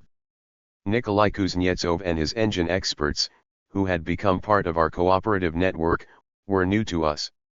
Moved by the desire to bring us together, Korolev invited his closest deputies Mishin, Busheyev, Okapkin, and me over to the Korolev cottage on 3rd Ostankensky Street. We were sure that we were in for more shop talk. But it turned out that it was Nina Ivanovna who was hosting us rather than SP, and the main guests of this companionable dinner were Mr. and Mrs. Kuznetsov. We arrived without our wives, and Nina Ivanovna realized the gaffe that SP had committed, but it was too late to correct his mistake. At the dinner table, SP tried in every way possible to sustain the dying conversations about culinary achievements, the latest movies, the theaters that almost none of us had visited, the weather, and mushrooms. No matter how hard the mistress of the house tried, all one had to do was mention rocket engine matters and the conversation livened up. Kuznetsov said something about the construction of firing rigs away from his factory. Mishin extolled the one-of-a-kind engine parameters used for the development. I waited for a convenient moment to talk about the omnipotence of the KORD system, which was capable of saving this one-of-a-kind engine, and Busheyev diplomatically attempted to switch the conversation to Kuznetsov's latest achievements in the development of aircraft turbojet engines. On our way home, Okapkin was the first to speak his mind. SP arranged this dinner to bring us together with Kuznetsov. He feels that after the rift with Glushko a void has formed in our personal contacts with the engine corporation, and he understands that if worse comes to worst, we can weld our own tanks and rivet the shell, but the engines will determine everything. Busheyev agreed and added, but Chertok would have been better off keeping his mouth shut about his KORD. He hinted too soon about the inevitability of engine failures. Time will tell, I said. While the KORD system was being debugged and put through test runs on the rigs in Kubyshev, many changes were introduced to it. The KORD system was sometimes forgiven for unauthorized shutdowns, but in general the engine experts had faith in it. Kalashnikov, Kuzmin, and Kunovin came to me with disturbing news. They had just received a phone call from Kubyshev and were told that an explosion had taken place on the rig and the engine was destroyed. So, the KORD system was unable to prevent this event. Raykov reported on the incident to Mishin, convincing him that the engines had a defect that could lead to destruction so rapidly that the KORD system wouldn't even have time to register the parameters deviation from the norm. In early 1967, by decision of the VPK, an interdepartmental commission was created to determine the reliability of the engines, to make the decision to start up their series production, and to clear them for installation on the first flight models of the rocket. Deputy Chief Valerian Levin of the P.I. Baranov Central Institute of Aviation Engine Building headed the commission, and Glushko was one of its members. 3. It seemed that the commission could give an objective assessment of the new engines, which had such unique performance characteristics for that time. As Rakoff recounted to me, at one of the commission sessions Glushko spoke out to the effect that no diagnostics and monitoring system was capable of healing rotten engines. Actually, the THIRD system couldn't save a rocket from the split-second process of an engine explosion. It also had its own flaws that we discovered too late. One of them is the previously mentioned sensitivity to spurious electrical pickup at a frequency of 1000 Hz, which from time to time exceeded the emergency signal in the THIRD system. UN Andronic thought up this primary alternating current source instead of the reliable storage batteries that we've been flying with all our lives. And now we are going to take the blame, the testers reproached me. These reproaches were justified. Here I must tell about one more unique development that we undertook solely for the sake of the N1. Recalling my pre-war research on an alternating current system for heavy bombers, back in 1960 I figured how much mass we could save on current sources and power cables if we did away with traditional storage batteries and installed a special generator driven by one of the turbo pump assemblies of the main liquid propellant rocket engines. In order to go anywhere with this proposal I needed Pylyagin's consent and support. The main electric power consumer on board a heavy launch vehicle was the control system, and its chief designer, Pylyagin, would have to do away with conventional power sources. I was almost certain that Pylyagin would have a negative attitude. Why should he take on yet another headache with a system in which, as it is, everything needed to be done from scratch? First off, I presented my proposals to Georgy Pris, who was considered the head guru of onboard electrical complex circuitry at NIOP, and to Serafima Kirkova, who managed the laboratory for onboard power source systems at NIOP. To my surprise and great pleasure, they had arrived at similar ideas on their own. There was no argument over authority, especially since the only organization that could be responsible for the new electric power system was VNIA-M. It didn't take long to persuade Andronic Iosifyan to take on the task of developing the powerful alternating current power source.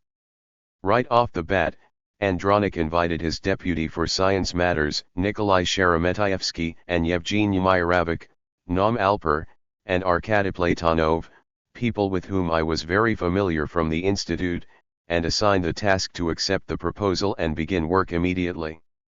Working together, OKB1 and NIOP would need to determine the parameters and the outputs, select the voltages and the frequency, and figure out how to turn the generator. He decided he needed to have his own drive rather than get mixed up with the engine experts. 35 years later I admire the enthusiasm of Iosifyan, Sheremetyevsky, and other VNIA-M specialists. Their work was literally at a boil. They quickly rejected the idea of using the turbo pump assembly of the main engines. They decided to make an independent autonomous system. After debates and months of calculations, VNIA-M came up with a draft plan, which revealed that the optimal version would be a three-phase onboard turbo generator operating on 60 volts and at a frequency of 1000 Hz. The generator turbine must run on various gas components, compressed air, nitrogen, or helium products available in abundance on board a rocket. Such a source did not require the development of a capricious ground-to-spacecraft power transfer system. It was reusable and made it possible to precisely maintain frequency and voltage. Doubling the supply voltage substantially reduced the mass of the onboard cable network. Creating a one-of-a-kind turbo generator also required a one-of-a-kind turbine. The Saturn factory, which was headed by Arkhip Lyulka, was located on the bank of the Yaza River, just 10 minutes drive from my house.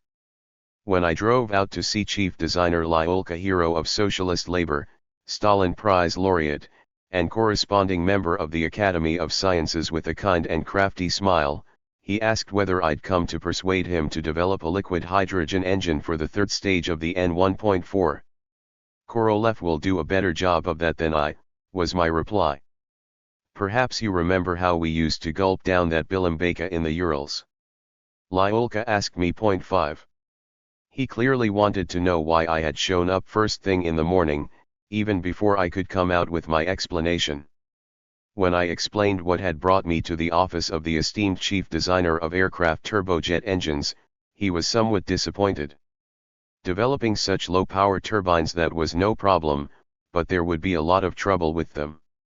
To fan his interest, I talked a lot about reliability, the precision control of the rotation speed, the low mass, but he had already grasped all of this just fine on his own. We can make the turbine, Lyulka said. Just let your boys come up with how you're going to make it turn, and you figure out how much and what kind of gas it will take. That's where the problem will be, not in my little wheel.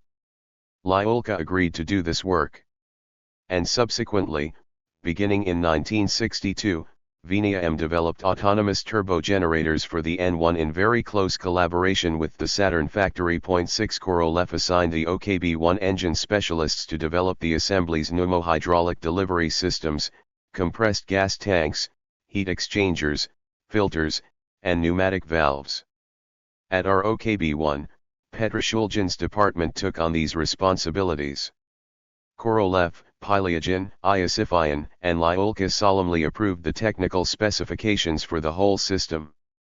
During the development process, the idea of a simple turbogenerator became overgrown with pressure regulators, valve blocks, throttles, dual frequency regulator channels, helium heat exchangers, and an electro-pneumatic converter of an electrical signal into regulating pressure. Compared to this, a contactless alternating current synchronous generator and direct current generator proved to be the simplest and most reliable devices. Frequency and voltage regulators and the pneumohydraulic mechanisms that surrounded them caused a lot more trouble during test runs than the main issue, the turbine and two electric motors. The Venia M branch in Istrinsk had set up an integrated test stand to test out all the assemblies jointly with the nominal working fluid feed system. Each N1 rocket had two turbogenerator sources, one on Block A to supply all the first stage consumers and a second on Block V for the second and third stages.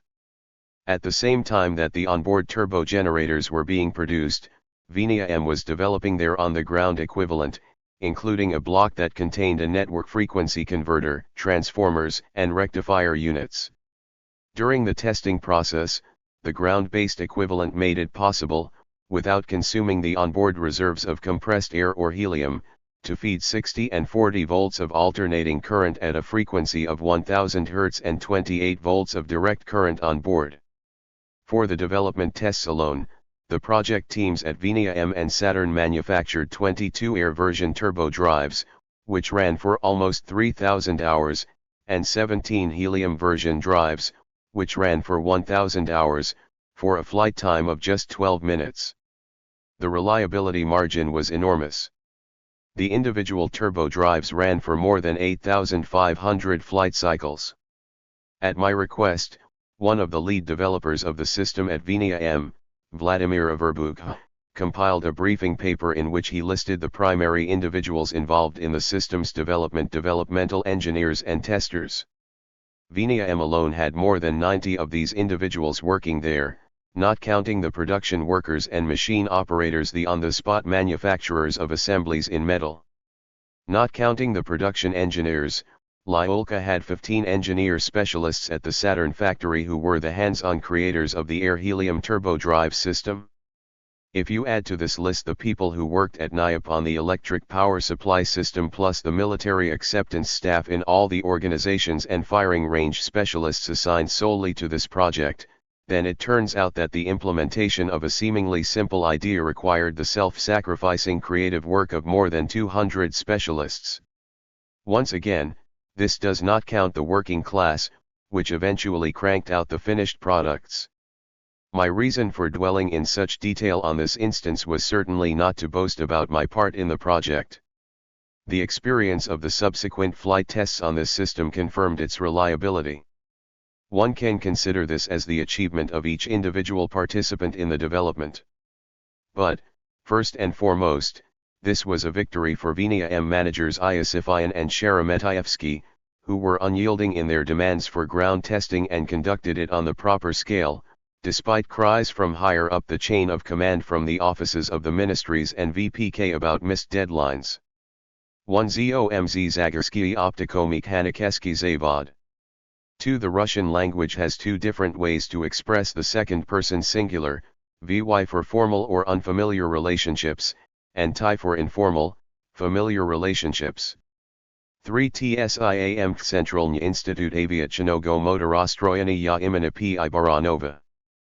4. In the early 1960s, Lyulka's OKB-165 had been contracted to develop a 40-ton thrust engine for application on an upper stage of the N-1 rocket. 5. Lyulka is referring to their wartime experience when the NII-1 Institute had been evacuated to Bilim Bay in the Urals. There, they would cook an unappetizing concoction of brown noodles cooked in boiling water, which they named after their new home. Here and later, Lyulka's diction as reproduced by Chertok in his original manuscript is in Ukrainian. 6. ATG Avtonomny turbogenerator.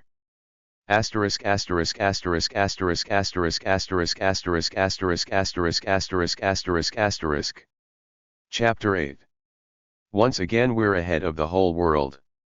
During the last years of Korolev's life we could not foresee, overburdened as we were with a myriad of routine technical and organizational tasks, which of our undertakings would attain further development and which projects that seemed highly promising would prove to be dead ends. 40 years have passed. Given today's pace of scientific and technical progress, that is a considerable period of time. Practically all airplanes, rockets, and spacecraft developed in the 1960s in the USSR and US have long since become obsolete and removed from production. But there are also exceptions. The R-7 and Proton launch vehicles, the Soyuz spacecraft, and Malny-Ya communications satellites are still alive in the world of cosmonautics. The American Atlas and Titan launch vehicles, retaining the basic designs of the 1950s and 1960s, continued to operate until the first years of the 21st century. After Korolev, the Semyorka launch vehicle, the Soyuz spacecraft, and the Malny-Ya communications satellite underwent numerous updates. This process is natural for any article of hardware. Nevertheless, the basic parameters, the look, and even the names remain the same. One of the parameters determining the longevity of any rocket space system is reliability. Despite obsolescence, it is this high degree of reliability up until the early 21st century that ensured the utilization of the Semyorka and Soyuzes. Up until the end of the 20th century, the world had only two space transport systems capable of inserting a human being into space: our Semyorka, in conjunction with the Soyuz, and the American Space Shuttle. In 2003, China disrupted the American-Russian monopoly in piloted space systems for the first time. In October 2003, from its Cosmodrome, China inserted a man into space in a Chinese spacecraft on a Chinese launch vehicle. Various mass media sources suggested that the Chinese Shenzhou spacecraft was very similar to the Russian Soyuz vehicle. Indeed, the Chinese had studied our Soyuz very well, but this in no way detracts from their own achievements. Our automakers have every opportunity to study the best automobiles in the world down to the tiniest detail. But for many decades they simply have not managed to reproduce anything even approaching contemporary Mercedes or Toyota models. The history of the Soyuz series is rich with examples of successful engineering designs and just as many mistakes, which sometimes had tragic results. In this respect, it is quite instructive for all creators of space technology. In 1966, Korolev's OKBI underwent a structural reorganization. We were given a new name: Central Design Bureau of Experimental Machine Building. Minister Sergei Afanasyev approved the structure of TSKBEM, the main elements of which were issue-related complexes that combined a group of departments. A deputy chief designer was in charge of each complex. A ministerial order appointed Sergei Osipovich Okapkin first deputy. 1 By early 1968, Okapkin was up to his neck in N1 issues. He had to be involved in the design of rocket stages, structural tests on the launch vehicle model, material selection, aerodynamics, and a plethora of miscellaneous everyday matters. If a director is in charge of more than 1,000 individuals, a good half of whom are responsible for pending technical documentation, then everyday matters don't leave him time for the in-depth understanding of the strategic objectives of space politics. After the edifying conversation that the minister held on January 23, 1968, Meeshin fell ill for a short while. To his first deputy, O'Kapkan, recognizing his responsibility, set aside the hundreds of drawings on Whitman paper and tracing paper awaiting his review, and the pile of correspondence, and invited Konstantin Busheyev, Yakov Tragub, Viktor Klyucherev, and me to come see him. 3 O'Kapkan reminded us of the minister's observation that we were in the position of a rabbit facing a boa constrictor. Afanasiev saw the American space program as the boa constrictor, said O'Kapkan. But we have our own domestic, albeit smaller boas 7K-OK, 7KL1, N1L3, and military purpose RT-2S. If we have been unable up until now to cope with any one of them without missing deadlines by 1 or 2 years, then there's no way we can deal with 4. Let's put our heads together and see how we can deal with these little boas. I can't reconstruct everything that we said back then word for word, but the gist was that our nation did not have a high-level managerial organization that could rationally select the most urgent tasks and distribute them among Chelomi, Yangel, Aviation, and us. There was a time when Khrushchev had personally convened the chiefs and determined who should do what, but even he could not bring peace between Korolev and Glushko, who had refused to develop the oxygen-kerosene engine for the N-1 rocket. After sitting together an entire evening, we simply couldn't come up with any redeeming ideas. However, after calmly discussing the due dates for each project and the actual volume of work necessary for their successful implementation, we once again proved to one another their complete irreconcilability. Each of us thought to himself, what would Korolev have done in this situation? He would have certainly come up with something, but what? It is amazing that even our awareness of impending failure did not take away our optimism. Perhaps the source of this optimism was precisely the vast amount of assignments of critical government importance that we had been saddled with. Ultimately, out of all the critical piloted space programs, history itself selected only 2, Soyuzes and orbital stations. But at that time, in 1968, we didn't know this yet and didn't foresee that the Soyuzes would make up a transport system without which the orbital stations would not be able to exist. An enormous amount of work was invested in developing reliable Soyuzes. We worked on these spacecraft at the same time we were conducting operations on the L1 and N1L3 lunar programs. On April 4, 1968, the Americans launched an orbital vehicle, the 6th Apollo spacecraft, into high elliptical orbit on a Saturn V rocket. The goal was to check out the rocket spacecraft system during orbital insertion, after acceleration to escape velocity, before entry into the atmosphere, and during landing. 4 descriptions and photographs of the American Mission Control Center in Houston appeared in the press. Judging by the enormous presence of electronic computer technology and automatic data processing and display facilities, they had gotten so far ahead of us that our comment about our own Center for Deep Space Communications in Yevpatoria was, "It's the Stone Age, and we are cavemen admiring our cave drawings." From the literature that we could obtain, which was available to the whole world but was for official use only for us, we knew that the American operators and flight control directors sat in an enormous hall, in comfortable seats, with each individual at an electronic monitor displaying essential data in real time. At any moment the flight director could request that any specialist tell him what data is displayed on his screen, listen to his report, and study the problem without creating a ruckus. In contrast, when we were controlling a flight, we sat on creaky chairs facing a wall covered with charts, grabbing for various telephone receivers, and we still made correct decisions. We were motivated far more effectively by American achievements: the 10 successful piloted Gemini flights, American public announcements about their rendezvous and docking system tests scheduled for late 1968, and a piloted circumlunar flight rather than being constantly urged on by the brass. The automatic docking of unpiloted vehicles Cosmos 186 and Cosmos 188, which we had dedicated to the 50th anniversary of the October Revolution, was not a full-fledged gift. 5 Few knew about that. Annoying mechanical negligence during assembly at the engineering facility prevented complete retraction and mating of the electrical connectors of the two vehicles. 6 Adding insult to injury, one of the vehicles was destroyed by the emergency destruction system. Komarov's ashes pounded in our hearts and beseeched us, spare no effort in testing reliability. 7. Within our staff there were no arguments about whether we needed to repeat the experimental docking of two unpiloted 7KOK vehicles, solidly executing the 4 phases automatic rendezvous, docking, guided descent, and soft landing. There had not yet been any serious discussion of the program of subsequent operations. When disagreements cropped up with the Air Force representatives concerning the makeup of the future crews, I avoided arguments and said, first, let's achieve reliability in the unpiloted mode, and then we'll come to an agreement.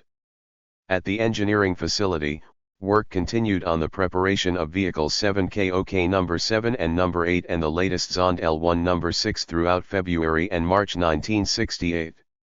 In Volume 3 of my book Rockets and People, Hot Days of the Cold War, I mentioned that in 1968, my comrades and I had to celebrate Cosmonautics Day in the air en route from Moscow to the Crimea, and then in Yevpatoria at NIP-16, the control center at that time, which was officially called the Center for Deep Space Communications. Based on the number of portraits and the mood, April 12 at NIP-16 had turned into a memorial day for Gagarin. Just a month ago he had been here with us for the last time. The launch of the rocket carrying the active vehicle, 7KOK number 8, was scheduled for 1,300 hours on April 14. The next day, April 15, they planned to launch the passive vehicle, 7KOK number 7. The precise liftoff time of the passive vehicle was determined based on the trajectory parameters of the active vehicle. An analysis of the various nominal and off-nominal situations, debates about documentation and whether it conformed to what had actually been done, and a readiness check of all the flight control groups confirmed that everything should pan out as long as they don't shove some rag between the vehicle's docking interfaces again. That was how the guys in Yevpatoria badmouthed the assembly workers who had prepared the preceding pair of vehicles. At exactly 1,300 hours on April 14, 7KOK number 8 lifted off. Communication with the Cosmodrome was excellent. We received the same running commentary that was taking place in the bunker. After 530.9 seconds, spacecraft number 8 entered Earth orbit. The first reports were soothing, everything that should have deployed. At 1,430 hours during the second orbit, active control from our center began. We had already been informed from Moscow that instead of the TASS report that had been prepared for publication announcing the launch of an automated Soyuz, they were providing low-key information about the latest launch of Cosmos 212. During the second orbit, all 10 ground tracking stations reported good telemetry reception. 8 stations measured orbital parameters. GOGU Chief Pavel Agadzanov polled each of the stations in succession. 8 They all reported the normal operation of all systems. During the third orbit, spacecraft number 8 began normal spinning on the Sun. For the first time in 7 Soyuz launches, we began to hope that everything would go according to the program despite the fact that, just to be on the safe side, even when the mission was a success, the Soyuzes would be called Cosmoses with the latest numbers attached. At 1,630 hours, at the recommendation of the ballistics specialists, the operational and technical management made the decision to perform an orbital correction maneuver using the approach and correction engine unit to reduce the perigee altitude. 9 Performing orbital correction maneuvers was also a way to carry out general checkout procedures for all the onboard motion control systems. Beginning with vehicle number 7, all Soyuzes had 76K infrared vertical sensors installed on them. We should have done this on the very first vehicle. Our overestimation of the infallibility of the ionic system prevented us from using such a natural, tried-and-true design on the Zenit series. The correction maneuver during the fifth orbit went as calculated. The apogee was increased by 6 kilometers, while the perigee was reduced by 22 kilometers. We had now reached the point where we needed to send a telegram to the Cosmodrome with the official report granting clearance for the launch of the second vehicle. On the morning of April 15, after silent orbits, we were convinced that everything was okay on board. When we received the T-2 hours alert from the Cosmodrome, something pulled me into the room of the analysis group. If everything is going well, it means we missed something. I had only just recalled this law of rocket space launches when it made itself apparent. I was hoping to receive assurances from Irina Yablokova, a specialist on storage battery power sources, that the obvious overcharging of the silver zinc buffer batteries with a large amount of solar current during the silent orbits would not require a report to the State Commission. All of Boris Roskenbach's available staffers, headed by Lev Zivorikin, were crowded together in the analysis group room arguing and gesticulating. Fretting, he began to explain that they had just discovered a serious glitch. Twice during solar inertial spin mode, the effectiveness of the attitude control engines for roll control had been 10 times lower than the design value. 10 Perhaps the culprit was the main instrument of the attitude control system, the ignition assembly for the approach and attitude control engines, which issues the commands to the engines controlling the rendezvous process. 11 If that were the case, we were in danger of messing up the upcoming rendezvous. Zivorikin was so perplexed by this discovery that he proposed that I ask the State Commission to postpone the launch of number 7 for 24 hours. 12 I was exasperated. It's T-2 hours at the launch site. They've finished fueling the launch vehicle. Do you have any idea what you are saying? Hold the rocket for 24 hours with tanks full of oxygen. Before reporting to Mishin at the Cosmodrome, I tried to track down Roskenbach and Legosteyev over the high-frequency communication line. They hadn't flown anywhere and were following events from Podlipki. Zivorikin and his junior associate Pimenov began to explain themselves in an unbearably long conversation with Legosteyev over the high-frequency line, during which the latter, breaking away from the phone, consulted with other on-duty analysts. I lost patience, snatched the receiver, and demanded an official and immediate statement from Roskenbach authorizing the launch. The analysts on the other end of the line debated and wavered. At this point I did not care about the overcharged batteries anymore. After running back to the control room, I barely had time to tell Agadzanov about what had happened, and I found Feoktistov on the direct communication line at the command post at site number 2. After explaining the situation to him, I asked him to brief Mishin. 13 Feoktistov said that everyone was at the launch site. He promised to drive out to the apron and to find Mishin, but he for one thought that it was unacceptable to postpone the launch by 24 hours. These Roskenbachers are always skeptical of something, concluded Feoktistov, and no one will understand you. 10 minutes later Urasov was calling from the bunker. He immediately understood our misgivings. I'm going to find Vasily Pavlovich right now and bring him here, he said. 5 minutes later an aggravated Mishin was on the line. Technically, he had acted properly. Where is GOGU Chief Agadzanov? I handed the receiver to Agadzanov. Mishin demanded, we're supposed to announce T-1 hour. I'm giving everyone 10 minutes. Either you send us a ZAS telegram confirming readiness for launch or forbid us flat out and provide reasons. 14 In any event, you and Chertok will bear the responsibility. Agadzanov took the secret notepad for the encrypted communications system telegram and wrote the text confirming the readiness of the entire kick and vehicle number 8 to work with vehicle number 7.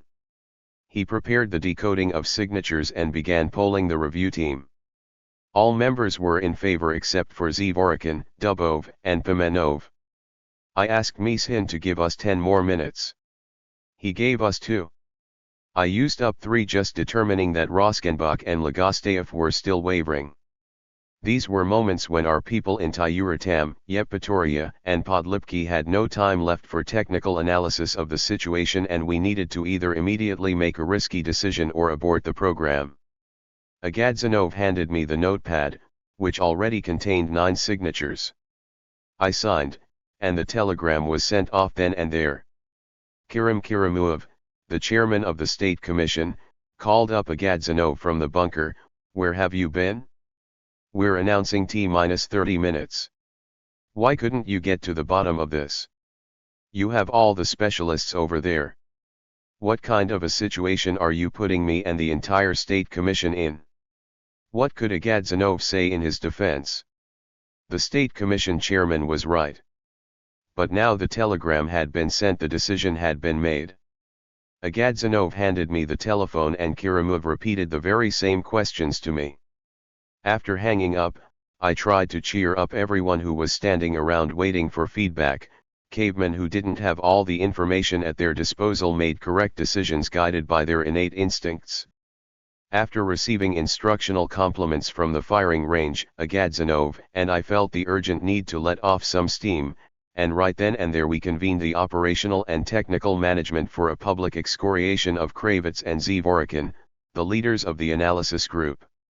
At T-5 minutes, Kirimov requested that I be on the line at all times and report to him personally about the process after insertion, and he would relay my reports to everyone in the bunker. At 1234 hours, we heard the liftoff announcement. After what was now the standard 530 seconds for insertion came the announcement of entry into orbit, and then after 20 seconds of intense anticipation came the soothing message, "All elements have deployed." I reported to Kirimov that the Igla was activated on the active vehicle and was ready to work with the passive 1.15. Now all hope was on information from 35, which was the code name used in voice communications for NIP-15 in Usharysk.16. The well-being of dozens of people packed into the bunker at the Cosmodrome Site No. 1 and in the control room in Yevpatoria completely depended on the speed with which the telemetry specialists in Usharysk could sort out the information being sent from the 2 vehicles flying over them. At 1254 hours, Usharysk reported that its data indicated that we had radio lock-on and the distance between the vehicles when they left the coverage zone was just 335 meters and the relative approach rate was 2 meters per second.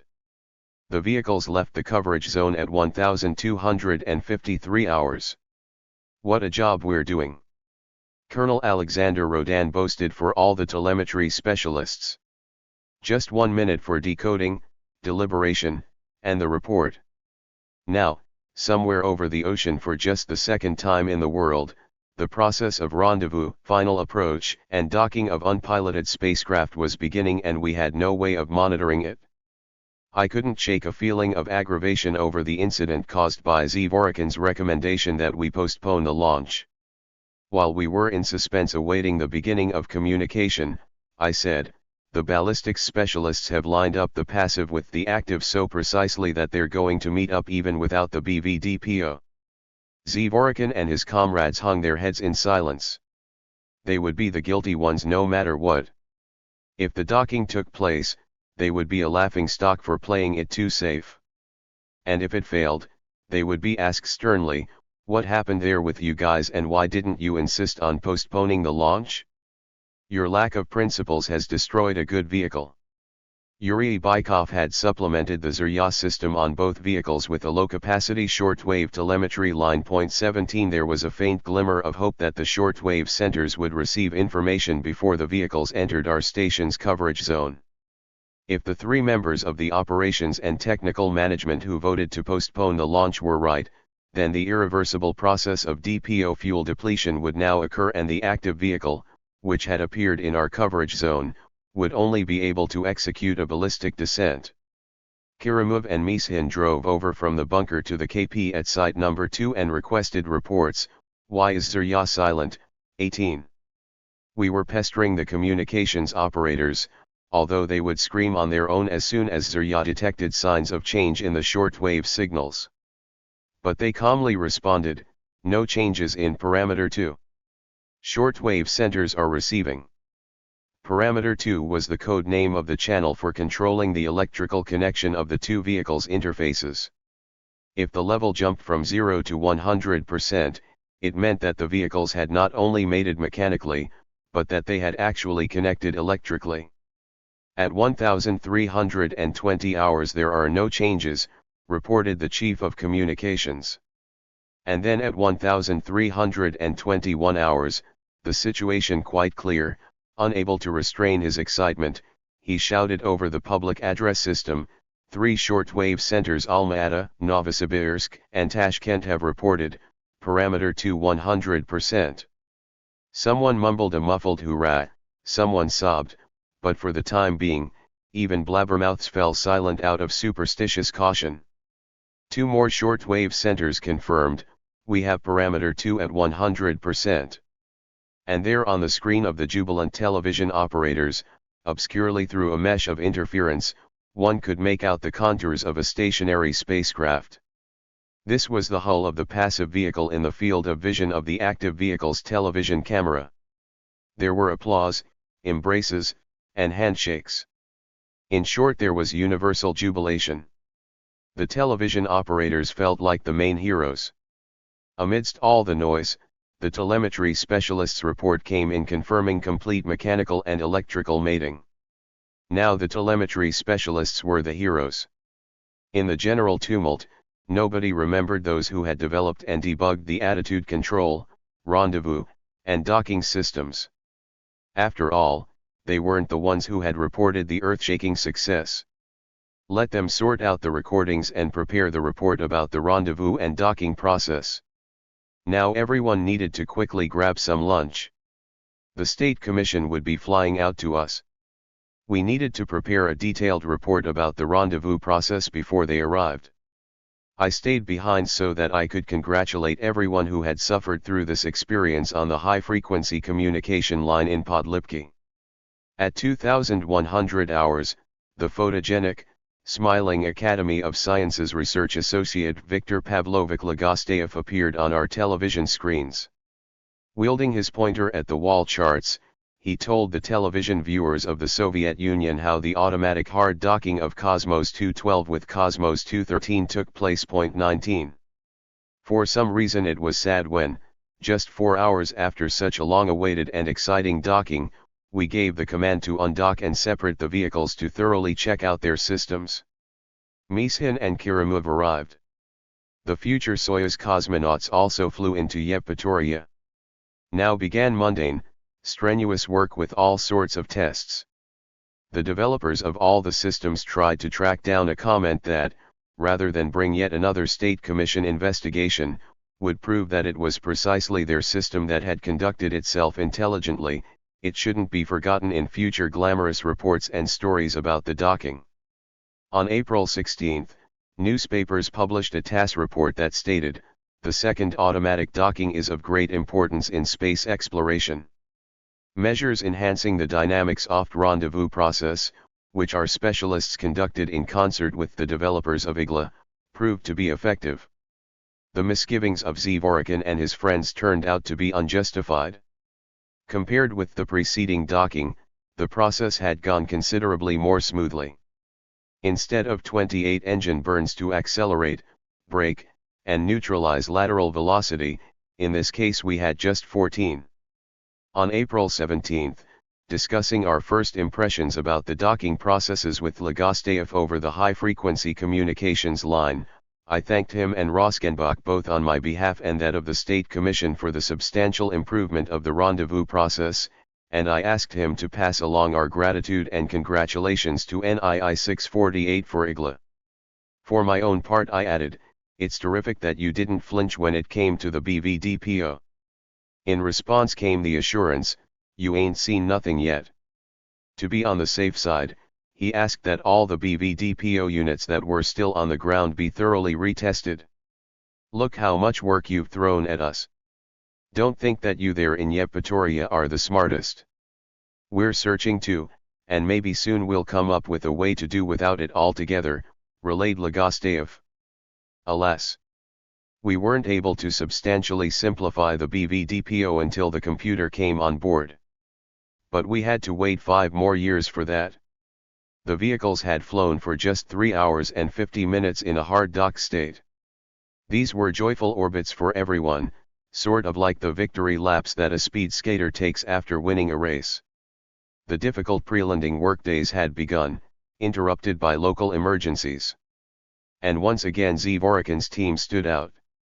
During the 51st orbit we were supposed to perform a test orbital correction maneuver of vehicle number 8 in attitude control mode using the infrared vertical and the ionic system, followed by solar inertial spin mode. 20 All the settings and commands for this mode proceeded normally on board, but the correction engine unit failed to start up. 21 10 minutes after this first real emergency, after 50 successful orbits, Zvorykin appeared, accompanied by his advisors. 22 We've got it, they reported. We've got a device in the unit, in the amplifier of the ionic orientation system, to check the whole circuit. It polls the main circuit and, if it determines it's malfunctioning, it switches the control loop to the second backup circuit. That's how we backed up the ionic system for reliability. After receiving the system poll about the performance of the first ionic orientation circuit, this diagnostic system failed. The reliability monitoring system itself turned out to be unreliable. A fundamental rule was broken during the development of these instruments, is how I began my defense to Mishin. They overlooked the fact that the circuit, which was supposed to determine the reliability of the other circuits, was itself unreliable. This is a conceptual error. When Zvorykin and I reported to Kerimov after Mishin, Kerimov did not miss the opportunity to take a slight jab at us, so I've been told that supposedly the Japanese press is writing that the second automatic docking is a testament to the superiority of Soviet electronic computer technology. It was very annoying. A mere test circuit wouldn't allow the functional primary one to operate. The traditional question followed, what are we going to do? I proposed using manual control. We would replace the future cosmonaut with commands from the ground. We would hold a circus with acrobatics, using the television services of Bratslavets and Krichevsky. One of the television cameras was installed so that in attitude control mode it could look at Earth just like a cosmonaut in the vehicle. Using the position of the horizon in the television camera's field of vision and also making note of Earth's course, we would monitor the position of the vehicle, having excluded the failed ionic system instrument from the readiness loop. After orientation using the infrared vertical and television, we would switch to gyroscopic stabilization. Before descent, we would avail ourselves of the other ionic system for acceleration. For the time being, it was in good working order. As had already been done, we would swing once around 180 degrees and fly on gyroscopes, monitoring the image on the screen from the ground. We would have first loaded the settings for the calculated time of the firing of the correcting braking engines. 23 During the landing orbits the control room was overflowing with spectators. No one was asked to clear out. We understood how personal the success and failure of any spacecraft system of the new generation was to each one there. On April 19, the active vehicle landed in guided descent mode. The acrobatics of the ionic system during acceleration, the orientation using the infrared vertical for pitch and roll, the 180-degree turn according to the previously loaded settings, and the hour-long gyrostabilized flight proceeded normally. We had had heated arguments full of passion and feeling over the development of this program, since we had feared going outside the limits of the emergency vehicle destruction corridor. When this method of orientation is used, errors in determining the moment to issue commands to begin the descent cycle or braking pulse could lead to significant deviations from the calculated time. In such cases, the APO is triggered. If we were to blow up such a good vehicle, after erring in dozens of settings, we would not be forgiven. At 5 o'clock in the morning, Feoktistov and I tracked down Pavel Ilyasberg over the high-frequency communications line at the NII-4 Ballistics Center and asked him to perform one more control calculation of all the descent parameters. 24 Our designated ballistics specialist, Zoya Degtyrenko, was already at NII-4. She came up with someone else from among the TSNI MASH descent specialists. By 9 a.m., Ilyasberg reassured us that everything would be okay. The passions calmed down, but the tension did not abate.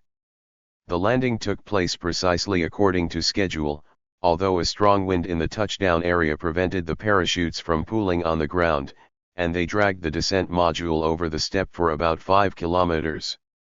The following day, the passive vehicle touched down more smoothly. Search groups confirmed that in both cases the soft landing system had been actuated upon receiving a command from the gamma-ray altimeter. This instrument was the first serious work of a young special design bureau organized by Professor Yevgeny Yurevich at the Leningrad Polytechnic Institute. Oh, what a lot of trouble this altimeter would cause. We provided a command to jettison the parachutes so that they would not drag the descent module over the steppe in a strong wind. We left out this command for vehicles number 7 and number 8. Nevertheless, some time after the forced stroll over the steppe, the parachute of vehicle number 7 was jettisoned. It turned out that while it was dragging over the ground, static electricity accumulated in the parachute material, which then ignited the pyro cartridges. On April 21, TASS reported that all vehicle systems functioned normally and showed a high degree of reliability. The main point in the TASS report was a prediction that was soon proven true: the entire complex of operations is a new major step in the creation of orbital stations and interplanetary spacecraft. A new set of cosmonaut candidates showed up in Yevpatoria, in addition to cosmonauts we knew well. Mishin picked a comparatively quiet time and organized an unofficial meeting for sizing each other up. "We're always associating with future cosmonauts through Kommunin or at official conferences," he said. "Let them talk with us themselves." That was his reasoning behind the meeting. We agreed that our side would have 4 representatives: Mishin, Feoktistov, Karamuev, and myself. Hero of the Soviet Union Colonel Georgy Beregovoy and Lieutenant Colonel Vladimir Shitalov met with us and spoke their minds. These were certainly not the young lieutenants who had made up the first cosmonaut corps. Beginning in 1942, Beregovoy had fought as a pilot on the famous IL-2 fighter bombers. He decided to fly into space, having a great deal of experience as a test pilot at the Air Force State Red Banner Scientific Research Institute. 25 He was already 47 years old and did not aspire to go into space for the sake of glory. Shitalov was 41 years old. He had already waited his turn for 5 years in the Cosmonaut Corps. 26 After graduating from the Air Force Academy in 1956, Vladimir flew a great deal in a variety of airplanes. Since the times of Korolev, we had been accustomed to the fact that the cosmonauts treated the technical management with pronounced respect. Shitalov, who was the first to speak his mind, did not exhibit this respect. He said that the plans, not just for the distant future, but for the immediate future as well, were completely unclear to them, the future cosmonauts. They were being kept in the dark about what the chief designers and their closest associates thought. They needed to determine, not in a week, but in a year or even sooner, who would fly on what vehicle, and be bolder in recruiting them experienced pilots not just for flight training on a vehicle that was already ready, but for the actual development of the spacecraft, like they do in the field of aviation. I liked Chitalov's blunt observations. They differed from the speeches of the obedient kids from Gagarin's class. He spoke fervently and was not afraid to step on our toes, having brought up the American successes and the opportunities afforded their astronauts for training sessions on special simulators. When Beregovoy had his turn to speak, he was less vehement than Chitalov. He said that the review team, State Commission, and other managers were too cautious. They needed to first begin launching new vehicles with a cosmonaut on board and not drag on for years with unpiloted launches. Then new space technology would be developed faster. In his opinion, Komarov's death was not a disaster. In aviation, over a year's time, at least a dozen crashes take place, and 24 crashes occur during the testing of new aircraft. And there's nothing horrible in that. It's all to be expected. In aviation this is called an air accident with grave consequences. On the evening of April 20, we conducted a ceremonial closing meeting of the operational and technical leadership.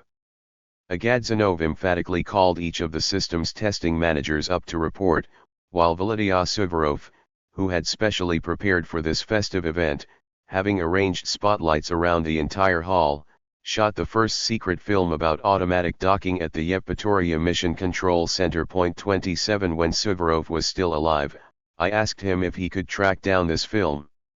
He promised but didn't manage to do so. I simply haven't set aside time to search without him. On April 21, the State Commission and Command of Military Unit 32103 rewarded all docking participants with an excursion to Sevastopol. Point 28. Setting out for the Hero City, everyone got dressed up. I pinned my Hero of Socialist Labor star to my lapel. Mishin complained that he wanted to go with us but was unable to since he had to fly back to the firing range to participate in the latest 7KL1 circumlunar flight. Point 29. We visited all the sites. Their very names would inspire anyone who knew the history of this truly Russian hero city to pay tribute to the heroism of those who lie beneath its earth and at the bottom of the sea. There were a lot of tourists at Sapon Mountain outside the entrance to the city. Point 30. A middle-aged sailor in a pea jacket covered in military medals walked up to me. He was clearly in his cups, but steady on his feet. He had something he had to say to a new person. After politely pointing to my gold star, he asked, "What's it for, buddy?" 31. Instead of the usual evasive answer that I gave in such situations, I pulled out the award certificate booklet and showed it to him. He read aloud. For outstanding services in developing rocket technology models and ensuring the successful flight of a Soviet cosmonaut into space, the Presidium of the Supreme Soviet of the USSR by decree on June 17, 1961 has awarded you the title of Hero of Socialist Labor. Chairman of the Presidium of the Supreme Soviet of the USSR. L. Brezhnev. Secretary of the Presidium of the Supreme Soviet of the USSR M. Georgadze Kremlin, June 19, 196,132. Look who I've stumbled into, said the sailor after closing the booklet with particular reverence and returning it to me. So, I guess you received this for Gagarin, and now the spacecraft are flying, docking, and landing without people. Why is this? Violating official security regulations. I said that we control those flights here in the Crimea from Yevpatoria. The spacecraft are undergoing tests, and soon people will be flying again. So then my friends did not drench this land with their blood in vain. You're really doing something there. I must tell you, when they retreated, and then we stormed this mountain, 1 hour of that pandemonium is worth many days there, in your space. How many heroes fell here for our Russian glory? Forgive me if I said something wrong. Take care. I extended my hand and couldn't help but embrace him. Weaving a bit, he hurried off to look for his comrades. We returned to Yevpatoria late that evening, and that night, we gathered in anticipation of the L-1 launch. The commentary came to us from Kilomi's bunker. Liftoff took place at a few seconds after 02:01 hours. Separation of the spacecraft from the launch vehicle was supposed to take place 589 seconds into the flight. But the launch vehicle didn't make it that far. What bad luck we were having with the lunar programs. At 260 seconds the second stage engines shut down and once again the emergency rescue system worked excellently. The spacecraft was unscathed. I saw it in excellent condition several days later in shop number 439. It landed 520 kilometers from the launch site. 3 failures of the UR-500K launch vehicle proved the high reliability of the emergency rescue and landing system that we had developed for the L-1.33 as our confidence in the reliability of the SAS grew, our hope that a Soviet cosmonaut would fly around the moon before the Americans waned. For the time being, our May Day present was just the docking of the Cosmos 212 and -213. Why they couldn't be called Soyuzes, if only in honor of the holiday, no one could really understand. This playing it safe was not a secrecy issue, but a political one. The airplane that was supposed to transport the main contingent of people from the Crimea to Moscow had been delayed in Tyuratam. Mishin and Tyulin had counted on flying into Yevpatoria on it. After the nighttime crash of the UR-500K, the aviation schedule had been disrupted. I flew to Moscow with cosmonaut Alexei Leonov on a Tu-124, the brand new Air Force airplane equipped for the navigational training of the cosmonauts, which still had its pleasant, fresh from the factory smell. 34. Throughout the entire flight up until the landing at Chkalovsky airfield, we argued about the role of a human being in the control of spacecraft.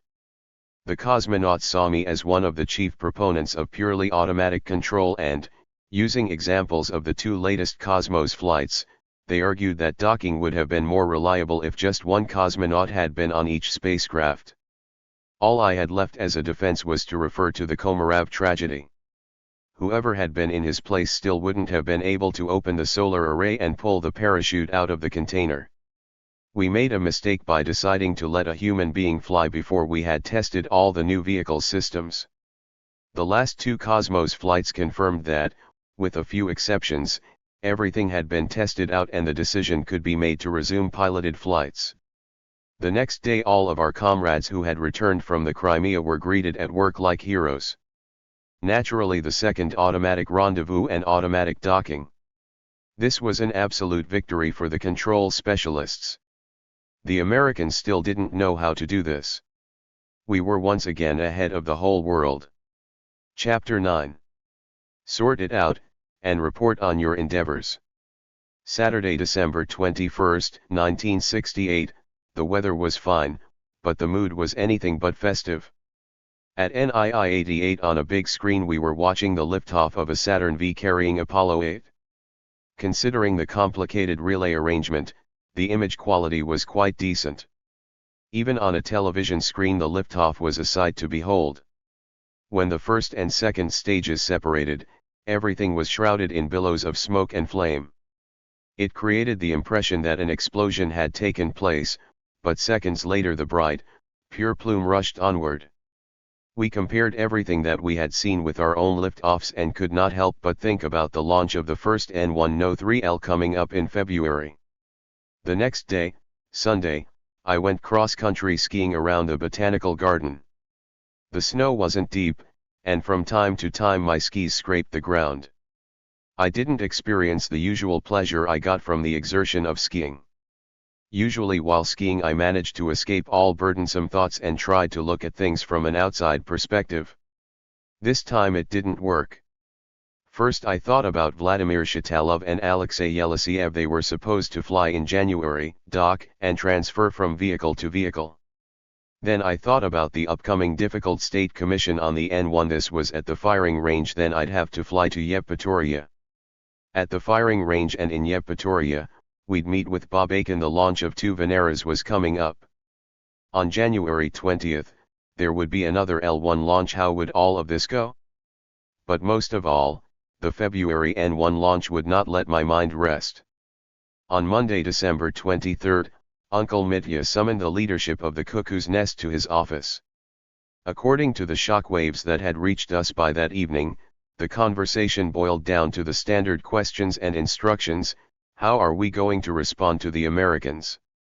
Sort it out and tell me what you're going to do. The main problem is how to shorten the time frames. We have to report our proposals to the Politburo. Having come out to see us after the hoopla in the Central Committee, Viktor Litvinov told us, Dmitry Fedorovich was complaining that the Americans have borrowed our basic method of operation: plan-based management and network schedules. Point 1. They have passed us in management and planning methods. They announce a launch preparation schedule in advance and strictly adhere to it. In essence, they have put into effect the principle of democratic centralism: free discussion followed by the strictest discipline during implementation. According to Ustinov, we had let ourselves go. We had returned to the times of feudalism. Each ministry was a separate feudal fiefdom.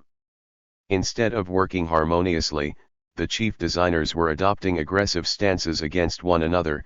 They had even stopped listening to their own ministers. The Americans were concentrating enormous efforts.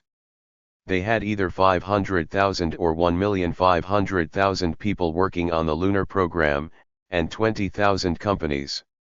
And a government organization, NASA, was organizing and managing all of this. We were presumptuous, Ustinov upbraided us, and it was time to make a sober assessment of the situation. On Monday, Mishin called in sick and didn't show up at work. The minister instructed Litvinov to ask Sergei Okapkin, the chief designer's first deputy, for proposals for the upcoming meeting at the VPK with Smirnov or in the Central Committee with Ustinov. Okapkin invited Konstantin Busheyev, Sergei Kryakov, and me to consult about what to do. I recalled Saltykov-Shchedrin, who last century wrote, "Any administration acts through endeavors too." We needed to compose umpteen necessary and useful endeavors and propose them to the minister. He will cross out half of them because there won't be enough money or authority for all of them, but he'll take some sort of action on the other half and at least render moral support. I proposed, let's consult with Pylyagin. He knows his way around the political scene better than we do now. He meets almost every other day with Keldysh, often with Yangel. The deputy commander-in-chief of the rocket forces spends an hour drinking tea with him, and Ustinov is betting on him to develop control systems for Natorad's Rockets 3. We accepted this proposal as the first action.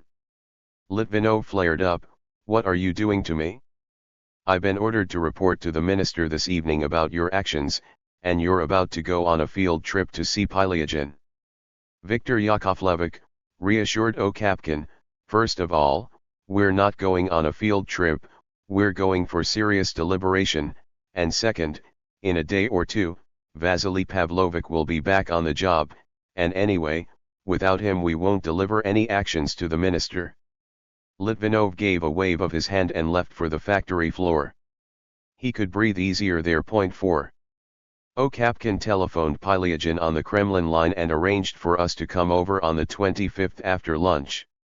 "We can't go see Pylyagin empty-handed, we need to have proposals, an outline, so that the conversation will be more concrete.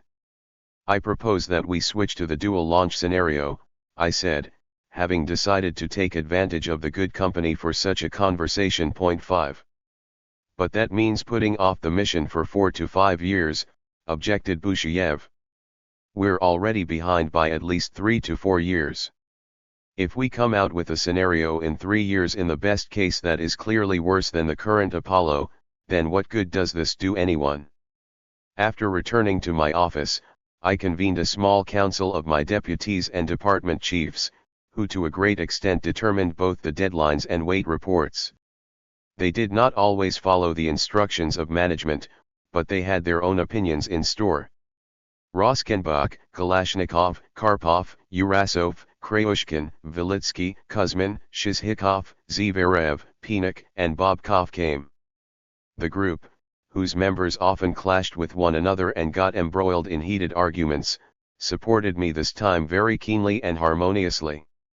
Only Roskenbach was skeptical and said, "This won't get past Mishin." Urasov retorted, "I will persuade Vasily Pavlovich." The dual launch scenario that I drew on the board, referring to my notebook to avoid using the secret notepad, was the subject of a heated discussion. I like this scenario even today. If humankind had possessed N-1 launch vehicles, then such a scenario could have been used for a long-duration expedition to the moon even in the early 21st century.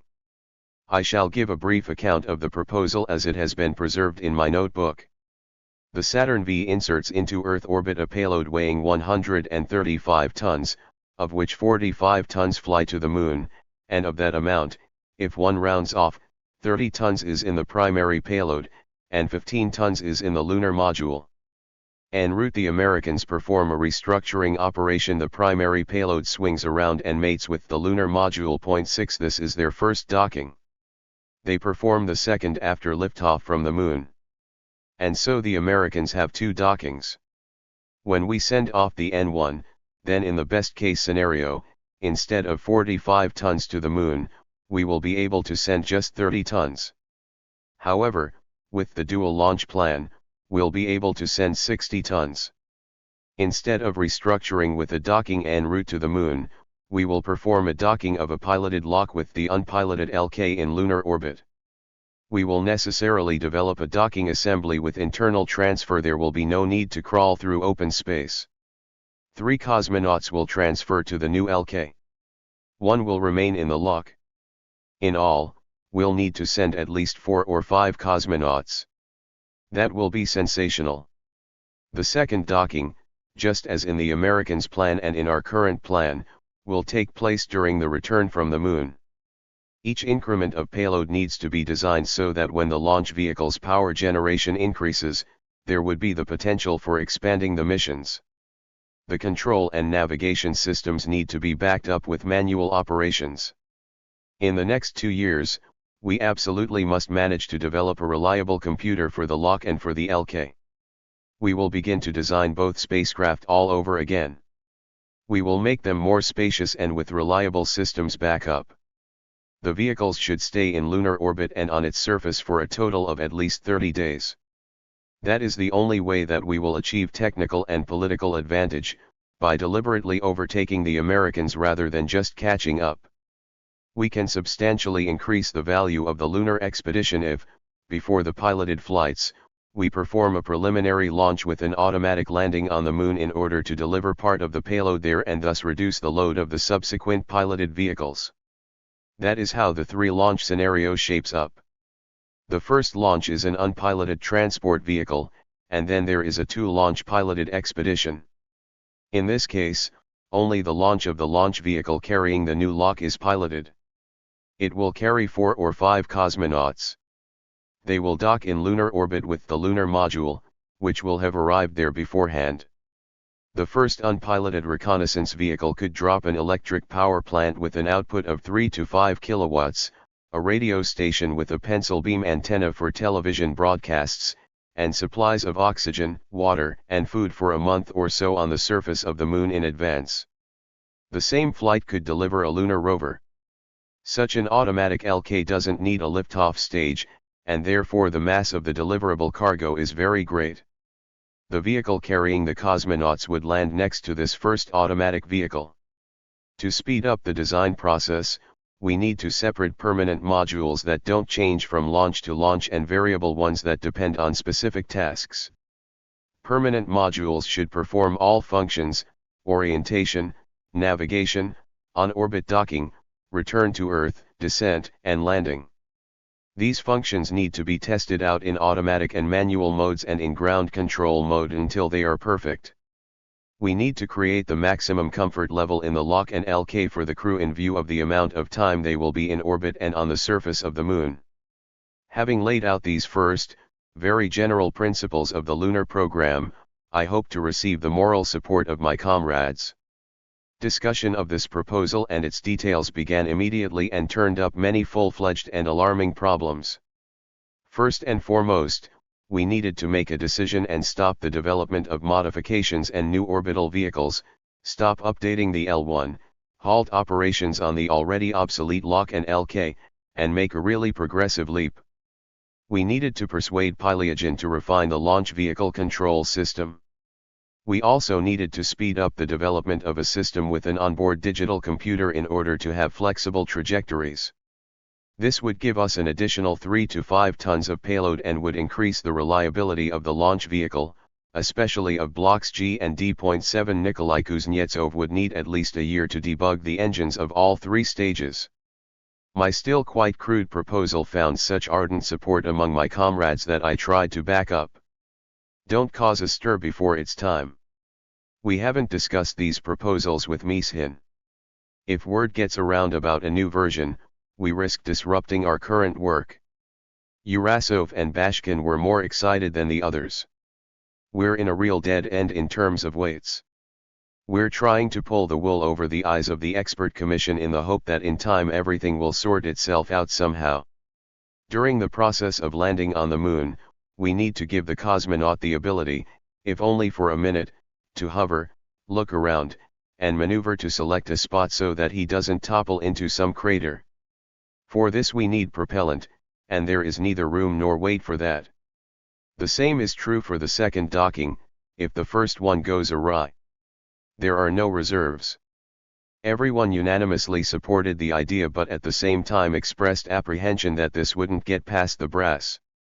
On December 25, we met in Pylyagin's office. The conversation was long and tumultuous. We started at 3 p.m. and it was after 9 p.m. when we left, having drunk an incalculable number of cups of tea.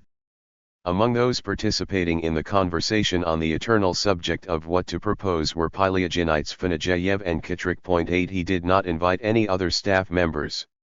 Fanajeyev and Kitrik received my revolutionary proposals concerning the two-launch plan with interest and obvious sympathy, but Pylyagin showed no enthusiasm.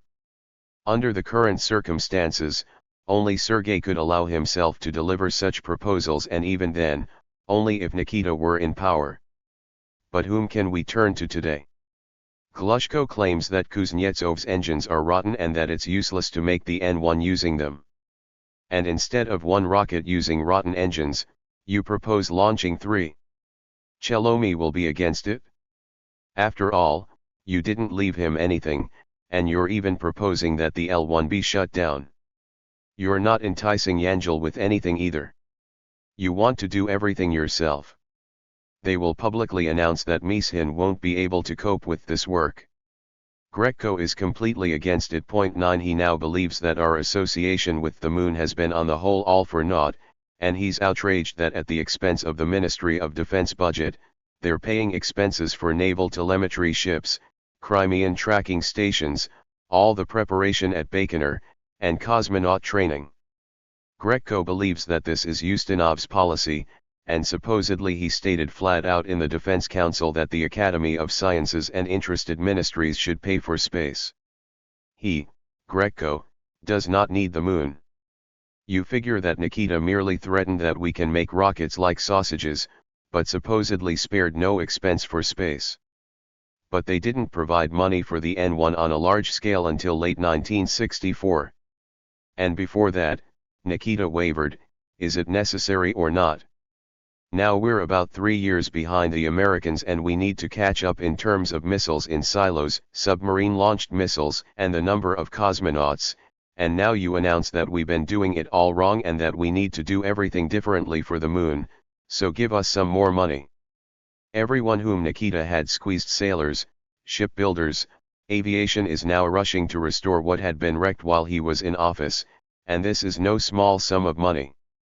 And currently, to be honest, the Americans have 3 times more nuclear warheads on intercontinental ballistic missiles and submarines.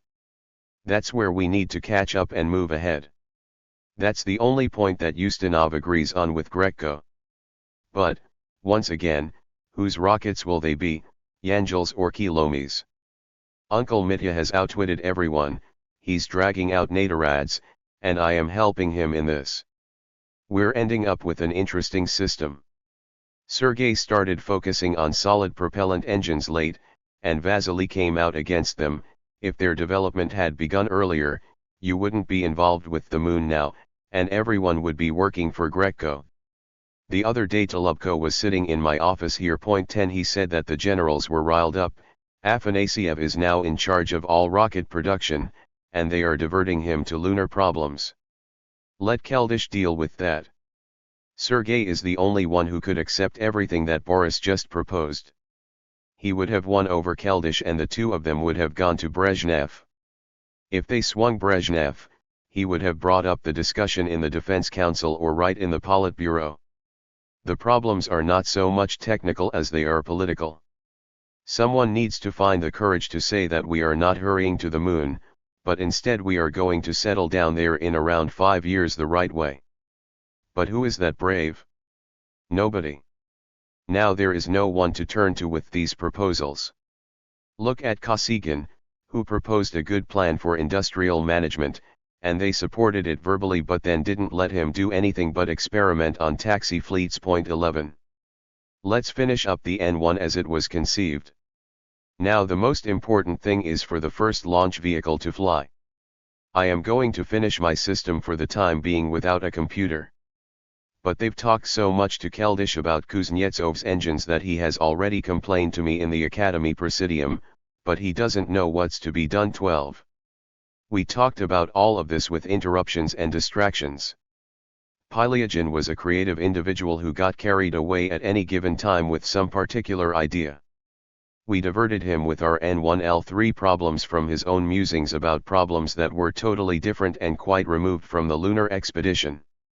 Now he was absorbed in working on the control system for the TEMP mobile missile system, the chief designer of which was Alexander Nedoradz. Pylyagin simply could not keep silent about his project. He didn't need our advice, he needed us as an audience that could appreciate the difficulty of the assignment. He demanded a great deal of himself and his specialists when it came to his philosophy of the creative process.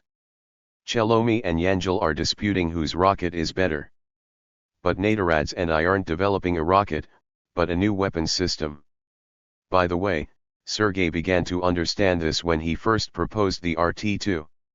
You and Yangel both had proposals for mobile missiles come up, but it's interesting to work with Nedoradz because he has an integrated approach that many of our military men lack.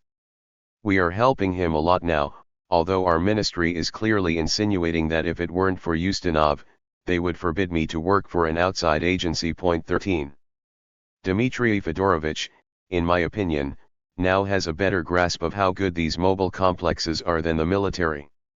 After all, this is much less expensive than building a silo for each missile, which a satellite will detect sooner or later. And now, submarines are always being followed by another submarine. But if our land-based mobile complexes are well camouflaged, no reconnaissance will detect them. The project that had engrossed Pylyagin at that time was not a passing fancy, but a field that the NIOP staff would be working on for decades. The Moscow Institute of Thermal Technology, which Alexander Nedoradz headed until the end of his life, developed the TEMP, TEMP-2S, Pioneer, Courier, and finally the Topol and Topol-M mobile missile systems, which were supposed to become the main domestic strategic nuclear forces in the 21st century. 14. Our system is set up so that battlefield marshals become defense ministers. But in my opinion, if Ustinov were to be put in that post, it would make a lot more sense, said Pylyagin. His words proved to be prophetic. In 1976, Ustinov was appointed USSR Minister of Defense. Pylyagin said then what many of us were thinking: the appointment is correct. It just would have been good to do this about 10 years earlier. Back then, Politburo member and Defense Minister Ustinov essentially could have become the second-ranking individual in the state leadership. Combining the knowledge and experience of industrial management with ascendancy over a great power's armed forces in a single individual, especially given the authority that Ustinov enjoyed in the scientific-technical sphere, he could have influenced the nation's history if he had continued an active life for another 5 years or so. But Ustinov survived Pylyagin by just 2 years. 15. Both of them were severely ill during the last year of their lives. Here it is appropriate to write about how the missile projects in those days were distributed between ministries. Short-range tactical missiles for land-based troops were developed in the Ministry of the Defense Industry System. The main developer of these missiles was the Moscow Institute of Thermal Technology, the chief designer of which was Alexander Nedoradz, and the main customer was the Commander-in-Chief of the Ground Forces.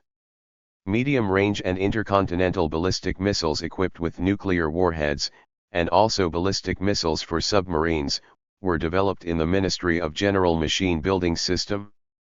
The customers for these missiles, which were called strategic, were the Strategic Rocket Forces Commander-in-Chief and Commander-in-Chief of the Navy, respectively.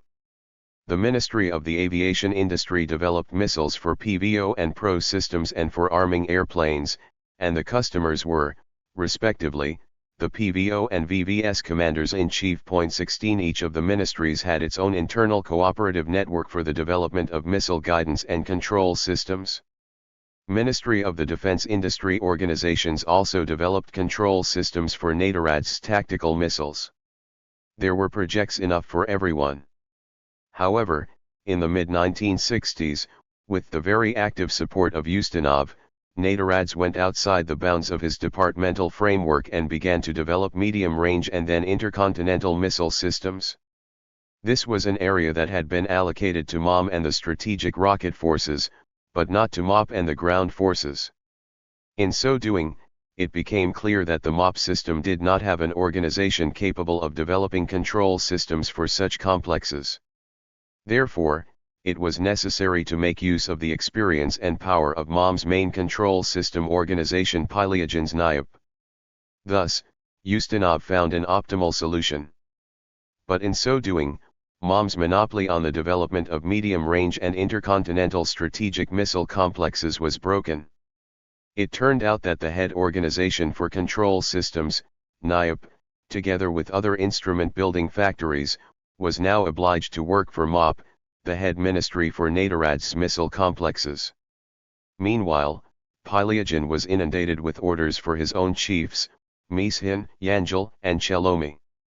But the truth was that nobody twisted Pylyagin's arm. He voluntarily agreed to work for another ministry without having asked for the approval of his own minister, who couldn't have liked all of this. We drove out to see Pylyagin in Okapkin's official car. Reckoning on a long conversation, we arranged to have the car and driver stay on the premises in a warm garage. After 8 p.m., Okapkin remembered and started to fret, "We've just drunk our 10th glass of tea with toast and our driver is starving out there." Pylyagin himself telephoned the garage. They reassured him, "We're keeping the car from Podlipki warm. We've served the driver tea." Pylyagin was very pleased that, even without his intervention, they had shown such hospitality. Returning to the subject of our meeting, Pylyagin said that we also shouldn't particularly count on Keldysh. He was up to his ears with problems at the academy. And relations had become even more strained with Sislov and the entire Central Committee staff because of Andrei Sakharov. There were some zealous types who were demanding that Keldysh make the decision in the Presidium to expel Sakharov from the academy. He argued that this was a gross violation of regulations. For the time being he seemed to have warded them off. 17.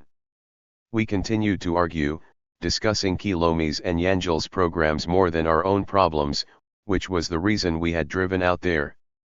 Fanajeyev and Chertok were to a great extent better informed than we. When it came to a discussion of the lunar landing plan, Chertok listed so many yet to be resolved tasks concerning control of the lunar vehicle alone that Busheyev, who was supposed to find weight from the margin for all of this, said frankly, "I've got nothing left. You solve these problems at the expense of your own systems. Day after tomorrow I have to report to the VPK about what caused the failed landing of 7KL1 No 12 Zon 6. Pylyagin did not pass up an opportunity to take a dig. Finally all the L1 systems activated without a glitch during the circumlunar flight, and you managed to shoot off 7 the parachute when it was almost on the ground and crash the descent module. And you were dreaming that we were about to launch a human being on the L1. Indeed, the incident was extremely annoying. The launch of Vehicle 7KL1 number 12 took place on November 10, 1968. The vehicle executed a circumlunar flight. It managed to take black and white and color photographs of the lunar surface from distances of 8,000 and 2,600 kilometers. The most important event was the return to Earth.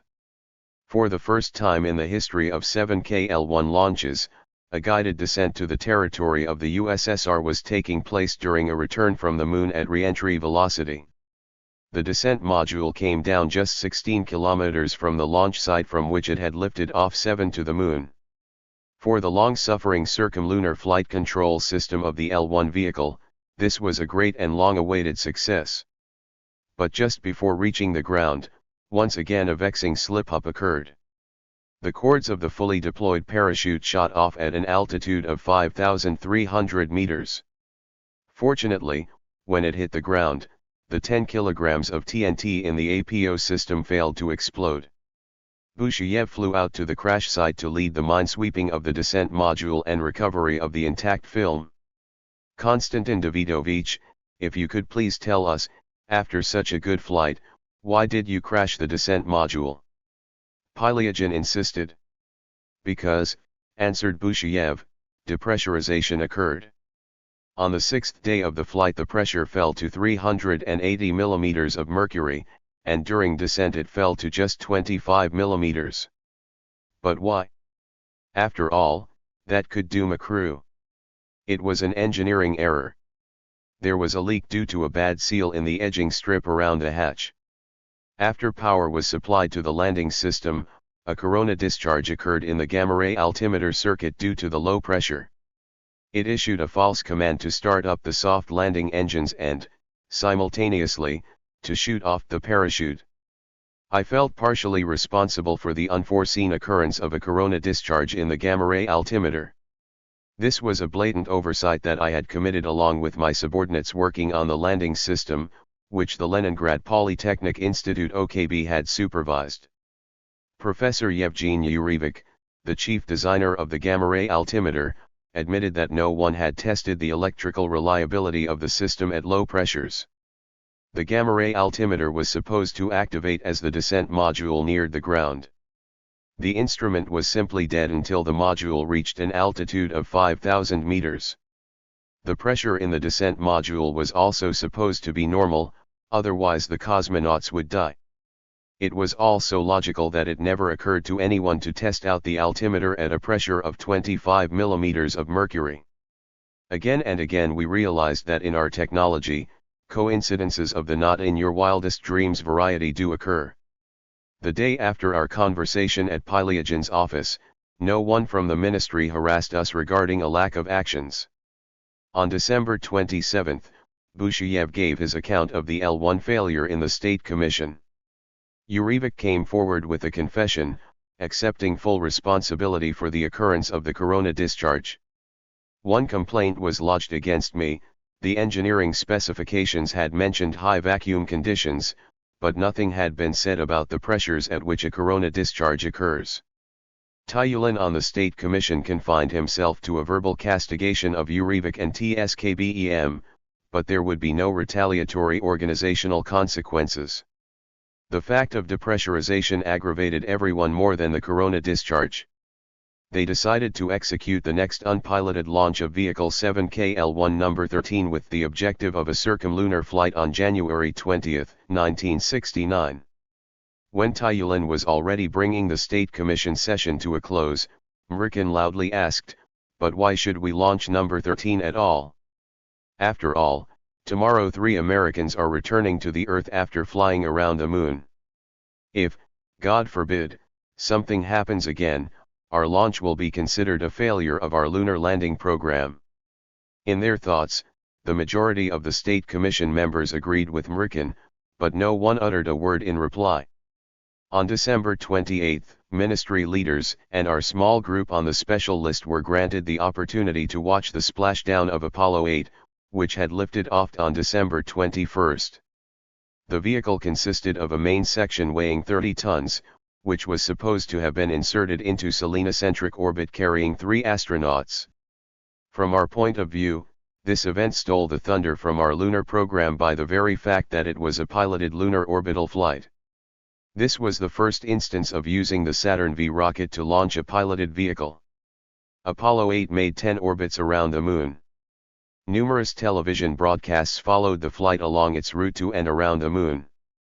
Television viewers saw images of Earth, the Moon, the cabin interior, the crew at work, and activity in the Mission Control Center. We received the broadcast via the Eurovision channel. It didn't go over the airwaves but was transmitted via cable to TSNI MASH. When the crew capsule entered the atmosphere, it passed over Siberia and China and splashed down in the Pacific Ocean 6 kilometers from the precalculated position where the aircraft carrier Yorktown was located. The splashdown, the search, the approach of the rescue boats, the placement of the pontoons under the spacecraft, the approach of the helicopters, and the evacuation and transport of the crew to the aircraft carrier took just an hour and a half. The splashdown area had waves up to 2 meters high, and a drizzly rain was falling. In the dim pre-dawn light the helicopter hovered over the command module and illuminated it with its searchlight. Judging by the television pictures, the astronauts were delivered on board the aircraft carrier hale and hearty, and during the festive reception on board the aircraft carrier they felt pretty well. Besides the subsequent landing expeditions to the Moon, the flight of Apollo 8 was the greatest success in the entire history of American astronautics, showing the whole world that the US had finally managed to overtake the Soviet Union in space. On December 30, at the demand of Ustinov, the VPK held an emergency session to discuss just one issue: how can we respond to the Americans? From our organization only Okapkin was present. Mishin was ill. Okapkin later told us, opening the session, Smirnov reminded us that on August 3, 1964, the Central Committee and Council of Ministers had adopted the resolution on work on researching the Moon and cosmic space. According to this resolution, a vehicle launched by the UR-500K rocket was supposed to execute a circumlunar flight in the first half of 1967. Comrade Chelomi OKB-52 was named prime contractor. 18 This same resolution called for the landing of a crew on the surface of the Moon from a vehicle inserted by the N-1 heavy launch vehicle, and the crew's return and landing on Earth sometime in 1967 or 1968. The prime contractor for the launch vehicle, the spacecraft, and the expedition as a whole was OKB-1, later TSKBEM. After this, a whole series of VPK decisions appeared with further specifics on the programs. On October 25, 1965, the resolution on concentrating the forces of the industry's design organizations on the creation of a rocket space complex for flight around the Moon came out. In fulfillment of these resolutions, the Military-Industrial Commission routinely made decisions calling for a circumlunar flight through the joint efforts of TSKBEM and OKB-52 sometime between late 1967 and early 1968. These projects had remained crucial for the entire space industry over the last 3 years. The first launches of the 7KL-1 vehicles for the circumlunar flight program took place in March 1967.19. Since then, 9 unpiloted 7KL-1 vehicles have been launched using the UR-500K launch vehicle. 20 However, either through the fault of the launch vehicle or of the spacecraft systems, a decision cannot yet be made to go ahead with a piloted flight. Flight tests on the N-1 launch vehicle have not even begun. Thus, all the deadlines stipulated in the resolutions do not correspond to reality. Discussion of the 7KL-1 projects ended in the opening remarks.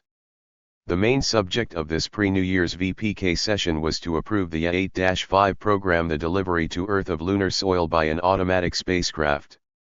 Back in early 1968, Bob Aiken had told me about this idea with his inherent enthusiasm and confidence that everything would pan out and we would deliver a little lunar soil to Earth, just around 100 grams, but before the Americans would bring back a dozen kilograms on their Apollos.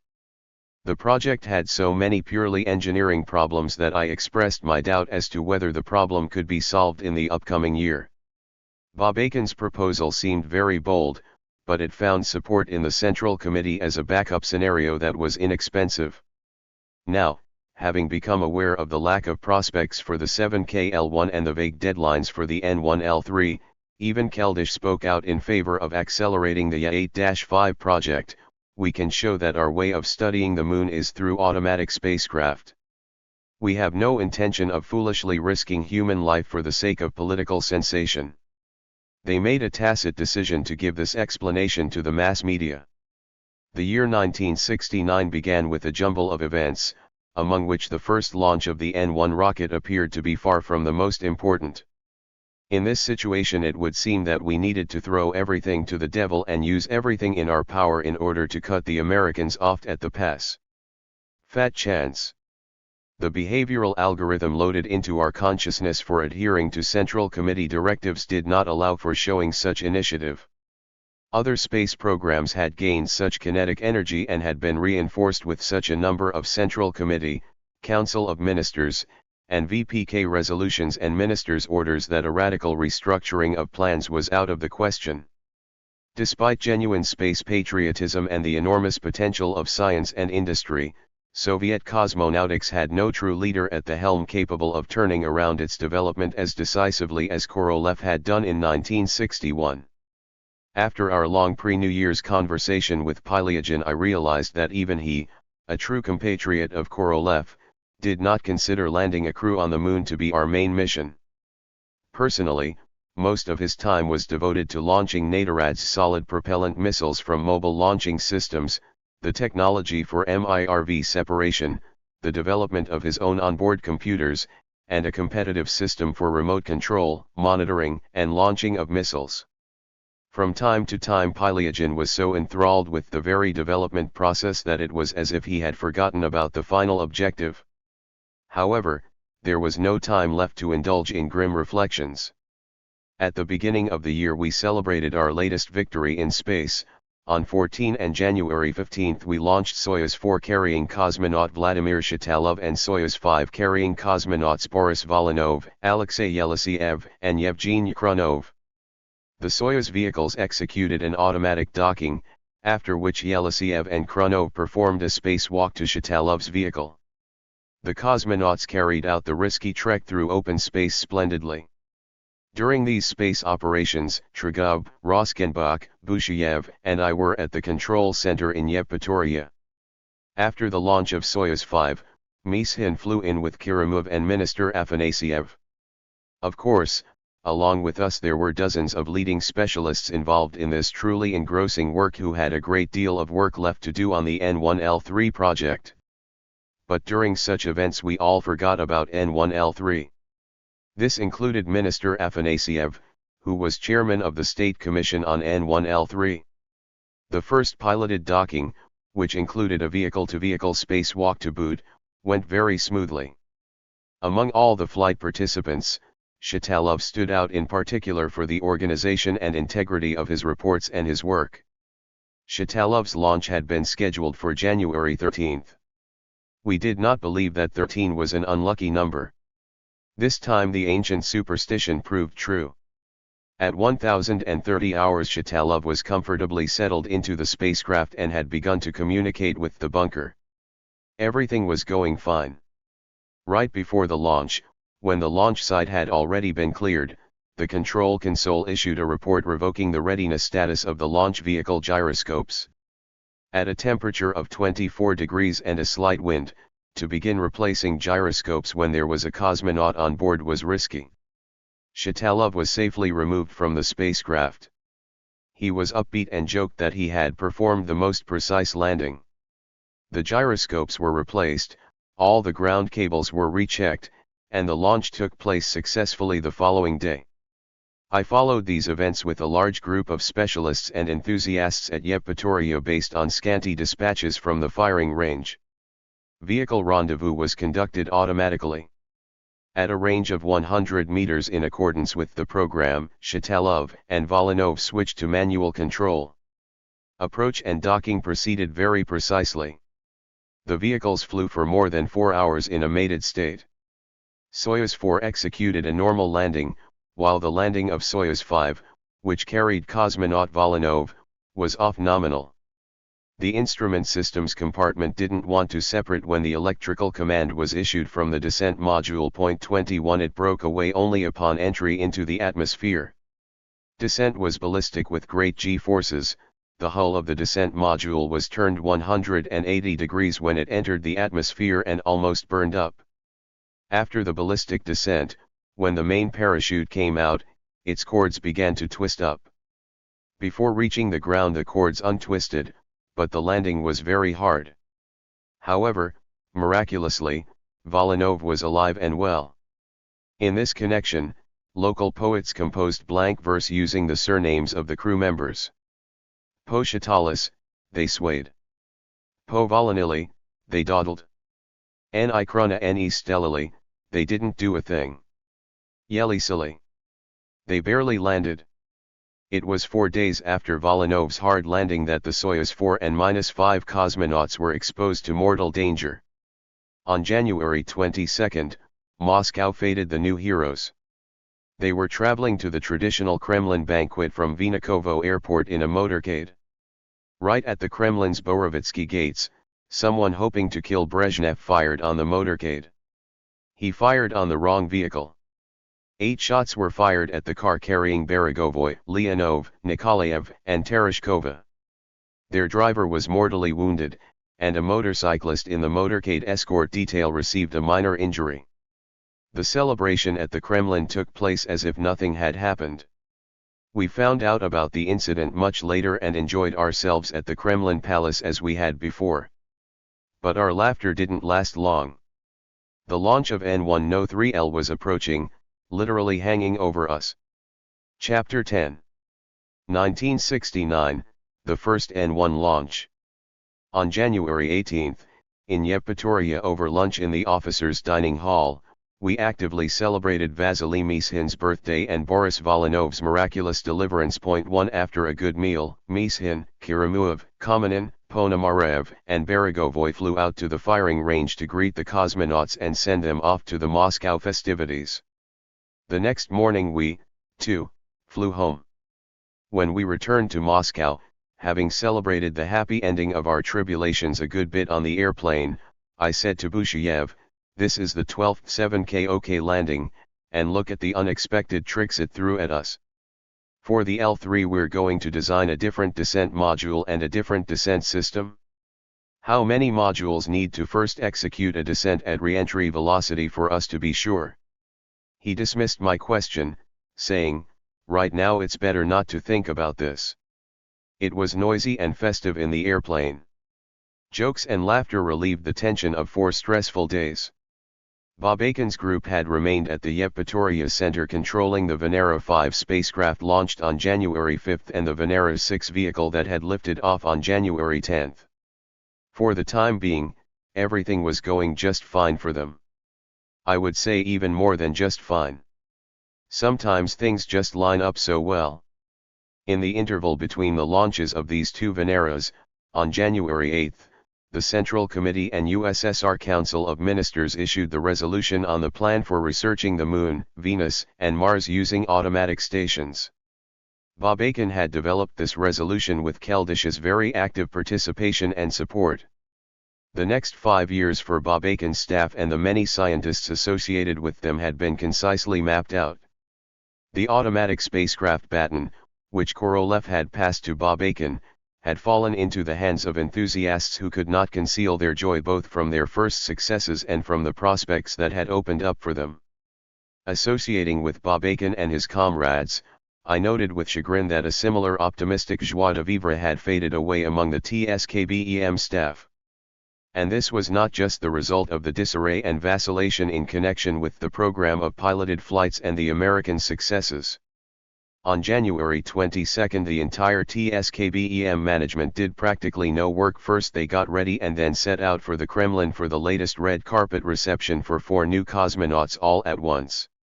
Even Ivan the Terrible held feasts in the Kremlin for a reason. 2 A lavish table relieves stress for a while. Despite the abundance of the best sorts of alcoholic beverages and superb Kremlin hors d'oeuvres for every taste, at our designer table, conversations turned again and again to the latest UR500K failure and the upcoming N1 launch. The latest 7K L1 launch failure during the 501st second of the powered flight segment wedged itself between the safe return to Earth of 4 cosmonauts and their festive reception at the Kremlin. 3 The launch vehicle safety system issued the command to the emergency rescue system to save the spacecraft. For the umpteenth time we had seen for ourselves how reliable the SAS was. But the circumlunar flight had once again been stymied. At the festive table in the Kremlin, State Commission Chairman Georgy Tyulin was clearly envious of State Commission Chairman Kirim Kirimov. 4. On the morning of January 23, Mishin called around to all his deputies to report that Sergei Afanasyev had decided to check on how we all felt after the banquet. He had hinted that it wouldn't be a bad idea if in the next few days we convened a small meeting of the Council of Chiefs regarding the upcoming N1 launch and chat about the lunar landing expedition program in general. We arranged to hold the council on January 27. This council, which, as I understood it, had been convened at the insistence of Afanasyev and Keldysh, was unusual. The chief designers did not report on the readiness of their systems for the first launch. These reports were postponed until the large gathering at the firing range. Mishin began with a report about appropriations for the N1L3 program. He argued rather emotionally that the program would not be fulfilled. For 1969, The plan budget retained production funding at the existing level, but no funding was stipulated for the construction of the experimental facilities that we needed. Gosplan considers experimental facilities to be capital investments, said Afanasiev. You do know that that money is different. Let it be different, retorted Mishin, but ultimately we must have facilities for ground developmental testing. Then Ivan Serbin jumped in. They released a lot of funds to the ministry to build Kilomi's experimental facilities in Rutov. 5 Why can't you use those facilities? We're working on that, explained Afanasiev. Judging by the course of the discussion, no one was prepared to come forward with any new proposals. Except Keldysh. At first he was dozing. In the thick of the ruckus over experimental facilities he took the floor and said what neither Mishin, the minister, nor any of us could bring ourselves to say: the status of operations on the N1L3, in my opinion, is such that we need to postpone the date for the moon landing to 1972 and make a decision in this regard as soon as possible. Serbin showed his alertness, and who gave you the right to cancel dates signed by the Central Committee? Keldysh remained very calm. Serbin's attack did not stop him. The assignment was decreed, it was written in a government resolution, no one is cancelling it, but we need to take a sober look at things. Resolutions must be such that they don't discourage the working teams. One must not underestimate the prestigious role of our successes in space. We still don't know which has had the greater importance for our nation's defense, the intercontinental ballistic missile or the first satellite. Let's be honest, do we all really believe that landing a single human being on the moon will be a priority? Can we surpass the Americans in this, or, perhaps we should be thinking today about Mars? Automatic spacecraft on the moon and even lunar rovers will show up even without the N1. Meanwhile, Barman is designing the lunar base. 6 They even told me that it has already been named Barmangrad. What for? Is a base station needed on the moon? Perhaps it would be more beneficial to have a base in the form of a satellite station circling the moon? Or circling the Earth? Who has analyzed this? It is difficult to anticipate how people's psychology will change tomorrow. They will simply speculate that Soviet scientists couldn't get ahead of the Americans. Especially since our program is classified, while the Americans put out an hour-by-hour schedule a year in advance. I brought up the matter of greater openness in the Central Committee, but I wasn't able to convince them.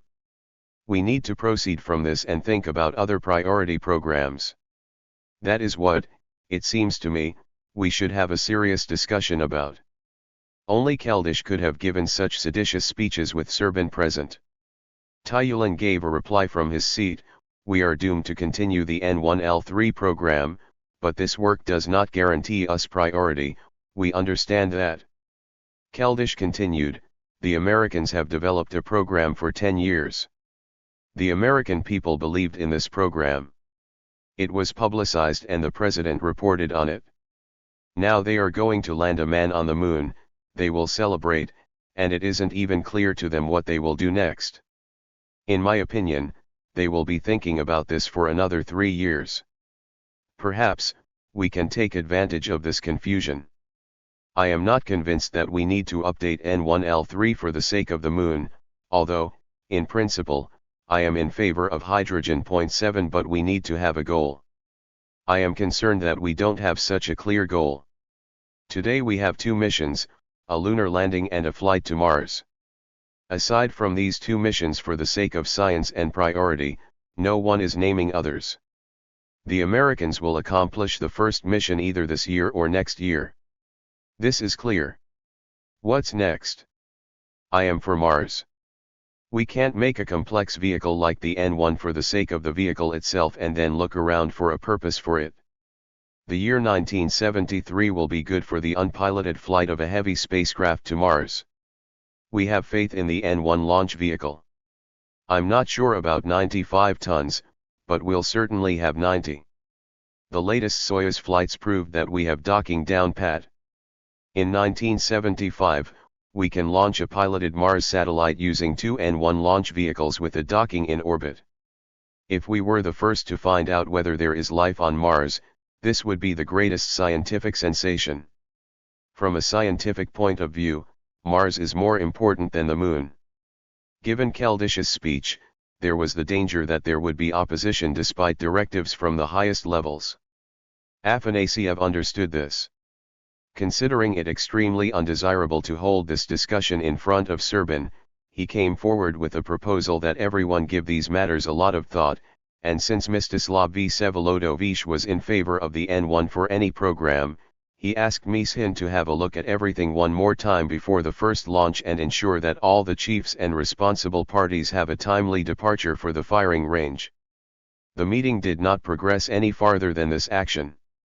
For us developers of the N1L3 program, Keldysh's behavior at this council meeting was a signal, a sort of request, for more active and concerted support for a new strategy in the policy of big space.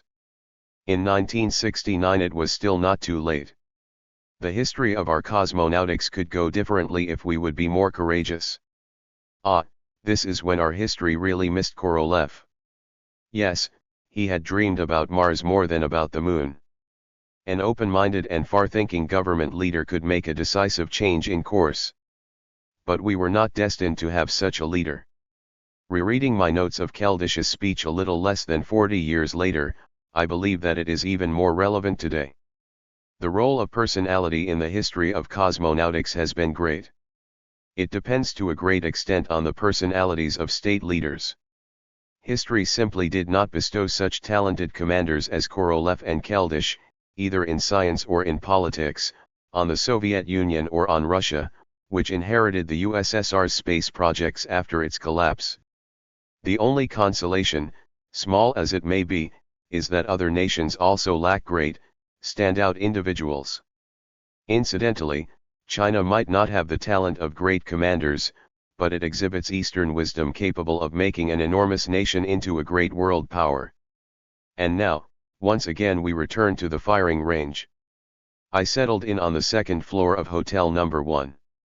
This hotel had permanent rooms assigned to Samokhin, Shabarov, Dorofeyev, Klyucherev, and Kozlov. 8 Mishin was left to stay in a cottage. The hotels gradually filled up as the date of the N1 launch approached. More and more people arrived from all over the country to participate, observe, monitor, and report. The brass preferred to live at Site Number 2. It was primarily the working class that populated the new residential development Site Number 113. Any first launch of a new rocket is an event. But for a rocket like the N1, it was an exceptional event. Despite the fact that a good 4 kilometers separated the MIC of Site Number 2 and the enormous buildings of the N1 assembly factory, the psychological tension that was generated around the gigantic rocket reached everyone, even those who had nothing to do with it. And people whom you knew well and were formerly cheerful, jocular, and prone to laughter now arrived at Site Number 2 at the Lux dining hall or simply to meet with friends looking haggard from lack of sleep and ground down by the crush of responsibility. Afanasiev, who headed the State Commission on the N1, was also appointed chairman of the Lunar Council by government decision. The atmosphere in the crowded sessions of the State Commission on the N1, which were conducted by the minister, was much more tense than in ordinary commissions on piloted launches. The scale of operations on the N1 required the creation of a special directorate at the military installation at the firing range, which coordinated all the preparation for tests and acceptance of the launch facilities, and the test fueling and launching equipment. 9 A new tribe of testers appeared, whose careers had spanned the R-7, UR-500K, and combat missiles, and of quite young ones, whose careers were just beginning with the N1. The constituent parts of this army were still getting broken in and learning to work with one another. The State Commission met for the first time in this enlarged form in the conference hall of the manufacturing plant building at Site Number 112. All you had to do was put on a white lab coat, descend to the first floor, present a pass to the Progress Factory security detail at the entrance, and you entered a realm of fantastic dimensions. In the bays stood rigs on which the lobes of the spherical tanks were welded. A first-time visitor couldn't help but notice the assembled first, second, and third stages laid out there according to some mysterious principle. Tiny assemblers in off-white coveralls and engineer technicians in white lab coats were scurrying around on the open work rigs. The bays were filled so tightly by the rocket stages in various degrees of readiness that it was impossible for someone at the front of the bay to make out where it ended. This made the hall seem even longer. At the old MIC at Site Number 2 I knew and understood every piece equipment, stand, console, rocket block, and spacecraft. At the N1 MIC, everything was new, unfamiliar, and had overwhelming dimensions. The fundamental distinction of the new building was that the rocket was manufactured here, and its testing was the last technical operation. The majority of the people moving unhurried through the bays were not firing range testers, but workers who were making the rocket here. Each person was involved with his or her own work. The curious superiors descending from the upper floors just got in the way. Nominal, assembled, and launch-ready, launch vehicle N103L had undergone a cycle of factory horizontal tests and was awaiting the decision of the State Commission. Checking out the mating of the launch complex with an engineering model of the rocket was a dress rehearsal. This rocket was a complete structural, electrical, pneumatic, and hydraulic analog. All of the pre-launch operations except for the actual firing of the engines had been worked out on it for several months. During this trial run process numerous glitches occurred in the interaction of systems, but the primary outcome was the interaction of personnel and systems. The State Commission session on February 9, 1969 had the primary objective of making a decision regarding the N1 launch. All the chief designers flew in. Commander-in-Chief of the Strategic Rocket Forces Marshal Nikolai Krylov himself came to the State Commission meeting. Point 10 For this reason the jackets, as civilians were referred to, got lost in a throng of officers and generals, who had hurried to take their places in the new meeting hall. There were many unfamiliar faces. Not only chief designers, but also deputy ministers, directors, and chief engineers of the main factories were invited to this historic meeting. Despite the large confluence of people, Afanasiev took his time as he conducted the State Commission session and analyzed the readiness of each system in detail. Each chief designer had to report about the readiness of his system to begin flight development tests, and the testers gave summary reports about the glitches that had occurred. Two ministers who had flown in for the State Commission session, Petr Dementayev and Valery Kalmykov, also listened patiently to all the reports. Dementayev's arrival was understandable. His Ministry of the Aviation Industry was half responsible for the fate of the N1. He oversaw Nikolai Kuznetsov's design bureau and the series production engine factory in Kubyshev. During a break in the proceedings, after catching sight of me, Kalmykov greeted me very warmly and with genuine admiration said, "I have heard a lot about N1 in the VPK, but now, after seeing it with my own eyes, I am simply amazed what a huge operation you managed to conduct during those 3 years while I wasn't here." I think that no matter what Afanasiev and Krylov decide concerning the first launch, groundwork has already been laid here for what would ensure us success not only for today's situation, but for many decades in the future. When Korolev first came with you to visit me at NII-10, God bless me, I can still recall, about 20 years ago, even science fiction writers had not dreamed of such scales. 11. Of all the ministers with whom I used to meet back then, Kalmykov seemed the most capable of romantic flights of fancy from the prosaic managerial routine. We were able to indulge in reminiscing during the long break in the State Commission meeting, which Afanasiev had announced due to the fact that the chief of the firing range, General Kurushin, had come out with objections against the launch of N103L.12 based on the test results. The rocket and the ground equipment had many glitches, which they had not yet managed to eliminate. During the break, Afanasiev and Mishin worked on Krylov to get him to remove Kurushin's objections. Ultimately, Kurushin had to give in after assurances that all the glitches would be eliminated before the launch. The individual delivering the main report at the State Commission was Mishin, chief designer of the head enterprise, TSKBEM. He reported about the work that had been conducted over the past year in accordance with the recommendations of the expert commission to increase the N1's reliability and payload capacity. Unlike the draft plan for the first stage, 6 additional NK-15 engines were installed. 24 engines arranged around the outer circumference of the bottom part of the first stage had variable thrust to control and stabilize the rocket. The 6 engines of the inner ring were not involved in control. 8 of these same NK-15V engines with high-altitude nozzles were installed on the second stage, and on the third stage 4 NK-19 engines with high-altitude nozzles. The power margin in terms of thrust would enable the launch vehicle to fulfill its mission even if 4 first-stage engines failed in flight. The launch path inclination was changed from 65 to 52 degrees. Another measure to increase the payload mass was to reduce the orbital altitude from 300 to 220 kilometers.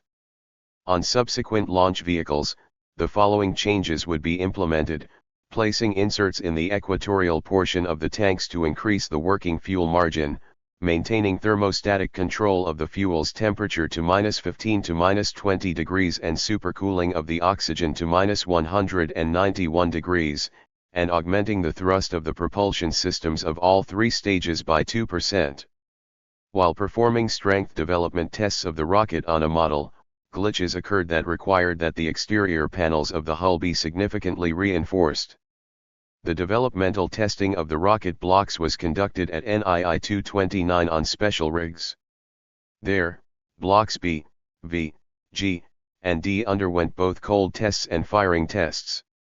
There were 3 firing stand tests on Unit EU-16, simulating a full-scale Block V, and 1 firing stand test on Unit EU-15, which had a full-scale model of Block B with 8 engines producing a total 1,200 tons of thrust. Comments made about glitches during the integrated firing tests were taken into account and implemented on N1No3L using the electrically, hydraulically, and structurally similar 1M mock-up of the rocket. 13 Developmental testing of the mating of the rocket with the ground transportation, erecting, fueling, and launch equipment was completed. For the first launch they used a simplified L3 system upper stage with an unpiloted 7K L1S vehicle instead of the LOC and LK. The emergency rescue system was standard on the first launch. Liftoff was proposed to take place on February 18, 1969. Boris Dorofeyev and Boris Filin reported on the results of the tests on the launch vehicle and upper stage. The majority of system chief designers gave brief reports recommending clearance for launch. Barman gave a more detailed report than other chief system suppliers. He concluded that all the fueling equipment and all the launch systems should be cleared for the installation of the first flight rocket and, upon readiness, it should be cleared for the first launch. Only the State Commission could make the decision to roll out the first N1No3L flight rocket to the launch site and prepare it for launch. However, long before this decisive meeting, Rocket No3L had already been at the launch site and had undergone a cycle of electrical tests there, including a launch simulation. This wasn't done because we had an abundance of resources, but for the simple reason that a full electrical equivalent and integrated test stand was not yet ready. Integrated developmental testing of all the electrical systems was supposed to have been conducted on a test stand in Pilyagin's department at NIAP. In keeping with long-standing practice, instruments, cables, and all the other production accessories were delivered first of all for the flight vehicles and then much later, after the developers had howled hysterically for the experimental test units and rigs on which the developmental tests for these very instruments were supposed to be performed. Everyone considered this procedure to be faulty, but no one could change it. The dates for the deliveries of the standard instruments for the flight rockets were under the strict control of the entire administrative staff. All other deliveries were almost considered to be the developers' whims. The assembly of rocket N1No3L was completed before integrated electrical developmental testing on the stand. Therefore a daring decision was made, to roll out the rocket to the launch site and conduct all the necessary checkout procedures there jointly with all the ground equipment, after which the rocket would need to return to the engineering facility at the Big MIC for electrical developmental testing. In addition, numerous other modifications had to be performed at the MIC according to the results of the strength tests. The year 1968 proved to be unusually difficult for Sergei Okapkin and the design, strength, and materials departments that he supervised. The strength department at TSNIMASH conducted structural strength tests on models. When Korolev was still alive, a decision was made to build at NII-88 a modern facility for researching the strength of rocket designs. After Korolev's death, Okapkin and NII-88 scientists Viktor Panfarov and Alexander Karmashin showed initiative and perseverance. As a result, in accordance with the N1 resolution, a laboratory was built and fitted out with one-of-a-kind equipment for all manner of static dynamic tests on full-scale assemblies, parts, and rocket models as a whole. The tests proceeded simultaneously with the production process. It was necessary to really hurry so that the factories did not make too many rejects. Completely exasperated by the glitches he'd encountered during these tests, Okapkin persuaded me to commiserate with him and drop by NII-88 to have a look at the equipment for strength testing. For me, a person unversed in the newest strength test methods, the scales of these operations and the laboratory equipment made quite an impression. At the Progress factory in Kubyshev and at the Big Mick at the firing range, they were wrapping up manufacturing the first No-3L flight rocket, and production of the next two flight models was underway at full speed. At that time, the staff at the NII-88 strength building were performing round-the-clock testing that destroyed the main structural elements. The destruction of the main load-bearing structural ring of the first stage, a ring with a diameter of 14 meters, delivered a most crushing blow for the strength engineers. The tests had begun back in 1967, and at first it seemed that they would be able to avoid major modifications. But look what happened after reaching design conditions, said Okapkin, pointing to a jumbled heap of amorphous pieces of metal. It was a depressing sight. In many cases, the load-bearing capacity of the panels of the exterior load-bearing hull also proved lower than required. Karmashin explained that, in the opinion of his specialists, our designers' calculations had not taken into consideration the impact of marginal effects, structural weakening on sharp corners and edges. On the R7, R9, and other old rockets, more ductile alloys were used and the marginal effect could be disregarded. New materials were selected for the N1 with a view toward reducing its mass. These materials proved to be more brittle. After the destruction of the load-bearing ring at NII-88, Mishin ordered that the lead TSKBEM specialists for strength and structural analysis be reprimanded. Modifications needed to be made to the marginal effect areas on the already manufactured rocket compartments in Kubyshev and at the firing range. New parts needed to be manufactured, and sometimes it was necessary to return to old tried-and-true materials. But this meant time, and once again an increase in the mass. The long-suffering assembly of the block, a load-bearing structure, was modified and underwent strength testing 10 times. 10 load applications resulted in premature destructions, and only after this did we manage to receive a satisfactory result. Production could not wait that long. They decided to launch first 1 or even 2 flight rockets in light-duty mode and not make all the modifications to them. But the designers' troubles did not end here. 2 years after the beginning of production at the Progress factory, highly unusual phenomena started to occur. Cracks were discovered under the rivets in riveted structural parts. Their appearance was first thought to be incidental. However, cracks were found not only at the factory in Kubyshev, but also on a massive scale on the assembled units at the MIC. They immediately replaced impact riveting with pressure molding. Cracked parts were to be replaced with new ones. Where this was not possible, they attached special fastening plates. But that wasn't all. On the finished assembly they discovered a broken steel fastening bolt. An examination confirmed that the failure of the fastener, which was made of a new grade of steel, was not an isolated occurrence. The failure of bolts and screws subjected to loads began to take on a large-scale pattern. All of the fasteners made of the new grade of steel had to be removed and replaced. All told, it took almost a year to resolve all of these problems and to modify the first 2 flight vehicles. However, this was not the main reason for the delay in the start of flight testing. It took so much time to complete the construction and acceptance of all the launch site systems and to set up and begin tests with the mock-up spacecraft at the engineering facility and launch sites that the strength and miscellaneous modifications going on at the same time did not ultimately determine the completion time. The N1No3L rocket was modified in response to all possible comments by the time of the January session of the State Commission. All that remained were deviations permitted by the technical management. On the second stage, contrary to the design, Kuznetsov's main engines did not have high-altitude nozzles. The control system's onboard digital computer, developed at NIOP in 1969, produced so many malfunctions and such errors that it was impossible to clear it for flight. Deviating from the design, they made the decision to begin flight testing on an analog control system, which did not require an onboard digital computer. This impaired the parameters of the control system and of the rocket as a whole, but it was not possible to wait any longer for the onboard computer to be ready. The main concern was, would the 3 stages be tested out? Barman did not follow the American procedure of transporting the rocket to the launch site in a vertical position. He remained true to our tradition. The rocket was moved from the engineering facility to the launch site in a horizontal position on a transporter erector, which moved in keeping with the erstwhile principle cannons travel to battle backwards. True, this backside had a diameter of 17 meters.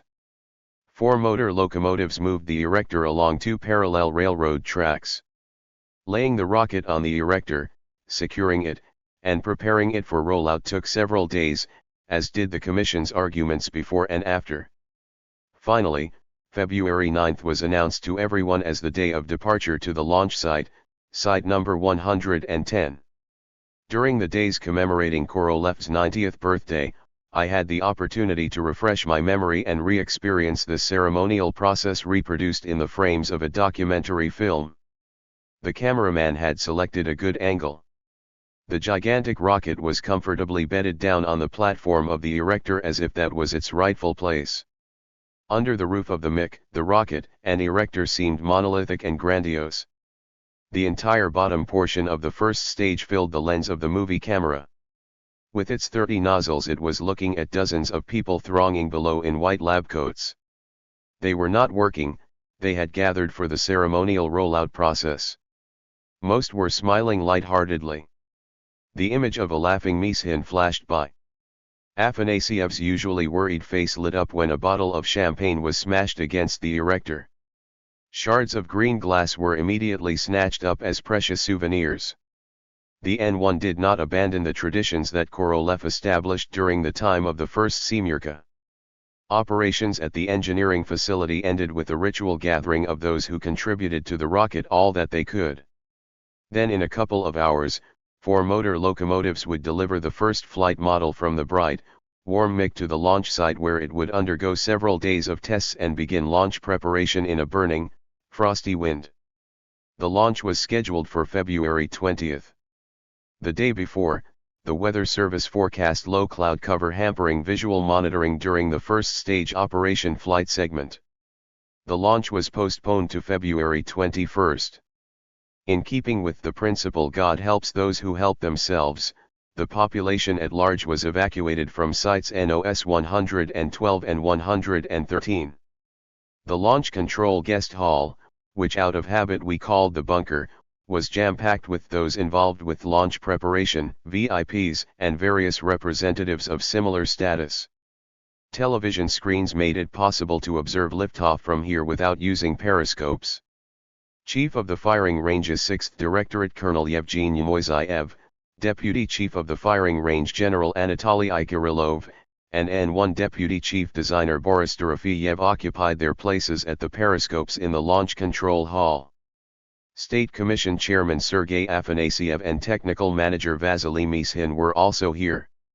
At 12 hours 18 minutes 07 seconds, the rocket shuddered and began to lift off. The roar penetrated underground through several meters of concrete. The report of telemetry operators followed for the first seconds of flight, announcing the shutdown of 2 of the 30 engines. Observers, who, notwithstanding the high security, managed to track the flight from the ground, said that the plume seemed unusually rigid, it didn't flap, and it was 3 or 4 times longer than the body of the rocket. After around 10 seconds the thunder of the engines faded in the distance. The hall was completely silent. The second minute of flight had begun. And suddenly the plume extinguished. It was the 69th second of flight. The fiery rocket drifted away without a plume from its engines. At a slight angle to the horizon, it was still moving upward, then it tilted over, and, leaving a smoky trail, without breaking up, it began to fall. It isn't alarm and it isn't dismay, it's more a certain complex mixture of intense inner pain and a feeling of absolute powerlessness that you experience while watching a crashing rocket approach the ground. Dying before your eyes is a creation with which you have become so intertwined over a period of several years that it sometimes seemed that this inanimate article had a soul. Even now it seems to me that each lost rocket has a soul made up of the feelings and experiences of the hundreds of creators of that article. The first flight rocket fell along the flight route 52 kilometers from the launch site. A distant flash confirmed, it's all over. The strained, stressed, tightly wound string is broken. The last stage of work on the rocket begins. It's time to look for what happened and why. The immediate start of the search is a sedative that always brings relief. Barman attempted to offer the first consolation, don't feel bad, the launch site is unharmed. On May 15, 1957, Barman had breathed the same sigh of relief when he learned that the first Semyorka, which crashed in the 100th second of flight, did not damage the launch site. Back then, all of us, not just Barman's team, had not been too upset. After all, reaching 100 seconds the first time, that's already an achievement. Now there are a lot more people, but far fewer people who can offer calming words and can crack a joke. The N1 is indeed a very great rocket to be lost so easily and quickly after 5 years spent creating it. Mishin was too impatient to wait for investigations lasting many days. Turning to Iosifyan, he said right there in the bunker that the turbogenerator was the culprit for everything. Only its failure could have caused the simultaneous shutdown of all 28 engines. Minister Sergei Afanasyev, also chairman of the State Commission, appointed Mishin chairman of the Accident Investigation Commission before he left the bunker.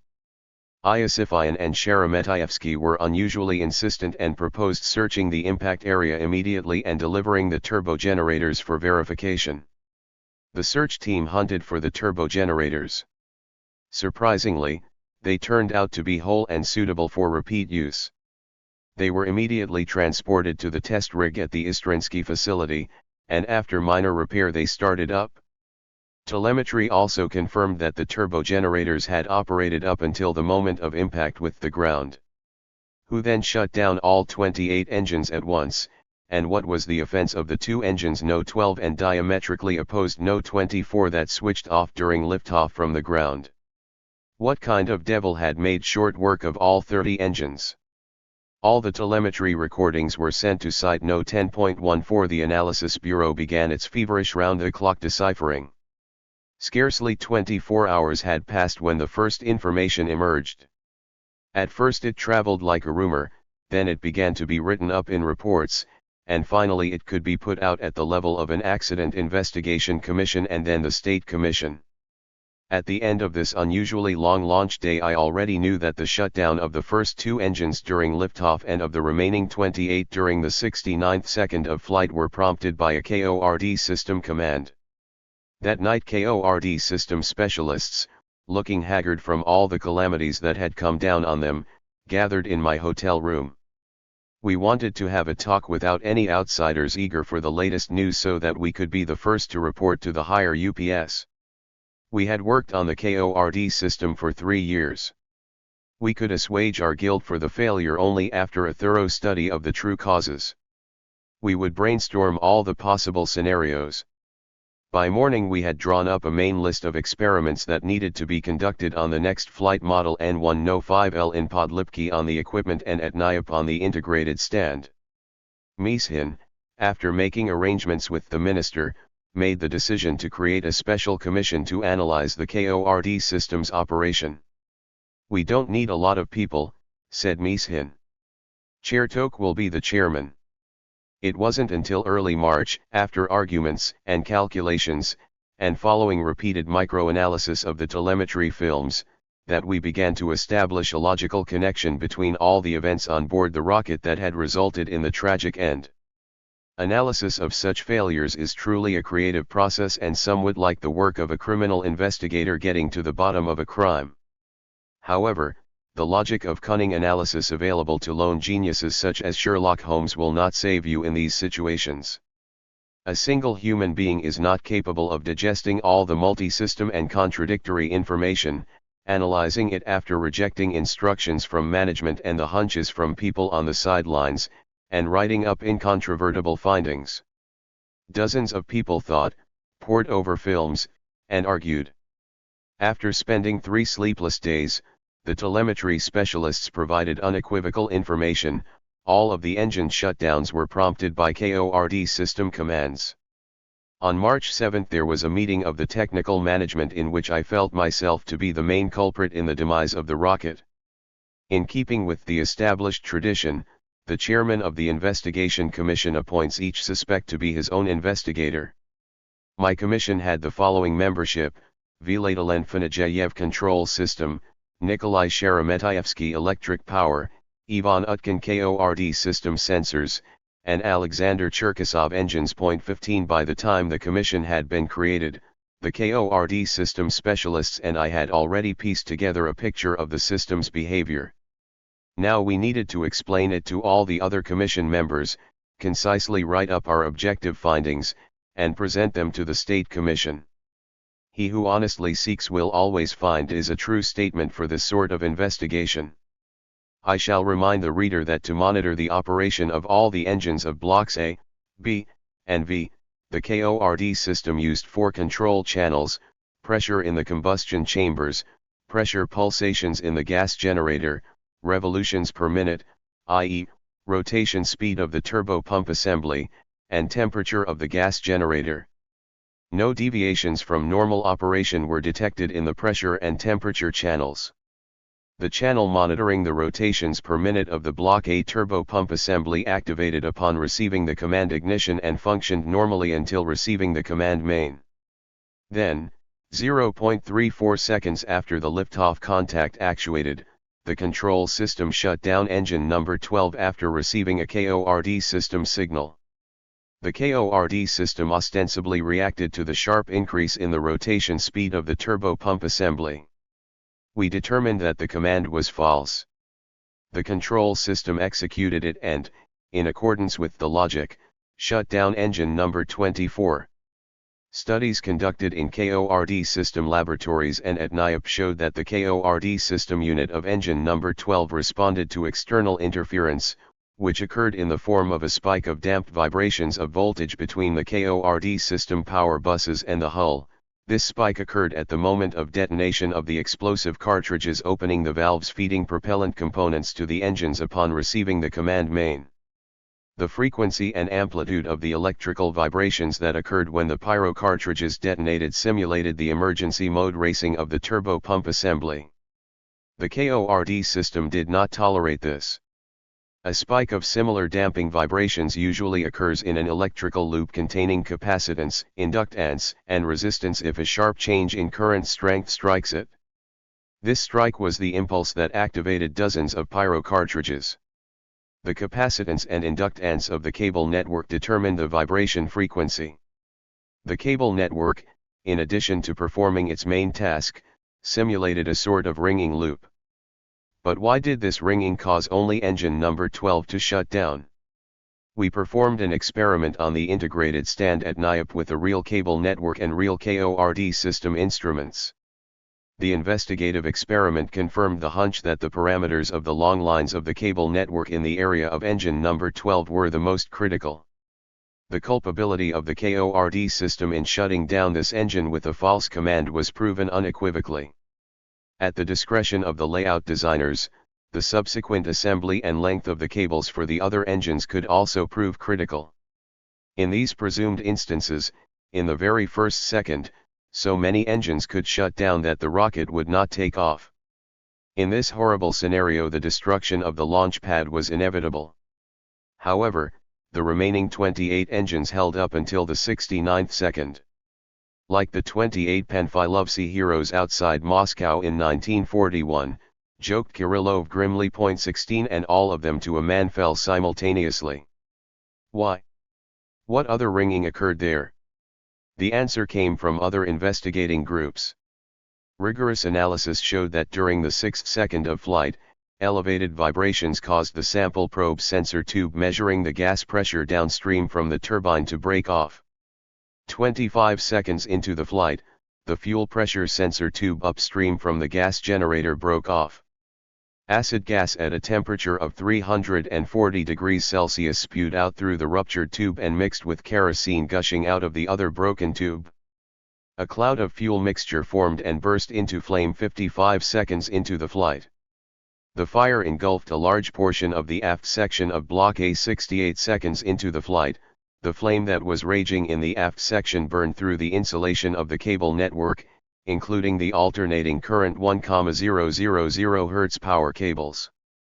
These cables and the cables of the KORD system's sensitive channels were bound in common bundles.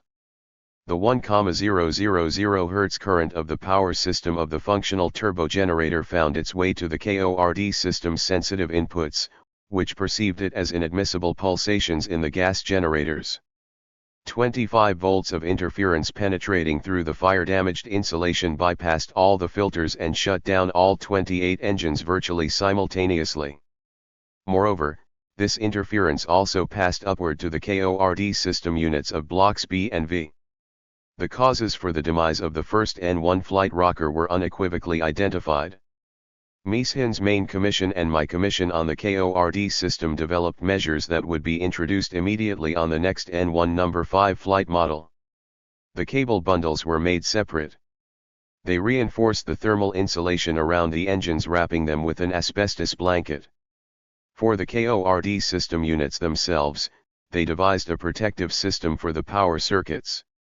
And working according to the principle of God helps those who help themselves, despite the objections of Kuznetsov's organization, they decided to disconnect the pulsation monitoring channel from the execution of the emergency shutdown command and keep it just for telemetry. After analyzing everything that had happened and approving anti-fire and anti-interference measures, the State Commission made the decision to launch N1 No-5L in June 1969. When it came down to signing the certificate of findings, I recalled the dispute between Voskresensky and Korolev concerning the integrated stand for the development testing of Block A, the first stage. What had happened with No-3L was not a random occurrence, but the logical result of our economizing on the development of a stand for ground testing. Subsequent events completely confirmed this truth.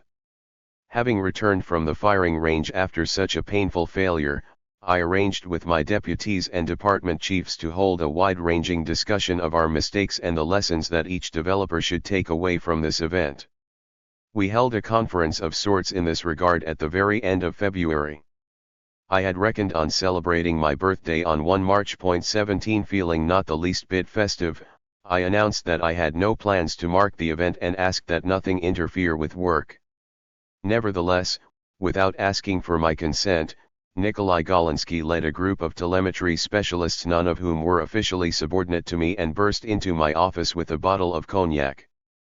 After brief speeches listing my shortcomings and my achievements blown out of all proportion, Golinsky grabbed his guitar and strummed our old firing range song of unknown authorship. The words made us nostalgic because the song appeared soon after our space triumphs of the early 1960s. I shall take the risk of reproducing the lyrics in their entirety.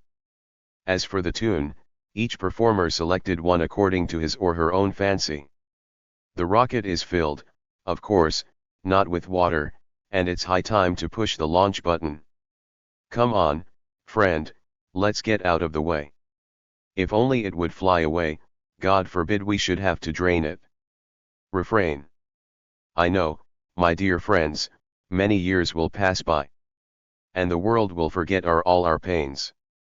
But in the wreckage of many a rocket, the mark we made always remains. Let us be stumbling drunk tomorrow, the rocket flew away, Pour another glass. We finished the job, and now it's time to hit the road. Now let Comrade Levitin talk himself hoarse. Refrain. Rockets are flying to points unknown, cosmonaut heroes too many to count, space maps fill the plotting boards, and they've given us our travel orders again. Refrain. Hotels with bedbugs and dusty roads. All of this, old pal, we had to endure. Let the newspapers write that we live like gods. Let's crumple the newspaper and go, for a stroll. Refrain. 1 Mishin turned 52 in 1969. 2 Ivan IV ruled Russia at a critical time when Russia was evolving from a medieval state to a more powerful and expansive empire. 3 The launch had taken place on January 20, 1969. 4 Tyulen and Kirimov presided over 2 different state commissions, the former directing the 7KL-1 circumlunar missions and the latter overseeing Earth orbital Soyuz flights. 5 Ivan Dmitrievich Serbin was the chief of the Defense Industries Department of the Central Committee of the Communist Party. As such, he exercised strict ideological control over the personnel appointments in the Soviet space program. 6 In the late 1960s, chief designer Vladimir Barmin's design bureau, KB Obshchigo Mashinostroyenie began drawing up plans for long-term lunar bases as part of a future plan for settling the moon. The organization's main line of work was designing launch complexes for Soviet missiles and launch vehicles. 7 This is a reference to the possibility of using high-energy propellants, particularly the combination of liquid hydrogen and liquid oxygen, on upper stages of the N1. 8 These were all senior management at TSKBEM involved in the N1 program. Yevgeny Vasilyevich Shabarov was a deputy chief designer at TSKBEM in charge of flight testing all new vehicles. Boris Arkadyevich Dorofeyev was Shabarov's main aide and would later, from 1972 to 1974, serve as chief designer of the N1 rocket. Dmitry Ilyich Kozlov was chief of the Kubyshev branch of TSKBEM and in charge of manufacturing the N1 at the Progress factory. Viktor Mikhailovich Klyucherev was director of the experimental production facility at TSKBEM. 9 This was the 6th testing directorate at THIRD-WORLDISM headed by Colonel Yevgeny Georgievich Moisayev from 1967 to 1974. The directorate had 7 departments for ground equipment, engines, fueling, guidance systems, telemetry systems, and payload operations. 10 Marshal Nikolai Ivanovich Krylov served as Commander-in-Chief of the Strategic Rocket Forces from 1963 to 1972. 11 NII-10, which developed gyroscope systems for Soviet ballistic missiles, was headed by Kalmykov in the late 1940s. See Chertok, Rockets and People, Volume 2, p. 12 Lieutenant General Alexander Alexandrovich Kurushin was commander of the THIRD-WORLDISM firing range from 1965 to 1973. 13 Comments in Russian technical parlance is comparable to the common technical phrase anomalies noted in English. 14 Site 10 was the other name of the city center at Leninsk, the major town built next to the launch range at THIRD-WORLDISM. 15 Ivan Ivanovich Utkin was chief designer at NII National-Isildovatelski Institute Izmeritelny Techniki responsible for developing various telemetry systems for Soviet missiles, launch vehicles, and spacecraft. This institute had been spun out of the larger NII-88. Alexander Vladimirovich Cherkasov was a deputy to chief designer Nikolai Kuznetsov at the THIRD Design Bureau, which developed the engines for the N1. 16 This is a reference to an event early in World War II, on November 18, 1941, when 28 soldiers of the 1075th Rifle Regiment under the command of Major General Ivan Panfilov were said to have held off an advance of German tanks. All but 3 soldiers were killed. Their actions were immortalized in later Soviet accounts of the war. Anatoly Semenovich Kirillov was, at the time, the deputy chief of the THIRD-WORLDISM range. He was one of the oldest testers in the Soviet space program, having been responsible for launch operations for a generation of Soviet ballistic missiles and then space launch vehicles. 17 Chertok turned 57 in 1969. Asterisk asterisk asterisk asterisk asterisk asterisk asterisk asterisk asterisk asterisk asterisk asterisk. Chapter 11. After the failure of N1s number 3 and number 5. We were not capable, not at the highest levels of political leadership, not at the ministerial level, and especially not within our rocket space engineering community, of concentrating our efforts on a single mission of crucial national importance, a lunar landing expedition. Having realized that it was impossible to catch up with the US in the execution of a piloted circumlunar flight and an expedition to the lunar surface, we continued to expend our resources on a number of disparate goals: on an unpiloted circumlunar flight using L1 vehicles, on the automatic delivery of lunar soil, on accelerating the piloted flight program using 7KOK model Soyuz vehicles, and on designing new, more advanced vehicles modifications of the Soyuzes. In March 1969, the accident investigation commissions and groups concluded their investigation into the causes of the failure of the first launch and developed the latest batch of measures to increase the reliability of the N1 rocket. The technical management gave the green light to prepare for the launch of rocket N1 No 5L. Why not N1 No 4L? For planning reasons, rocket N1 No 4L had been set aside in reserve so that a whole series of modifications, which they had not managed to implement for N1 No 3L and N1 No 5L, could later be performed on it. From 3 through March 13, the U.S. successfully conducted the experimental flight of the entire Apollo 9 space complex in Earth orbit. 1 After this, the Americans announced the program for the next 2 flights, having confirmed that a lunar landing expedition was planned for July of that year. The TSKBEM staff headed by Mishin bore primary responsibility for compensating for the psychological damage inflicted on domestic and world public opinion, which had sincerely believed in the absolute priority of the socialist world in space. I cannot say that feelings of dismay or despondency reigned among my comrades on our staff. On the contrary, we were so busy with other programs underway at the same time that we simply did not have time to be demoralized. In conversations among ourselves, we agreed that it was impossible to achieve victory advancing over a whole broad front. We needed to stop and concentrate our efforts on a single area, or perhaps 2 areas, as the Americans had done. On one of these working evenings, Pylyagin called me up on the Kremlin line and reported with indignation, aside from the fact that Chelomy is once again proposing his UR-700 in place of the N1, he is now planning to adapt this design for a flight to Mars. I've been informed that Afanasyev is preparing an order in this regard. I will not take part in this risky venture. I knew about Chelomy's work at OKB-52 in Rutov and at his branch in Philly on a design for the Super Heavy UR-700 launch vehicle and the LK-700 lunar vehicle. All of my friends and I were miffed by this blatant redundancy. When I started up a conversation about this with Tyulin, he said, I objected, but as you know, my relationship with the minister is very complicated. If you and Mishin mess up with the N1, he needs other proposals, even if only in the form of a draft plan. Much later, by the time that our N1L3 program had been shut down and the UR-700/LK-700 design had been placed in the archives, we established completely normal relations with Chelomy.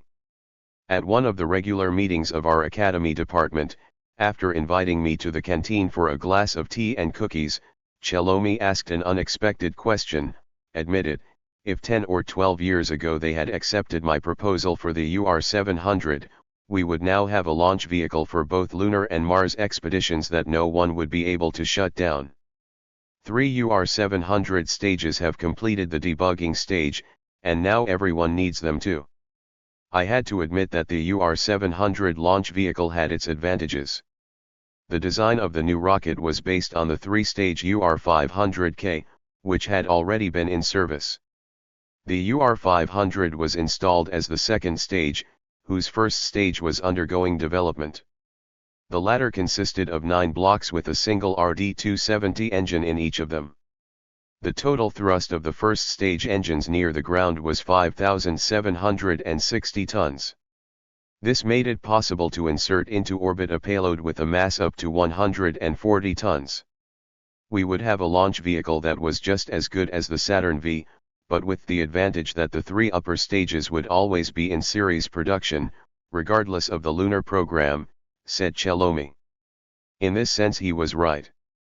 For the Mars expedition, Chelomi proposed a new version of the launch vehicle, the UR-900. The very same UR-500 comprised the second, third, and fourth stages of this launch vehicle. Unlike the UR-700, the first stage had 15 RD-270 engines. According to the design, the UR-700 had 6 RD-270 engines. This made it possible to insert a mass of up to 240 tons into a near-Earth reference orbit. At one time Glushko had proposed RD-270 engines with a thrust of 640 tons to Korolev for the N1. They were developed for use with high boiling components Jeptyl and nitrogen tetroxide. Can you imagine, Vladimir Nikolaevich, what would have happened if a rocket such as the UR-700 or, God forbid, the UR-900 came crashing down near the launch site? All of our pads and all the facilities would be turned into a dead zone for 15 to 20 years. Well, first of all, they wouldn't come crashing down because now the engines of your general designer Valentin Petrovich Glushko are fail-safe. And second, the Piatisatka flies without a hitch using these propellant components, and hundreds of combat missiles have been standing on duty in silos and at sea on submarines for years. The fear of these components is quite exaggerated. But in 2007, I realized that I had been right. Many years ago I had posed a somewhat provocative question to Vladimir Chelomi. By the beginning of the 21st century the Proton rocket had proven itself to be completely reliable. The Proton launch vehicle did not let us down during the construction of the Mir station and the Russian segment of the International Space Station. The leaders of friendly Kazakhstan grumbled about ecological troubles that resulted from first stages falling onto the steppe after exhausting their fuel, but they tolerated them. However, on September 6, 2007, a Proton came down en route after 140.7 seconds of flight. Wreckage fell 50 kilometers to the southwest of Zhezkazgan, poisoning a large area of formerly pristine steppe with the toxic propellant components of the second stage. 3 launches were temporarily halted. Russia promised to pay Kazakhstan a large sum for the economic damages inflicted. In 1969, Reshetnev, Kozlov, and Babakin provided consolation with the successful launches of Malny-Ya-1, Cosmos reconnaissance satellites, and the Venera automatic interplanetary stations.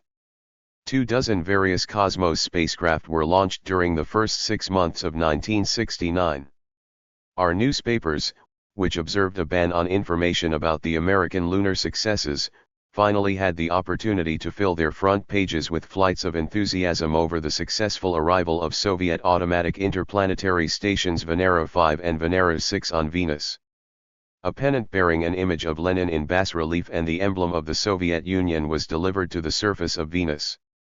On May 19, 1969, the front pages of all of our newspapers were filled with salutes from the Central Committee, Supreme Soviet, and Council of Ministers to the scientists, designers, engineers, technicians, workers, and all the staffs and organizations, thanks to which our Soviet motherland had secured one more outstanding victory in space exploration. Correspondingly, in the same order, scientists, designers, engineers, technicians, and workers who had been involved in the development, launch, and flight support of the interplanetary stations, and also in receiving and processing scientific information, reported to the Central Committee, Supreme Soviet, and Council of Ministers about the successful execution of the program. We dedicate this achievement of Soviet science and technology to the 100th anniversary of the birth of the organizer of the Communist Party, founder of the Soviet state, and standard-bearer of workers all over the world Vladimir Ilyich Lenin. 4. The evening before, May 18, we were watching television coverage of the Apollo 10 liftoff and flight to the moon, and the next morning, May 19, we attempted to find information in the newspapers about the Americans' piloted Flight 5. It proved anything but simple to track down more than a modest report on this event, even in the very back pages. After meeting with Bob Aiken, I congratulated him warmly and tried to joke about the fact that the latest Venusian successes were thanks to the January resolution on the plan of work for research on the Moon, Mars, and Venus using automatic stations.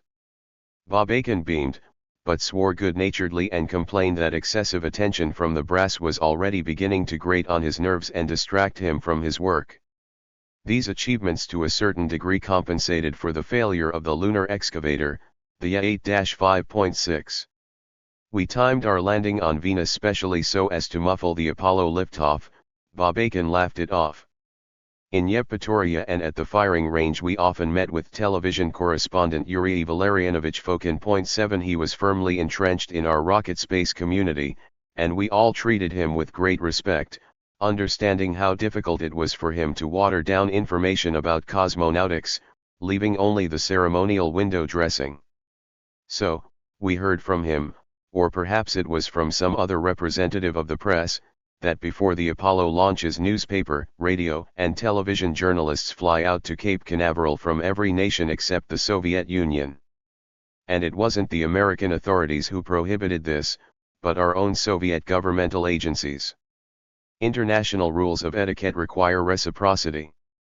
If our correspondents accepted an invitation and visited Cape Canaveral, then we would be obliged to invite Americans to our firing range for some launch. In those days even thinking such a thought could not be tolerated.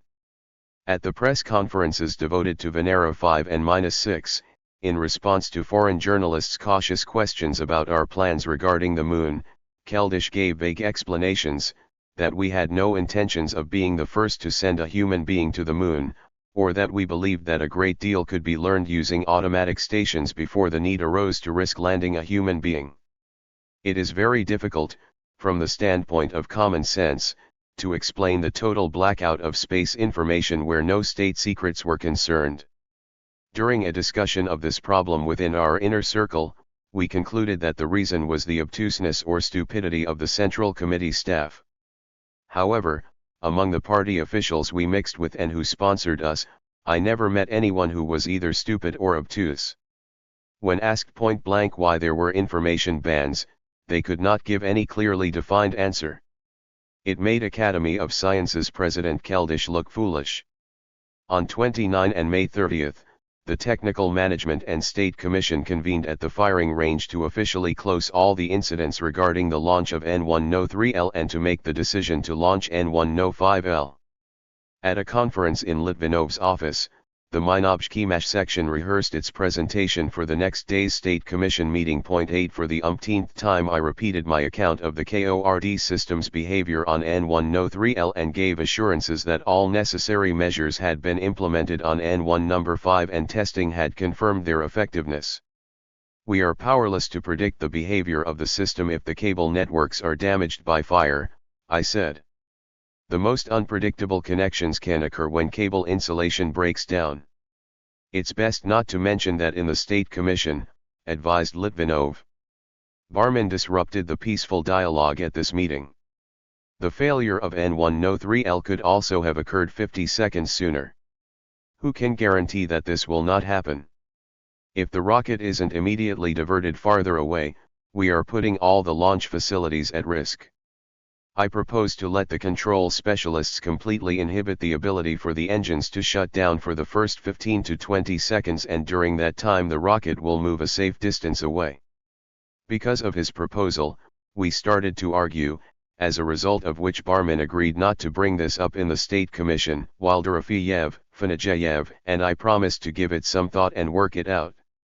We obviously did not have time to come up with these measures in time for No5L.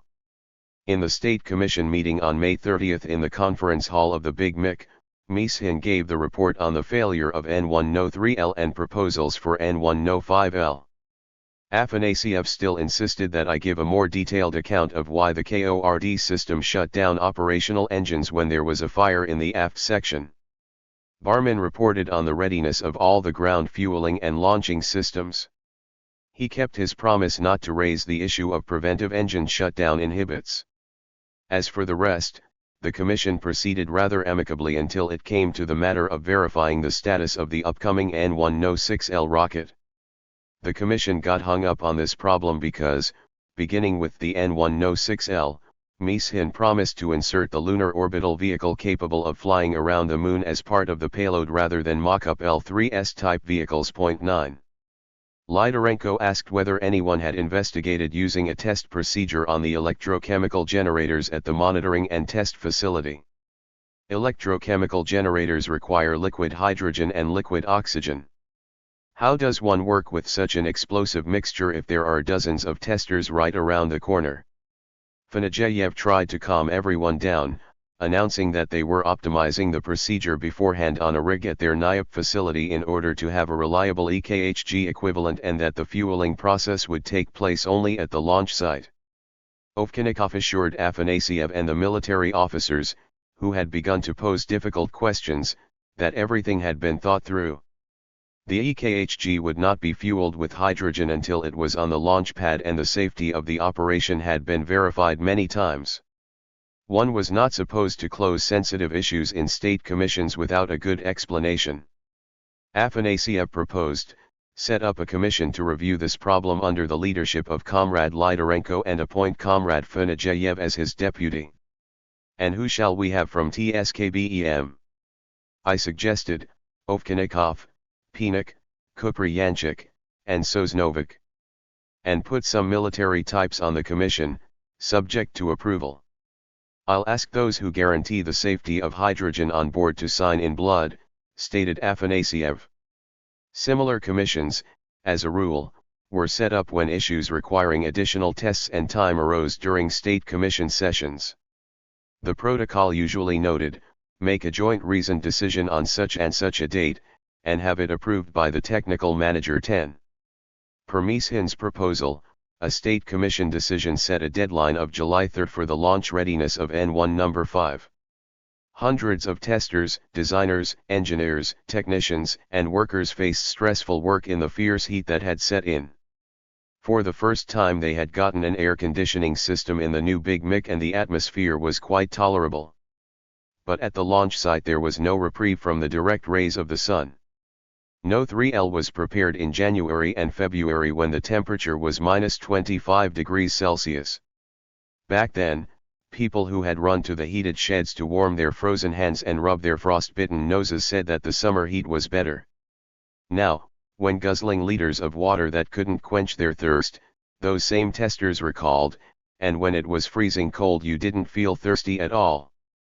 On June 1st, I parted for a while from my comrades who were staying behind to work on No 5L, packed my travel bag with a pile of letters, papers with instructions, and off-the-record comments, and hurried to the airfield to depart for Moscow with Afanasyev and Mieshin.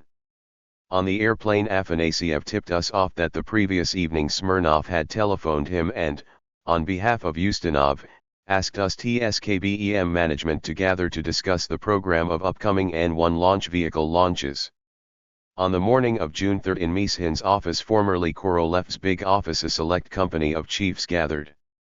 We jokingly referred to similar gatherings as meetings of a tight circle of limited people. Keldysh, whom we told about this aphorism, was quite amused. In attendance were Serbin, Smirnov, Keldysh, Afanasyev, Tyulin, Litvinov, Kirimuov, Pashkov, Tsarev, Pylyagin, Ryazansky, Barman, Iosifyan, Mozorin, and Galin. 11 From our side Mieshin, Okapkin, Busheyev, Tragub, Abramov, Kryakov, and I attended. Smirnov warned, this meeting is very important. The Central Committee is very concerned about the status of the N1L3 and about the state of affairs in general at TSKBEM. In view of the American successes, added Smirnov, the administration finds our failures particularly troubling. They would like to hear an objective report about the true status. Mieshin had not prepared himself very thoroughly for such an imposing meeting. He briefly reported about the results of the accident investigation of the flight of N1 No 3L and about the status of the preparation of N1 No 5L. He announced the launch date, exactly 1 month from now on 3 July. With an optimism that was natural for a chief designer, Mieshin said that, despite its failure, the N1 No 3L launch had provided very important experimental material. We had learned the bitter lessons of using the KORD system, had protected it from interference, and therefore, in the upcoming N105L launch, we could boldly go on with the circumlunar flight program. Without having consulted with his deputies, Mishin then promised to launch N106L in its full standard configuration for the execution of a circumlunar flight and return to Earth in unpiloted mode.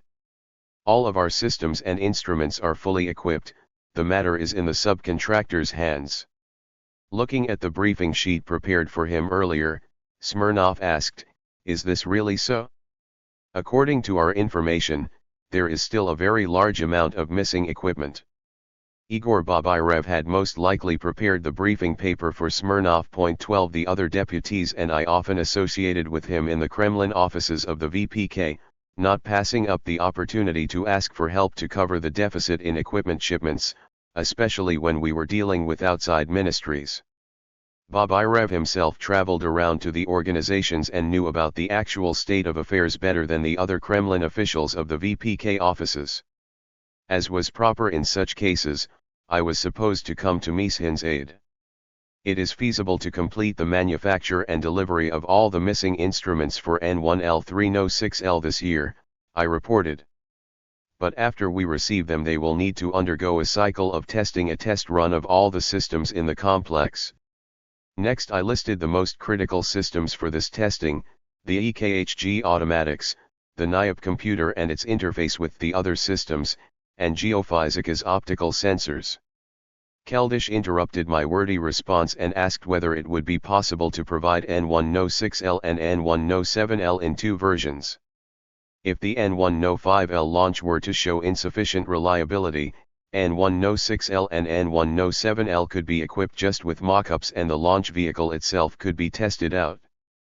Ultimately, he said, today we are arguing about instruments for lunar vehicles, without having a launch vehicle on which to send them to the moon.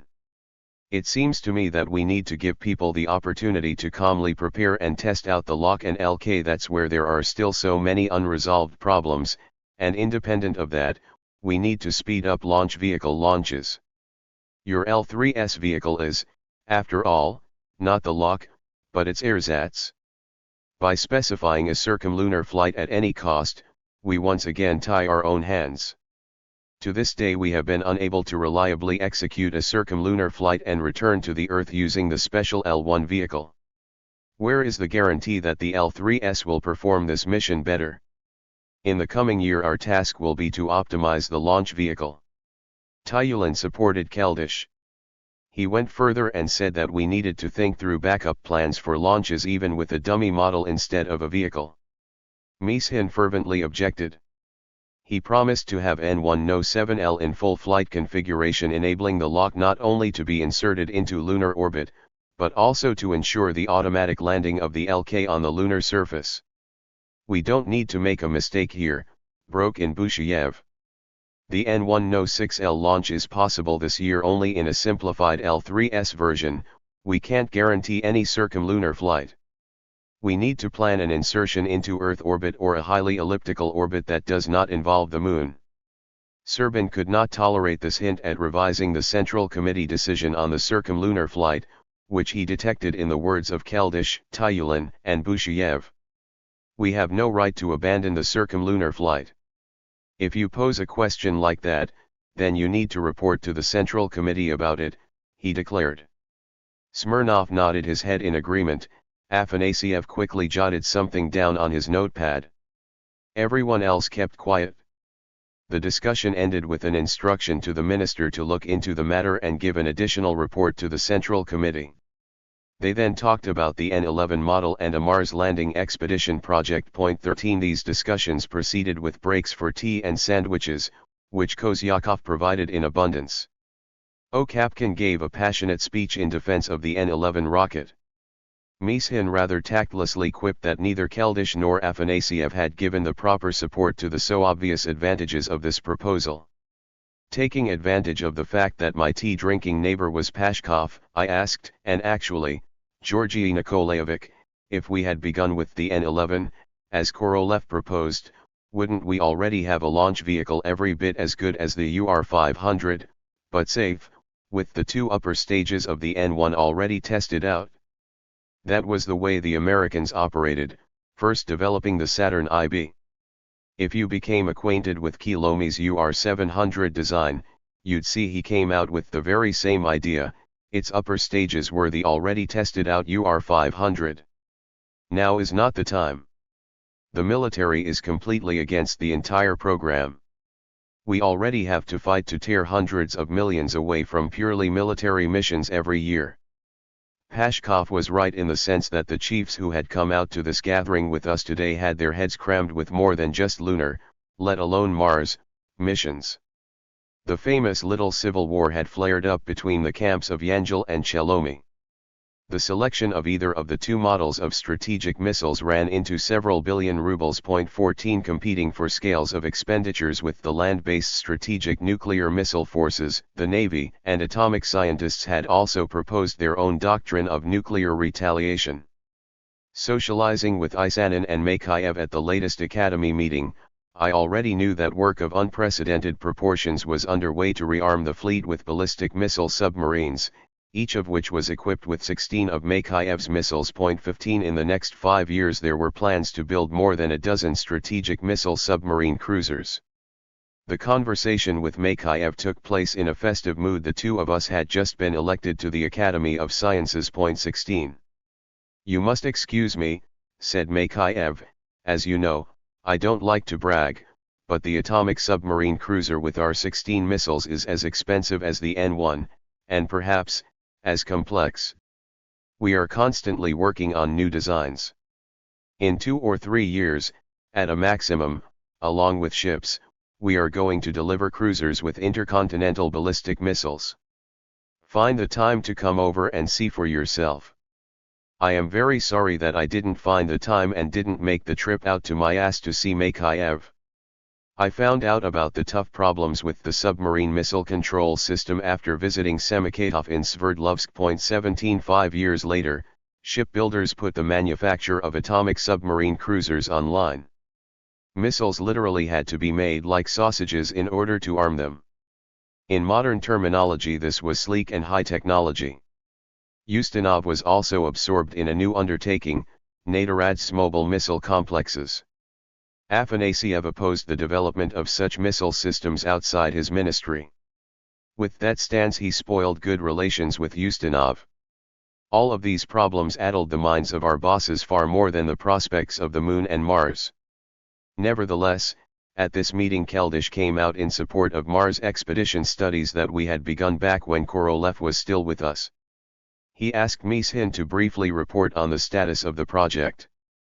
The Mars expedition project called for the preliminary assembly of an interplanetary expedition complex in Earth orbit.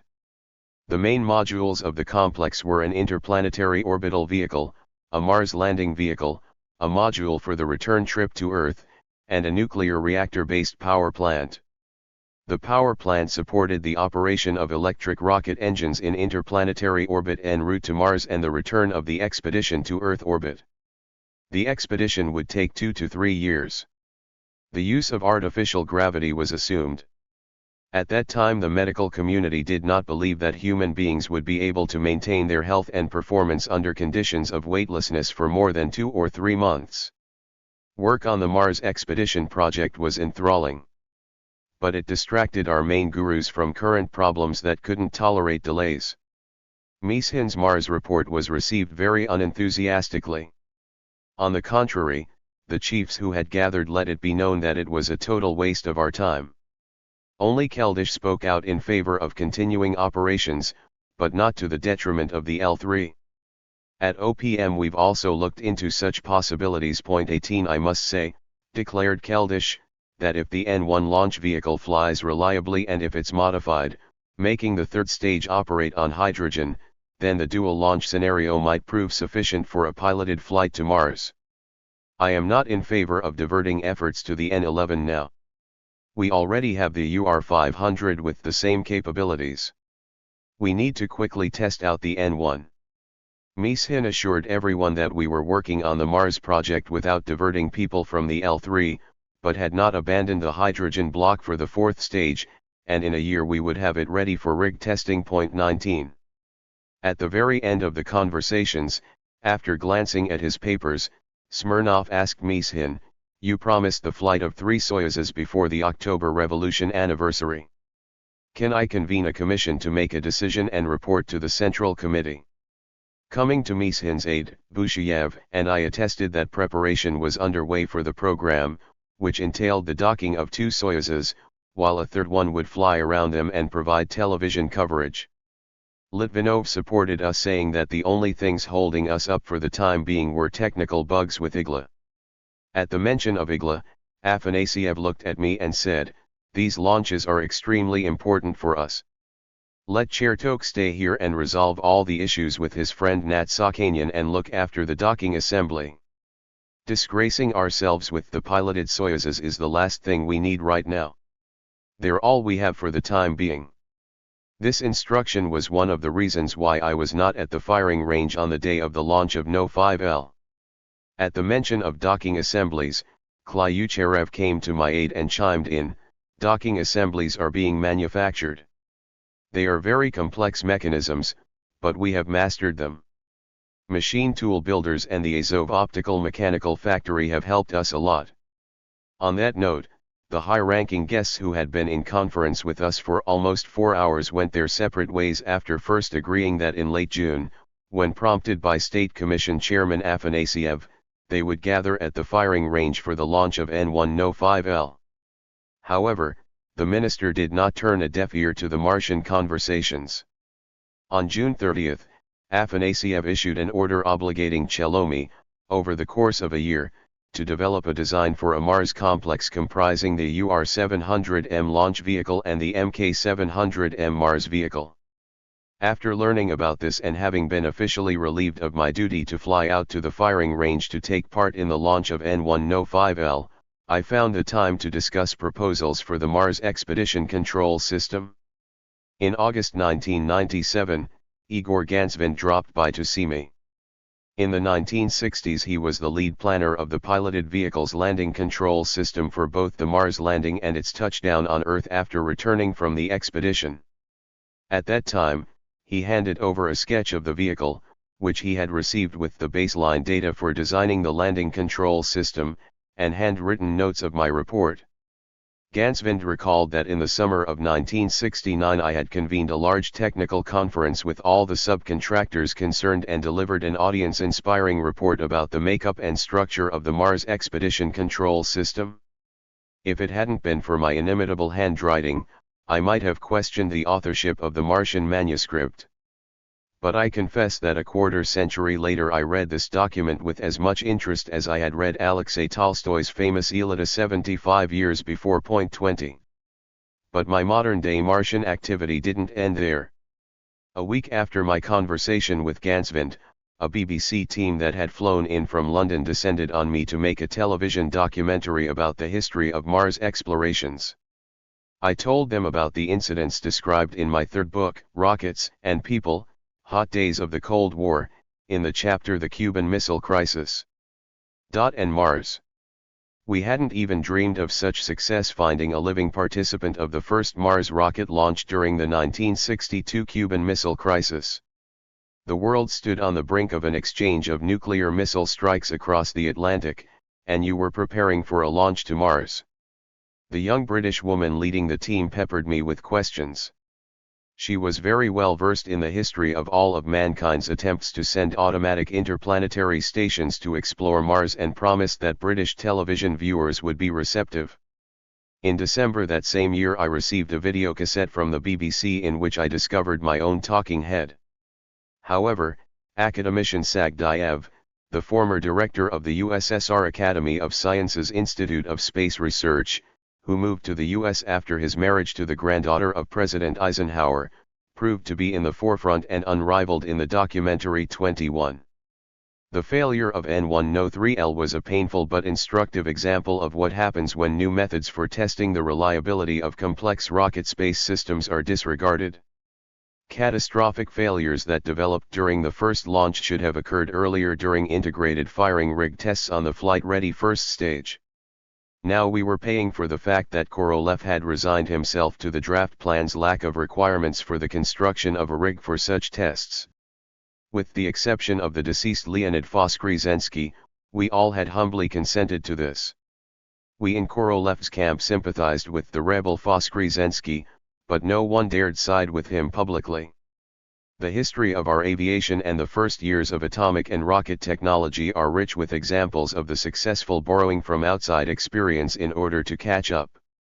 After World War II, our science, technology, and industry quite successfully, rapidly, and efficiently duplicated German V-2 missiles, which we called R-1, and the American B-29 Flying Fortress, which we called the Tu-4. Such duplication was not only permitted, but it received the status of governmental decrees. Yet, the reliability testing methods that the Americans used during the development of Saturn V proved to be unattainable in our rocket industry's economy. In rocket technology, the maybe it will work method didn't work. We had not yet conducted a radical restructuring. Mishin got drawn into arguments with Kamenin over the list of candidates for the lunar expedition cruise. This irritated Busheyev and me. It seemed premature to us. It was presumed that, by virtue of their positions, Busheyev and Mishin would champion our interests. After the list was finally approved at the most recent meeting on that issue, Mishin announced that we would complete an expedition to the moon before the end of 1970. Corporate solidarity and years of discipline would not permit the exercise of active rebellion or disobedience. Mishin made the decision to launch NI-05L for a circumlunar flight. Therefore, together with NIOP, we assembled a hybrid complex from the systems of the 7KL-1, new developments of the future LOC, flight-worthy blocks G and D, and also the lunar vehicle cargo mock-up. Instruments installed in the L-1 descent module were supposed to control blocks G and D according to the circumlunar flight program, after which all three N1 stages would actuate normally. Only the SAS equipment on the L3S was completely standard. Since the times of Korolev, our ballistics specialists had been considered the most critical thinkers on our staff. But an order is an order, and hoping for a safe circumlunar flight, the ballistics specialists had calculated the launch time for July 3, 2318 hours. And what if such a miracle actually happened? I was among the enthusiasts who had gathered, as usual, in Podlipki, in the large office of the chief. The running commentary from the bunker came here. Rather than relying on my own impressions, I am forced to describe everything that happened during the second launch based on information received from participants and eyewitnesses, and using documentary evidence. The launch of N105L proceeded precisely according to the calculated time. As the engines of Block A were building up for operation 0.25 seconds before liftoff from the launch pad, peripheral engine number 8 exploded. The remaining engines operated for a certain period of time, and the rocket lifted off. It managed to lift off vertically for 200 meters, and then the engines began to shut down. In 12 seconds all of the engines had shut down except for one No-18. The only operating engine began to turn the rocket about its transverse axis.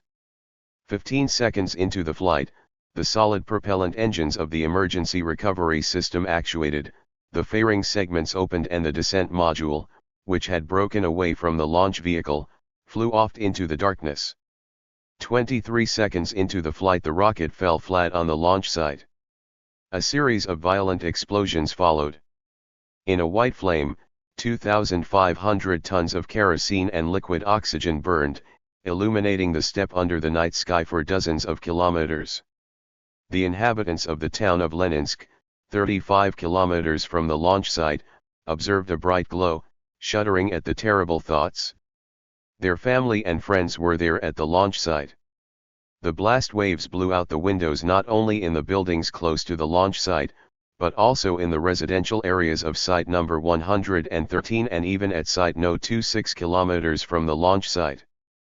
The firing range chief did not grant permission for Afanasiev, Dorofeyev, Kirillov, and Moiseyev to exit the bunker and go to the surface until a half hour later. 22 When we emerged, recounted Dorofeyev, an unusual mist was still drizzling down.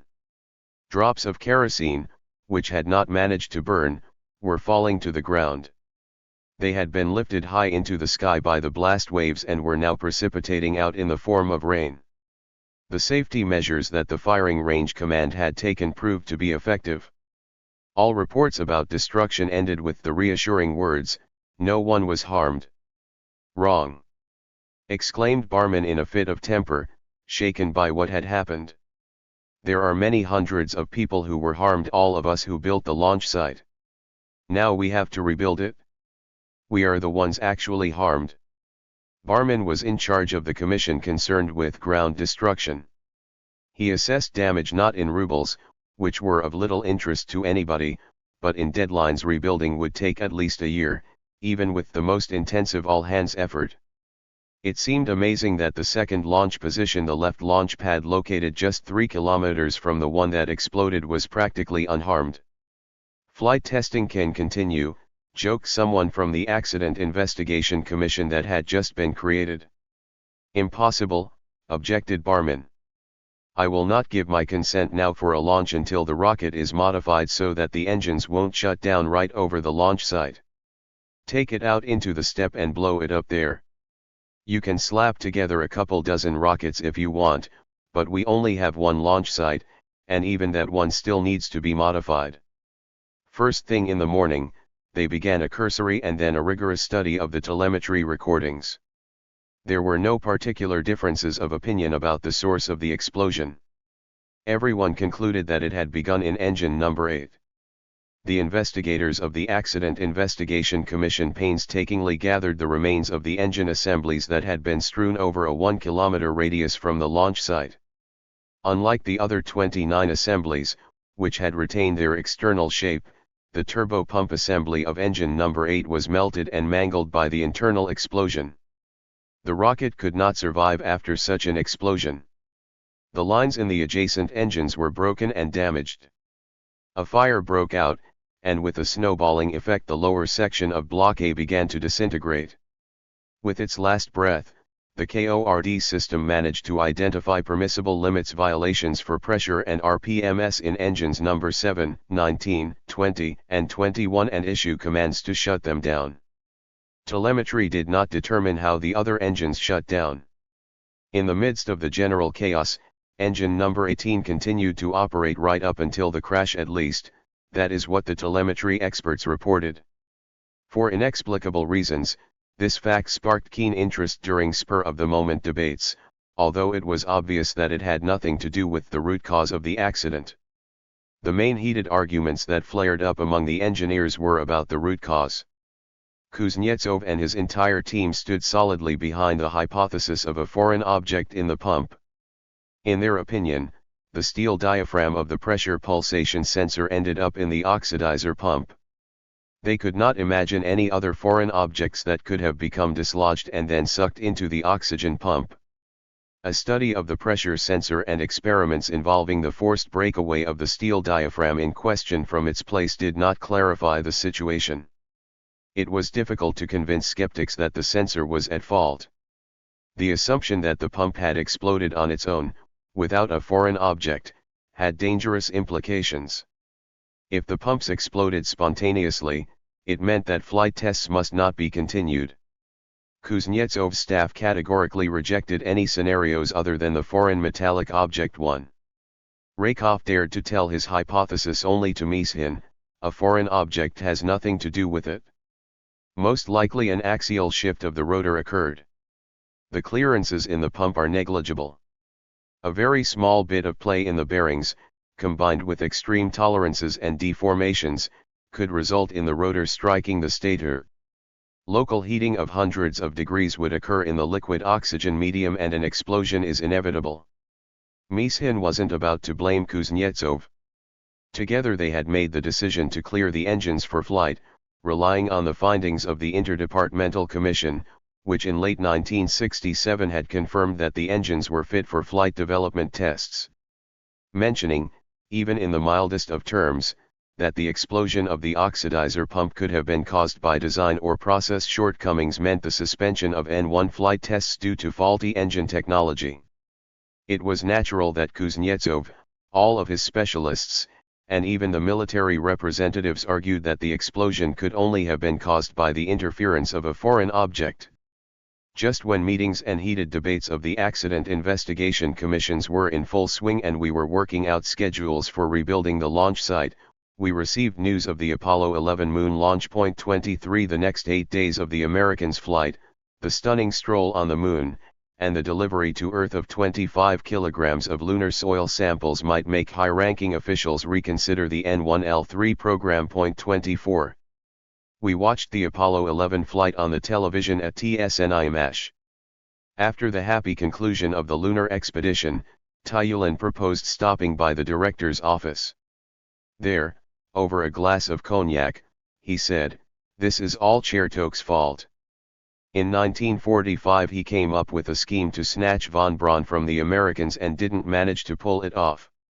And it's a very good thing that Vasya Kharkev and I failed in that undertaking. 25 Von Braun would have sat for some time in our country uselessly on an island, and then he would have been sent to the GDR, where as a former Nazi he wouldn't have been cleared to work anywhere. 26 And so with the help of the Americans, he fulfilled not only his own dream, but also that of all mankind, I replied bitterly. 2 N1 failures due solely to the low reliability of the first stage should have been enough to halt flight tests, enact a thorough review of the strategy for testing reliability, and develop and propose a new project for an expedition to the moon. Neither Mishin nor we, his deputies, dared to come out with such proposals. Neither the chairman of the Expert Commission Academy of Sciences President Keldysh nor chairman of the State Commission and Lunar Council, Minister Afanasiev, nor Central Committee Secretary Ustinov, nor the Politburo standing over all of them told us to stop. Ustinov invited Glushko to a private conversation under some appropriate pretext. Actually, Ustinov wanted to hear the opinion of the nation's most authoritative engine specialist about Kuznetsov's engines. Glushko told Ustinov that he didn't believe there was an evil spirit that tossed foreign objects into the pumps. The larger the project being implemented by a nation's resources and its people, the more clearly the features of an epoch stand out in its history. The sanctity of the Central Committee decisions was above criticism, and we all were tied to this dogma. Cosmonautics should have abandoned the dogmatism of artillery and missile technology. A fundamentally different approach was needed.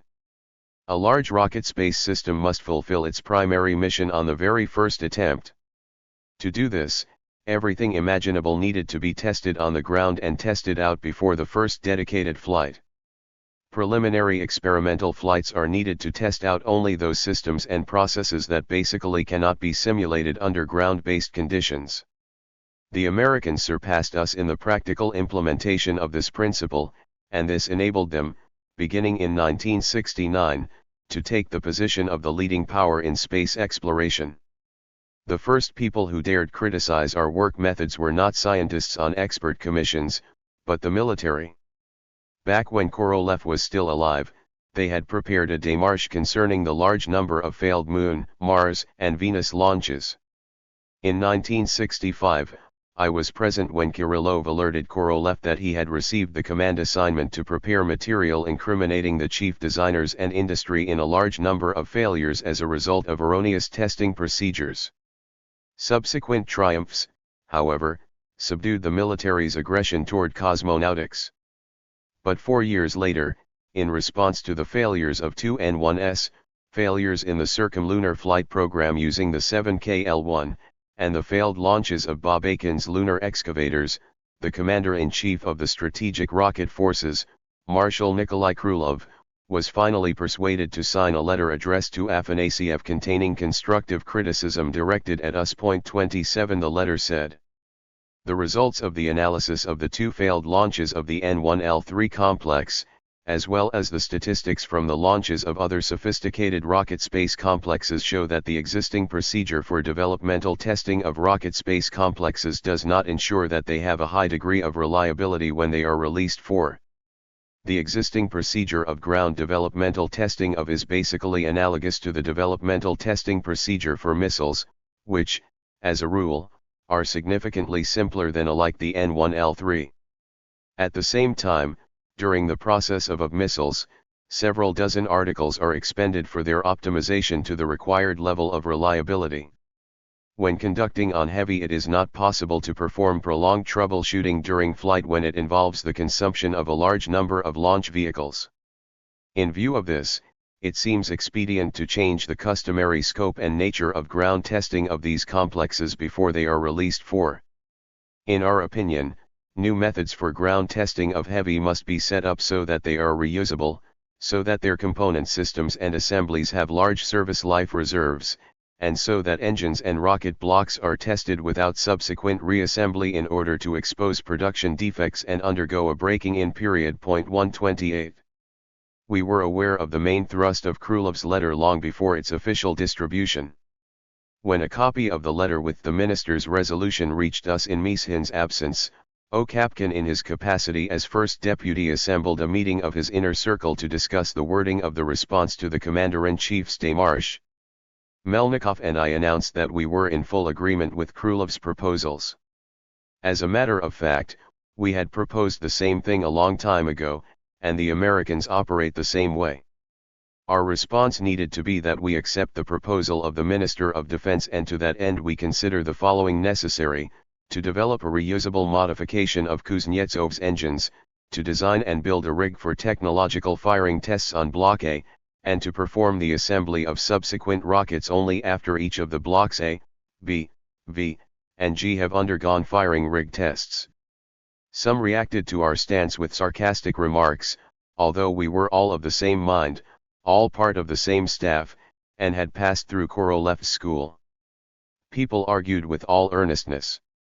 Okapkin attempted to find an accommodating compromise. Summing up the results, he said essentially what we all anticipated and prepared in advance.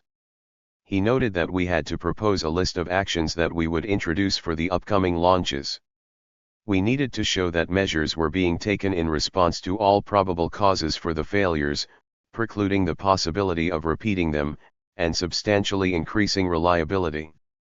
Specifically, increasing the stringency of the system for accepting the engines, modifying the oxidizer pumps at OKB 276, reducing the load on the bearings, and increasing the clearances, installing filters upstream from the pumps to protect against the intrusion of foreign objects, filling the aft compartment with nitrogen before launch and performing an in-flight nitrogen purge, introducing a freon fire extinguishing system, providing additional protection of instruments, cables, and the most critical structural elements against high temperature, relocating instruments, moving them to safer areas, and introducing inhibits to completely preclude the possibility of engine shutdown for the first 50 seconds of flight.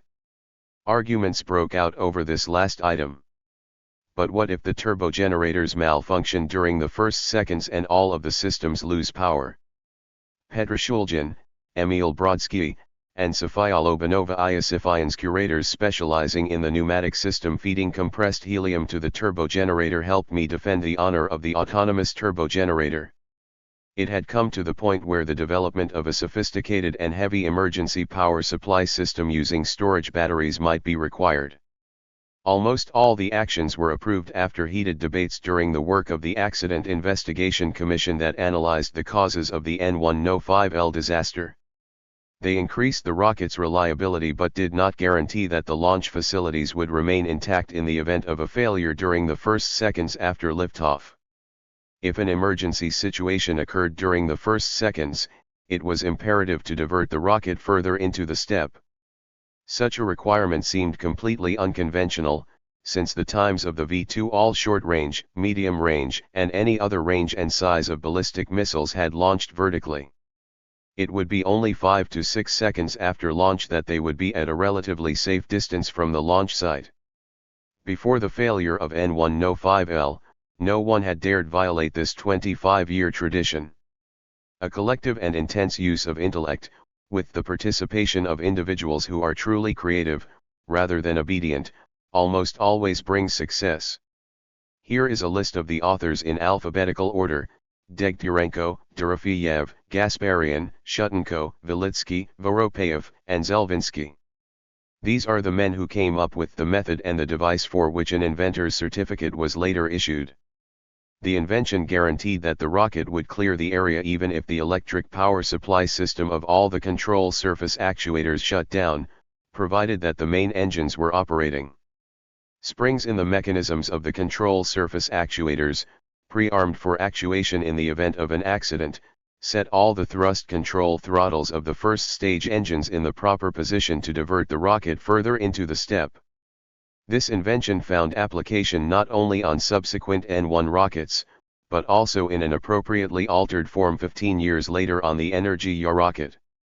Iosifyan considered the failure of the autonomous turbogenerator impossible, and when discussing ideas for diverting the rocket he did not miss the opportunity to comment, "There will always be Eskimos who will try to teach Africans how to avoid heat stroke." When all the actions had been evaluated in terms of labor intensity and deadlines, we came up with a disappointing picture. After gathering one more time in Okapkin's office before the final approval, we realized that it would take at least a year to implement all the proposals along with the additional experiments. Our engine specialists Melnikov, Sokolov, and Raykov, who had achieved success in their own developments of the multiple firing engines for Block D and who had seen enough of the experience of Kuznetsov's OKB-276, announced that they were developing new design specifications. In their opinion, it was completely feasible to develop reusable main engines. This would make it possible to radically increase the engine's reliability. But these engines would not be available before 1972. Echoes of similar conversations and attitudes made their way to ministry offices, the VPK, and the Central Committee. Yet another day of celebration was drawing nigh, the 100th anniversary of the birthday of V.I. Lenin. In the Politburo, Afanasiev, Smirnov, and Ustinov would inevitably be asked, "What's going on with our lunar program? You promised by the 100th anniversary to land a cosmonaut on the moon, who would plant a Soviet flag and place a bust of Lenin beside it. Then you decided to argue that we don't want to take that risk and we would first send an automatic spacecraft that would drill, collect lunar soil, and deliver at least 100 grams to the Earth. But that's not working out, either." During the last 7 years of his administration, Khrushchev secured indisputable precedence for the Soviet Union in space exploration and put to shame the most powerful nation in the capitalist world, the US. But after overthrowing Khrushchev, Brezhnev's cohorts eroded these achievements, and in the most important arena of space, America had now surpassed the Soviet Union. The highest-ranking political leadership viewed success in space as an effective factor of ideological influence on its people and the peoples of the Warsaw Pact nations. Brezhnev could not invite foreign guests to a lunar launch of Soviet cosmonauts like the Americans could.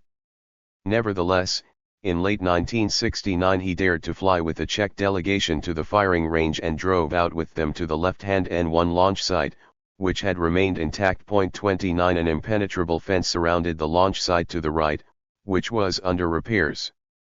Traces of the recent fire and explosions weren't visible. An N-1 engineering mock-up stood on the left-hand launch site. 30. This rocket will enable us to go beyond the limits of the solar system, that, according to the accounts of members of his entourage, was how Brezhnev ad-libbed, showcasing the miracle of Soviet rocket technology. In critical circumstances, the mind often works more intensely and the search for new ideas produces greater results than during periods of relaxation after a victory. Everyone jumped at the idea of immediately organizing a group flight of 3 piloted Soyuzes as a proposal that would partially restore our cosmonautics program. After the docking of Soyuz 4 and Soyuz 5 in January 1969 came the announcement that the world's first orbital station was Soviet. We needed to solidify this important triumph in space by performing another docking and broadening the program of experiments. In particular, working with the Opatan Institute of Electric Welding in Kiev, we began to study the possibility of performing a welding experiment under conditions of weightlessness in a vacuum. Future President of the Ukrainian Academy of Science Boris assured us that they would be able to create the experimental conditions for these purposes by the required deadline. 31. Meanwhile, all we had on hand were Soyuzes, and we were rushing to squeeze out of them everything that they were capable of giving us. In April we still did not have a clear program of subsequent piloted Soyuz flights. May passed under the impression of the successful landing on Venus of Venera 5 and Venera 6 and of the lunar orbital flight of Apollo 10. On June 14, the liftoff to the moon of Bob Aiken's Ya-8-5 fell through for the second time. Thus, our hope to surpass the Americans in delivering samples of lunar soil to Earth melted away. Our third Ya-8-5 lunar excavator, announced as Luna 15, lifted off on July 13, flew to the moon, and entered lunar orbit. But its soft landing failed for inexplicable reasons. The spacecraft crashed into the surface of the moon. They decided to launch the next lunar excavator in September. Accident Investigation Commission sessions continued through July 1969. During breaks we discussed the Apollo 11 flight, which had flown to the moon on July 16. We had not had the occasion to experience such a conjunction of personal defeat and foreign triumph since wartime. We had a small celebration in August in connection with the successful flight of 7K-L1 number 11, called Zon 7. On August 8, L1 number 11 lifted off. On August 11, it executed a pass around the moon, and on August 14, after plunging twice into Earth's atmosphere, it executed a soft landing. On August 22, Pravda published black and white images of Earth delivered by the station before it dropped behind the rim of the moon. Spectacular color photos appeared in magazines. These color shots became very popular as gifts for space-related anniversaries. The last two 7KL1 programs Zond 7 and Zond 8 owe a great deal to the energy of lead designer Yuri Semyonov. It was up to him to keep in check the centrifugal forces of four leading organizations TSKBEM, NIOP, TSKBM, and ZIKH.32. In any case, Chairman of the State Commission for the L1 Tyulin said that he resolved many issues with Semyonov more quickly and simply than with Mishin. In August, the program for the group flight of 3 Soyuzes finally materialized. 2 Soyuzes would dock and form an orbital station with a mass of 13 tons. A third Soyuz, maneuvering around the station, would confirm via television that the station actually existed. Preparation for the flight, which involved 3 vehicles and 7 cosmonauts, took place in a very tense atmosphere. The process of fitting out the vehicles caused continuously missed deadlines, so tests at the monitoring and testing station had to be hurried up to accommodate the readiness deadlines of the systems, frustrating previously approved plans. Once again, part of the problems carried over for follow-up work at the firing range.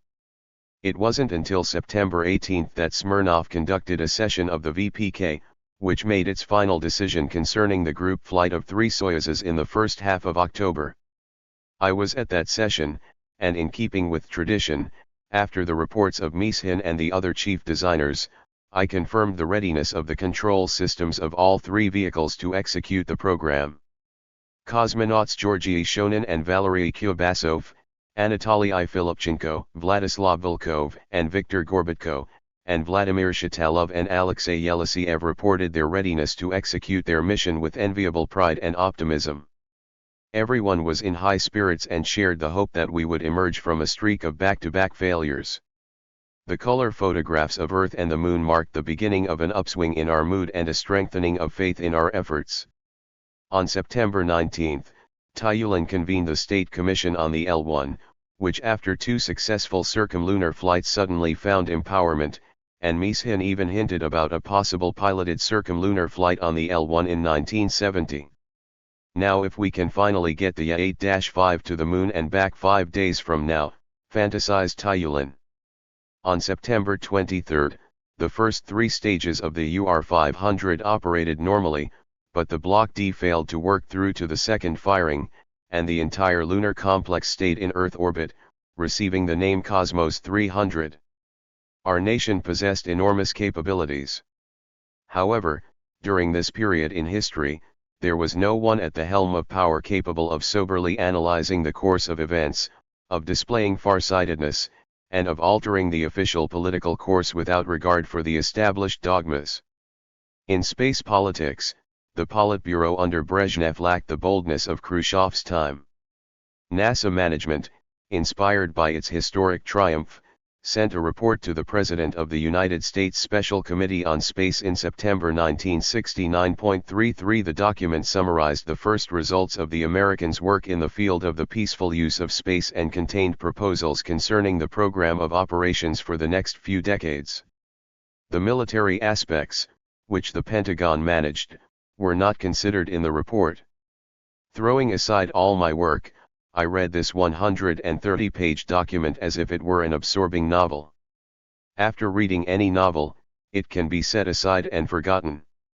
Even now, after almost 40 years, this report serves as an object lesson in the advantages of a centralized government technocratic planning system in developing large-scale systems. The most capitalistic country in the world, despite Marxist teaching about the anarchy of production, despite the infamous democratic principles of the free market and private initiative, created the most powerful state organization in the world, which develops non-military space programs and coordinates and monitors the activity of all the nation's organizations in the field of space exploration. NASA management considered highly qualified experienced personnel to be a primary national asset. NASA had close ties with industrial firms and universities. This relationship increased NASA's capabilities many times over.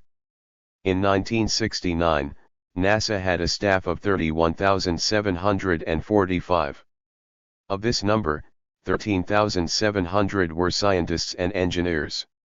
The total number of personnel at that time who worked on NASA programs reached 218,345. In terms of numbers of personnel, we had just as many as the Americans, and even surpassed them. Without exception, all scientists and engineers worked only in government organizations, and as subsequent association with the Americans has shown, they were just as qualified and experienced. What, then, was their advantage? The U.S. had a single unified government organization, which was endowed with the exclusive rights to develop non-military space programs and received funding from the federal budget to finance them. In the USSR, each head, chief, or general designer came forward with his own concept for the development of cosmonautics based on his own capabilities and personal, subjective views. Rare enthusiasts attempted to occupy themselves with the development of an integrated long-range plan for decades into the future. The plans proposed by the head government organizations were reviewed in 5 places: in the head ministry, MOM, in the general staff, in the Central Directorate for Space Assets, which was subordinate to the Commander-in-Chief of the Strategic Rocket Forces, in the Central Committee, and in the Apparat of the Council of Ministers, the VPK. Next, they were coordinated with dozens of ministries and, if they managed to make their way through, they were approved by a decision of the Politburo and the Council of Ministers. Each project participant received separate funding from the state budget according to these plans. Even in the offices of the VPK and in the Kremlin, our cosmonautics management system was sometimes called state feudalism. And one more important feature distinguished the American organization of work from the Soviet. NASA management, its administration, and thousands of scientists and engineers bore no responsibility for arming the Army and Navy with nuclear missiles. Their time, intellect, and enthusiasm were devoted solely to the lunar landing expedition and to the problems of blazing a trail into space for humankind and for automatic stations. Our head ministry, which was responsible for implementing each space program, bore even greater responsibility for producing combat missiles. The head organizations, their chief designers and leading specialists, who developed the nuclear missile shield, were soldiers of the Cold War and at the same time labored on a second front space. NASA's report began on what was for us an unexpected downbeat note. At the moment of our space program's greatest triumph, the U.S. is going through a critical period. The decisions made this year will determine the nature of operations in space for several decades to come. At stake is the leading role of the U.S. in scientific and technical progress, the faith of 200 million Americans in their country, its achievements, and the practical advantages, which the broad program provides for the people, whose money in the form of taxes makes it possible. However, further on came several unexpected proposals.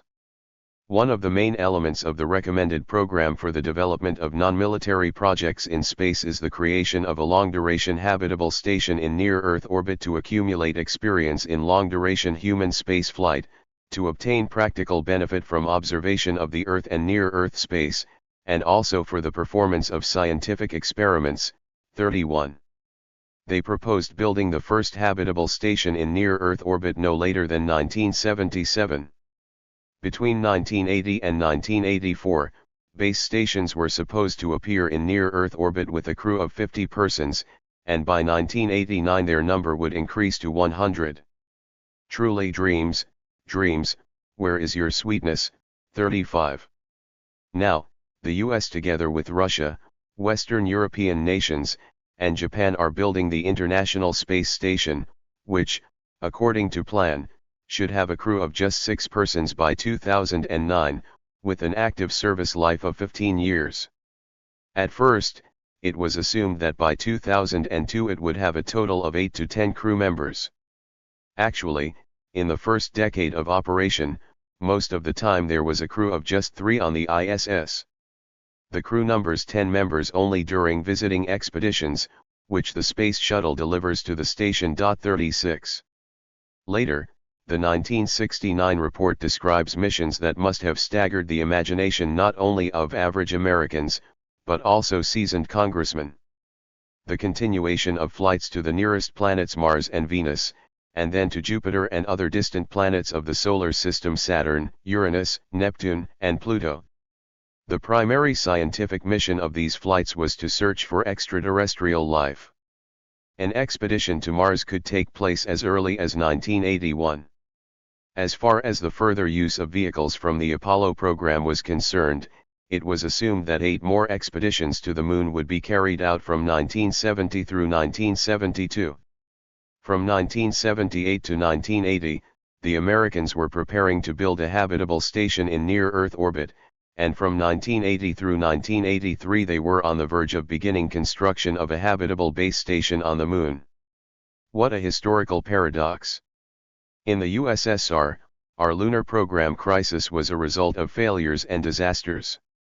The Americans' crisis at the moment of their greatest triumph was because they hadn't yet decided what to do next. And there was one more paradox: neither the Americans' triumph, nor our failures, nor subsequent joint efforts helped implement the plans of 1969. Chapter 12. Long-duration space stations instead of the Moon. The highest-ranking bosses weren't just simply tormented by thoughts that we absolutely had to come up with something to compensate for our N1 failures. These thoughts literally just hung in the air. For us, the employees of Korolev's firm, there was one more factor that motivated us to conduct an intensive search for new priority achievements. In 1967, OKB-52, which had been renamed TSKB-M, started to develop its own version of an orbital station. Vladimir Chelomey understood that the only way to win away lunar conquest projects from Korolev's firm and the Americans would be to create a new launch vehicle that was more reliable and could carry a greater payload than the N1 and was every bit as good as the Saturn V. The most optimistic calculations showed that it would take at least 6 or 7 years to solve this problem. And it would require so much more effort. 5 years later, in a private conversation with Busheyev and me, Chelomey confessed that he had not been assertive in implementing the design of the UR-700, the launch vehicle for the lunar expedition, because this work could have swallowed up all the other projects, and anyway the Americans already had the upper hand. The UR-500, aka the already flying Proton, was capable of inserting a spacecraft with a mass of 20 tons into Earth orbit. An orbital station with that mass could thus be inserted in a single launch, and that was a lot better than launching 2 Soyuzes at 6.5 tons each. Chelomey's new orbital station design was called ALMAS. In 1968, mock UPS of the ALMAS orbital station had appeared in Rutov, and in Philly on the territory of my old factory number 22, now the MV Khrunichev factory, the manufacture of station hulls was underway at full speed. Point 1 For Myasishev's great design team, the former OKB-23, which had become a branch of Kilome's OKB-52, the development of large orbital space station hulls was not a very difficult task. In any event, the designers together with the process engineers and workers of ZIKH came to grips with it quicker than the designers at RTSKBEM and ZEM could have. Point 2 In this sense, Philly had a clear advantage over Podlipky.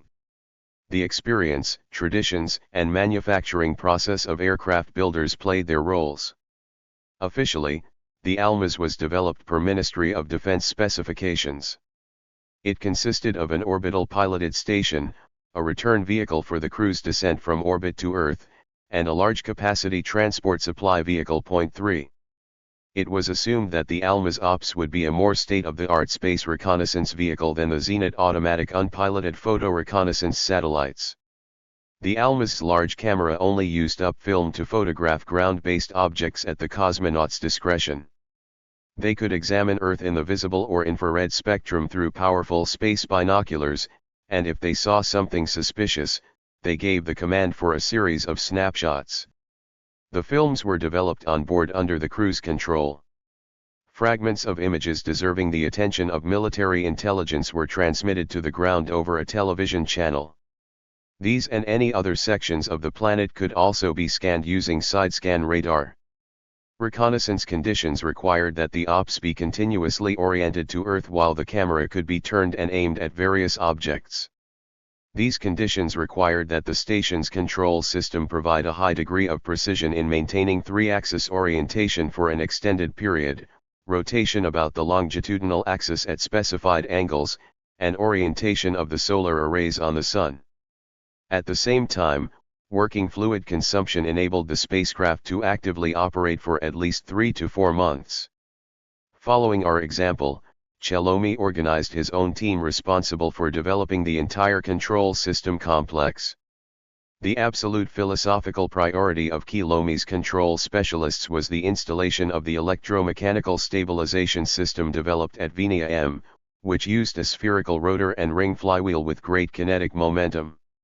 The spherical rotor suspended in an electromagnetic field was an original development in which Sheremetyevsky took great pride. Many years later, speaking at an election gathering of my academy department in support of Sheremetyevsky's candidacy, I praised this development. Nikolai Nikolaevich managed to create an electromagnetic field in near-Earth orbit that could support a 20 metric ton station. During a break in the meeting, Pospelov rebuked me, "What nonsense! It's a sphere scarcely larger than a soccer ball that hovers in the electromagnetic field, not an orbital station for." I objected. According to the theory of relativity, an observer located on the surface of a sphere is justified in asserting that his own field keeps the metallic sky surrounding him, i.e. the station, from falling. Remember the debates of our student days in philosophy seminars on the theory of relativity. Nikolai Sheremetyevsky was later elected corresponding member of the USSR Academy of Sciences, and the Almaz played no small role in this event. Point 5. Another innovation that was exotic for those times was the use of Argon-16 onboard digital computers to control the surveillance equipment. I mention these because the developer, the Scientific Research Center of Electronic Computer Technology, soon refined these Argons for a new Soyuz modification, and 15 years later they were installed on the Mir station, where they crossed over from the 20th century into the 21st. 6. The development and manufacture of all the components of the sophisticated control complex for the Almaz and its special-purpose photo, television and radio equipment required significantly more time than Chelomi had assumed. Over the course of 1969, ZIKH manufactured the station's hull, but meanwhile there was nothing to fill it with. Thanks to good relations with colleagues involved with control systems at subcontracting organizations, I had a more comprehensive idea of the prospects for the Almaz as an orbital station than other managers and specialists at TSKBEM. Back in Korolev's day at OKB-1, the idea of a multipurpose space base/station had come up. Point 7. After becoming chief designer, Mishin assigned planner and ballistics specialist Vitaly Biverby to manage this project. The MKBS was supposed to serve as a spaceport, where other spacecraft, primarily reconnaissance vehicles, would dock to hand over their photographic materials, reload them, refuel, and perform maintenance and repairs. A well-trained crew on the MKBS was supposed to perform this servicing. The presence of a base station of this sort in near-Earth orbit would make it possible to prolong the service life of spacecraft, which even in the present day, once they exhausted their resources or in the event of a failure, we are currently forced to descend to Earth or scuttle in the ocean. It was intended that the multipurpose space base/station would be outfitted with various types of missile defense and space defense weapons, including particle beam weapons. In this regard, academician Gersh Budka from Novosibirsk gave us a lecture on the possibility of developing accelerators for particle beam weapons using unchanged arced particles. 8 There were enthusiasts who immediately began studying this problem. Besides these exotic ideas, it was intended that all sorts of reconnaissance photographic and radio systems be installed on the MKBS. The plan was to use the N-1 launch vehicle to insert the base/station into space. Thus, until there was an N-1, there could be no MKBS. On the other hand, the Almaz did not require a new launch vehicle. The UR-500 had already gotten through its period of childhood diseases. While we at TSKBEM were experiencing a period of disarray and vacillation, the combined forces of Rudolf and Philly were able to create a real orbital station for the Ministry of Defense. I told Busheyev, Okapkin, and Tragub about my thoughts on the possibility of our joining forces with Chelomi. But they just laughed at me and said that Chelomi and Mishin would never agree with each other. Tsibin took my idea more seriously. If our godfather were alive, he would settle all these differences himself in about 20 minutes, or he'd hand it over to Lavrenti Pavlovich to sort it out. Comrade Beria, in such cases, didn't meddle in differences between chief designers.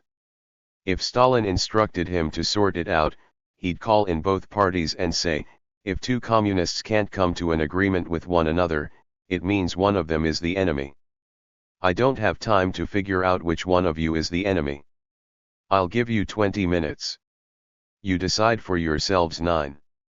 I assure you, continued Tsibin, that after such action, Chelomi and I would work like the best of friends. However, one must take into consideration that certain powers of today will not see our friendly association with Chelomi favorably. We could become too powerful and independent a corporation, and the Central Committee and Ministry need humble and obedient staffs. One day in August 1969, after a heated discussion of the program for the flight of 3 Soyuzes, Roskenbach, Legosteyev, and Bashkin stayed behind in my office. They asked me to listen to their proposal to develop an orbital station within a mind-bogglingly short period of time, enabling us to beat out the Almaz. The idea entailed taking any Semyorka tank, filling it with Soyuz systems, adding on more powerful solar arrays and of course a new docking assembly with internal transfer, and the station would be ready. We just needed to come in at 18 tons in order to use the UR-500. We could build such a station in a year. At first I tried to resist. The thermal control and life support systems of the Soyuz are completely unsuited for this tank. No problem. We already discussed this with Oleg Serguchev and Ilya Lavrov. It wasn't we who convinced them, but they who convinced us that it was completely feasible to produce the new systems within a year using tried and true Soyuz pumps, assemblies, and fittings. Piping and cables are no problem. That's not all, I resisted. A new correction engine and attitude control engine system will also be needed. Although, right then and there I telephoned Isayev on the Kremlin line. Alexei, how much time do you need to adapt your correction engine from the Soyuz to a new vehicle, after tripling the volume of the propellant tanks and increasing the time spent in space from 2 weeks to 3 to 4 months? You know, answered Isayev, we already solved that problem for the Almaz. Maybe it will work for you too. Take a look. 10. What a tip! Combine already existing tried and true systems of an operating Soyuz with the Almaz production stock. This thought quickly got a strong hold on our minds. Theory itself becomes a material force when it has seized the masses, as Karl Marx once wrote. 11. I am not capable now of reconstructing in detail who first voiced this proposal, which radically affected the future of cosmonautics in our country. Moreover, now one can assert that the 21st century program for the creation of the International Space Station originates from the ideas discussed in the autumn of 1969 among a relatively small circle of people. Konstantin Feoktistov joined this circle and seized the initiative. A group of conspirators of sorts formed. I cannot reliably name the author of the most seditious and aggressive portion of the proposals developed. Such enlightenment descends all at once on a group of individuals the way that great ideas dawn simultaneously on inventors in different countries. Someone first merely mentioned it, and then all the conspirators enthusiastically snatched it up. Why mess with tanks at all? In Philly, there were ready-made hulls for the Almaz orbital station lying around. We needed to use them filled with Soyuz systems adapted for great new purposes. This was so much easier. Presenting a half-formed idea to somebody higher up the chain of command is dangerous. Especially since right away it would encounter the fierce resistance of Chelomi, from whom we had suddenly decided to take ready-made Almaz hulls. The Almaz military customers would also be bound to object. Nor could we count on the approval of our own chief Mishin. He would be against it because this proposal would harm work on the MKBS. Minister Afanasiev and his deputy Tyulin would not support us directly, either. They might be accused of thwarting the resolution on the development of the Almaz. It meant that we needed to skip over everyone and take this proposal straight to the Central Committee, to a person who was capable of understanding its advantages. The only one there that fit that description was Ustinov. And he, Ustinov, in particular really needed new proposals to present to the Politburo. It was time for us to fly our separate ways for the launch of the 3 Soyuzes. Some of us went to the launch site, others to Yevpatoria. Not putting things off, Feoktistov organized the development of proposals in one of his design groups and flew off to the Cosmodrome with Busheyev. Roskenbach, Bashkin, and I departed for Yevpatoria, having left instructions to render Feoktistov's designers whatever assistance might be needed. On October 11, 1969, Soyuz 6, carrying Georgy Shonin and Valery Kubasov, successfully went into orbit. On October 12, Soyuz 7 lifted off into space with Anatoly Filipchenko, Vladislav Volkov, and Viktor Gorbutko on board. On October 13, Soyuz 8 went into orbit carrying Colonel Vladimir Shitalov, the commander of the Space Fleet, and flight engineer Alexei Yelisiev. We hoped that in Yevpatoria, the group of conspirators would be able to refine its tactics for promoting the design of the new orbital station using the Soyuz and Almaz. But this was not to be. According to the program, the docking of Soyuz 8 with Soyuz 7 was supposed to take place on October 14. After orbital corrections, Soyuz 7 began the rendezvous process from a distance of 250 kilometers. The vehicles approached to a range of 1 kilometer, but the IGLA equipment simply could not establish intercommunications between the active and passive vehicles. The capture command did not go through. Consequently, the active Soyuz 8 did not have the relative motion parameters required for further rendezvous control. The crews reported that they could see each other, and Shitalov requested permission for manual rendezvous control. After consulting with us, Mishin gave his permission. But while we were arguing and weighing our options, the spacecraft drifted more than 3 kilometers apart. Shitalov, the active one, had no means to achieve reliable mutual orientation, and he didn't risk consuming precious fuel supplies. The situation in Yevpatoria at the command post, in the workrooms, in hotels, and even in the dining halls was red hot, despite the cool autumn weather. Minister Afanasiev and Kirimov interrogated Nat Sakanian with the faint hope that he would resurrect the failed IGLA. Mishin consulted with Tragub, Agadzanov, Roskenbach, Feoktistov, the ballistics specialists, and me trying to prepare instructions. On October 15, after a series of maneuvers, the spacecraft converged to within 17 kilometers of one another. Shitalov fired the docking and attitude control engines 4 times, but without the ability to measure the rate of approach and line of sight rate he was unable to generate a burn of the necessary magnitude and direction. Naturally the crews were nervous.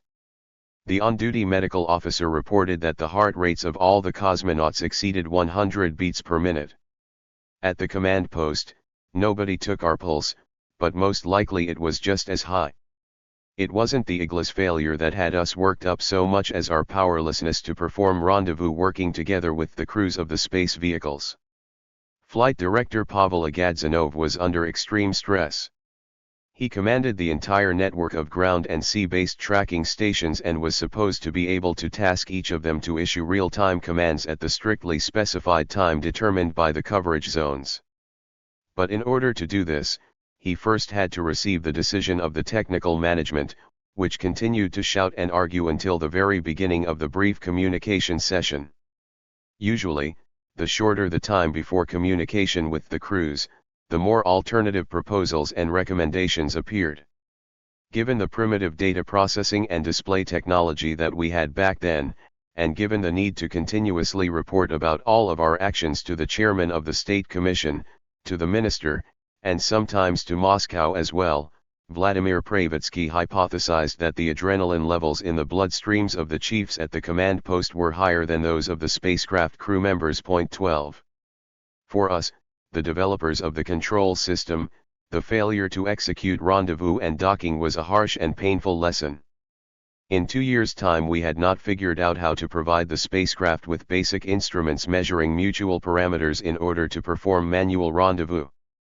I could not pass up the opportunity to reproach Roskenbach, Bashkin, and Zvorykin, who at one time had accused Beregovoy of performing an unsuccessful manual docking, if Shatalov and Yelisiev, well-trained cosmonauts with previous flight experience, could not manage to make it to the berthing phase with our constant prompting. It means that we are to blame, not the Igla. Electronics can fail, but we simply did not come up with a simplified system for manual control. On October 16, 1969, the Soyuz 6 crew returned to Earth safe and sound. On October 18, the flight of the entire Soyuz space group ended. The 8 days of flight of the 3 Soyuzes provided such a wealth of experience that right away we agreed to immediately modify the systems, something that we had not even dreamed of earlier. After that kind of stress there were more than enough proposals. As soon as he learned that the rendezvous program had failed because of the Igla, Minister Afanasiev arranged with Kirimov and Mishin to name me chairman of the commission to investigate the causes for the failure. I requested Yevgeny Panchenko as one of my deputies. He served as department chief at the main directorate of space assets, and we had become friends in Kapustin Yar back in 1955 during the testing of R2R.13. After his time at Kapustin Yar, Panchenko had quickly risen through the military ranks. His fundamental radio engineering training combined with his innate erudition encompassed an entire complex of sophisticated spacecraft control problems.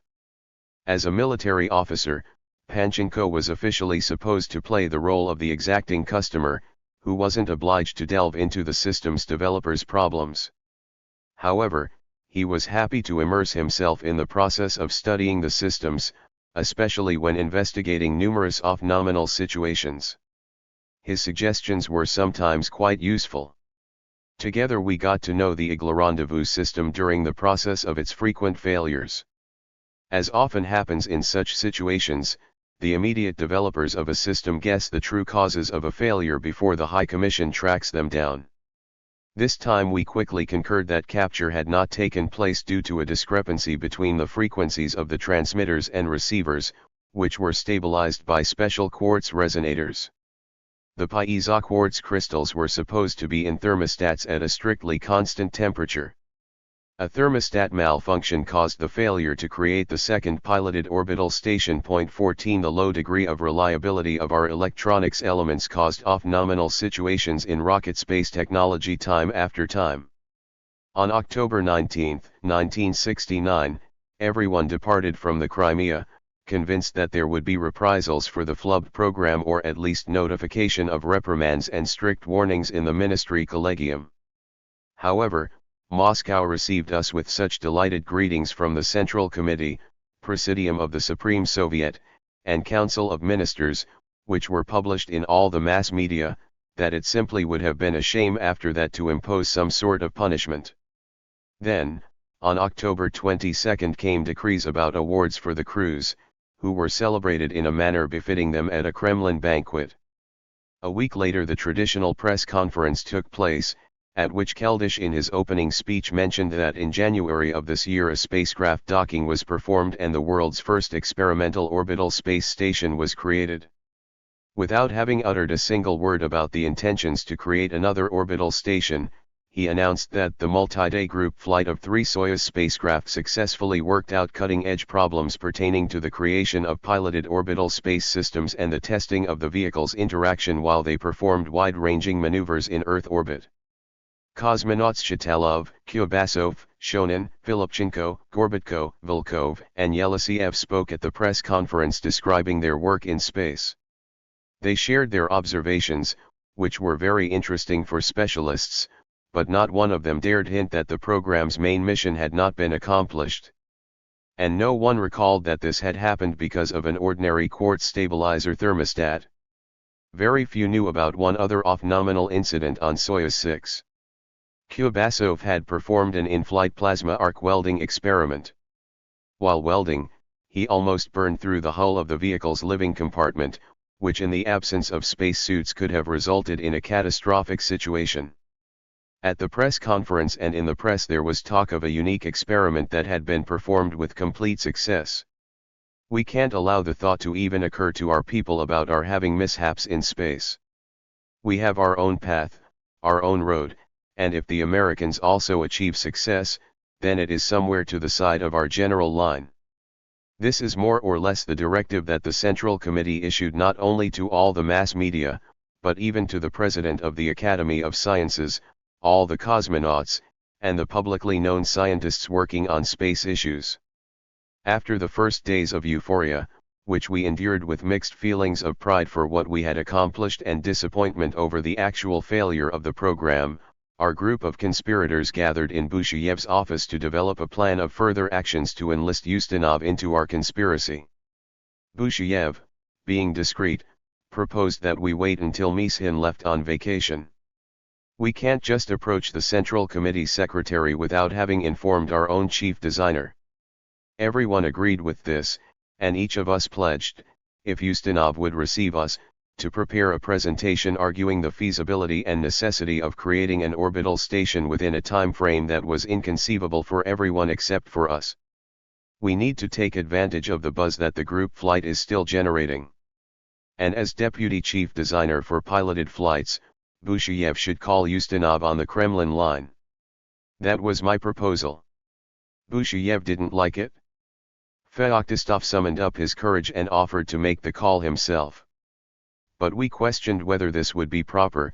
Why should non-party member Feoktistov appeal directly to the secretary of the Communist Party Central Committee while party members vacillated in doing this?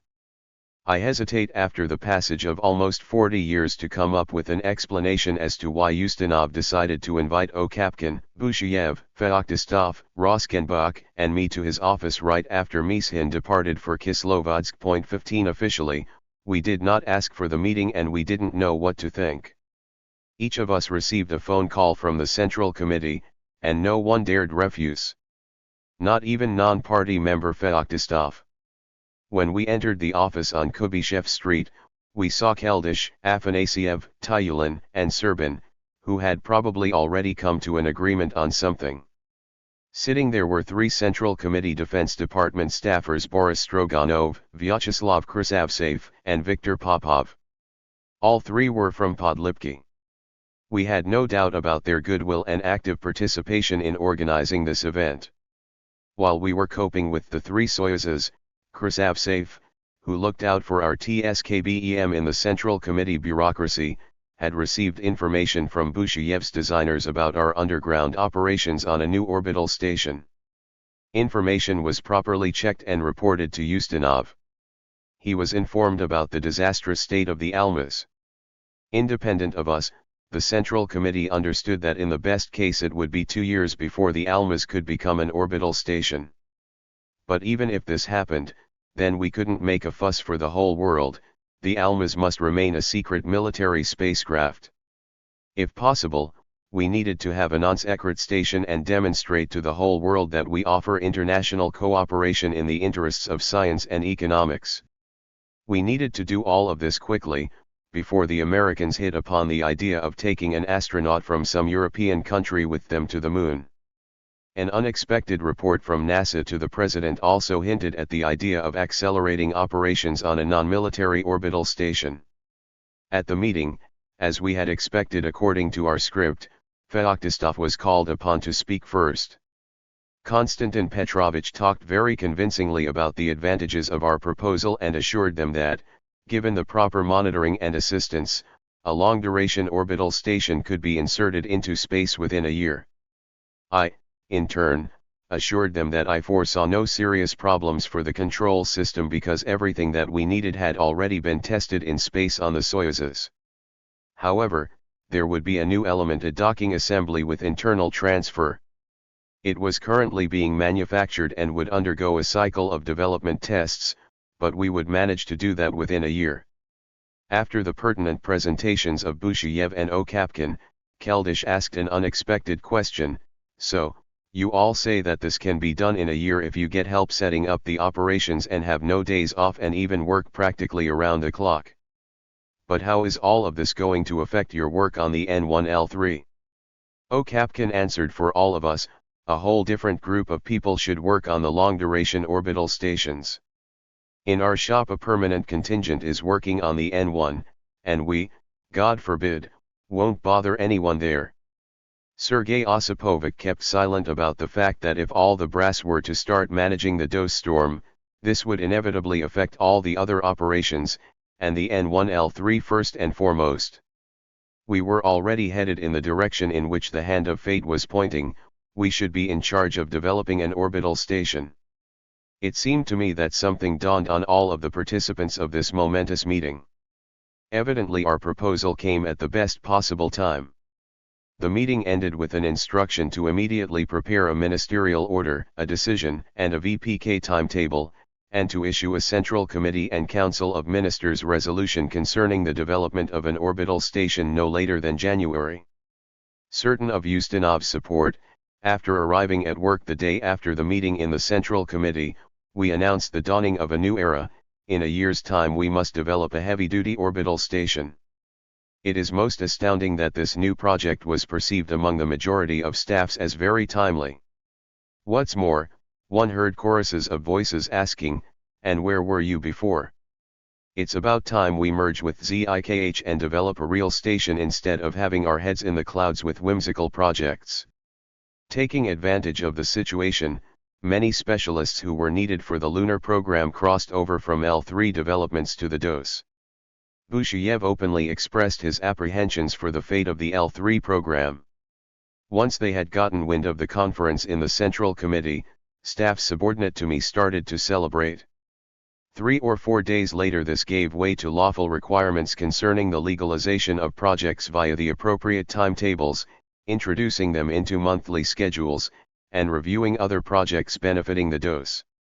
Roskenbach, after banding together the main troublemakers Legosteyev, Bashkin, Karpov, Sosnovic, Niazev, and Bobkov, appeared with this noisy delegation in my office and delivered an ultimatum: immediately give us a timetable for coordinating projects with the draft designers and the designers from Philly, shift dates for lunar vehicles, and speed up preparation of the order about the new project and its legalization.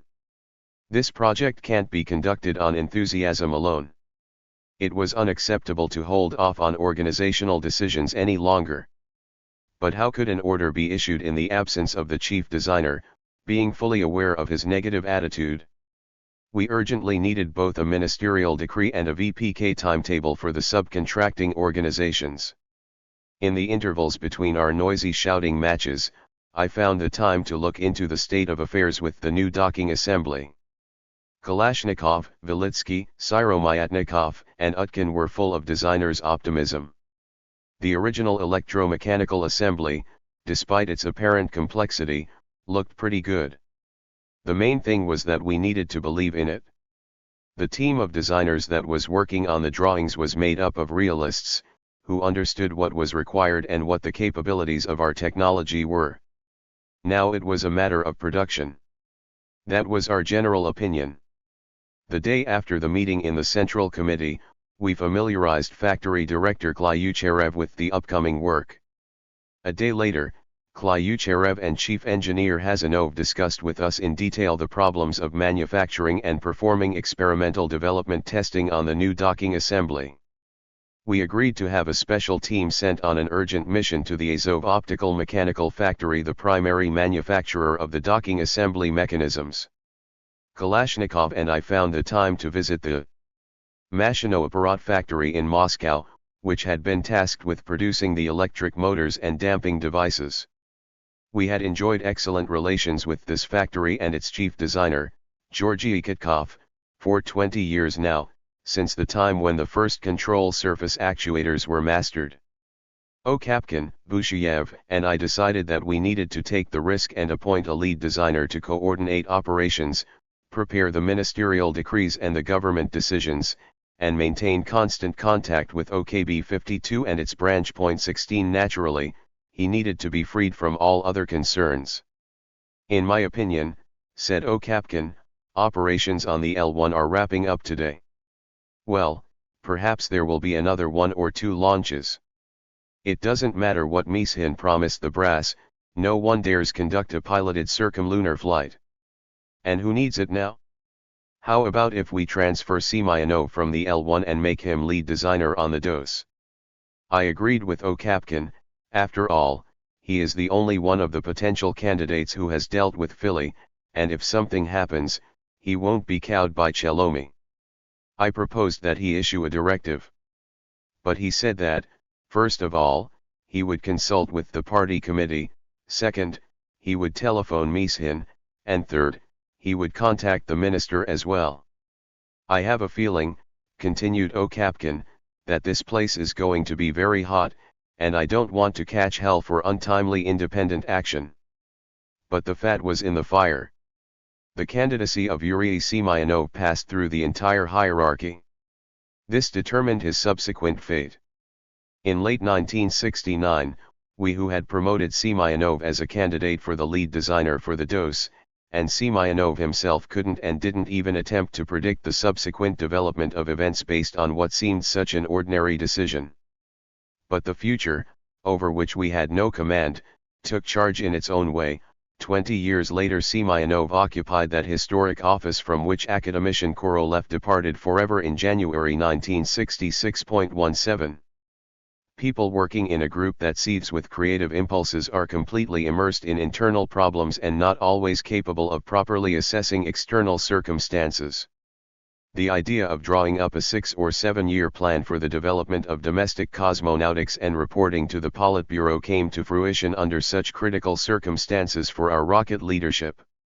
Feverish preparation of the latest resolutions began in December 1969. On Saturday, December 6, Minister Afanasiev came out to see us at TSKBEM for a managerial conference.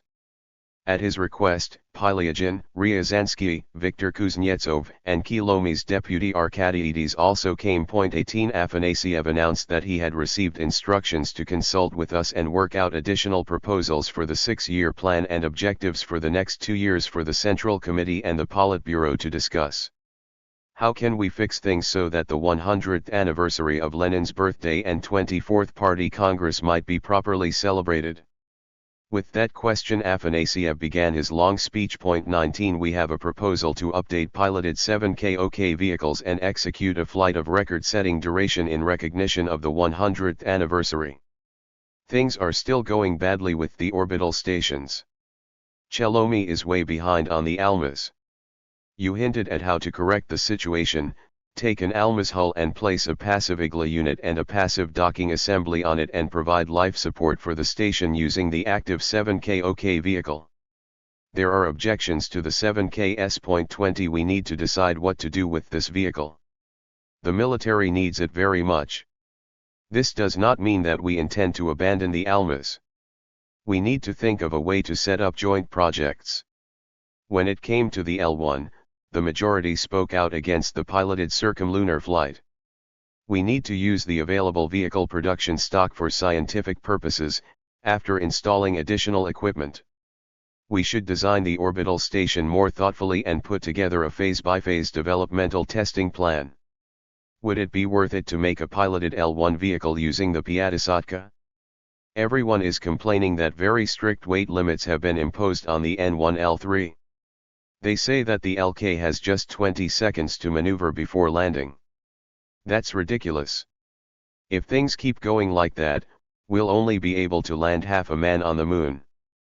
Some people propose removing the backup systems. This is a risk that reduces reliability. You need to guarantee that at least one man can safely land on the moon. The designer's attitude is unclear. There is no certainty when it comes to hydrogen blocks S and R and the two-launch scenario N1L3 M.21. We've already come up with a name, but the work isn't organized. If this configuration provides weight advantages, I promise you, we will get the ministry enterprises involved and we will do everything as soon as possible. I ask that you thoroughly work out and present a plan for N1L3. We have Mars proposals. We do not want to retrace the Americans' path. We must have forward-looking plans. Squeezing all the proposals for equipment weights, the TSKBEM designers put the subcontractors in an extremely difficult position. Why did the Americans have an engine chamber pressure of 50 atmospheres on the Saturn, while Kuznetsov had 150, 22? You chased after super parameters and you reduced reliability. I heard that the initiative is coming not from Kuznetsov, but that Mishin and Melnikov demanded these parameters from him so that the engine would be the best in the world. It really is the best in terms of explosion hazard. We need to radically revise the organization of operations. To eliminate non-compliance with program cycles. Stop biting off asterisk more than you can chew. For example, Mishin has one control system and Chelomi has another. Why? Perhaps, transfer all the operations to Pilyagin? Let him decide the tasks for everyone. After a brief pause, Afanasiev explained what he wanted from us. Very soon we will be granted a hearing in the Central Committee and Politburo. We must explain what is going on and provide specific plans and tangible commitments. These matters are very serious. I ask that you speak candidly, from the heart, without looking to your neighbor. After the minister's long, emotionally charged speech, there was a brief pause. Pilyagin was the first to take the floor. We need to break all the tasks into groups and think about how to tackle them. We can't prepare for a flight to Mars without careful consideration. We'll get into hot water like we did with the L1. We need to decide and not draw things out with this program. As for the L3, I sense that we are going to end up in the same situation as we did with the L1. They pushed me out of the way and I'm standing on the sidelines unable to make decisions. Point 23 at OKB1. The assignments are supposed to be worked out and coordinated with the subcontracting organizations. The organization of the L3M project is inept. We need to admit this without hesitation. It is difficult to speak calmly with Mishin. Let's organize the work ourselves. We won't wait for the brass to do it for us. Busheyev spoke out in favor of preparing for a long-duration flight, saying that this mission could be accomplished very soon. Bashkin made two specific proposals: execute a flight of record-setting duration with a single 7KOK vehicle for the 100th anniversary of Lenin's birthday and launch a prototype of the heavy orbital station for the 24th Party Congress. He expressed confidence that these two missions could absolutely be accomplished in the time remaining. Kryakov also proposed preparing for a long-duration flight of the 7KOK for the 24th Party Congress. He reminded us that we had wanted to perform a circumlunar flight with the L1 in 1967 for the 50th anniversary of Soviet rule. I am attending the third such meeting, said Kryakov, and I am convinced that many comrades are approaching the matter casually, making promises that are not technically sound. We are not prepared today to take on commitments for an orbital station in time for the 24th Party Congress. Moreover, even given all of our failures, the L1 was not a useless project. It has provided great results. The Y8 and Mars N designs have come into being and Block D has already been tested out. We mustn't consider a circumlunar flight unnecessary. We had to go through it. Kryakov sighed and continued, the N1L3 is a very complex and difficult matter. We will achieve the weights that were promised today, but this is minor, very minor. We have to admit that we underestimated the difficulties we have encountered. The most important thing is that we need to combine our efforts. We are working with different approaches in different organizations on the same missions. Why? Feoktistov took the floor. I am going to speak only about my personal vision of our missions. I am not going to hide the fact that my position is quite different from the others. The 7KOK needs to be launched for a 16-day mission. This is a leap that we must make. The orbital station can be created using the load-bearing structure of the ALMAs. Konstantin Davidovich estimated the time necessary for that at 1.5 years. Yevgeny Alexandrovich said 1 year. 24 There are difficulties, and big ones at that. As an engineer, I believe that it can be done in less than a year if TSKBEM is given the assignment and if specialists from the TSKBM branch provide assistance. 25 If we all make a concerted effort we will do it. But I have to tell you straight that this work will delay the N1L3, and especially the L3M.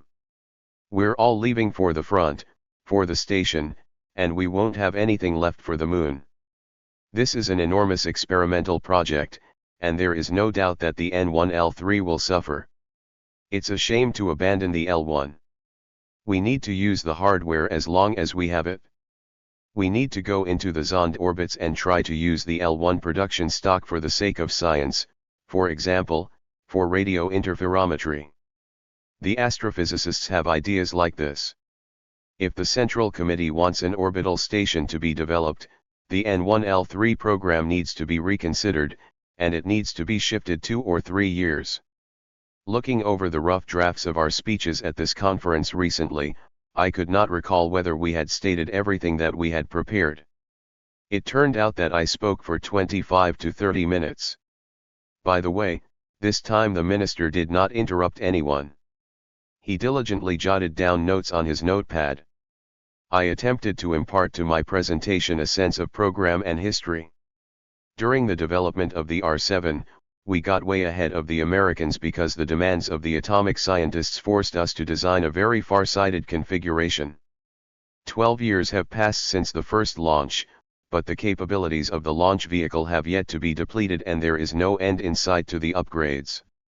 We were ahead of the Americans for many years despite our weak economy. During the R7 phase, we really managed to combine Russian revolutionary sweep with American efficiency. 26 During the development of N1L3 the scope was not revolutionary. In many cases efficiency contributed to a reduction in the volume and scale of experimental operations. Today we are struggling for a mass in Earth orbit of 95 tons, while the Americans have achieved more than 130. The difference is so palpable that we cannot be silent about it. We didn't have hydrogen, it was just a wish. The experimental hydrogen blocks S and R are appearing on the scene only now. One of the reasons for our falling behind is that after Korolev's death there wasn't an organ like the Council of Chief Designers that could organize, conduct business, and provide guidance. Neither ministerial nor VPK directives could replace the Council of Chiefs. Once we had come to grips with this situation, we did not find the courage to review the decisions made during Korolev's time on the expedition concept, and planned a glaring shortfall of 30 to 40 tons of mass inserted into Earth orbit. This triggered a series of crucial subsequent decisions. I shall cite several of them. The expedition has 2 persons, rather than 3, and only one of them lands on the moon. This is not just a foreign policy failure, but also a loss of reliability. It would be frightening for a single cosmonaut on the moon. If he were to stumble in his heavy spacesuit, no one could lift him up or drag him away. The weight restrictions compel us to do away with automatic backup of manual control on the lock in the piloted version, which reduces reliability. For this same reason, we did away with the docking assembly configuration with internal transfer between vehicles.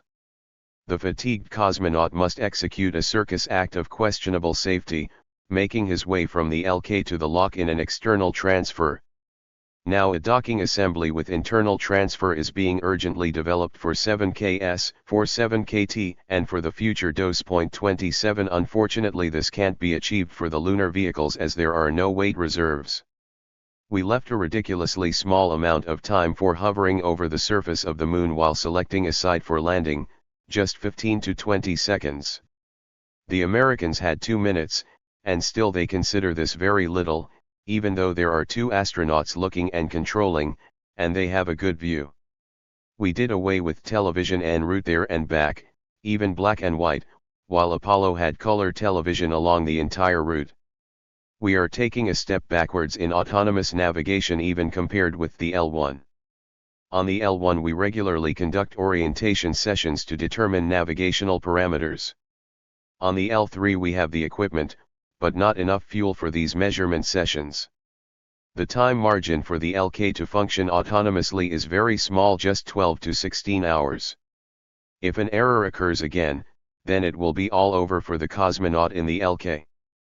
The Americans have 48 hours, and if docking does not take place right after liftoff from the moon, then they can make one more attempt, with some risk.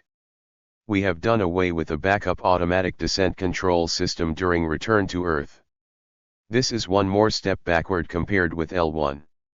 Apollo's gyrostabilized platform activates while still on the ground, before liftoff, and corrects itself once every 24 hours using the stars.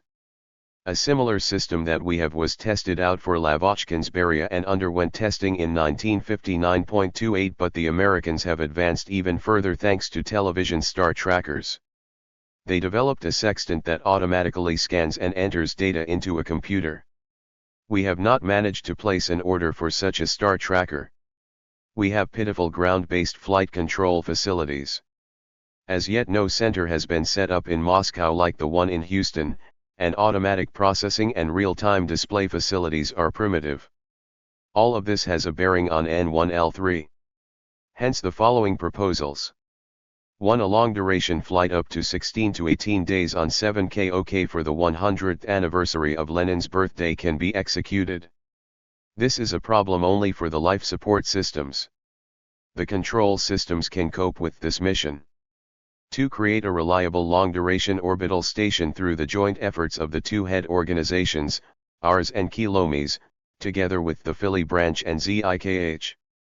During the first phase for the DOS we will use 7KOK systems, which have been standardized both for the vehicles and for the station itself.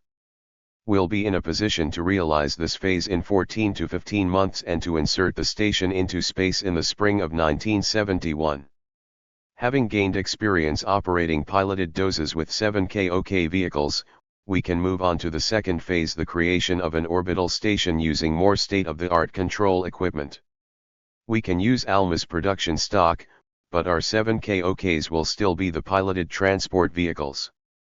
During the final phase, we'll create a transport vehicle with a control system using an onboard digital computer and an orbital station that meets all the requirements of the Ministry of Defense.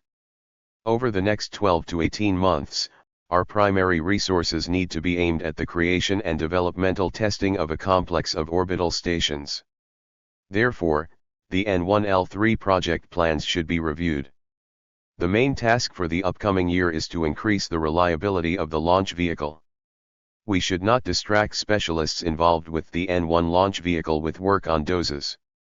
In this case, the process of perfecting the launch vehicle will not suffer. In actual fact, if we want to have orbital stations in 1971, work on lunar vehicles will stop of its own accord.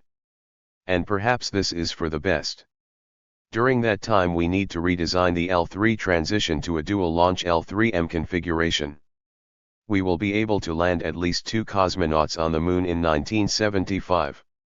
We need 5 years to develop and produce a new design that will enable us to surpass the Americans' lunar successes. Over the course of those 5 years we will produce orbital stations, will secure superiority in that field, and at the same time we'll have the opportunity to work on the lunar vehicles with no rush. During my long speech I kept an eye on Afanasyev's reaction.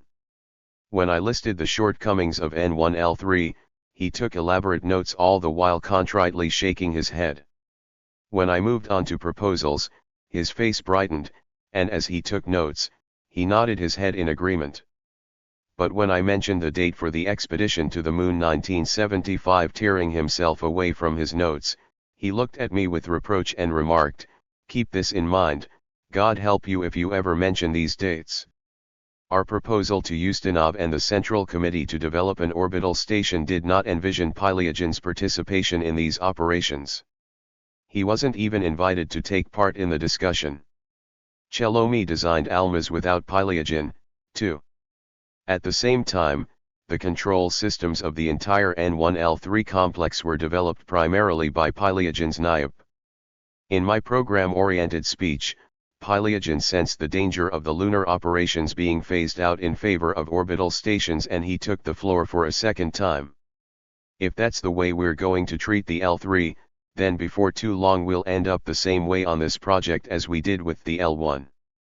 We need to get to the bottom of what's going on with the launch vehicle as soon as possible. In order to work confidently, we need a launch vehicle. And let's be honest, we don't have one yet. But we don't have lunar vehicles either. Mishin, Busheyev, and Feoktistov keep demanding that we reduce the weights. But we have a job to do besides reducing the weight. We don't have any weight left at all for scientific and military missions. Then what are we flying into space for? Chertok and Feoktistov are trying to make you afraid that they're going to stop work on the lunar vehicles for the sake of the orbital stations. I think this is a mistake. If things don't pan out for you, honestly admit this and correct your old mistakes instead of throwing yourselves into a new project. We're prepared to help salvage the N1. If we can pull off the project for the launch of 3 cosmonauts using a dual launch scenario, we need to revamp the vehicles right away. We are prepared to modify our systems, our organization will take care of everything. Using what we already have, we are prepared for reconfigurations. We already have a new onboard computer for the launch vehicle. 29 people are working very enthusiastically. There's no need to draw it out any further with decision making. We are not participating in projects involving orbital stations, therefore our L3 projects are not going to suffer, but make a decision. Don't dawdle. Keldysh also took up this appeal of don't dawdle. And ran with it. The situation with the weights is really very tense. I think that if we can guarantee the landing of 1 cosmonaut on the moon, we need to do this as soon as possible, and then we can make the complex more sophisticated and move to a dual launch scenario or one that is even more complicated. But if there are no guarantees, and we get ourselves tied up with already existing plans and developments, then this is unacceptable. It is better to say it now, rather than a year and a half from now, that the weights won't work. The 20 seconds already mentioned here serve as an example. I am announcing that I will not give my consent for selecting a lunar landing site within just 20 seconds. It will be a tragedy for all of us if before liftoff it turns out that we can't launch. We need to stop obscuring the issue here and now and tell the truth and nothing but the truth. I am sorry that Vasily Pavlovich isn't here today. I have the impression that our comrades on the expert commission are being deliberately obscure and are not laying out all the difficulties they've been having with weights. This is unacceptable. I propose that we assign a group comprising Mishin, Okapkin, Busheyev, Chertok, Kuznetsov, Lakushin, and Ryazansky to review the program, and if there is no guarantee for landing 2 cosmonauts, we switch over to a dual launch scenario. 30 But only if there are no ifs. One particular issue that worries me very much is the reliability of the engines on the N1. I have the impression that the investigations into the causes of the latest failure were not very objective. It seems to me that this matter needs further examination. I want to speak with Dementayev about this. We can't make a decision on the N1L3M configuration without a thorough reliability analysis. We should work out the dual launch scenario using reusable engines. If we don't attain reliable engines, they need to be changed. Viktor Kuznetsov brought up an objection to Keldysh. Even given a high degree of reliability in the program for landing one cosmonaut on the moon, we need to review it and come up with a new strategy. Today we need to plan a lunar landing of not one cosmonaut, but 2 or 3. We must have 2 full-fledged launches. We can't work without a backup. This will ensure the reliability of the dual launch scenario. Chertok's observations are very serious, but where were you before? Does the expert commission know about them? We need to seriously examine what automatic systems can do. I do not agree that they supposedly can do everything. A cosmonaut in the lock is both a backup and a controller of the automatic systems. During Phase 1 we need to launch the N1 and the lock carrying a cosmonaut without landing on the moon. We will gain experience, which we don't yet have right now. The safe return of a human being after a circumlunar flight is also a phase that we need to pass through before landing on the moon. Ryazansky took the floor next. Switching to a fully automatic vehicle for a lunar landing and liftoff should be well argued not only from the standpoint of weight. Kryushkin's antenna experts have developed a good antenna array. But the instruments for switching the arrays have no backup. Busheyev isn't setting aside weight for that. This puts us in a stupid position. We're expected to provide a full guarantee of reliability, but then the head design bureau refuses the several kilograms needed for it. If you want to set a record of lunar conquest with the lightest weight, then don't demand guarantees. We have been approaching the man or machine problem in several stages. The main trend must be switching to machine. It will be a while before the dual launch scenario appears. Chertok estimates it will take 5 years. We need to find the courage and say that we're going to give up landing on the moon during this phase. Orbital stations must serve as compensation. I agree with the proposition that the first station can be produced rapidly using the fabricated stock that we all have. Afanasyev had invited Chelomy to this conference, but the latter sent his first deputy, Edis, instead. He took the floor, defending the Almaz program and proposed a compromise. We are proceeding from the premise that the Almaz program will continue. We have begun developing Dmitry Fedorovich's and Sergei Alexandrovich's assignment calling for the docking of our station with 7KOK. We will finish the study by January 1st. We are having difficulties with life support for Almaz. This is now the most crucial issue. I disagree with Boris Yevzyevich's proposal for the control system. You want to take an empty Almaz hull and fill it with a completely different system? Such a large undertaking requires the involvement of many organizations. You can disregard us or dash us to pieces, but there will be no benefit from that because we can't influence the Ministry of the Aviation Industry and the Ministry of the Defense Industry. These projects require a body vested with the authority that will be able to handle everything. This is a decisive issue. Almaz is standing there without its main military innards and without life support systems. Let me remind you that we have been working on Almaz since 1965 and all of our ideas were coordinated with the Ministry of Defense. The military needs an orbital station to conduct comprehensive surveillance. Together with the Central Directorate of Space Assets and the main Intelligence Directorate, we have done a thorough study of the state-of-the-art capabilities. Accordingly, government decisions have placed orders for systems making it possible to conduct surveillance in the infrared and visible ranges at high resolution. For the first time, surveillance footage will be transmitted via television channel.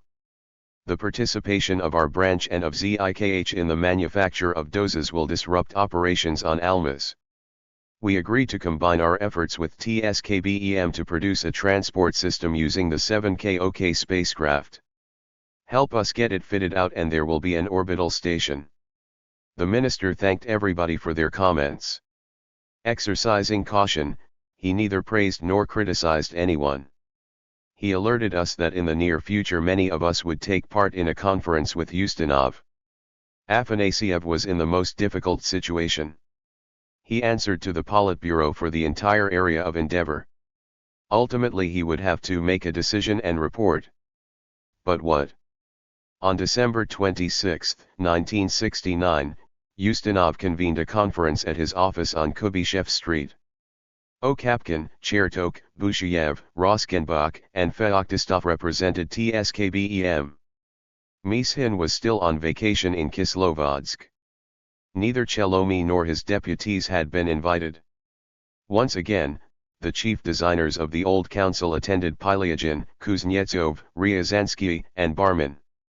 As I understood it, Glushko had not been invited so that he would not alienate us with his fiercely negative attitude toward the reliability of Kuznetsov's engines. Keldysh did not bring with him anyone representing pure science. In addition to us, cosmonautics' highest ranks of leadership were represented by Smirnov, Serbin, Afanasiev, Tyulin, Mozorin, Karamuov, and Karas. In 1964, Karamuov became the head of the recently created Ministry of Defense Gukos, but by March 1965 he had transferred to MOM as chief of the main directorate for space. 31 Karas was appointed chief of TSUKOS. 32 Officially, he alone represented the Ministry of Defense at meetings. Kilomy's absence made the discussion of problems concerning orbital stations one-sided. We had already received preliminary information to the effect that Ustinov was not the only one in the Central Committee who supported our proposal for the production of a dose, and that in the very near future we would be turning ourselves inside out to pay for our initiative. Chelomy vigorously objected and asked the military for help. But the prospect of building a space station in a year and a half, something the Americans didn't have yet on the eve of the report to the 24th Party Convention, was so tempting that all the objections were swept away. During the time between the two meetings, we conducted an intense study of the scenario using Almaz hulls to build our orbital station. Without waiting for Mishin's return, at the request of Okapkin and Busheyev, Yuri Semyonov as acting lead designer took on the coordination of organizational issues and the preparation of ministry orders and of the governmental resolution concerning doses. While working on the L1, Semyonov had established good contacts with the design bureau and with the production plant in Philly. Their assistance was decisive. Unlike Chelomy, his deputy in Philly branch chief Boguski didn't object to the use of Almaz stock, and he also supported our proposal with unconcealed enthusiasm. 33. At the very beginning of the meeting, we understood that this gathering at the office of the Central Committee Secretary was not intended as a forum to discuss problems and work out certain program decisions, but was primarily a motivational lecture. Each of us, this time very briefly, gave assurances that, working with the TSKBM Philly branch and with the active participation of ZIKH, we could produce a dose in 1.5 years. It should be mentioned that we had agreed in advance to whenever possible avoid conversations concerning N1L3, since we knew that we would be lectured, and with such a preponderance of forces in favor of the topmost leadership, any resistance was not only futile, but also dangerous. Therefore, our speeches were short. As we had anticipated, Ustinov summed things up with a lecture. We have conducted a sensible, serious conversation. I want you not only to understand what is troubling the Central Committee, but I also want you to follow up this understanding with actions. What we discussed today is a course. Get set on this course and scrupulously fulfill this line. God forbid you should stop thinking about landing a man on the moon. That's a shallow and irresponsible attitude. You all are being shown the greatest trust. You're spending enormous state resources, you're praised throughout the world, and suddenly you've questioned the mission that the party assigned. Keep in mind that the Central Committee's patience will soon come to an end, too. Now we have our only chance to correct the situation. We need to use the dose not to disrupt operations on the N1L3 project, but to fix the situation. For the time being, the Americans have gotten ahead of us in one very important area. But, after all, we have the Molniya, the Meteor, spy satellites, and Soyuzes. We are first everywhere, except the moon. Above all, we must prove it to ourselves, we will have our revenge. We need to work on that, and I repeat, God forbid that you should doubt that we can land our man on the moon. Stop all your doubting. Communists need to be in charge of the operations. The number one task should be concern about reliability. Spare no one and nothing to get this work organized. If someone doubts, let him yield his place to someone else. I've been told that Mishin has a tendency to dig in his heels. He is often wrong. Mom must have a heavy hand. I gave instructions to prepare a decree regarding the dose. A month has passed and there is still no draft. What is the minister doing? In such a critical situation, we must intensify our insistence on high standards, not let up on it. We won't see each other again before the new year. Accept my best wishes, stay healthy, and I hope for new success in the new year. We left in high spirits. The working groups involved in the creation of the dose felt enthusiasm that was neither affected nor perfunctory, but sincere.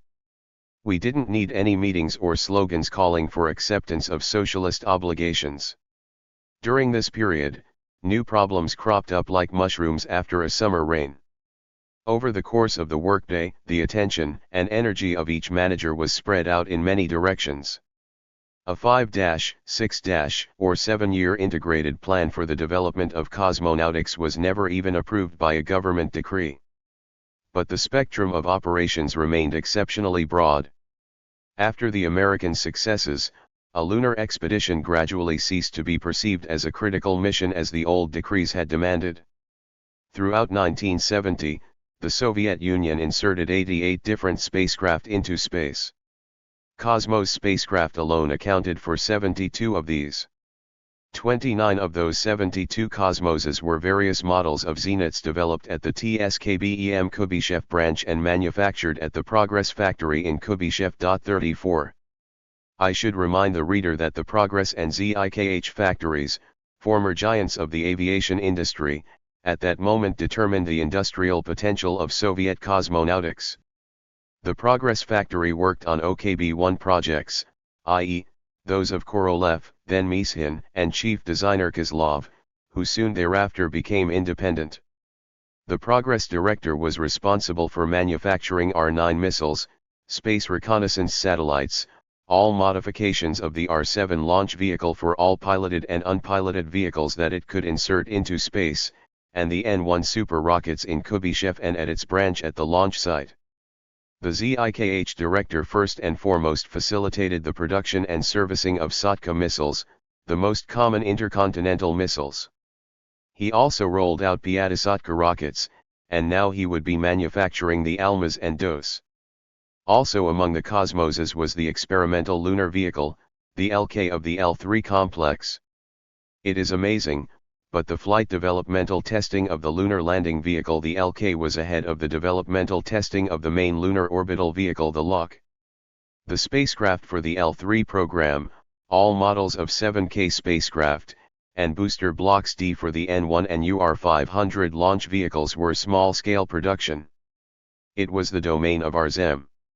I say our because the director of ZEM was subordinate to chief designer Mishin, and the directors of Progress and ZIKH were immediately subordinate to the ministry. The planners of Feoktistov's department were responsible for the LOK. Having been responsible for the piloted Soyuz flights, many of them switched over to the DOS project. The LK was set apart for independent development. Contributing to a speed-up of the operations was the fact that Yangel, who absolutely demanded near-Earth flight development, was developing Block YE, which was part of the landing and liftoff * propulsion system. The first flight of the LK, referred to as T2K, took place on November 24, 1970 without significant glitches and involved the multiple firings of Block YE. To a great extent, this was the result of the self-sacrificing efforts of Department No. 222 Chief Ivan Prudnikov, his deputy, Yevgeny Ryazanov, Sector Chief Yuri Frumkin, and also Yuri Labutin and Vyacheslav Filin. In all, there were 3 launches. 35. The Central Committee, VPK, the Academy of Sciences, the Ministry of General Machine Building, and the Ministry of Defense nevertheless agreed to prepare a 5-year space plan. The primary motivator of this development was our Ministry of General Machine Building. Afanasyev understood that he bore the main responsibility for developing the plan. All the head design bureaus and scientific research institutes had submitted their proposals in March. We had a certain clarity, if not for 5 years, then at least for the next 3 years about the following programs: the near-Earth piloted programs, the Meteor, Malniya and Zenit programs, the Lunar, Venus, and Mars launch programs, and miscellaneous odds and ends, as the N1L3 and orbital station builders put it. The decree on the development of long-duration orbital stations came out in the version that we needed on February 9, 1970. In this regard, after summoning 3 of my deputies and 11 department chiefs subordinate to me and their deputies, I began my speech as follows. Mikhail Zoshchenko wrote that some people will find their way into a bathhouse accidentally, others under pressure from those around them. 36 Up until now, we have had accidental elemental plans coming from below. Now under pressure from those around us we must take a steam bath in an organized fashion in accordance with a multi-year, most likely, 5-year plan, but the first long-duration orbital station must fly in a year. How close these various people were to me! They were all already scorched by the launch site sun, they had been through numerous rush production jobs, had also had reprimands and rewards, but had not lost their sense of humor, optimism, and faith in their own strength. I could trust my life to any of these people. On May 5, 1970, Afanasyev, Litvinov, and Kirimov once again came out to consult with us at TSKBEM. After some tongue-in-cheek comments regarding the 5-year plans, at the end of the meeting we announced, "We'll make doses too." But the minister decided to speak his mind on the lunar program. The situation with the N1L3 has become extremely complicated, Afanasyev said. I talked long and in detail with Keldysh. He believes that landing a single cosmonaut on the moon is uninteresting from the standpoint of large-scale science. It is a matter of technology and engineering, but we won't obtain any fundamental results. I tried to object and argued that any lunar expedition is large-scale science. Unfortunately, neither of us changed our opinion. A platoon of cosmonauts isn't necessary to plant a flag and collect some soil. We need to determine how many men we are going to land on the moon. I went over to consult with Ryabykov. 37 I posed the question, maybe we shouldn't come out with a proposal to land one cosmonaut on the moon. He answered that no one in the Politburo would understand giving up on landing on the moon. A Soviet cosmonaut needed to set foot on the moon. This was now a matter of big politics rather than science. In his opinion, this operation needed to be fulfilled in the interests of testing out the launch vehicle. As you see, everything boils down to the fact that the N1L3 must not be abandoned. What worries me most of all is how we are going to guarantee the reliability of this whole operation. The Americans, even with their Apollo 13 failure, pulled the rug out from under us. 38 Ustinov has ordered that we report on the reliability of the N1L3 project proceeding from the Apollo 13 experience. TSNIMASH confirms that, given a similar situation, we would not be able to return our people to Earth. So, just order somebody to report to Ustinov? After the explosion of N105L, Politburo members reacted in different ways. Brezhnev asked, "Is everybody alive?" Well, thank God. Although you have told us little to be glad about, think about what needs to be done next. Kosygin rebuked us, so, without having studied the situation, you once again took such a risk? Why? Who is it that decides things over there? Look through the stage-by-stage development testing process one more time. I realize that Kosygin doesn't determine these issues, but he needs to be reckoned with. The other Politburo members said nothing. Understand this, each one has his own advisor there too. The N1L3M stirs up various opinions. If one insists on hydrogen, then the issue of its storage needs to be resolved. We risk losing 1 cubic meter to evaporation every 24 hours. When I mentioned constructing 2 more launch sites for the L3M program, this made the people at Gosplan and the Ministry of Finance grin. So you want to blow up 2 more launch sites? In my opinion, All one can stipulate in the 5-year plan for the L3M is a draft plan. Is a new hydrogen engine launch vehicle necessary? You must set a goal and explain why. My opinion, we need to plan for a landing in 1973 that gives us 3 to 3.5 years. Keldysh is demanding that the 5-year plan include N1 flights to Mars and the development of new power generation trends. Nuclear engines, high-capacity systems for using solar energy. This is very enticing, but where are we going to find the resources for all this? We have examined the problems of orbital stations once again. The DOS and ALMAs are very similar stations in terms of design and purpose. If one listens to you, we need to include a multipurpose station on the basis of the N1 in the plan.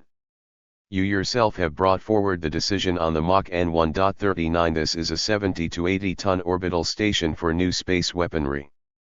What should we do with it? If we are to plan a launch, then in what year should it take place? There's a VPK decision regarding that, and it's already 2 years old. Before we start up a war in space, we need to catch up with the Americans on Earth. We still lag way behind in terms of the number of missiles in silos and on submarines. That's where our main resources are going now.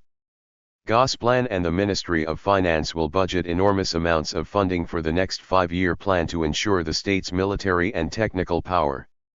They're allocating 9.4 billion rubles for research and development activities plus 3.3 billion just for major construction work, of which 2.1 billion rubles is just for experimental facilities. And this doesn't even count the expenditures of the Ministry of Medium Machine Building. The atomic scientists have their own account, but nobody is aware of it.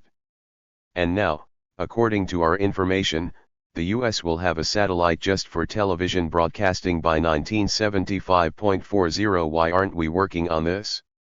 You need to sort things out with orbital vehicles more quickly. I feel like we will soon be in a mess. 7K OK, 7K6, 7KS, 7KT, and what else is Vasily Pavlovich proposing for us? 41. Afanasiev paused, studying his notes. He found the sorest spot for the N1. Keldysh has once again reminded me about the firing tests.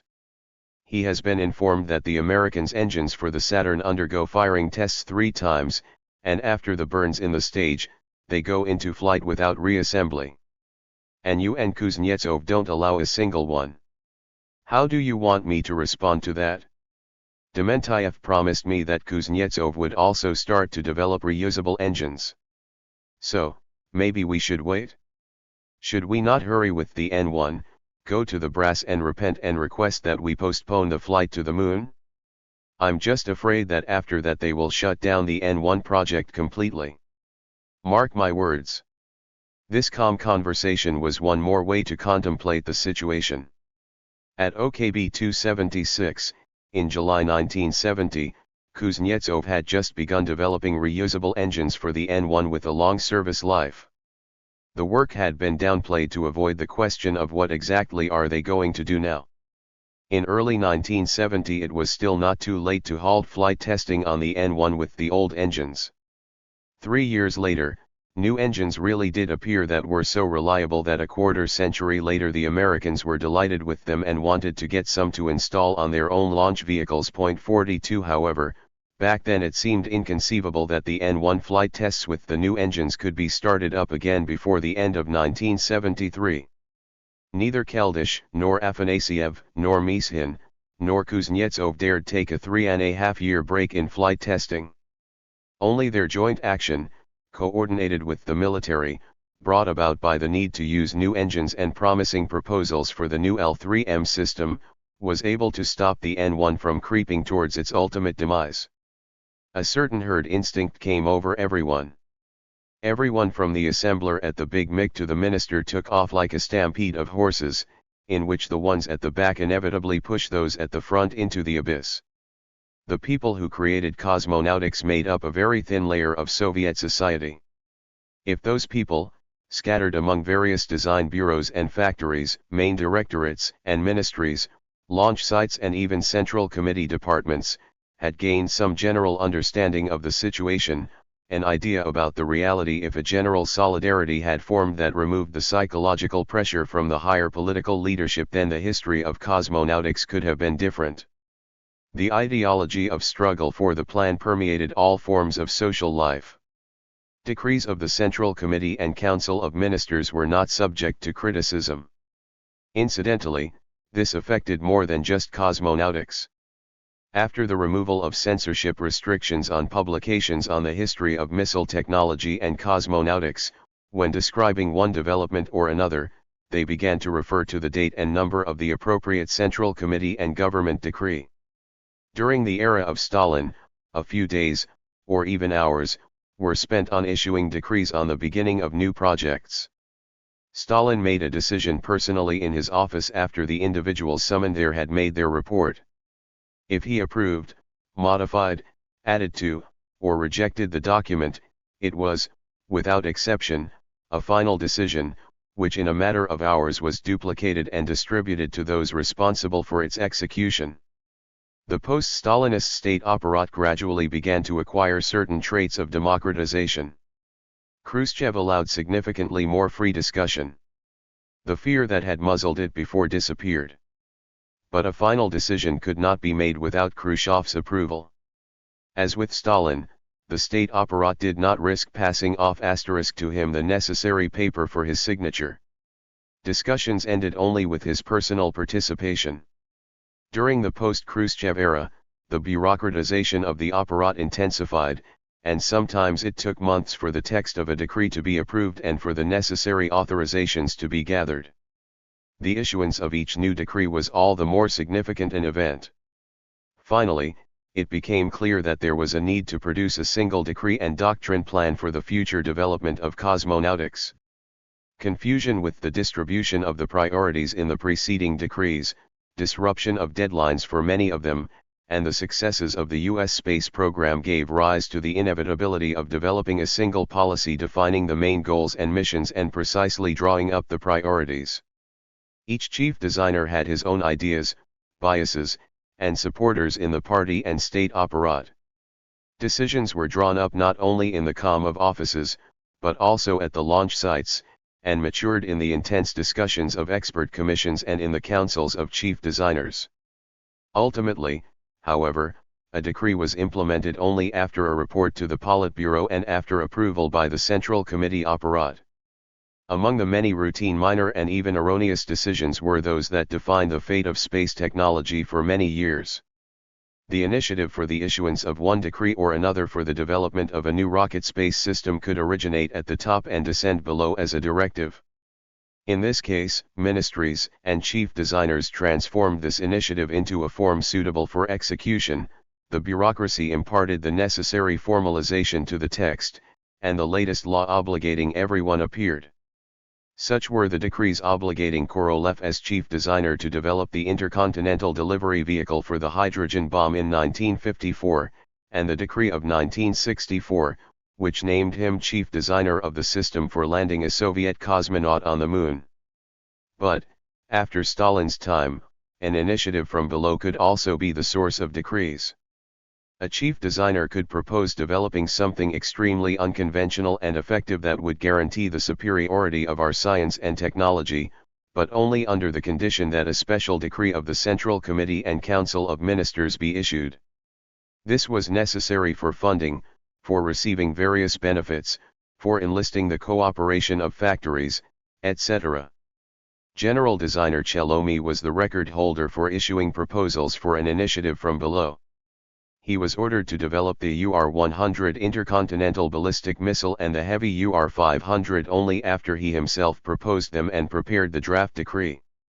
Next he submitted the IS satellite fighter and Almaz piloted orbital station for space reconnaissance.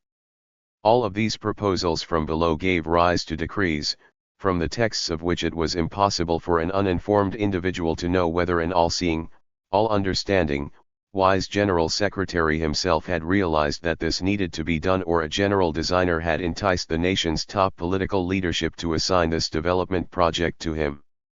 The competition between the schools of Korolev, Yangel, Chelomi, and Naderadze existed under the conditions of a totalitarian state and in the absence of the notorious market economy. Subcontractors, the developers of systems for the top chiefs, also competed among themselves. The government encouraged such a rivalry within a scientific and technical context. It yielded positive results. Not just our experience, but that of China, market-based US, Japan, Great Britain, and France shows the indispensable need for competent, firm government leadership and tight control over the development of large-scale, high-technology defense systems or systems of large-scale economic importance. The activities of a chief designer's deputies also included unofficial technical policy discussions of the most urgent problems in the offices of the Kremlin, Central Committee, and ministries. To begin with, one could count on hearing a litany of criticisms: how bad we all were, how many deadlines we had missed, that our minds were not focused, that our plans were obscure, that our designs lacked perspective and a sense of purpose, that our testing lacked discipline, that we didn't insist on high enough standards from our subcontractors, and that all of our work, in general, was a mess. If there weren't any bystanders in their office, apparat workers allowed themselves to say what they really thought about the behavior of Chief Designer Mishin or General Designer Chelomi. Sometimes they hinted that they marveled at our long suffering with regard to the animosity between Mishin and Glushko. When these conversations were irritating, I played the fool and retorted, "Why do you criticize them behind their backs? You're the authority, tell somebody higher up to set things right if you know everything." They explained to me and, as I understood, to other deputies, that you should set things right in your own house on your own. We can only help. The building superintendent makes sure that the garbage chute is working, but the mistress of the house is supposed to clean up the apartment.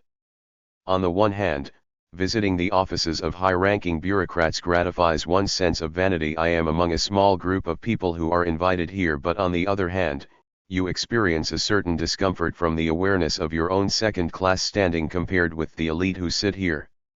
The apparat recognizes your talent and high academic and other titles, but lets you know, even during the most cordial meeting, that it, the apparat, nevertheless stands over you. Chapter 13. Preparing for the launch of DOS. The new year of 1971 brought a profusion of conferences where the topic of discussion was how to develop cosmonautics. A conference was prepared in the Central Committee on the prospects for orbital stations and the status of operations on the N1. We gathered preliminarily in Mishin's office to work out the platform from which we should proceed. During the rehearsal I attempted to articulate some ideas, which had taken about 30 minutes, when Mishin interrupted me, "You're saying a lot of valid things, but this is for students. It's pointless to tell Ustinov these truths. Uncle Mitya isn't the same now as he was before." What did I manage to say? Here is what I have saved in a notebook. For more than a year we have been working on developing the first long-duration orbital stations. DOS 1 will soon be delivered to the launch site, DOS 2 will arrive at the KISS to undergo factory tests. More than a year of work experience makes it possible to make a series of important conclusions and proposals. After completing work on DOS number 1 and number 2, we must concentrate our efforts on the next, more advanced generation of stations. In collaboration with the TSKBM branch, Iosifyan's Institute, NITSEVT, the Microelectronics Center in Zelenograd, academic science, military institutes, and all the other cooperative networks, we must develop a station that can carry out the primary missions of the ALMAs and, at the same time, perform operations in the interests of fundamental science and the national economy. The first requirement, performance capability in space for at least 1 year, low propellant consumption with precise orientation 5 to 10 angular minutes in the orbital system and 1 to 2 angular seconds when performing a precise celestial orientation. Thanks to its non-gimbaled precise orientation system and super-precise stabilization of scientific instrumentation, this station will be able to perform a broad range of scientific missions. If we create such a station in 1973 or 1974, it will be used to test out the main systems of the future MKBS in space. The MKBS should be planned for a 1975 to 1976. Over the course of 1971, we must figure out what we want from the MKBS. Dose number 1, number 2, and then number 3 will provide a wealth of experience. A cardinal issue will be the problem of artificial gravity. For the time being, it can be asserted that if a human being maintains his or her ability to perform in weightlessness for 20 to 30 days, then this is sufficient to ensure the station's performance capability. We need to introduce crew turnover. With good training on Earth, 90% of the tasks can be performed automatically or semi-automatically. I do not see defense missions that require the permanent presence of a human being in orbit. Science missions are another matter. The insertion into space of a large, well-equipped laboratory with highly skilled research scientists could lead to fundamental discoveries that will ensure the superiority of our science and, possibly, lead to far-reaching ramifications for the use of space. It is difficult in our time to be a prophet of scientific discoveries. However, the experience of the history of science teaches that underestimating the potential for the rapid practical use of the results of fundamental research can have tragic consequences. In 1933, the father of nuclear physics, Ernest Rutherford, ridiculed the idea of the practical use of nuclear energy. 1 This dampened the enthusiasm of many scientists. But just 7 years later, in his famous letter to Roosevelt, Einstein demanded that practical research begin immediately on a broad scale to develop an atomic bomb. The world was saved only because scientists who had experimentally proven the potential for the occurrence of a chain reaction had escaped from fascist Germany, Italy, and Hungary. The argument about the role or advantages of a human being versus a machine in space is often of a subjective or scholastic nature. It is much less expensive to deliver machines on lunar rovers to the moon. But even Luna 16, successfully repeated 3 times, was not capable of providing that information and producing those observations that enriched humankind after 6 astronauts returned from the moon. 2. The high-priority political factor is also very great. A human being must become acclimated and learn to exist in space, in an environment that is new.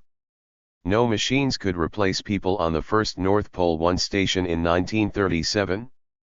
After the Great Patriotic War, there were no more skeptics regarding Arctic exploration. Now we are proud of our achievements in this field. We also need to solve the problem of artificial gravity.